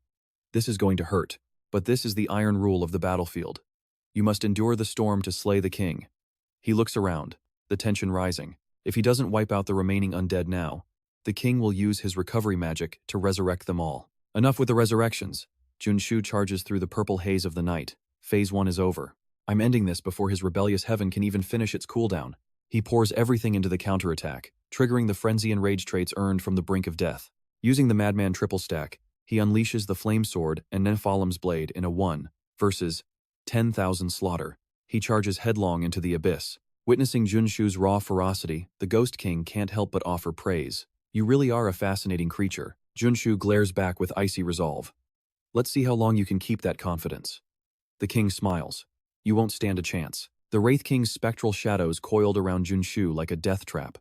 To the king's utter shock, the boy vanished from the snare in a flash. Ghost Hand? A binding skill like that can be burned away with pure mana. Sensing the shift, the Wraith King's eyes narrowed in suspicion. Something was wrong, he demanded. How do you know my patterns so perfectly? Junsu smirked coldly. I've killed you 100 times in the game. Your every move is etched in my mind. He tightened his grip. It was time. Channeling lightning through his warhammer, Junsu unleashed a devastating barrage of thunderous strikes upon the king. With a roar of power, he hurled the king backward. The impact tore a massive, jagged trench through the earth. Junsu glanced at his trembling hands, thinking, he's tougher than I remembered. Then, the dreaded side effects of the Mad Eye began to flare. His mana went haywire, shredding his nerves and veins from within. Just a little more, he had to hold on. Refusing to fall, the Wraith King gathered a terrifying orb of spirit energy in his chest. Impressive, he growled. Truly remarkable player. But now, you look absolutely pathetic. The cost of your absolute perfection is a burden your mortal body can't carry. Light erupted violently from his chest. I'll gladly sacrifice my soul to end you, the king shrieked. But seeing this, Junsu only let out a dark, knowing grin. Finally, the final phase had begun. A colossal, dark vortex erupted from the Wraith King, consuming everything in its path. Junsu watched the area of effect ultimate carefully, a chaotic tempest of death. One touch would paralyze a normal man, stopping their heart in a millisecond. Yet, deep within that storm, the king's heart beat visibly. There it is, Junsu whispered. Your fatal weakness is wide open. Junsu sprinted forward, his equipment notifications flashing rapidly in his vision. Magic resistance, unbeatable, diamond body, undying, and paladin's air raid. He stacked every buff possible while his body screamed in agony. Even with these legendary traits, his physical form was rapidly approaching its breaking point. Clenching his blade until his knuckles turned white, he vowed to end this nightmare in a single stroke. The Wraith King jeered. Foolish. Your struggle is meaningless. He unleashed a wave of murderous spiritual intent. Junsu braced himself. This was the reverse heaven technique. Blood filled Junsu's mouth. He cursed inwardly, knowing if his buffs expired now, the pain would be unbearable. Under the crushing weight of the pressure, he stood his ground. The Wraith King offered a mocking compliment. You're the finest hero I've ever faced. Too bad your story ends in this grave. He raised his blade high, radiating a soul-crushing aura. Die! For a long moment, the battlefield was swallowed by silence and a thick, suffocating cloud of dust. Then Junsu stepped out, his golden fleece cloak fluttering. You dropped your guard, King. The king gasped. The golden fleece? Without a word, Junsu delivered a punishing blow that sent the king reeling. You recognize it, don't you? It grants immortality. Junsu began cycling through his legendary arsenal with lethal precision. Mars Flame, Sword of Cholera, Nephalim's Fang. The onslaught pinned the Wraith King's sword deep into the ground. Seizing the opening, Junsu leapt into the air, his voice echoing with finality. It's over. His blade pierced straight through the king's chest. Shish, kebabing his spectral heart with pure energy. I cannot fall like this. The king thrashed in a desperate final frenzy. His razor-sharp claws lunged out, skewering Junsu's midsection before the boy could react. Lifting Junsu into the air, he snarled, If I go to hell, you're coming with me. Junsu coughed up a spray of crimson. I messed up, he thought. His body was shattering. He couldn't dodge. Darkness crept into his vision. Is this it? Is the world fading away? Suddenly, a brilliant light pierced the gloom. No, he gritted out. Not yet. System, near. Death escape activated. Lethal damage negated. HP recovery initiated. The next morning, Junsu's eyes fluttered open in a hospital bed. You're finally awake? A voice asked. Where am I? He rasped. A hospital in Sao Paulo, under the protection of the Maquila Church. He looked at the Grand Bishop. So that's why you're here. The bishop sighed. We were terrified you wouldn't wake up. We thought we'd lost the savior of Sao Paulo and our holy night forever. Junsu forced a weary smile. Savior? You're exaggerating. Inside, his mind was already racing. Please, stop calling me a savior. The Grand Patriarch steps forward. We brought the shattered saint sword here. It was our sacred techniques that mended your wounds. Are there any other lingering pains? Junsu shakes his head. No, I am perfectly fine. But tell me, did you find my gear? The Patriarch nods. We have secured it in the high-security vault, right alongside the Ghost King's legendary equipment. Hearing this, Junsu's eyes light up with pure greed. The Ghost King's loot? This is the perfect time to make a massive profit. Suddenly, the Patriarch bows deeply in respect. We were far too arrogant before. Why did we ever ignore your warnings? Junsu dismisses the apology with a wave of his hand. Don't worry about it. That monster appeared far sooner than I anticipated. He adds, even with preparation, facing him would have been a nightmare. The patriarch hands over a small box. Thank you. It is small, but please accept this as a token of my gratitude. Opening it, Junsu finds 2 divine elixirs and sighs internally. Divine elixirs? This really is a small gift, considering I literally saved your deity. Moments later, the patriarch presents another item.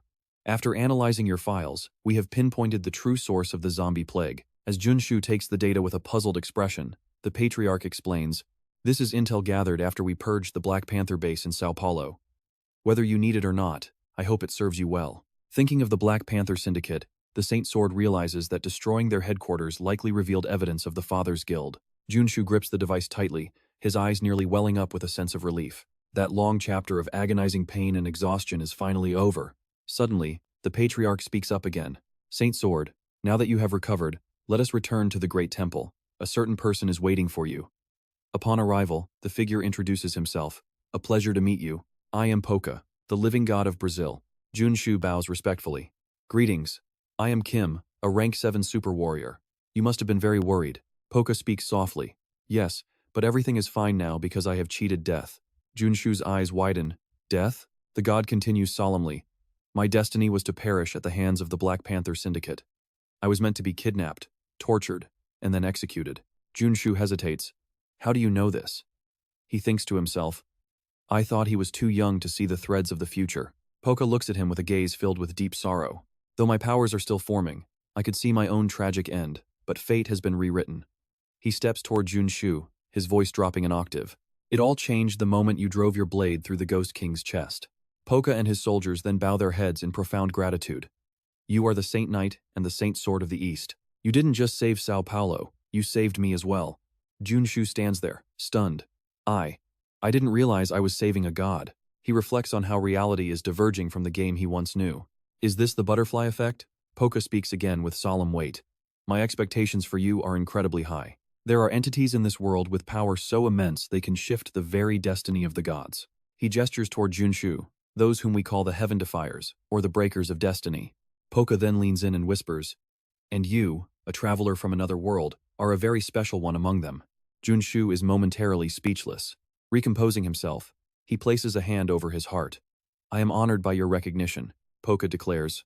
From now on, the Mama Makila will stand with you. As our Saint Knight, I want you to lead our holy army as commander. Junsu is shocked. Are you serious? This is a massive promotion. He then smiles. How could I possess such overwhelming power and ignore the responsibility that comes with it? Internally, he is thrilled. Thank you, Poca. I will proceed with caution, knowing you have placed your absolute trust in me. But there is something more pressing. Junsu speaks up. Poca, I have a request to make. Poca smiles warmly. Please, speak your mind. With a serious face, Junsu states, I need the blood of Poca, god of volcanoes, and your brother Yeso, the god of wind. I need it to reach rank 8. May I take your blood? Poca agrees without a second thought. The scene shifts to a vast hangar, where Junsu gasps in excitement. A supersonic jet? His jaw drops as he looks at the sleek machine. You've given me so much already, and now this too? The patriarch replies calmly. The jet is a personal gift from me, while the others were from the guild. Please, accept them freely. Junsu presses his face against the pristine glass of the cockpit. A normal plane costs hundreds of billions, but a state-of-the-art fighter jet? He thinks to himself, the Makila Syndicate is even richer than I imagined. Unable to contain his thrill, he immediately takes to the skies. Looking down at the horizon, he exclaims, this is incredible. Just look at that shine. His eyes glisten with pure excitement as he cries out, this dream is finally coming true. Staring at the controls, he mutters, time to unleash full power. The system prompts for maximum speed settings. Are you sure you want to take off? Junsu answers without a moment's hesitation. Why even ask? Just launch. With that, the aircraft streaks across the azure sky like a lightning bolt. The speedometer displays a staggering figure. Watching it, Junsu marvels 5,000 kilometers per hour. This speed is absolutely insane. Relaxing inside, he smiles with satisfaction. This beats any car. At this rate, I'll reach my destination in no time. Where to, Master? The system asks. The North Pole. The map flickers to life on the screen, accompanied by a mechanical hum. Destination locked. North Pole. As the timer counts down, Junsu whispers, I've finally gathered the evidence and the allies I need. Determination blazes in his eyes.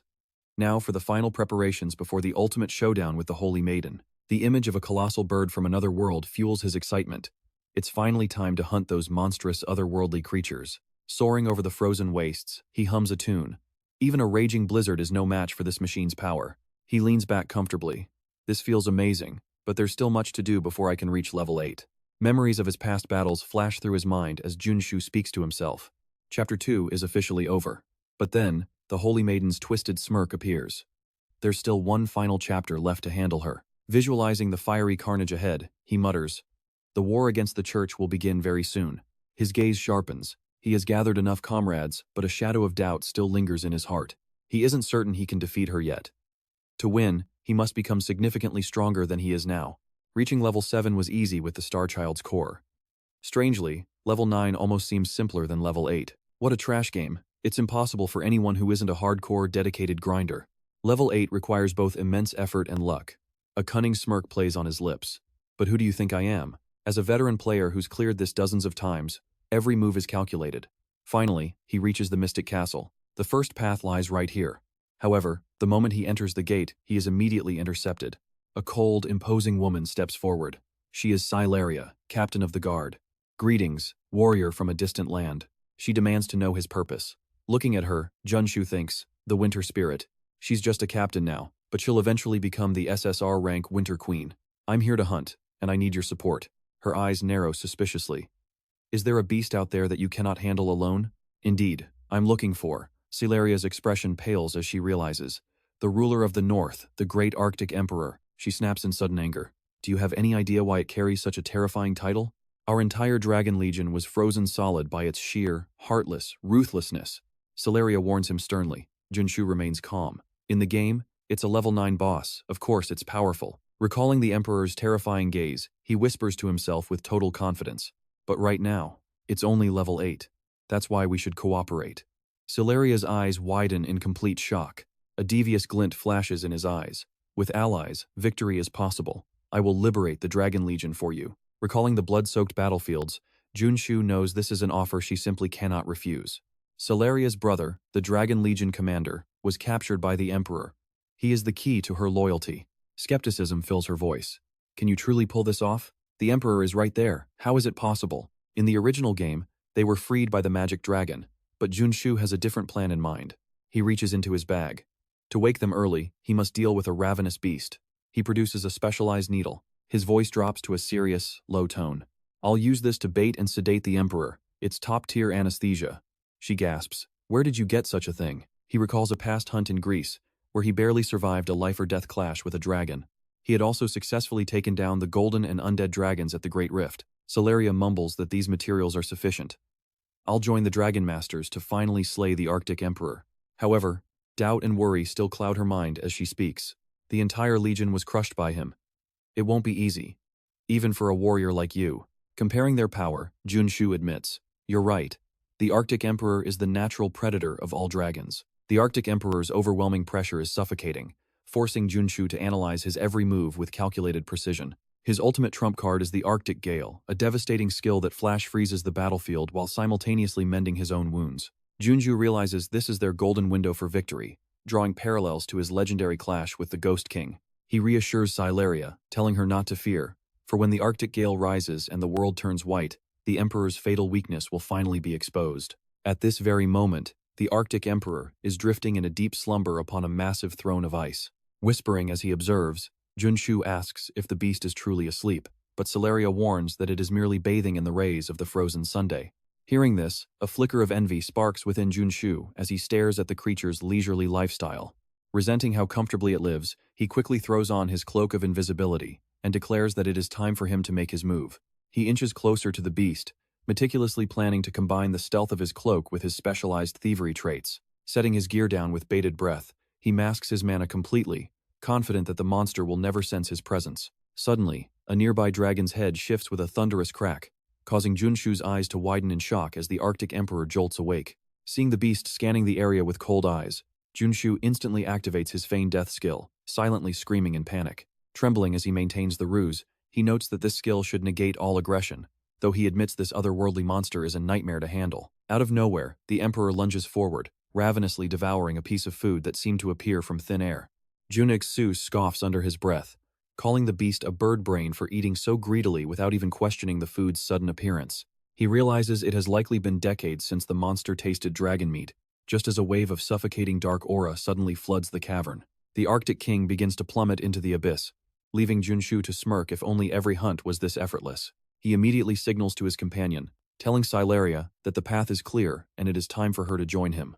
As she rushes forward with concern, Junsu stops her, advising her to stay back while he prepares to wake the others. He activates his advanced ghost fire, and a haunting magical flame erupts from his palm, causing the ancient ice to hiss and melt. Silaria's brother finally stirs, clutching his head in confusion as Silaria races toward him with tears in her eyes. Her brother's eyes clear as he sees her, and the two siblings share a powerful, long-awaited embrace after their grueling separation. Standing back to watch the reunion, Junsu realizes the tide has turned now that the commander of the Dragon Legion is finally awake. Gazing at the slumbering beasts, he formulates a plan to use these dragons as a vanguard against the Arctic Emperor as the commander mounts his steed. The brother acknowledges him as the Sword Saint and offers his thanks, but Junsu urgently cuts him off, saying the pleasantries must wait. He warns that the Arctic Emperor is about to reclaim his senses, but the commander pauses, noting that one final dragon remains trapped in the frost. Junsu gasps in disbelief as he spots the legendary Crimson King still encased in a tomb of eternal ice. Bewildered, he wonders how a fire dragon could exist in the heart of the Arctic, while Silaria notes this ice is far stronger than normal. Her brother explains that the dragon is sealed by the Emperor's unique absolute frost, and asks the Sword Saint if he has a solution. A calculating smile plays on Junsu's lips as he declares that they must awaken this beast at any cost. Hidden within his mind is a daring ambition.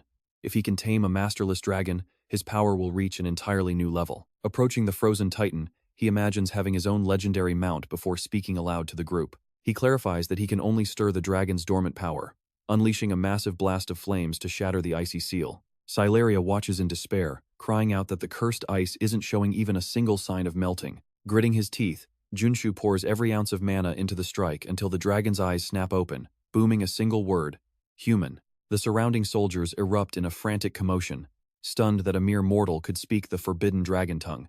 The dragon itself is perplexed, knowing that no warrior should possess the rank required to wield the language of the heavens. It concludes that this human is an anomaly, just as a violent tremor shakes the earth, sending Silaria and her brother crashing to the ground. Looking up to see the Arctic Emperor soaring through the sky, the soldiers scream in terror that the tyrant has fully awakened. Silaria assumes command, ordering the Dragon Legion to intercept the Emperor's lethal ice spears before they can rain down destruction.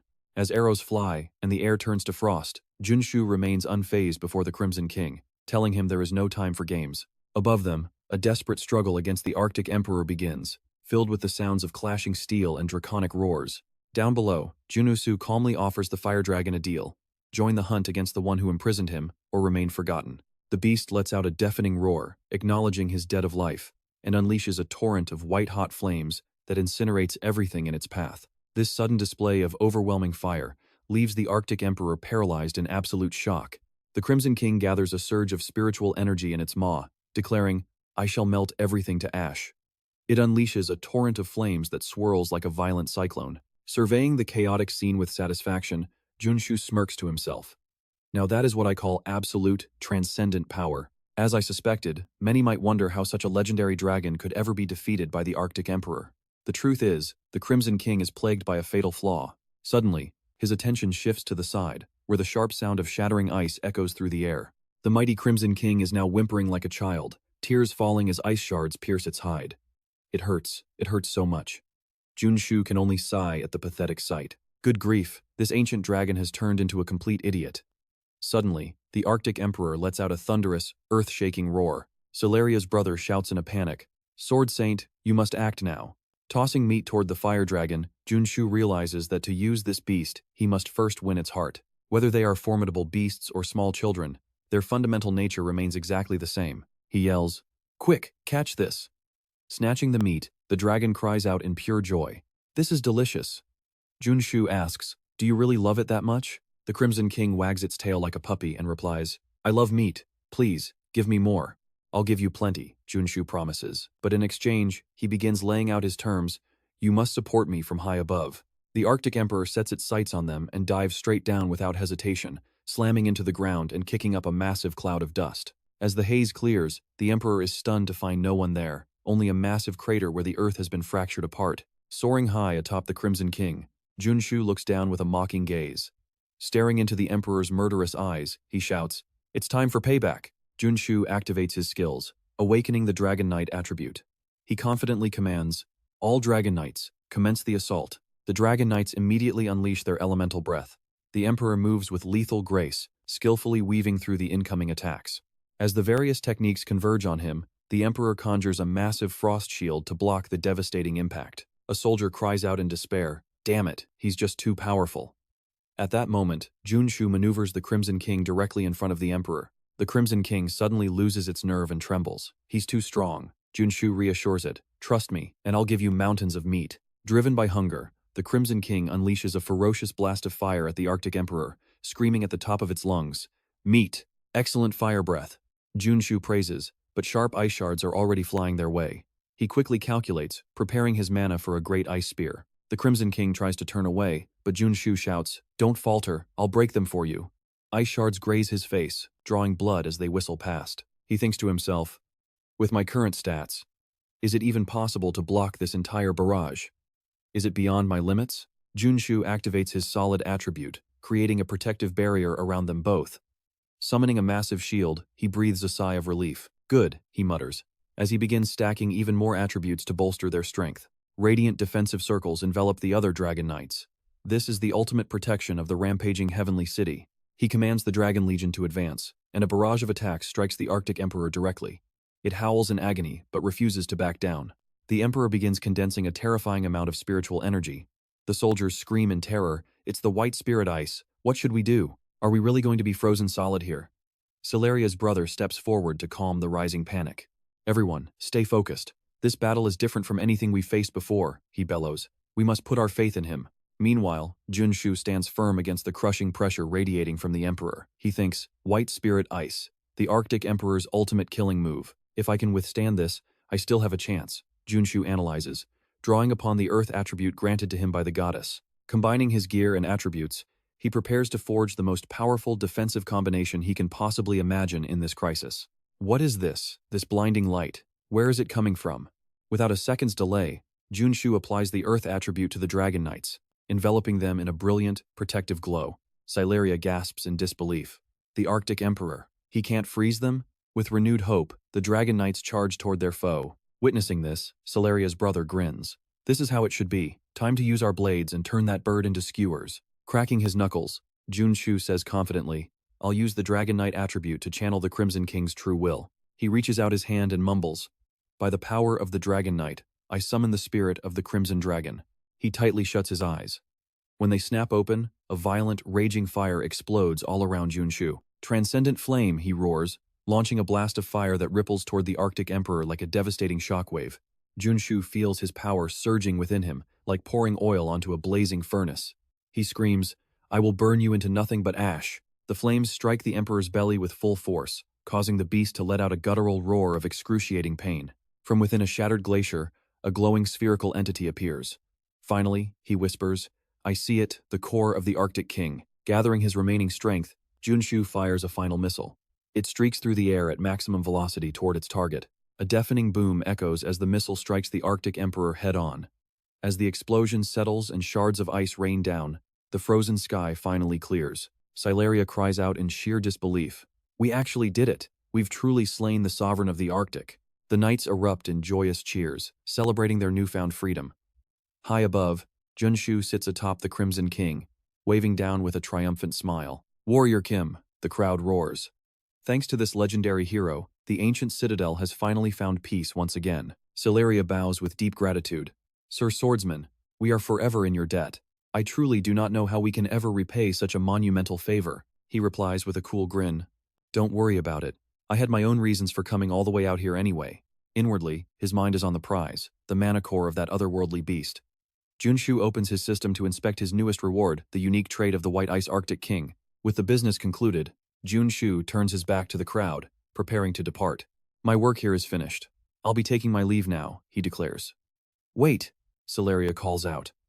"The dragons wouldn't want to see you go so abruptly. Is there anything special you require?" she asks. He considers it for a moment.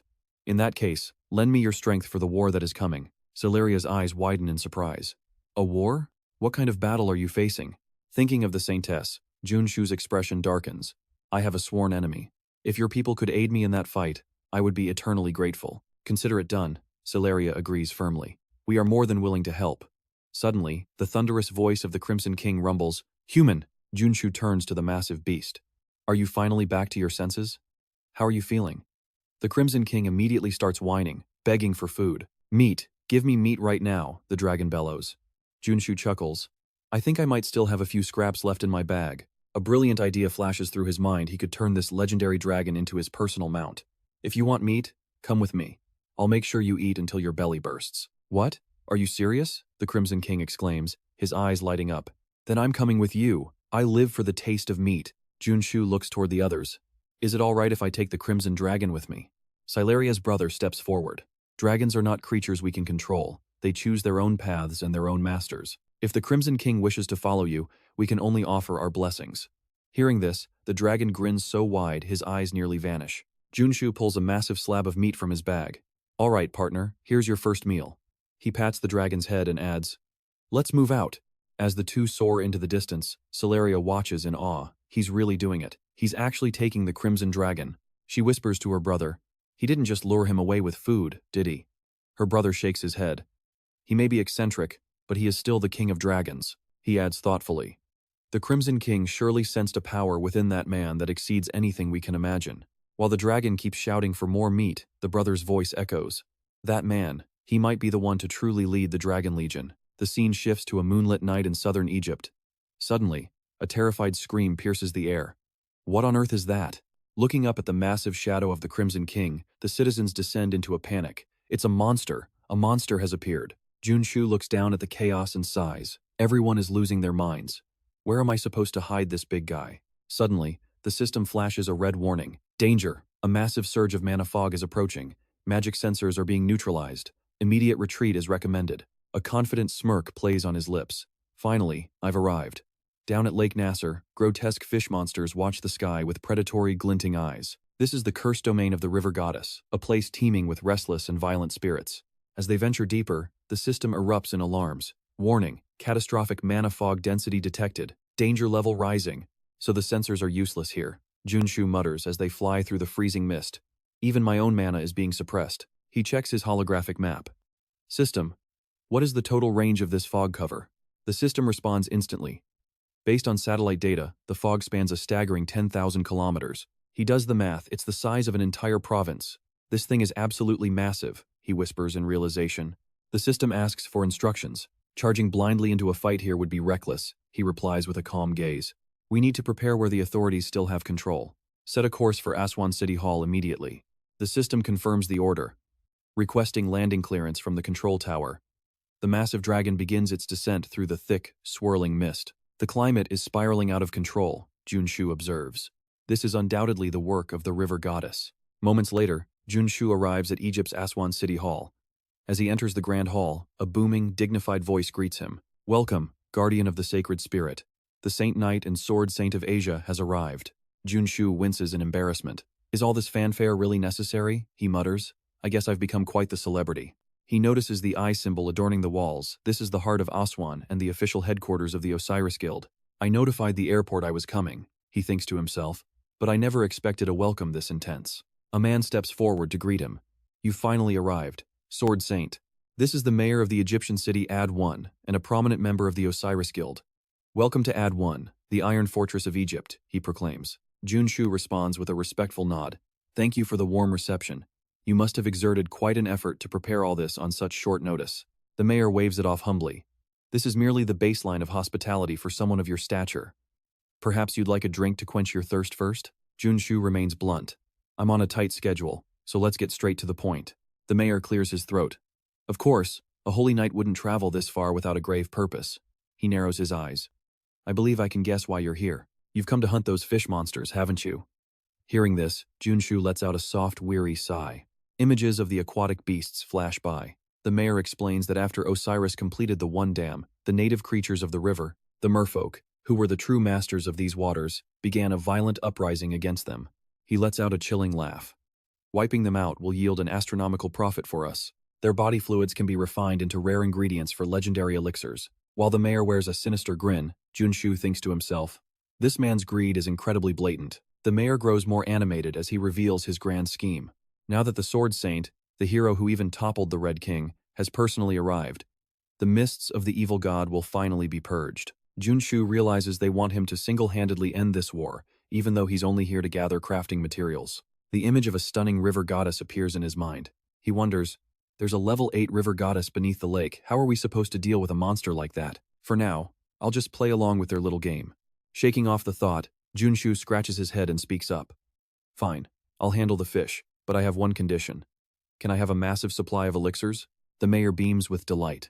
But of course, our guild will provide them to you absolutely free of charge. He then hands Junsu a glowing lantern.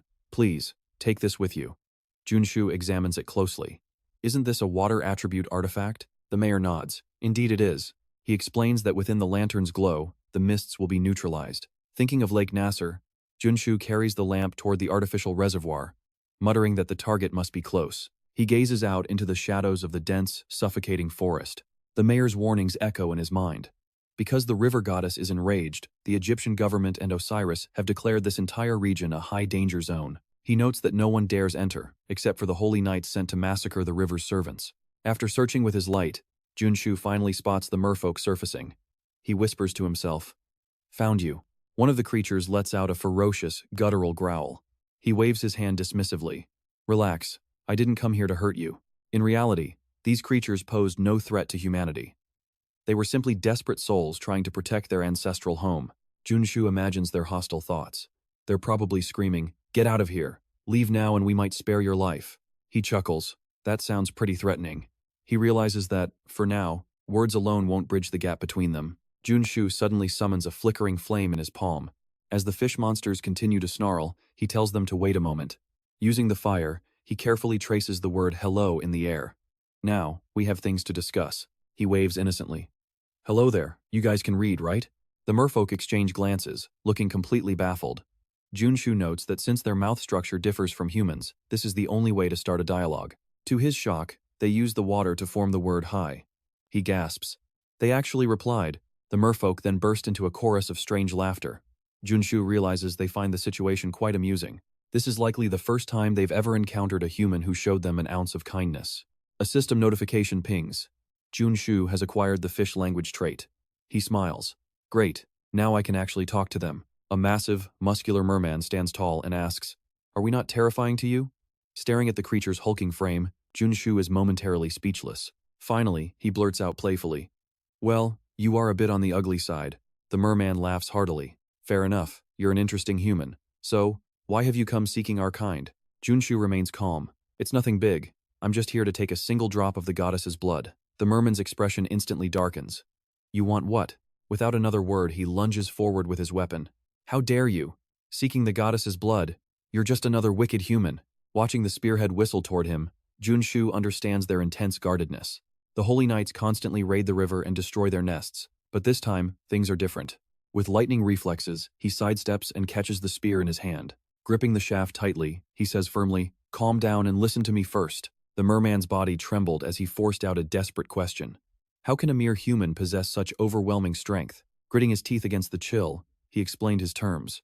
"I haven't come for blood empty-handed. I will restore the goddess's sanity." His gaze shifted toward the massive, imposing wall looming before them. The merman recounted a century of tragedy since Ozzy's betrayal birthed that cursed concrete barrier. "How can you succeed where we've failed for 100 years? Junsu hesitated, looking slightly awkward as he spoke.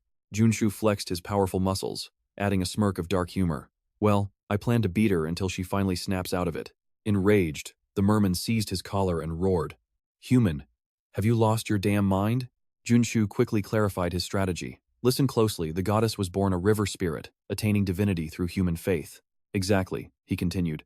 "Her core is that of a spirit, and wrathful spirits generally." Seeing their confusion, Junsu finished his grim thought. Only regain their senses when facing the brink of death. After the explanation, he asked if they understood. "Fine," the merman muttered. "We'll trust you." Junsu gave a dry laugh. Suddenly, without a word of warning, the merman blasted a jet of water into his face. The creature vanished into the depths as Junsu cursed in a panic. Soaked and annoyed, He realized the situation was even worse than feared. Yet, as energy surged through his palms, Junsu realized he had successfully adapted to the merman's aquatic trait. Fully synchronized, he dove into the dark depths alongside the merman tribe. Now able to breathe freely underwater, close-quarters combat was no longer an issue. Suddenly, his airstrike trait flickered to life. He lacked a swimming skill, but to his shock, airstrike functioned perfectly even beneath the waves. After swimming for a while, the merman turned back and signaled, "We have arrived at our destination." They stood before a solemn structure, the goddess's shrine. "Thanks for the lift," Junsu said. "Now, prepare yourselves. First, give us your word, human," the merman demanded in a low, heavy voice. "Swear that you will truly save our goddess." Without a moment's hesitation, Junsu gave his solemn word. "Of course, as long as you cooperate." Junsu then revealed a recovery potion, his voice dropping an octave. The mermen stirred as the elixir's essence bled into the water. "That's made from our kin," they whispered, sensing hope for their goddess. "Preliminaries are over, right?" With a sharp movement, Junsu conjured a surge of flame. "Let's get this started." Armed and ready, Junsu charged the shrine as the ancient stone tablets erupted in blinding light. Violent whirlpools spiraled out from the temple's heart. Junsu braced himself. "So, you finally decided to show up?" The river goddess emerged, a haunting and feral spirit of the depths. Her face was a mask of hollow, mindless rage. She conjured a massive vortex around her form. Controlling the currents, she dragged Junsu into the abyss with a chilling threat. "There is no escape for you." Caught in the crushing pressure, Junsu lost his footing and tumbled backward. Suddenly, a crimson streak tore through the water. It was the Red King. The dragon caught Junsu mid-fall, hoisting him onto its back. Junsu flashed a thumbs up to his loyal companion. Perfect timing. The crimson dragon let out a prideful roar in response. Soaring high on the Red King, Junsu promised a meat feast later. Furious, the goddess unleashed a barrage of whirlpools. The Red King performed a series of masterful aerial maneuvers to evade the onslaught. Unfazed, she whispered a command, activating Phase 1. The whirlpool shield.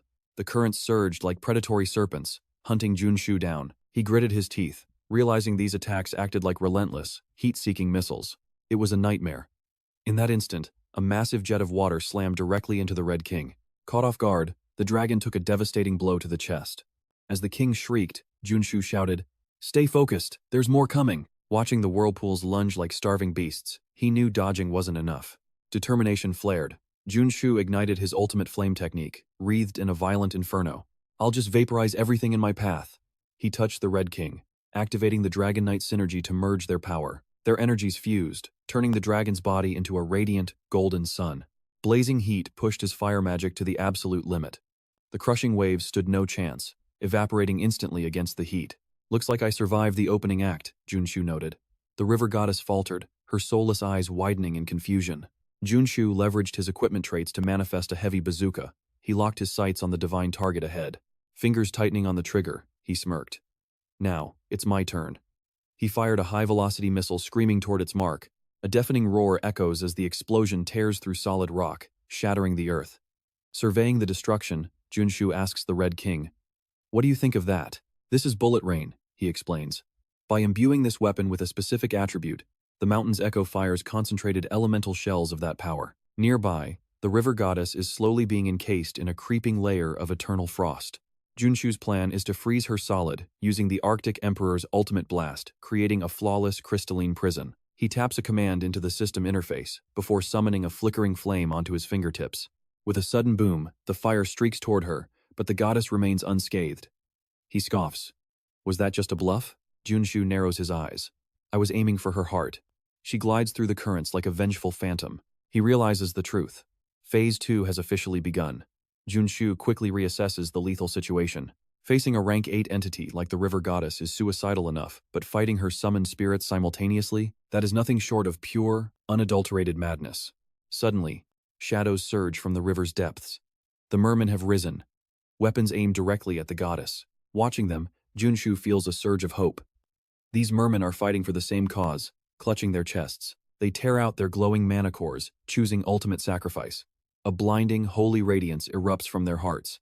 The mermen crush the cores in unison. The goddess staggers, her equilibrium shattered and unable to stand. Junsu analyzes the scene. By destroying their own hearts, the water spirits have successfully stunned her. She begins to melt, shrieking in agony as her illusions vanish. Her defenses are finally stripped away. This is the climax of the battle.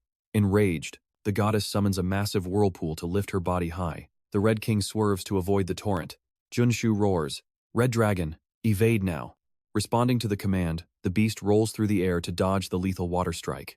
He glares at her desperate struggle. As she thrashes in agony, her core will finally be exposed. Amidst the chaotic currents, he steers the Red King forward. "Let's end this, Red Dragon," he cries, feeling minuscule against the storm. To pierce that swirling wall of water, he tightens his grip on his blade. This is the key to breaking the deadlock.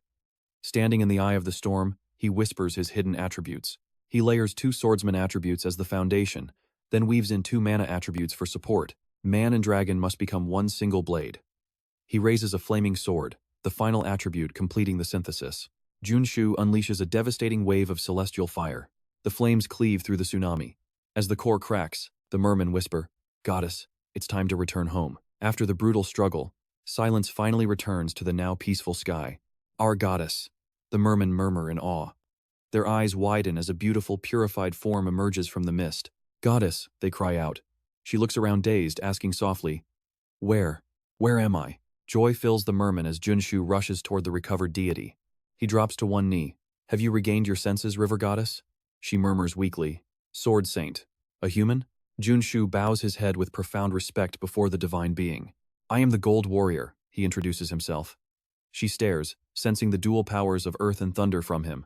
He looks up cautiously. Can she sense my divinity? He wonders. It seems even a fallen god retains their divine perception. Slowly, Junsu asks the vital question. "Do you remember what happened?" Her expression darkens with painful clarity. "I remember." She grits her teeth, whispering the name Osiris with pure hatred. The water begins to churn once more. "That selfish bastard betrayed me. He ruined our sacred river." Her eyes turn blood red as the tides surge.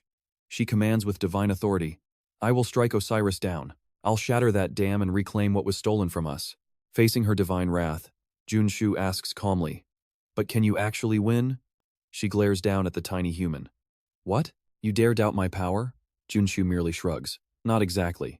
He points to the visible cracks in her mana core. "Your heart is broken, goddess. I'm worried about your wounds." The mermen stand in a silent line, hanging onto every word of the tense confrontation. Driven by rage and pride, we must ensure the merfolk race never falls into extinction. His words of genuine concern cause the river goddess's anger to falter. She hesitates, her fierce expression softening into pain, but as she recalls the massive wall blocking her waters, her voice turns sharp and bitter once again. "That dam has choked the river's flow for far too long. At this rate, I will never reclaim my power." Haunting images of slaughtered merfolk flash through her mind. Overwhelmed by grief, she speaks through the agony. "I cannot protect my people from the humans like this." Her face darkens with shadows, her voice heavy with despair. "Do you intend to just stand by and watch?" Junsu looks her in the eye. "I have a proposal." Suspicion flares in the river goddess's eyes as she questions his sudden offer. He reveals his plan. Another river exists, as legendary as the Nile. Why not lead a great migration there? She strokes her chin, contemplating the idea in silence. "The concept is brilliant," she murmurs. "However, moving such a massive population is a feat I am not sure we can achieve."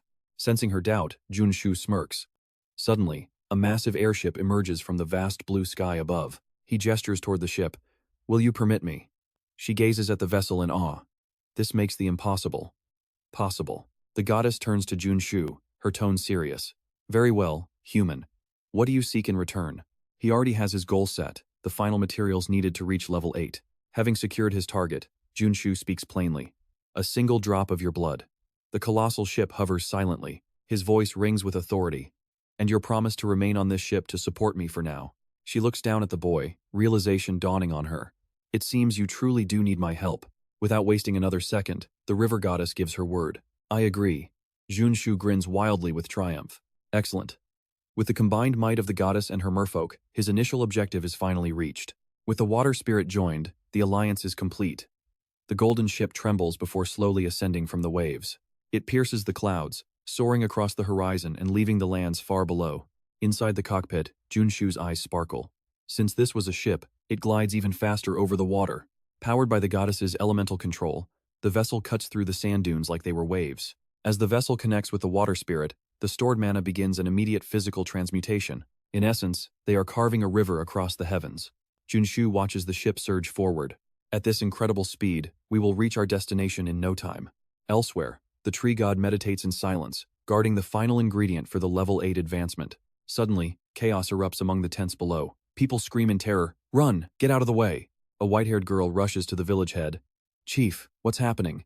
He can barely speak, trembling with fear. It is a disaster. The skull snake. The village head shrieks, unable to contain his sheer fright. A terrifyingly powerful entity is closing in from the west. The girl freezes, whispering. A powerful entity? He curses in desperation. Static crackles over the radio as a voice announces, "The god is approaching." The village head stares at the girl. She said it's a god.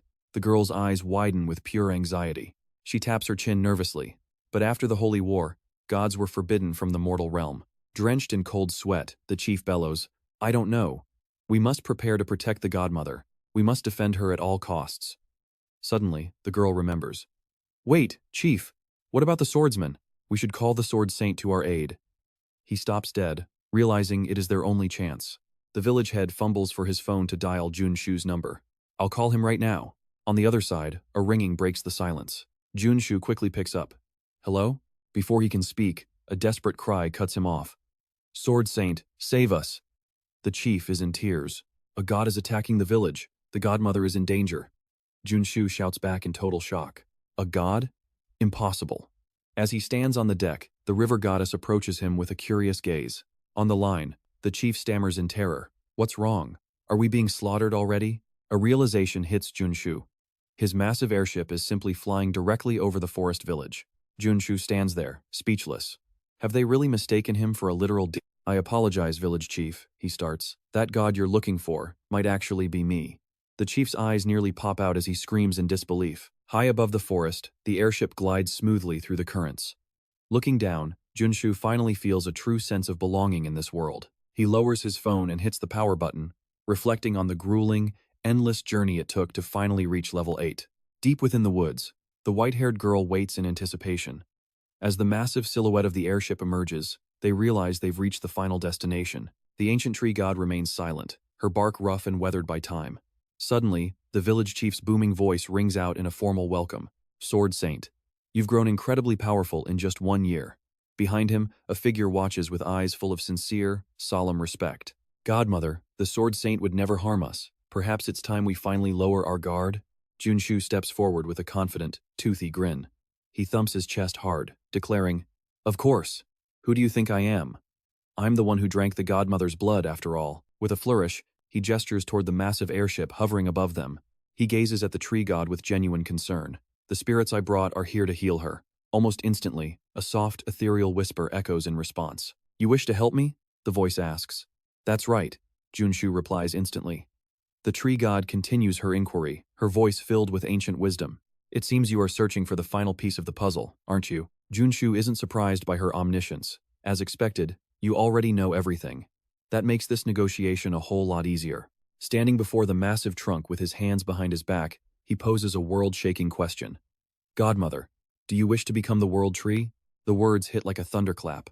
The village chief and the onlookers stand frozen, their mouths agape. One voice trembles, barely able to form words. "The world tree?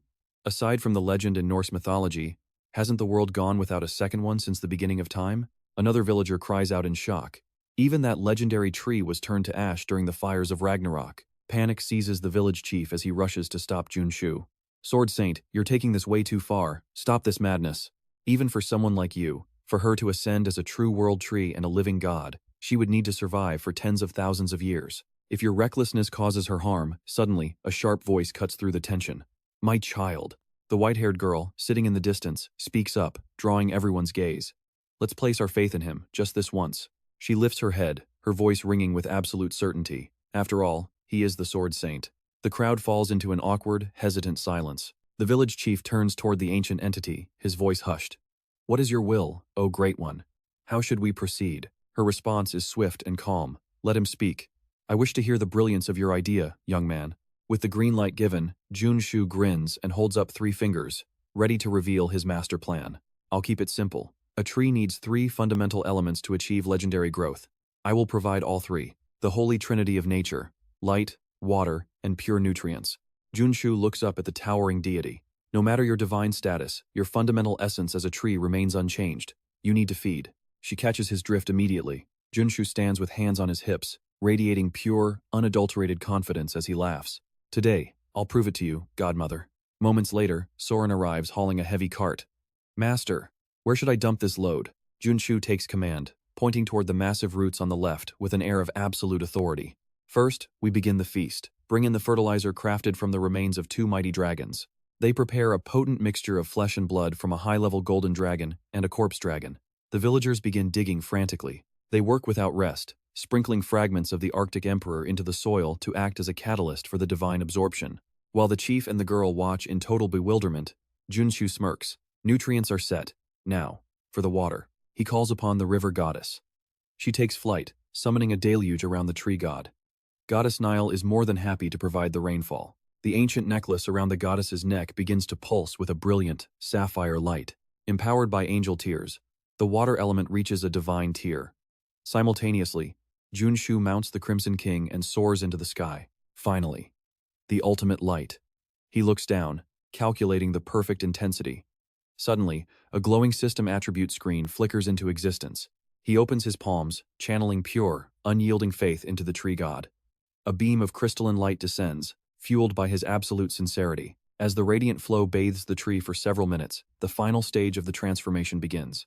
Every branch and leaf erupts in a blinding glow. A celestial melody fills the air as light cascades through every corner of the forest. The tree god is reborn. Her entire form pulses with a shimmering, golden aura that defies the laws of nature. The first true deity born since the Holy War has arrived, the legendary world tree is finally manifested. The goddess smiles warmly. You've done well, Sword Saint. I am forever in your debt. Standing tall, Zhang Yue responds with humble grace. Not at all.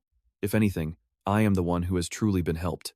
Her lips curl into a gentle smile as she whispers, I owe you a profound debt. Even my mother would find you to be a fascinating soul. At those words, the majestic image of a towering ancient tree flashes vividly through his mind. Is your mother Zhou? The tree goddess nods. Indeed. Though she was reduced to ash, she remains the progenitor of every world tree in existence. Hearing this, Zhang Yue's eyes narrow as a flicker of memory from a forgotten subplot suddenly resurfaces. Of course, it was in that minor storyline, he muses. Sensing his thoughts, she offers, It is time you received a reward worthy of your deeds. Outwardly, he rubs his head in feigned embarrassment, waving a hand to decline. Really, I didn't do this just for a payout, yet internally, his greed stirs. In this world, nothing is ever truly free, and he expects a handsome return. From a shimmering golden leaf, a single crystal droplet detaches and falls. Take this. The final fragment is yours. The moment it touches him, Zhang Yue's entire being erupts with radiant vitality. A smirk plays on his lips as he finally reaches level 8. Brilliantly blinding light consumes him. An overwhelming surge of pure euphoria washes over his senses. The tree goddess glows with celestial intensity, funneling her essence into him. Zhang Yue spreads his arms wide, savoring the vast release of power. The world granted by the great tree begins to unfold. Suddenly, a tiny spark of light flickers, descending slowly before staining into a deep black. Curious. He catches it in his palm, only for it to shatter into dark feathers. Frantic, Zhang Yue checks his scrolls. What? Why did it fail? This follows Goddess Gare's blueprint perfectly. It should have worked. Her voice echoes with calm authority. It is because you, the Sword Saint, are not yet prepared. Stunned, he looks up at the goddess in disbelief. Not ready? After everything I've done to get here? What about all the resources I burned to reach level 8? She begins to explain the harsh reality to Zhang Yue. From level 8 onward, you have stepped into the realm of the divine. This is why it is known as the Transcendence Realm. He listens in silence. To reach a godhood beyond human limits, he must define his own essence. Zhang Yue freezes, his eyes wide with confusion. How am I supposed to do that? Her slender branches reach out, swirling around his small figure as she delivers her verdict. Your vessel is ready. Your soul, as an omnipotent existence, has paved the road to divinity. In the void of space, a triangle of light traps the earth. Tell me, on the path from mortal to God, where are you stuck? Zhang Yue feels infinitesimally small, standing atop one of 3 massive, glowing celestial spheres. A god rank? Memories of his past life staring at a phone screen flicker by. It was a core mechanic in the game's lore. Shattered fragments of his old life flood his mind. To reach level 9, one must first solidify their divine path at level 8. Shards containing the faces of others begin to link together, forming a grand tapestry of fate. Reaching level 9 means becoming a constellation, a god, a lord with a title that will echo through eternity. Information on Soren flashes before him, her unique attributes and status window appearing in sharp detail. A divine title is forged from the very traits that define a person's life journey. Now, it is Zhang Yue's turn. Enveloped in a vortex of power, notification windows begin to swarm his vision. Attributes are more than stats, they are the manifestation of a soul's direction and unwavering belief. Level 4, Warrior Class. Philosophy: Giant Bones, Steadfast Recovery, Immortal Soul, Combat Mana, and Tiger King Swordsmanship. He frowns, rubbing his chin in deep thought. It is all so vague and difficult to grasp. Golden warriors are notoriously hard to define. Are you saying, I lack a god rank? A knowing smile touches her lips as she answers him. Exactly. You have lived only for survival, never truly contemplating the core of your own identity. She radiates a blinding aura. If both body and soul lack a centered self, then all this power is nothing but a fleeting illusion. Standing beneath her gaze, he clutches his chest. Then tell me, how do I fix this? The tree goddess slowly provides the answer to Zhang Yue's question through the lens of experience. His mind reels from her words. Damn it. Identity, the self. I never once stopped to think about that. Do not be discouraged, Sword Saint, she consoles him. He lowers his head, hand pressed against his heart in heavy silence. The answer lies deep within. Suddenly, a plume of dark smoke erupts, spiraling violently into Zhang Yue's chest. He gasps, clutching himself tight. This is the overwhelming power bestowed upon him by the general. A trait card flashes before his eyes, leaving Junsu frozen in shock. Suddenly, a massive explosion erupts, reducing everything to ashes. In an instant, his soul awakens in a foreign body. Bewildered, Junsu stares at his hands, wondering where on earth he is. A trembling voice pierces through his confusion. Brother, it's all my fault. Junsu turns to find a man slumped on the ground, clutching a wound. Just run, go alone, quickly. With the enemy closing in, the man grips his sword and roars at the shadows. Don't be ridiculous. How could I ever abandon you, Dongjae? From the ground, the injured man spits back in frustration. You fool, do you think I'll thank you for this? Junsu realizes he is witnessing a cinematic vision of the past. This is the memory of General Gusim. Just then, the enemy vanguard appears, pointing their blades at the two men. Surrender now, drop your weapons or show no mercy. Watching the scene unfold, Junsu begins to understand. The general's hero trait awakened because of this man's desperate cries. Please, just run. Do you really think you're some kind of hero? But the man stands his ground, raising his sword to sacrifice himself for his comrade. A trait card begins to glow above him. With eyes wide and a fierce grin, the man glances back and shouts with everything he has. I'm no hero, just a man with pride. Whether we live or die, we do it together. An altruistic heart. At that thought, Junsu's consciousness snaps back to the reality of the present. He gasps for air, clutching his chest as his body nearly collapses. It's so hot. The general's burning emotions are overwhelming, but I am different from him. In this cycle of the past, what kind of will and purpose must I find? Suddenly, his eyes snap open, glowing with an intense light. It's as if the past itself has recognized his presence. A confident smile creeps across his face as he mutters softly. That's right, the reason I'm here is to become the strongest. Meanwhile, on the outside, the river goddess watches calmly from the world tree's branches. Junsu stands tall, surrounded by a swirling vortex of trait cards. Countless visions begin to flicker and merge before his very eyes. High-tier traits stack upon one another, like the walls of an impenetrable fortress. Another card appears. Gripping his sword, a surge of power merges these elite traits into a single, ultimate grade. Electricity crackles along Junsu's blade as he swings it with a thunderous roar. Stone by stone, a symbolic castle rises within his mind. A towering spire reaches for the heavens. Junsu looks up, finally understanding the path to true power. The tower erupts with crushing pressure, emitting a blinding light from its peak. Suddenly, Junsu's entire being explodes with energy. He soars into the sky, fist clenched. The Kim warrior, the trait collector. In front of the world tree, a radiant light illuminates the entire region. The river goddess remains unfazed on her perch. Congratulations, Sword Saint. Junsu opens his eyes, his body overflowing with a new, terrifying power. He has finally become a transcendent. Later that night, cheers erupt from a grand hall.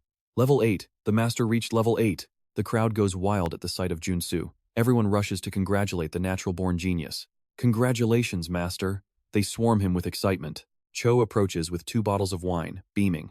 Truly, congratulations on becoming a transcendent. You're now among the world's top 100. Mage Kim chimes in proudly. In this country, you're in the top 7. Priest Kim clutches his hands in awe. You aren't just a sword saint anymore. You're a sword sovereign. Junsu grits his teeth, signaling for everyone to keep their voices down. Let's keep this celebration strictly private for now. Cho agrees, but the mood suddenly shifts as everyone looks away in concern. If the Fathers Association finds out, they'll have to make their move. Junsu glances away and exhales a heavy sigh. He recently made his connection to the Fathers Association public for everyone to see. Poka's image flashes in his mind, bringing forth evidence gathered from the Mamakea archives. Gritting his teeth, he recalls Haiyi's report. The mastermind behind the disasters was the saintess of the Fathers Association. Moments later, Junsu stands atop a balcony, watching his team train below. They'll soon realize he's reached level 8. He already has a plan to push his team's limits. Before the storm hits, I have to make everyone stronger. Bear, level 7. Selgin, level 7. Janet, Kali, and Priest Kim, level 6. Suddenly, a violent explosion tears through the sky. With all 6 traits maxed, it's time for a total fusion. The silhouettes of the allies Junsu gathered begin to manifest. A sense of peace washes over him. With these new allies and a flawless strategy, victory against the Saintess is within reach. Much later, within a colossal fortress suspended in the midnight sky, a month has passed. Fireworks explode over the Fathers Association Cathedral, filling the air with a festive roar. Perched arrogantly on her throne, the Saintess sighs in boredom. How noisy. A soldier standing nearby bows deeply. Yes, but a transcendent has finally appeared. She rests her chin on her hand, unimpressed. The supposed savior of this hideous world? A sinister smirk plays on her lips as she whispers in disgust. After enduring the agony of infinite reincarnations and tempering his soul through countless trials, he attained godhood in the depths of hell, yet chose reincarnation over becoming a mere deity. A magic circle erupts as a mage channels a powerful spell. The prophesied one is summoned for the church's grand purification. The saintess's face flushes with dark excitement. Finally, level 8. He's reached the optimal stage for the Father's descent. Below, legions of soldiers stand in perfect formation, awaiting her ultimate command. Everything is prepared. We await your orders, my lady. She swiftly draws her blade. Standing boldly before her army, she raises her weapon and commands, "Let it begin." Her gaze darkens with anticipation. Our great sacrifice starts now. On the other side, Junsu suddenly bolts forward at full speed. An anchor delivers a somber announcement over the television. Emergency news. The entire Fathers Association has vanished. Reports flash across every screen, seizing the world's attention. Members across the globe, including those at the Great Cathedral, have disappeared without a single trace. Hearing the broadcast, Junsu storms out the door. The Fathers Association had already been under heavy suspicion. Linked to a wave of nationwide terror, Junsu runs as fast as he can. Chapter 3 has begun. Suddenly, a massive crowd blocks his path. He has to stay focused. The people move like mindless puppets, chanting, "The Savior, the Savior." In a flash, they swarm Junsu in a coordinated attack. "Please, end this era of suffering. Save the earth from this living hell." Junsu pales, gritting his teeth as he maneuvers through the mob. "The Savior." Suddenly, glowing ropes bind them all. "Freeze." The police have arrived to shield Junsu. "Move, and I'll open fire." Relieved to see allies, Junsu hears a shout for the Sword Saint.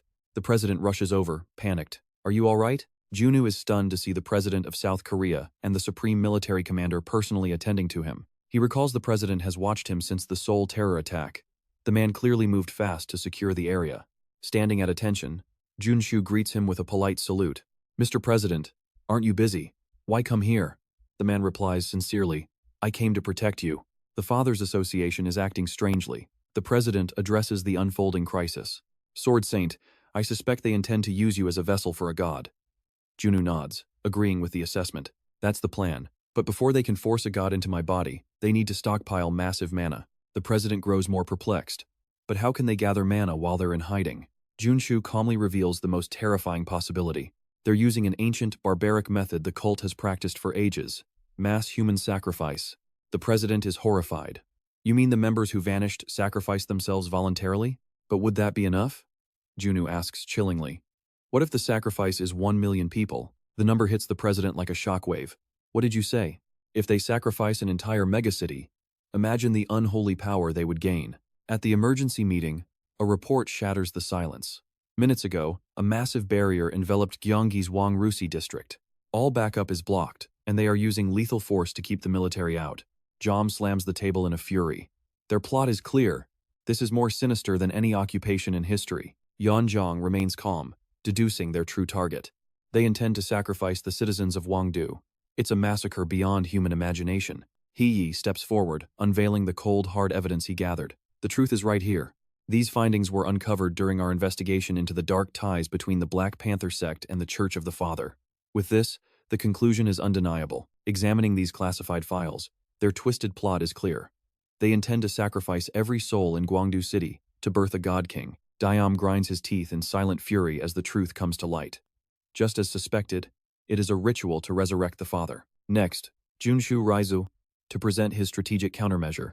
Mr. President, the time has come for a general mobilization order, he declares. The president falls into a heavy, tense silence, weighed down by the gravity of the choice. Finally, he seeks the counsel of the room.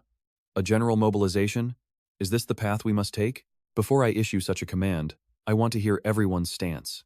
Jom doesn't hesitate for a single second to voice his support. I agree. We must wipe them out before it's too late. Yuanzhang nods firmly in total alignment. Count me in as well. With evidence this damning, there is no longer any reason for us to hesitate. The Tower Master is eager for the hunt, pledging the full support of the Solar Tower. He Yang also confirms his faction will join the fray. Our forces will be there, including the entire Kumo Security Division and my elite personal guard. After hearing their resolve, the president makes his final call. I understand. If everyone is in agreement, he turns solemnly toward the Sword Saint. I am entrusting the full weight of command to you. The objective is the total subjugation of the Church of the Father. Will you take the mantle of Supreme Commander? Jom watches on, deeply satisfied with this choice. Neither Yuanzhang nor the Tower Master raise an objection. Sensing their absolute trust, Junsu accepts the heavy responsibility. Suddenly, the system flares to life with a massive update. Trait acquired, Supreme Commander. Effect: your strength scales directly with the size and power of the army under your command. Junsu smirks with confidence. I have no reason to refuse. With the pieces in place, the gears of war begin to turn. The Great War has officially commenced. Every unit is deployed with surgical precision. The Eastern and Western legions lead the charge on the ground. Jom stands at the front, shouting the order. Open fire. A massive explosion rocks the field, but Yuanzhang frowns. Did that even scratch them? A thunderous war cry echoes across the plains as the full-scale assault begins. Charge! Soldiers from every corner of the realm rush forward as one. The Holy Knights of Makilia join the ranks, their hearts burning with a singular, divine purpose. The Church of Tho fights with everything they have, while the Church of Ji stands shoulder to shoulder with us in this desperate struggle. Junsu has rallied every possible ally. Above, the Northern Dragon Legion dominates the skies, providing devastating aerial support. Following his master plan, another unit strikes from the water. Meanwhile, the Monster Village and Solar Tower elites board the airships with grim excitement. Standing tall, Junsu exudes the overwhelming aura of a true sovereign leading his people. The one who commands them all is me. As Warrior Kim, a deep resolve surges within him. He will utilize every trait to ensure their victory. Suddenly, a colossal battleship eclipses the sun. A soldier points upward in a panic. Warrior, look, up in the sky. Junsu looks back, his face a mask of cold indifference. So, you finally decided to show yourself? He had anticipated this move. A blinding, powerful light erupts from the horizon. The core threat arrives, a massive fortress ship carrying 8 mid-level bosses. Junsu immediately locks onto the target for elimination. That's the Saintess's flagship. We have to take that thing down first. He immediately calls upon the Tower Master to strike. Tower Master, can you land a heavy blow on that ship? The old man steps forward, a wicked grin on his face. Now this looks interesting. The Tower Master readies his staff, aiming directly at the hovering behemoth. This is exactly why you need a high-ranking mage. With a deafening roar, he unleashes a direct magical strike. Die! The ship's mana shield begins to crack, fueling the Tower Master's laughter. Absolute flame. The ultimate magic. I wonder how it tastes. Junsu nods in gratitude. Thank you, Master. We'll take it from here. Tower Master, leave the rest to us. Mage Kim, Priest Kim, the 2 elite subordinates stand ready for his command. The Supreme Flame Cannon is fully charged. Junsu roars. Fire. The projectile soars like a burning dragon toward the enemy vessel. He quickly contacts the River Goddess. Their left shield is down. River Goddess, move the Skidblood near to their left flank now. She immediately answers his call to action. Understood. A massive surge of water tosses the ship high, creating the perfect opening. Now is the time. Push magic output to maximum. Following the order, the crew slams the controls. The ship streaks across the water like a lethal pointed spear. Iron Fist chimes in over the comms to report. The Supreme Flame Cannon is fully recharged and ready for a second volley. We await your signal to fire. Seeing the perfect moment, Junsu gives the final command. Advance, there's no time to waste. Open fire. The violent collision sends shrapnel raining down, leaving the enemy forces in a state of utter, bloody chaos. What on earth is happening? At this rate, the airship will fall. Just then, a steady voice cuts through the panic. Do not lose your composure. Every eye turns toward the figure emerging through the smoke and fire. The commander barks out orders, desperate to rally his broken men. We serve the greatest of all gods. Our Holy Father will protect us. He raises both hands, chanting a dark incantation to focus his mana. Oh, Holy Father, have mercy on your loyal servants. Grant us your divine power. But suddenly, a direct strike from Junsu's squad hits, blinding the leader in the violent explosion. What? The sudden sound of a familiar voice makes the commander freeze in pure terror. Touchdown successful. The cultists spot Junsu and begin a frantic uproar. It is the Savior. The Savior is finally here. Just as predicted, they lose their minds and charge. Kill him. Tear him apart. They scream, surging forward like a tidal wave. Even Junsu feels a flicker of dread at the sheer scale of the horde. There are just too many of them. Out of nowhere, the Red King leaps forward to shield him. The leader gasps, staring into its razor-sharp, monstrous maw. The battlefield descends into a nightmare. The leader has been devoured. Yet, some fanatics still stubbornly refuse to yield. Do not falter. He is only one man. With the Father's blessing, we can win. Then, a prideful voice echoes. Who said he was alone? Soren's team arrives on the scene, ready to unleash absolute devastation upon the enemy. Master, I hope you weren't planning on having all the fun. Junsu looks at his students with a confident grin. Guzin leads the charge, taking on two foes at once. With a flick of his blade, he effortlessly cuts them both down. Nearby, Kali is a whirlwind of death, looking entirely too relaxed. Are you ready to surrender yet? She teases. Give up now and I might spare your life. The trapped enemy snarls back. Shut your mouth, you filthy witch. Kali's expression darkens. Thousands of afterimages manifest, ending the cultists instantly. Is that so? Then perish in silence. Suddenly, a sharp blade flash snatches the final head. Kali screams in frustration at Soren for stealing her kill. Soren offers a sheepish apology. Sorry, I just got a bit carried away. But in the distraction, an assassin strikes from behind. Fortunately, Janet is there. Her massive shield slams into place, blocking the deadly blow just in time. Never lower your guard in enemy territory. With one powerful swing, Janet sends the entire enemy line flying backward. The commander stands paralyzed by the overwhelming power. This is impossible. He cannot believe 1,000 men were wiped out so fast. Before he can even process the horror, the Red King's jaws snap shut, swallowing him whole. The survivors tremble, desperately praying to their god. No, Holy Father, please, it is not too late. Grant us your strength. But mercy never comes. A bullet pierces his skull. Junsu speaks calmly into his radio.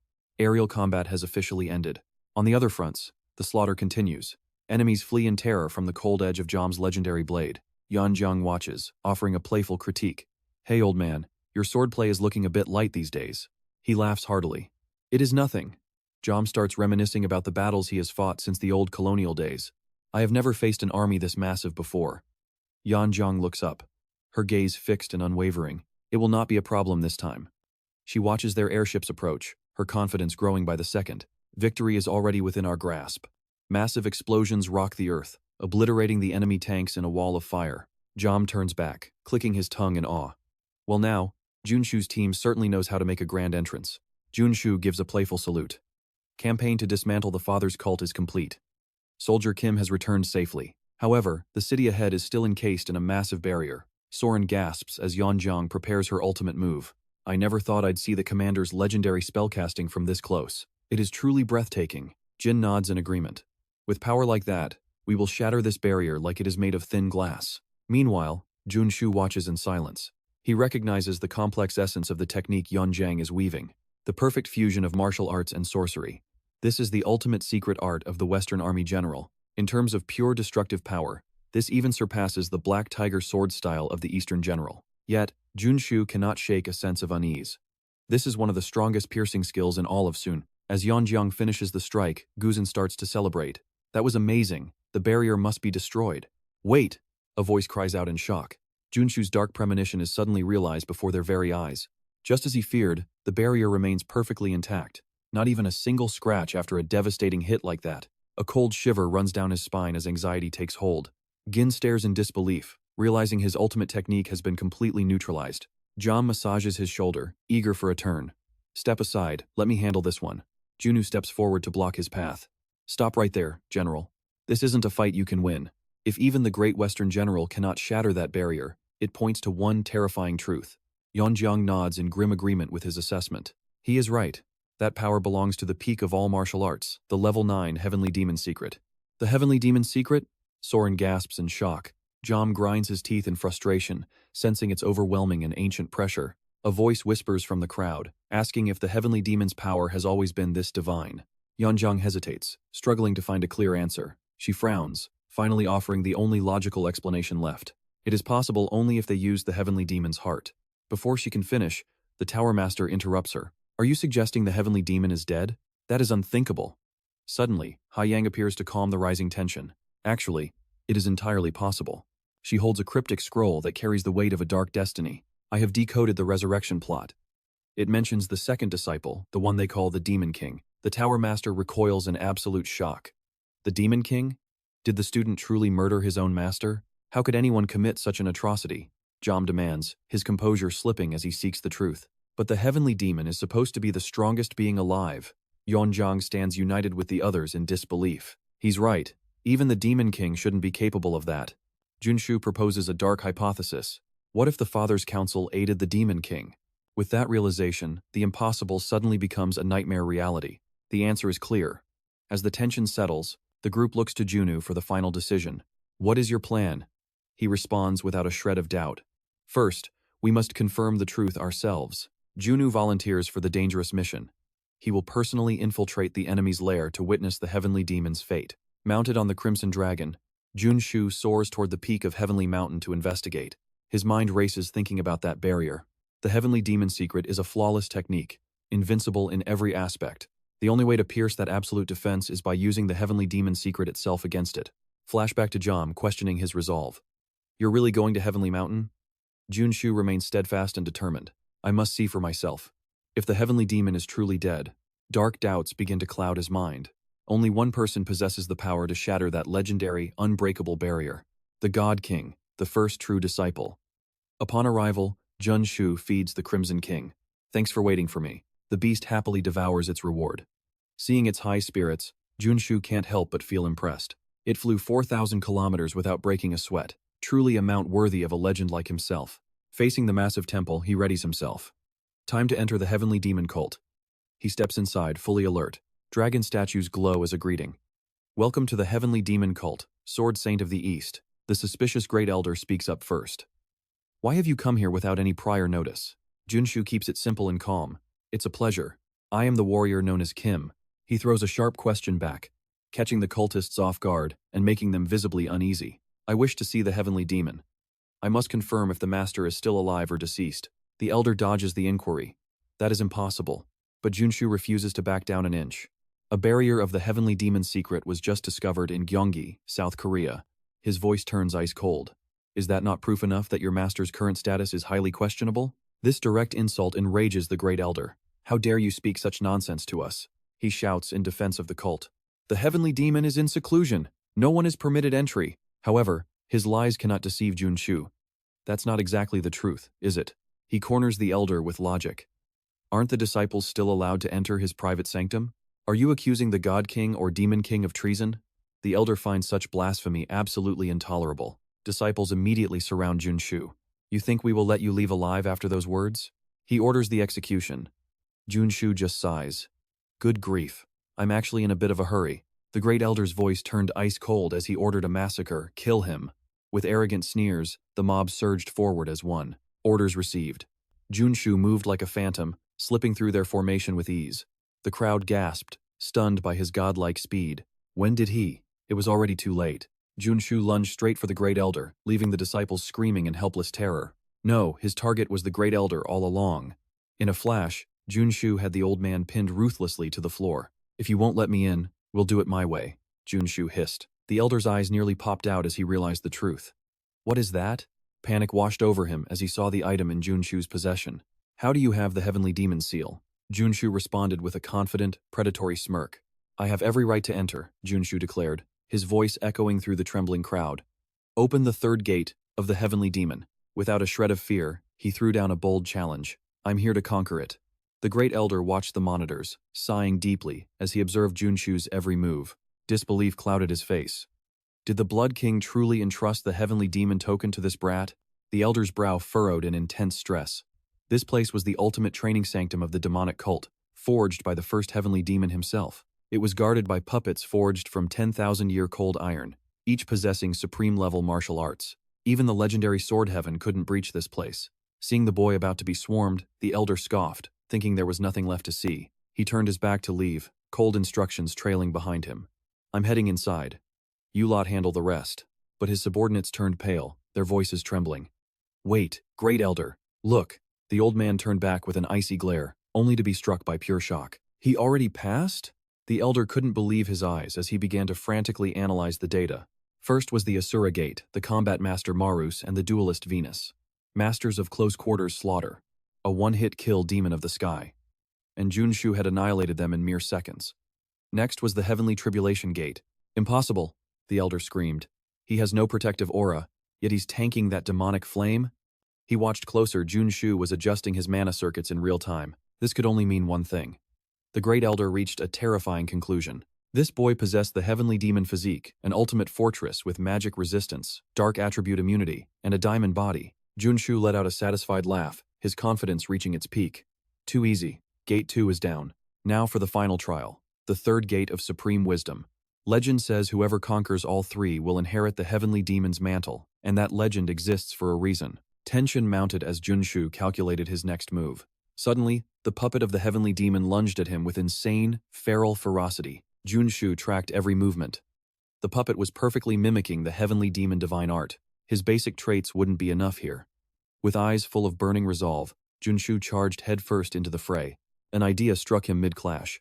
If his world trait could copy the puppet's entire existence, he might actually have a chance. Steel shrieked against steel as their blades collided.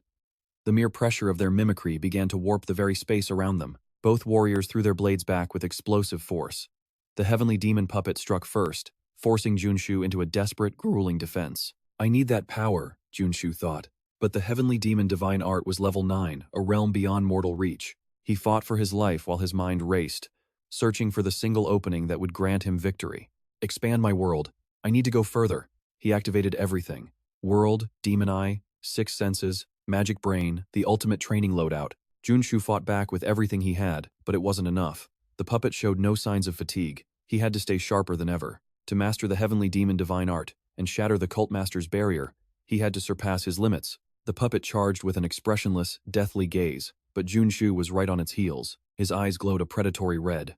A single thought echoed in his mind. Always aim for the absolute peak. He timed his strike perfectly, unleashing a devastating blow that launched the puppet into the air.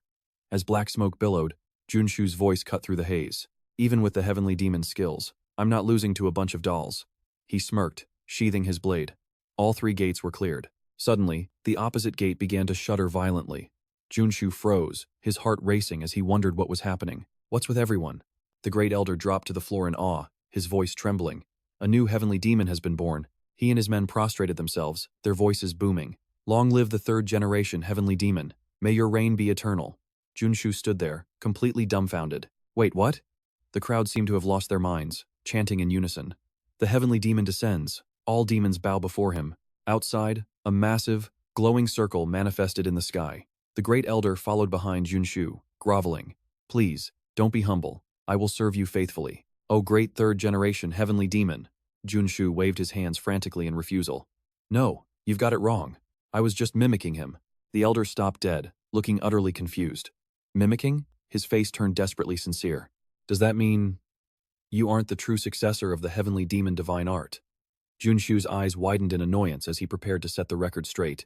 "Right, I've been saying that all along." Then, a thought strikes him. "I really want to master the heavenly demon divine art myself." Seeing Junsu looking around, the Great Elder speaks up. He quickly introduces the two statues before them, representations of the past heavenly demons. The sword wielder is the founder of the heavenly demon cult, while the one in front is the current heavenly demon. He cuts in with a smirk. "I know, especially the current one. I'm actually very familiar with him." He strokes his chin, wondering if the heavenly demon sword exists here. In the game, that legendary weapon only existed as data. The elder smiles excitedly. "This is the place you mentioned." Junsu looks up in awe at the massive nameplate above. The Repentance Cave, where one of the three capable of opening the heavenly demon cave is held. The doors slowly creak open. Imprisoned here after his duel with the Divine Lord, Chenwei smiles and asks, "Who goes there?" "Long time no see." Junsu, the Ink Fox Swordmaster, is stunned. It's the Blood King. He immediately straightens his posture. It's been a while. Chen Wei observes him closely, impressed. Have you already reached level 8? Junsu replies bluntly, your mana is sealed, but your eyes are as sharp as ever. He boasts that he is now known as Sword Heaven. Chen Wei nods with a grin. I didn't expect you'd surpass me already. It seems I've grown lazy. So, what brings you to me? Getting straight to the point, Junsu doesn't waste time. A city in South Korea has been completely sealed off by a massive, high-level barrier. His next words leave Chen Wei shaken. The barrier was created using heavenly demon divine art. Chen Wei demands, what do you mean? Junsu explains, I suspect the old cult used my father's heavenly demon heart. Chen Wei stands up in a sudden rage, shouting, nonsense! Has my master already ascended to the heavens? Driven by speculation, Chen Wei can no longer sit still and urgently demands action. Great Elder, I must personally enter the heavenly demon cave where my master resides. The Elder hesitates, as it breaks the rules. Eventually, he relents. As the manager of the heavenly demon cult, I can grant you some time for a walk. He warns strictly. But you must return within 30 minutes. Desperate for answers, Chen Wei agrees immediately. Fine, as long as the sky doesn't fall. With a bold promise, he leaps away. I'll be back. Below, everyone panics, shouting that the Blood King has escaped. He streaks forward like a bolt of lightning, shouting back that they are nearing the heavenly demon's location. Junsu is overwhelmed by Chen Wei's speed. Even with his powers sealed, he remains terrifyingly fast. He wonders just how powerful the Divine Lord and Demon Queen must be if they defeated this man. Suddenly, a powerful strike hits from behind, causing Chen Wei to cry out in pain. A voice echoes, Junior brother, didn't you promise to stay imprisoned for 3 years to focus on your cultivation? The Divine Lord appears with a sinister look. Why this reckless behavior? Chen Wei looks up at the first disciple, the great disciple and heir to the heavenly demon divine art. The Divine Lord caught up this fast? Chen Wei stammers. Big brother, I think Master has ascended, leaving only his body. The Lord coldly interrupts. Return to your cell immediately. He threatens fiercely. If you cause more trouble, I'll sever your limbs just like last time. Junsu lands behind them, mocking, heh, how scary. Truly a man of the demon cult. The Lord sneers. Are you the Sword Heaven? Junsu nonchalantly replies, I am the Gold Warrior. The Divine Lord doesn't hold back. I've heard of you, but this is our master's sanctuary. I won't tolerate any chaos here. Ignoring the gravity of the situation, Junsu smirks. I heard the demon cult follows the law of the strong. He draws his weapon with a light laugh. So, why don't we settle this with a duel? The Lord is infuriated. Fool, come here. As your senior, I'll give you a 3-second head start. Before the words finish, they clash violently. Then I won't be polite. Junsu is shocked by the Divine Lord's heavenly demon wall. Sharp, but useless. I'll make you regret drawing your sword. Unfazed, Junsu dodges swiftly. Is that all? Compared to the Guangzhou barrier, this is nothing. He strikes back with a heavy blow. This is child's play. The Divine Lord is struck across the face, his expression contorting with pure rage. Seeing an opening, Junsu taunts his opponent. Who was giving who 3 seconds? He lets out a mocking laugh. This is the true power of the blade. Junsu points his sword at the wicked Divine Lord. Despite being pushed back, the Lord's face remains sinister. I was too confident. My apologies. He then lunges forward with murderous intent. Then let the real battle begin. He roars, unleashing a devastating strike that shatters the earth. The heavenly demon's sky-shattering palm misses. Amidst the debris, Junsu watches Seun's ultimate move with sharp intensity. If that's the case, he gasps. Junsu manifests a powerful barrier before lunging forward like a lightning bolt. Calculating every variable, Junsu prepares his absolute defense to counter Seun's most relentless assault. Eerie purple light surges from the void. A wounded Chen Wei pales, screaming in terror alongside the Divine Lord. Shock freezes their faces. That's the heavenly demon arts. Junsu smirks. Call it a perfect copy. Surveying the ruins, Junsu sighs. Without that defense, a direct hit would have surely crushed him into dust. Driven to madness, the Divine Lord snarls. How dare you use those arts? He charges, blinded by pure disbelief. A brutal knee strike crashes into Junsu like a falling star. The unexpected speed leaves him reeling in shock. Clenching his fists to steady his heart, Junsu barely leaps away, forcing his battered body back into a stance. Analyzing the flow, he realizes the truth.